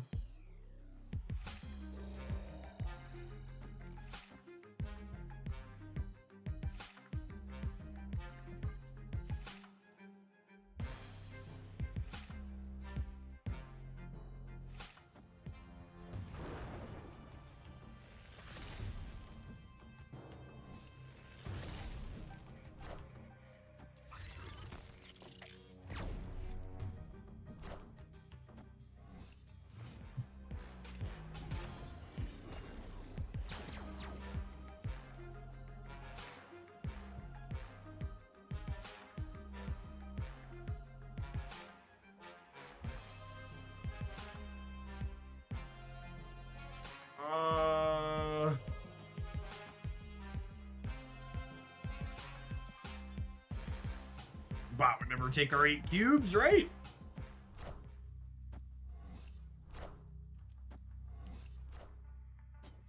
Oh no! Mjolnir.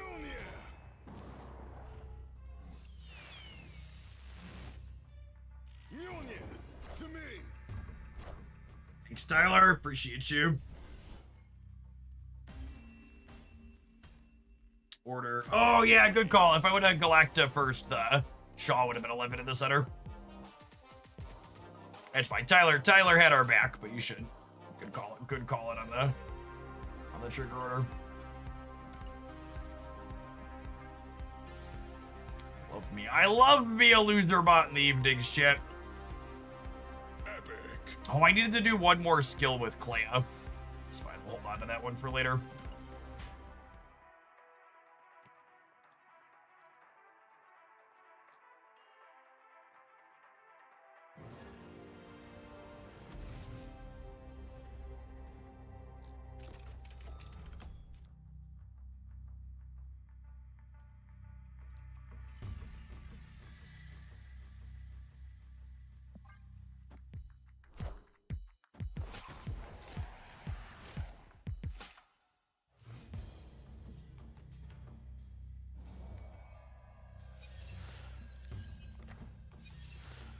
Cannonball!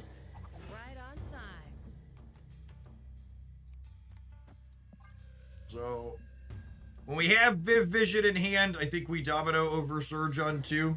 It's close, though. This is generally correct.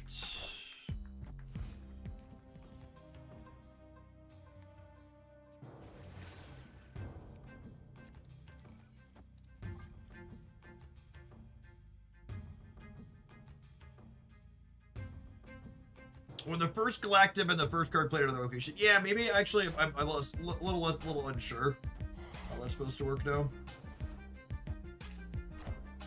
Get to have our cake and eat it too here. Oh, for fuck's sake. Okay. As you will. Escape. Thanks, Brood.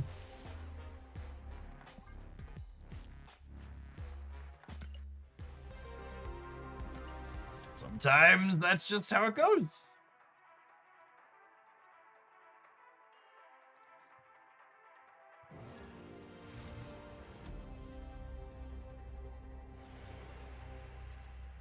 Cannonball might have put something in the bar for us. We had Viv Vision moving around that board too. I just really didn't want to play anymore.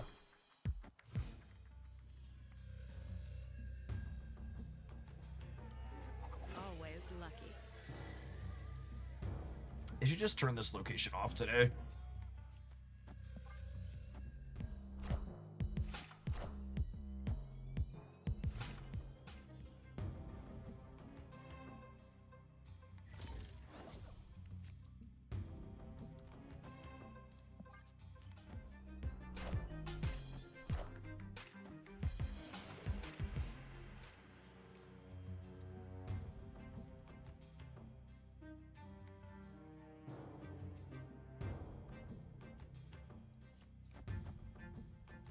This gets me to 19, which is beating their Wicked. Ares? Who the fuck plays Ares in their Wicked deck? Holy shit. That's adorable with Silver Surfer. Is this crazy? Call me, baby.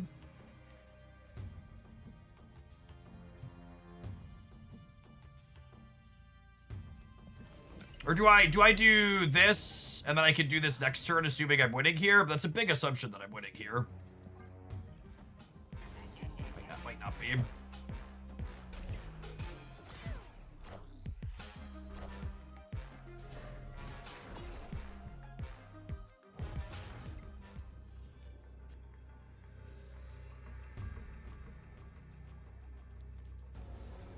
Excited to lose to Cannonball.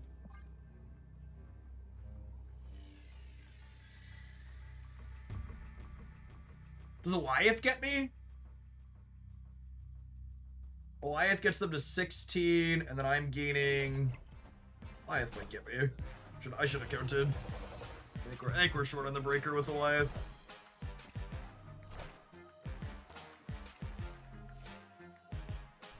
No, it's a tie, right? We're 8 to 8. That's funny. This risks Silver Surfer copying Brute. It does actually, yeah. But given that this ties Goliath and Viv Vision wouldn't have, this is still... So, I should have counted Goliath here. And if I count Goliath, I make this play.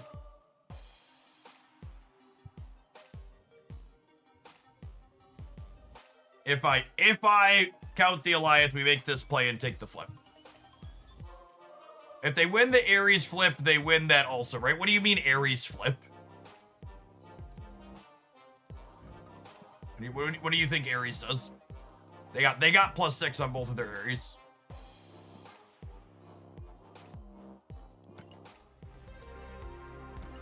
I'm confused. Maybe you can explain what you mean by Ares flip, because I don't understand.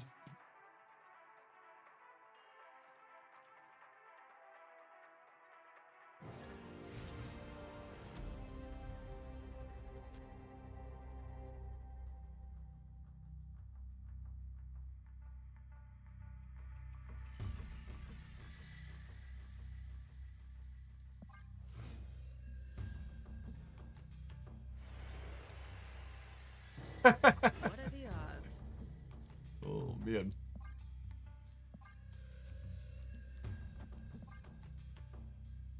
Yeah, just no bar with Dodame again, huh?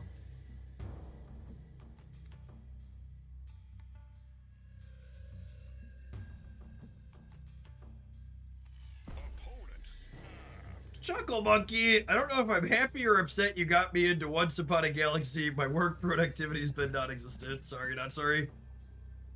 Sure, thanks for the almost 3 years. Glad you're having fun with it. Or hopefully you're having fun with it.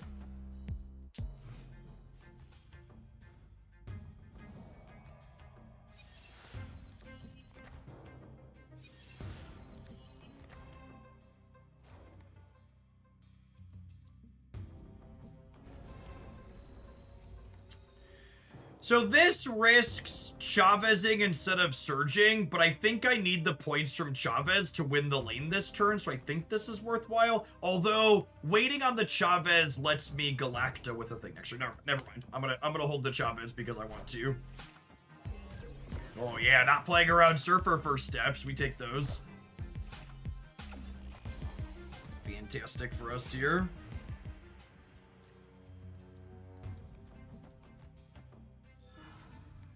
Although I suppose they're a Killmonger deck, so ultimately this probably doesn't matter.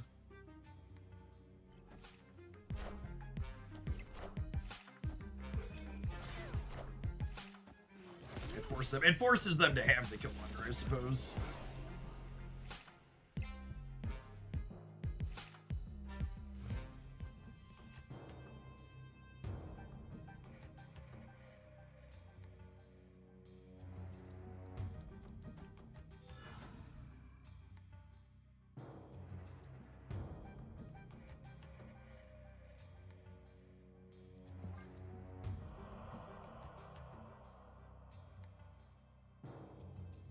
The Silver Surfer's first step, copying text, overwrite the text. Yes, yeah, it's like Absorbing Man.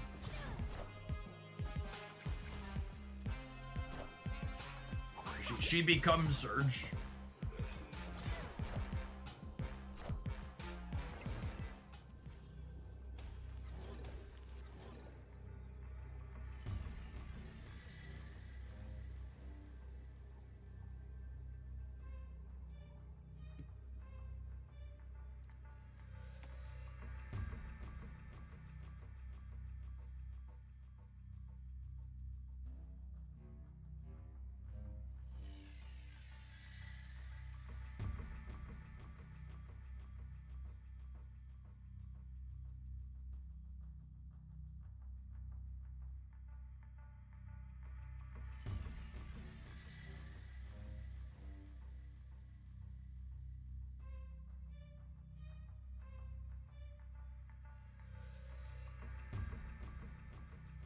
Are they Killmongering me or shanging me?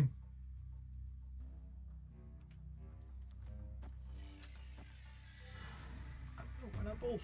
Why not both?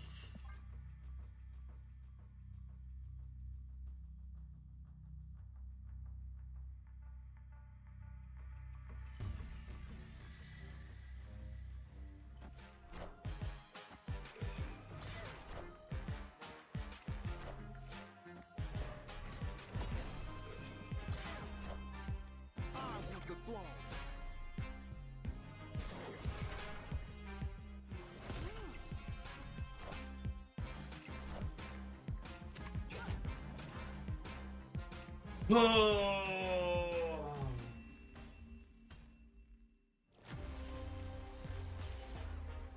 Never forget, chat. Doing stuff much worse than breaking stuff. Tis the Marvel Snap way. It's close, all things considering.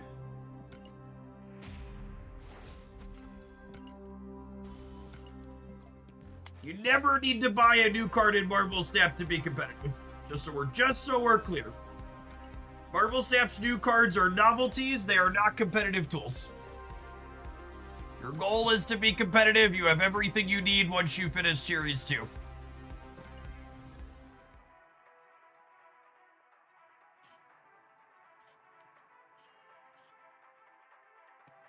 What if the new card is a Sandcastle Kicker? It's generally speaking not going to be remotely as efficient as the other existing Sandcastle Kickers.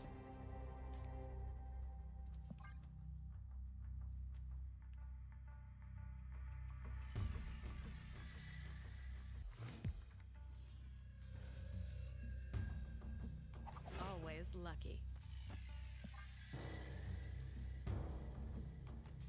Yeah, they look like Cosmic Ghost Rider.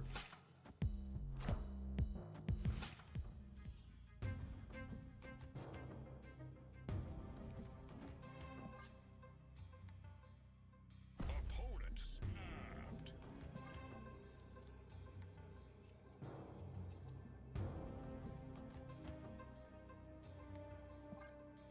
Oh.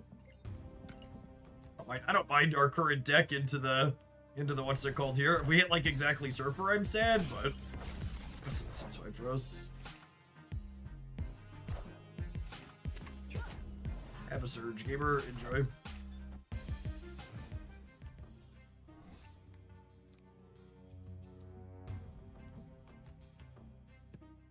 Oh, she kind of sucks.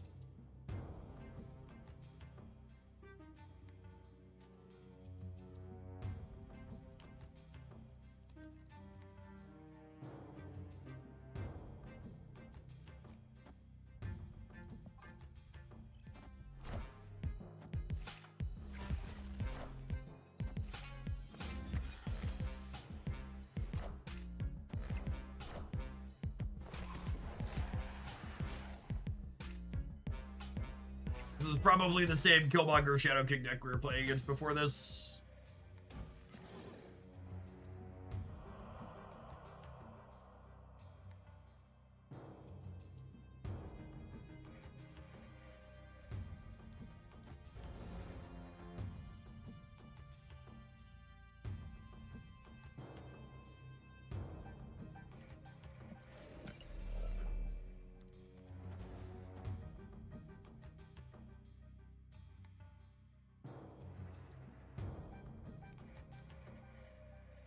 Man, it's close.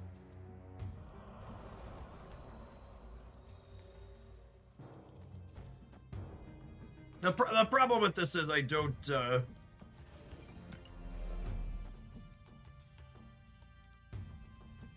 have a clean path to brood into.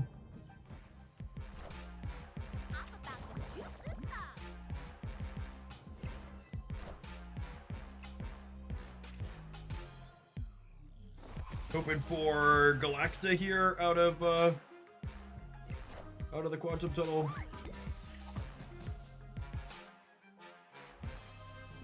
Those could be okay.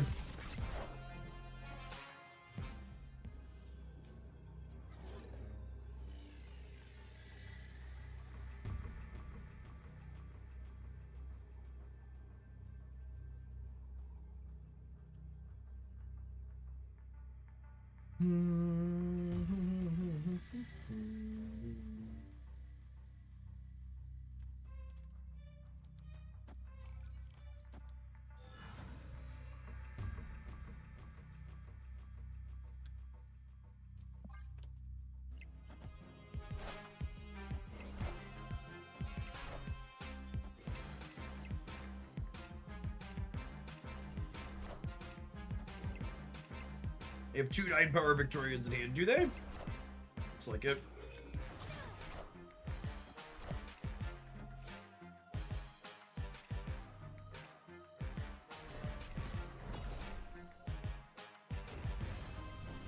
God, that was way closer than I was expecting it to be.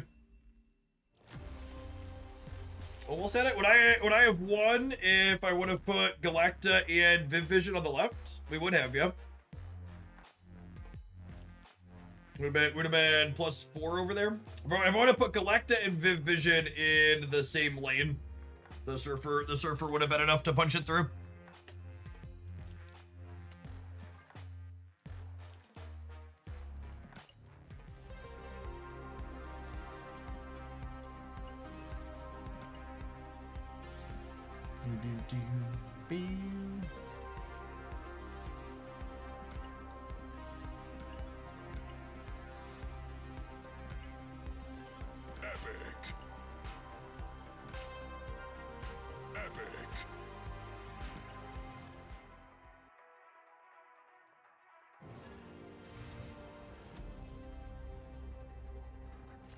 I'd almost forgotten Chavez in the deck. We've not drawn her very often.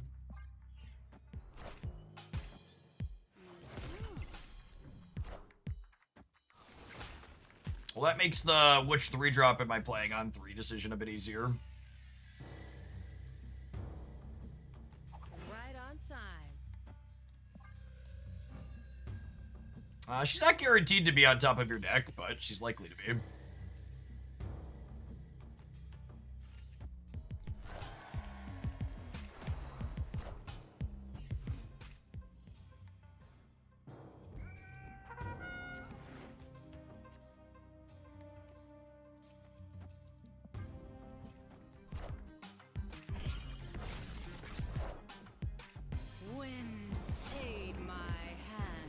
Does Domino have the old Chavez interaction? Yeah, I think so.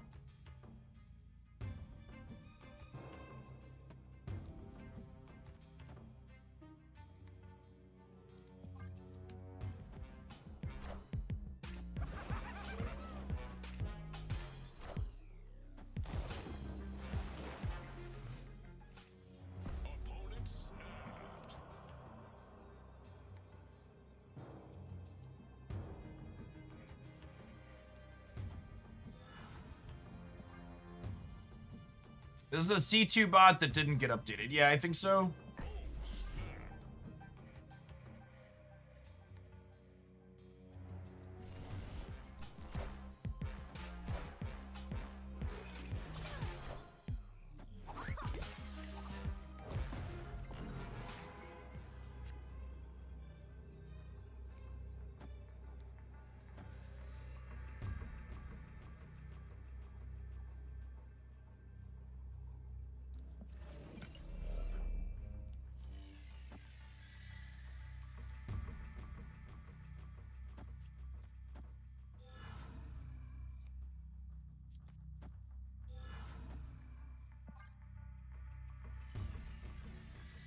Should be cooked and toasty here.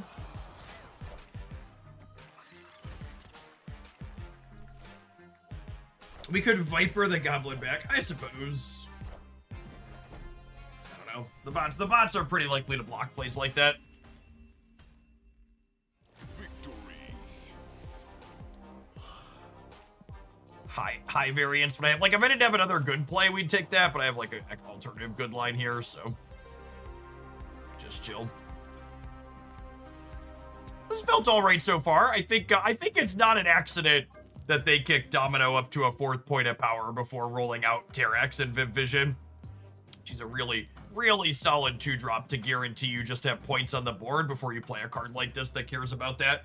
We're gonna take a quick pause for the cause, let some adverts roll, and we're gonna dive back on into some more of this when we return. Thanks everybody for hanging out. Don't go anywhere, gamers. Happy new season day. If you're watching this on YouTube right now, make sure you tap that like button. Doesn't cost you anything, helps the content reach more people. Appreciate all the folks who have done that already today.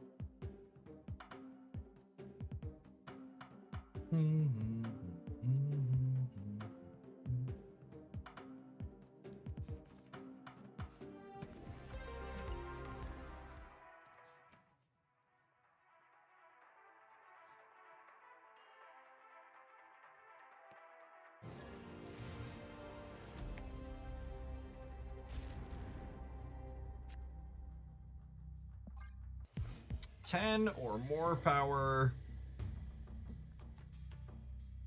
Always lucky. Get extra stats. Get extra energy. Do I want to try and contest this? I'm not sure that I do. We're definitely leaving this open for Brood. I guess they might not be able to contest it either. We'll see. Super punished. Alright, so I guess with that in mind, we play Fastos now and not Viv Vision.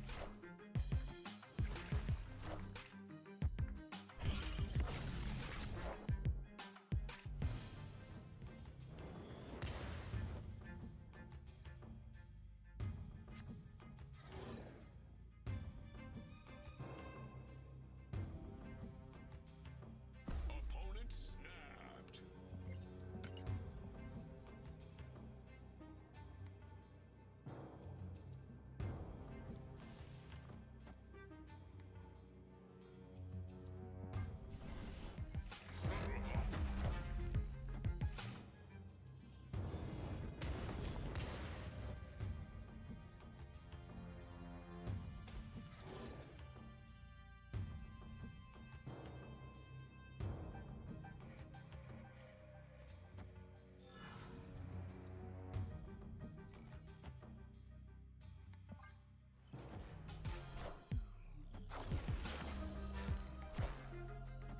This game sucks dick. Oh my goodness.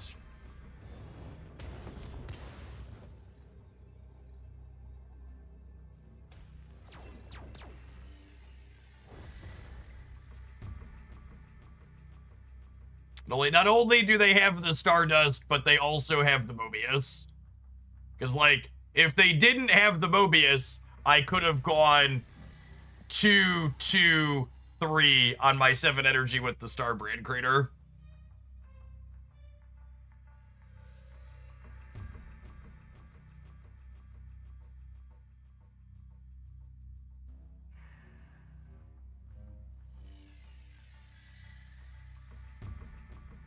If they Alliance me in the center, they go to 13.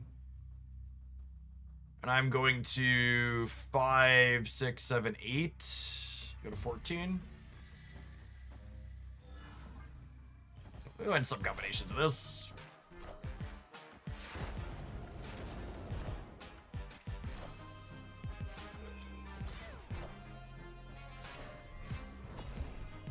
I got her to lose the fucking thing first steps.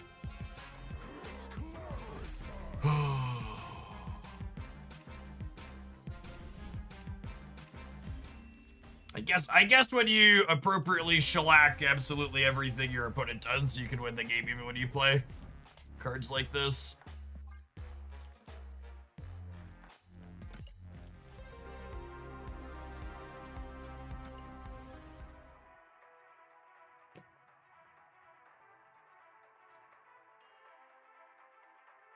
I mean, our deck and draw are typically pretty good against Shang-Chi. So at least in Shang-Chi doesn't really make sense. We would prefer to play against that one.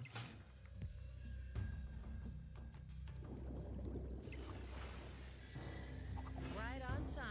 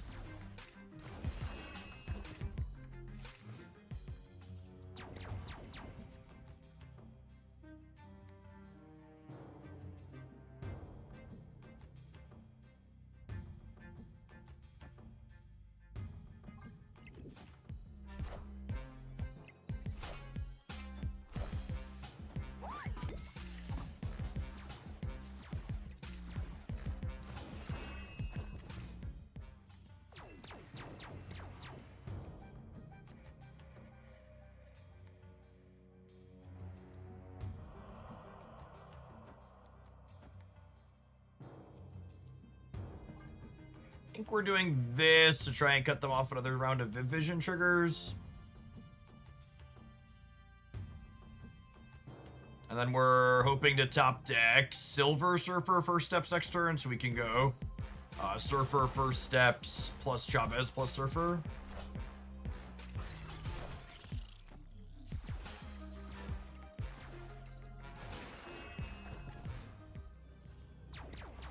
Want anything but Galacta on top, basically.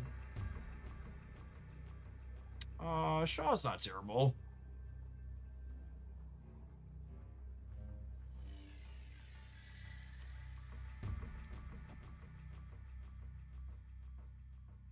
So this is 14, 18 over here. And we're going to 24 over here. And we're going to 11 here, and then I could throw an extra fiver somewhere. I feel like I have enough on the left, and I want to throw this fiver either on the right or the center. I think they probably feel safe here, and they're not going to put a ton more.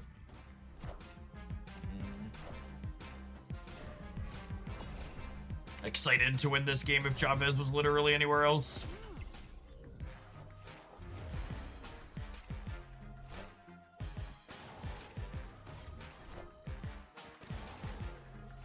Ooh, we get him? Abomination High Evo is a spicy one. I guess Sunspot and Misty Knight are reasonable Marvel Boy cards.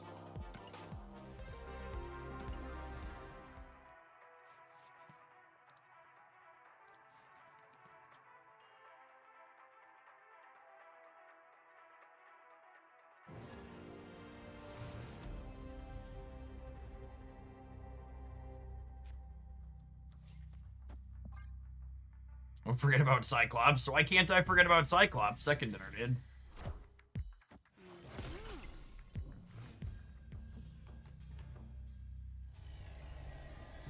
What are the odds?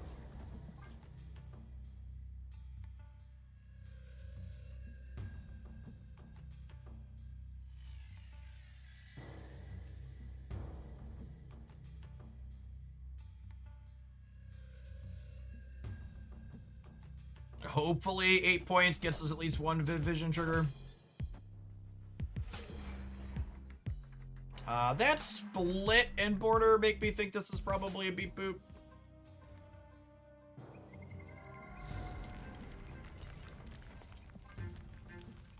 Brood's lovely for Vormir. We have Shaw for the space throne down the line.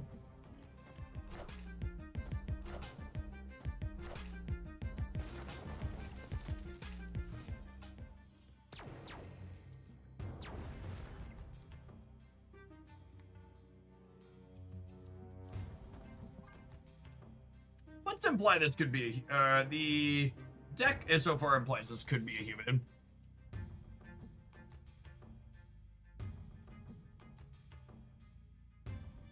Weird collection of borders and art so far though, like base art Ravona on this split.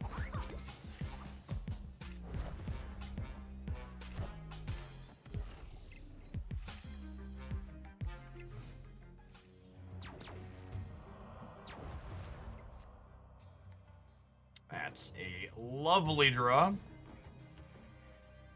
Do I commit Shaw here now so that way Viv Vision can't jump into here and screw me? Yeah, I think so, because I think there's a chance we lose the right this turn.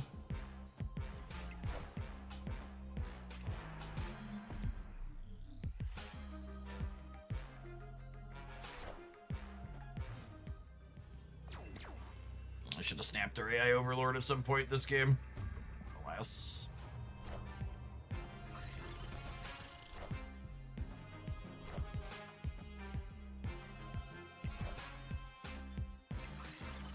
God, were they a person? This might be a person. It's a real Cerebro 2 list. Sometimes they give the bots real Cerebro 2 lists. Honestly, against Cerebro 2, I should not have played for the Space Throne. Shadow King. Shadow King's a real card. I should have set up for Shaw plus Brood on the last turn. Oh, it could go either way. I'm genuinely not sure if that was a person or a bot.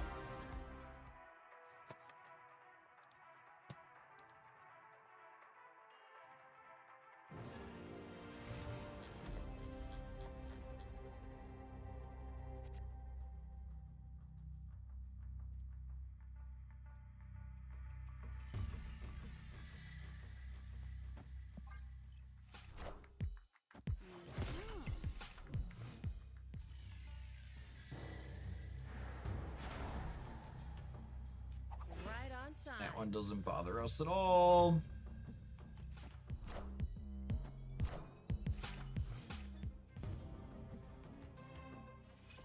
What's the updated science for telling if someone's a bot? There's no 100% surefire way to know if someone's a bot. They've gotten rid of all of the guarantees.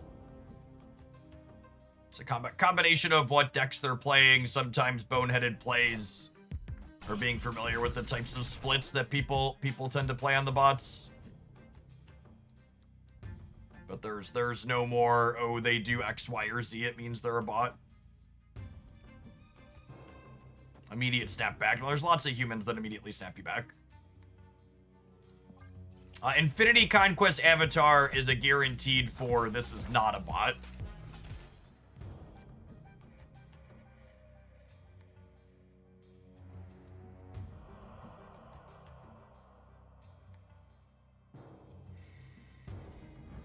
Even the fucking move decks are playing all of the sandcastle kickers.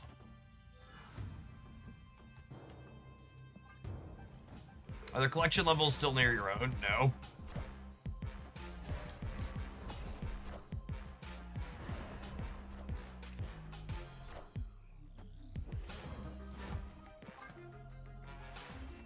It might have even been dead without the Stardust, but with the Stardust turning off our brood, there's no hope.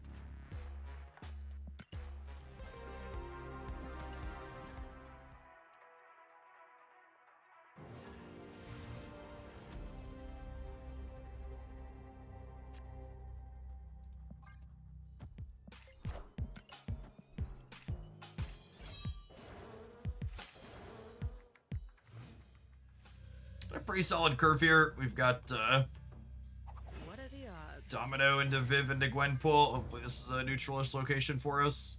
And then we've got Shaw and Brood in hand that both love collecting bonuses from Viv.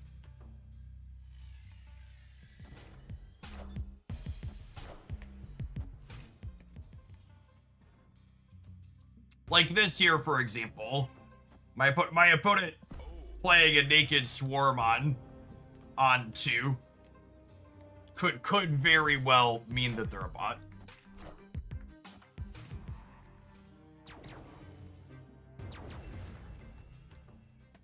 Yeah, checking the top rank on your opponent. So like this one, their collection level 112,000, and their highest rank achieved is Omega. This is probably a bot. Usually players, not always, but usually the Wong into Genosha confirms it. So this is 100% a bot. Clear for takeoff.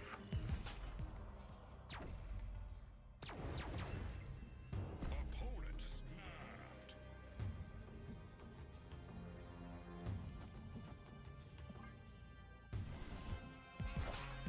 As I said, is most notably a play left bot, exactly.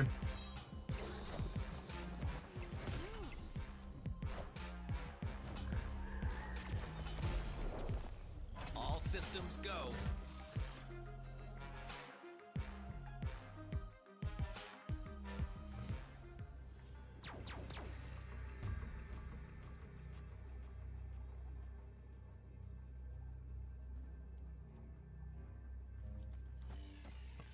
You're the wrong way to eat this, Rhesus.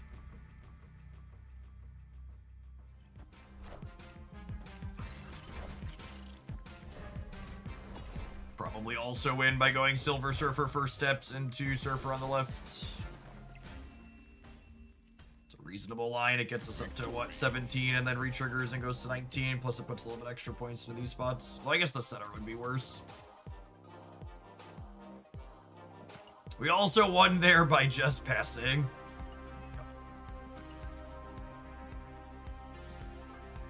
Thanks for that. Thanks for the lift. Beepity boop. Can't believe that very real human just punted at cubes. Yeah.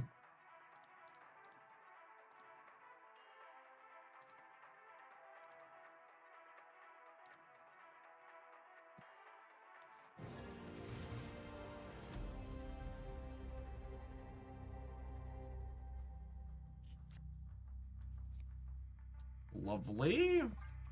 Chavez and Domino into Viv Vision here. Although, I guess it'll depend on what we draw in turn 3. If I don't draw like a Shaw or a Brood, I might Bastos on 3.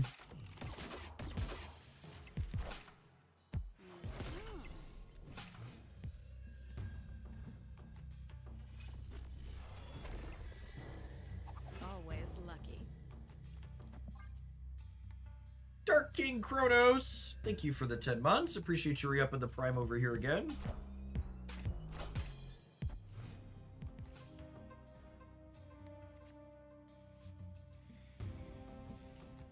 Well, I drew the what's it called?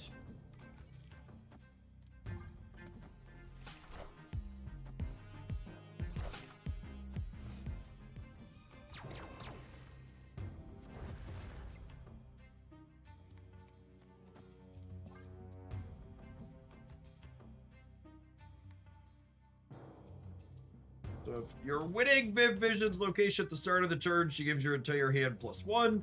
If you're not winning it, she jumps somewhere else.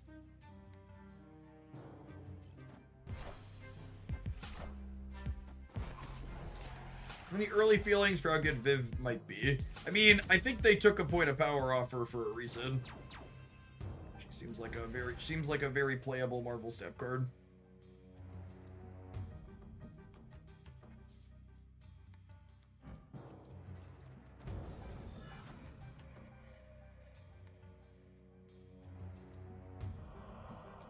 Does second surge really accomplish anything? It doesn't, right?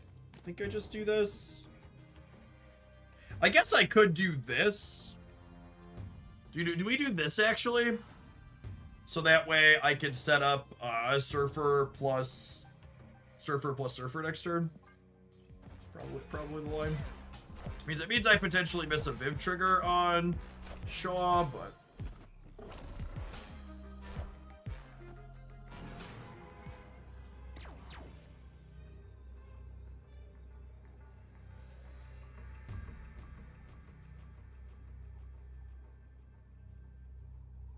Shang target owl. So I don't think I have to play around Shang in this matchup. Famous last words. I also get a New York flip with the Shang.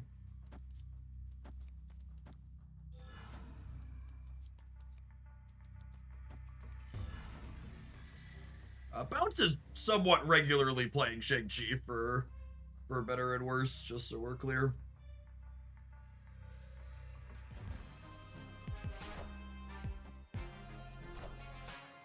Opponent punting the lane that also punting the lane that I bailed out of completely. Rip.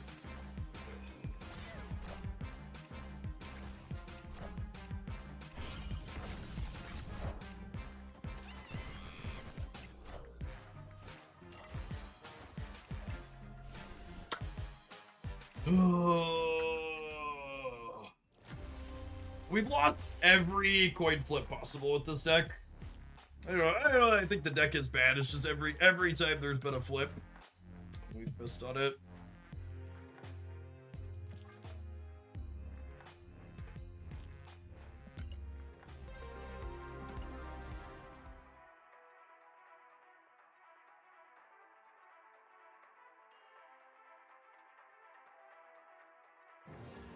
They would have also died if we just drew Silver Surfer. You playing Domino in this deck to give you stats for Viv Vision? Yes, that is the vision here. Viv Vision has a deck building requirement similar to Terrax in that you need to play to the board early. Right on time. Let's snap the Ebony Maw on Tardax, see if we can get a freebie here. Nope. Never once. It's okay. Whoop! Sometimes lucky rubber ducky. Good variance breaking my way. That's illegal. That's illegal.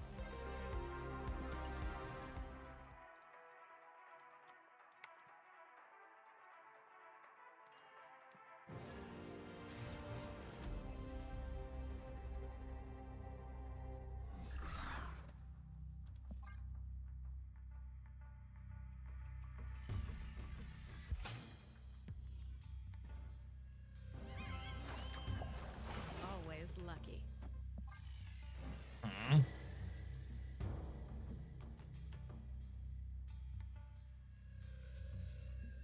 I think the design on the new season pass card is really good, Pluto. I don't know if it's gonna end up being powerful, but it's a cool design.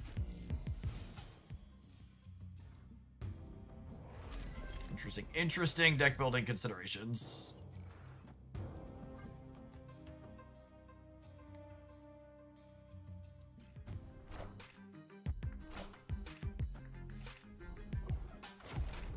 Oh my goodness, I won a coin flip! I'm so excited! Mom, get the camera!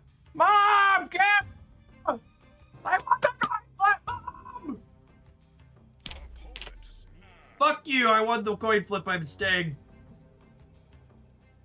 You can't make me leave!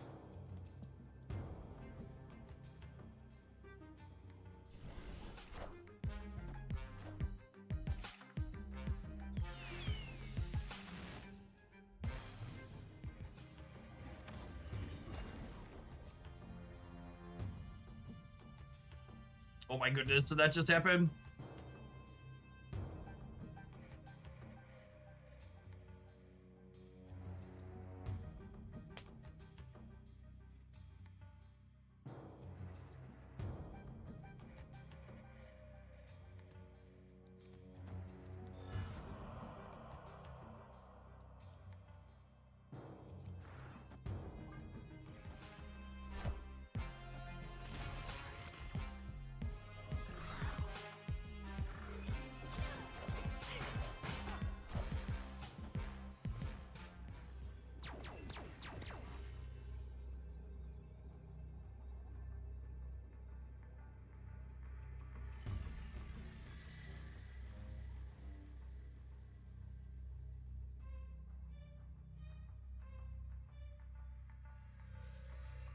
How many points do you think they're putting into the center?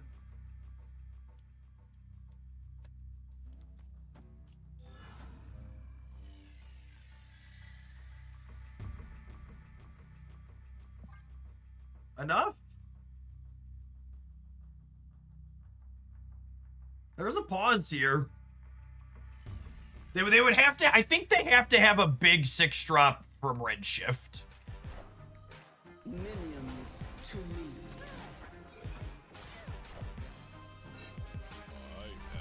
Do we win this breaker? It's actually close, yeah? Yeah, we win the breaker when they get the blink back, right? We won a 50-50 chat! We won the 50-50! They got big blink instead of Agatha! 50-50! Oh, goodness, and chat wanted mom to put the camera away. Chat didn't think mom wanted that picture. She did. She did. Chat, it's so glorious. We won 2 50-50s in the same game of marbles now. We're so lucky. 25% of the time, it works every time. So, some quick hit thoughts on this one. I think the idea or deck building of Domino into Viv Vision is really appealing. I think Domino into Viv Vision means that you're going to have pretty consistently get your first buff and often your second if you're playing other good 3s and 4s behind her. This particular deck list, believe it or not, would probably be better if we substituted out some of my adorable cards and put more cards in that break my opponent's stuff. So I like the core idea here a lot, but Mobius, Luke Cage, Cosmo, the Chavez, Fastos, and maybe even Luna Snow, honestly, at a minimum, I think Chavez and Fastos probably need to turn into like Mobius and Cosmo. So the core idea, I like doing stuff, especially on the first day, but from a pure how can we make this more competitive perspective, I think you assuredly just want the ability to hit them with that. Silver Surfer first steps with Surge is sweet. Silver Surfer first steps with Silver Surfer also sweet. This is honestly a great core for Surfer first steps. Chavez actually felt a little bit awkward because she was a cheap on reveal that we did not want to Silver Surfer. But being able to Surfer into Gwenpool or Surfer after Surge is really clean. So you play Quicksilver and Wiccan. I think once you add Quicksilver and Wiccan, you're just kind of a trash version of the more established Quicksilver, Domino, Wiccan deck, and I don't like playing worse versions of other things, so I'll stew on what I want to replace Fastos with. It's probably just Lucas or Cosmo. It's probably Cosmo. We got kicked by tech cards a couple of times, and he also breaks their stuff. It's probably this. Now that if we get a little bit more serious, but the core was fun. Viv Vision, really neat card. I like these designs that they've been doing that really encourage you to play to the board in a very meaningful way. I think they're good, solid designs. All right, gamers, we've been live for almost 9 hours today. I'm gonna go ahead and wrap it up. Honestly, I know we laugh and we cry and Marvel Snap brings big emotions, but I think we're gonna do all Snap tomorrow. to continue on with a bunch of things from the new season. We'll kick off probably 9:30 tomorrow morning. We'll do a data dive looking at the information that we have on the 5 new cards that released. We'll do some brewing ourselves, and we'll kick along for a full day of snapping. If you're looking for highlights, you weren't here right when the day rolled over. I am going to format and upload a highlight really quick. Should be posted the next 30 to 45 minutes with this pile of cards. Moira X unironically has the best animation in Marvel Snap right now, and this deck felt reasonably competitive. If you're a Victoria hand stuff enjoyer, she's definitely a new way to enjoy one of my favorite cards.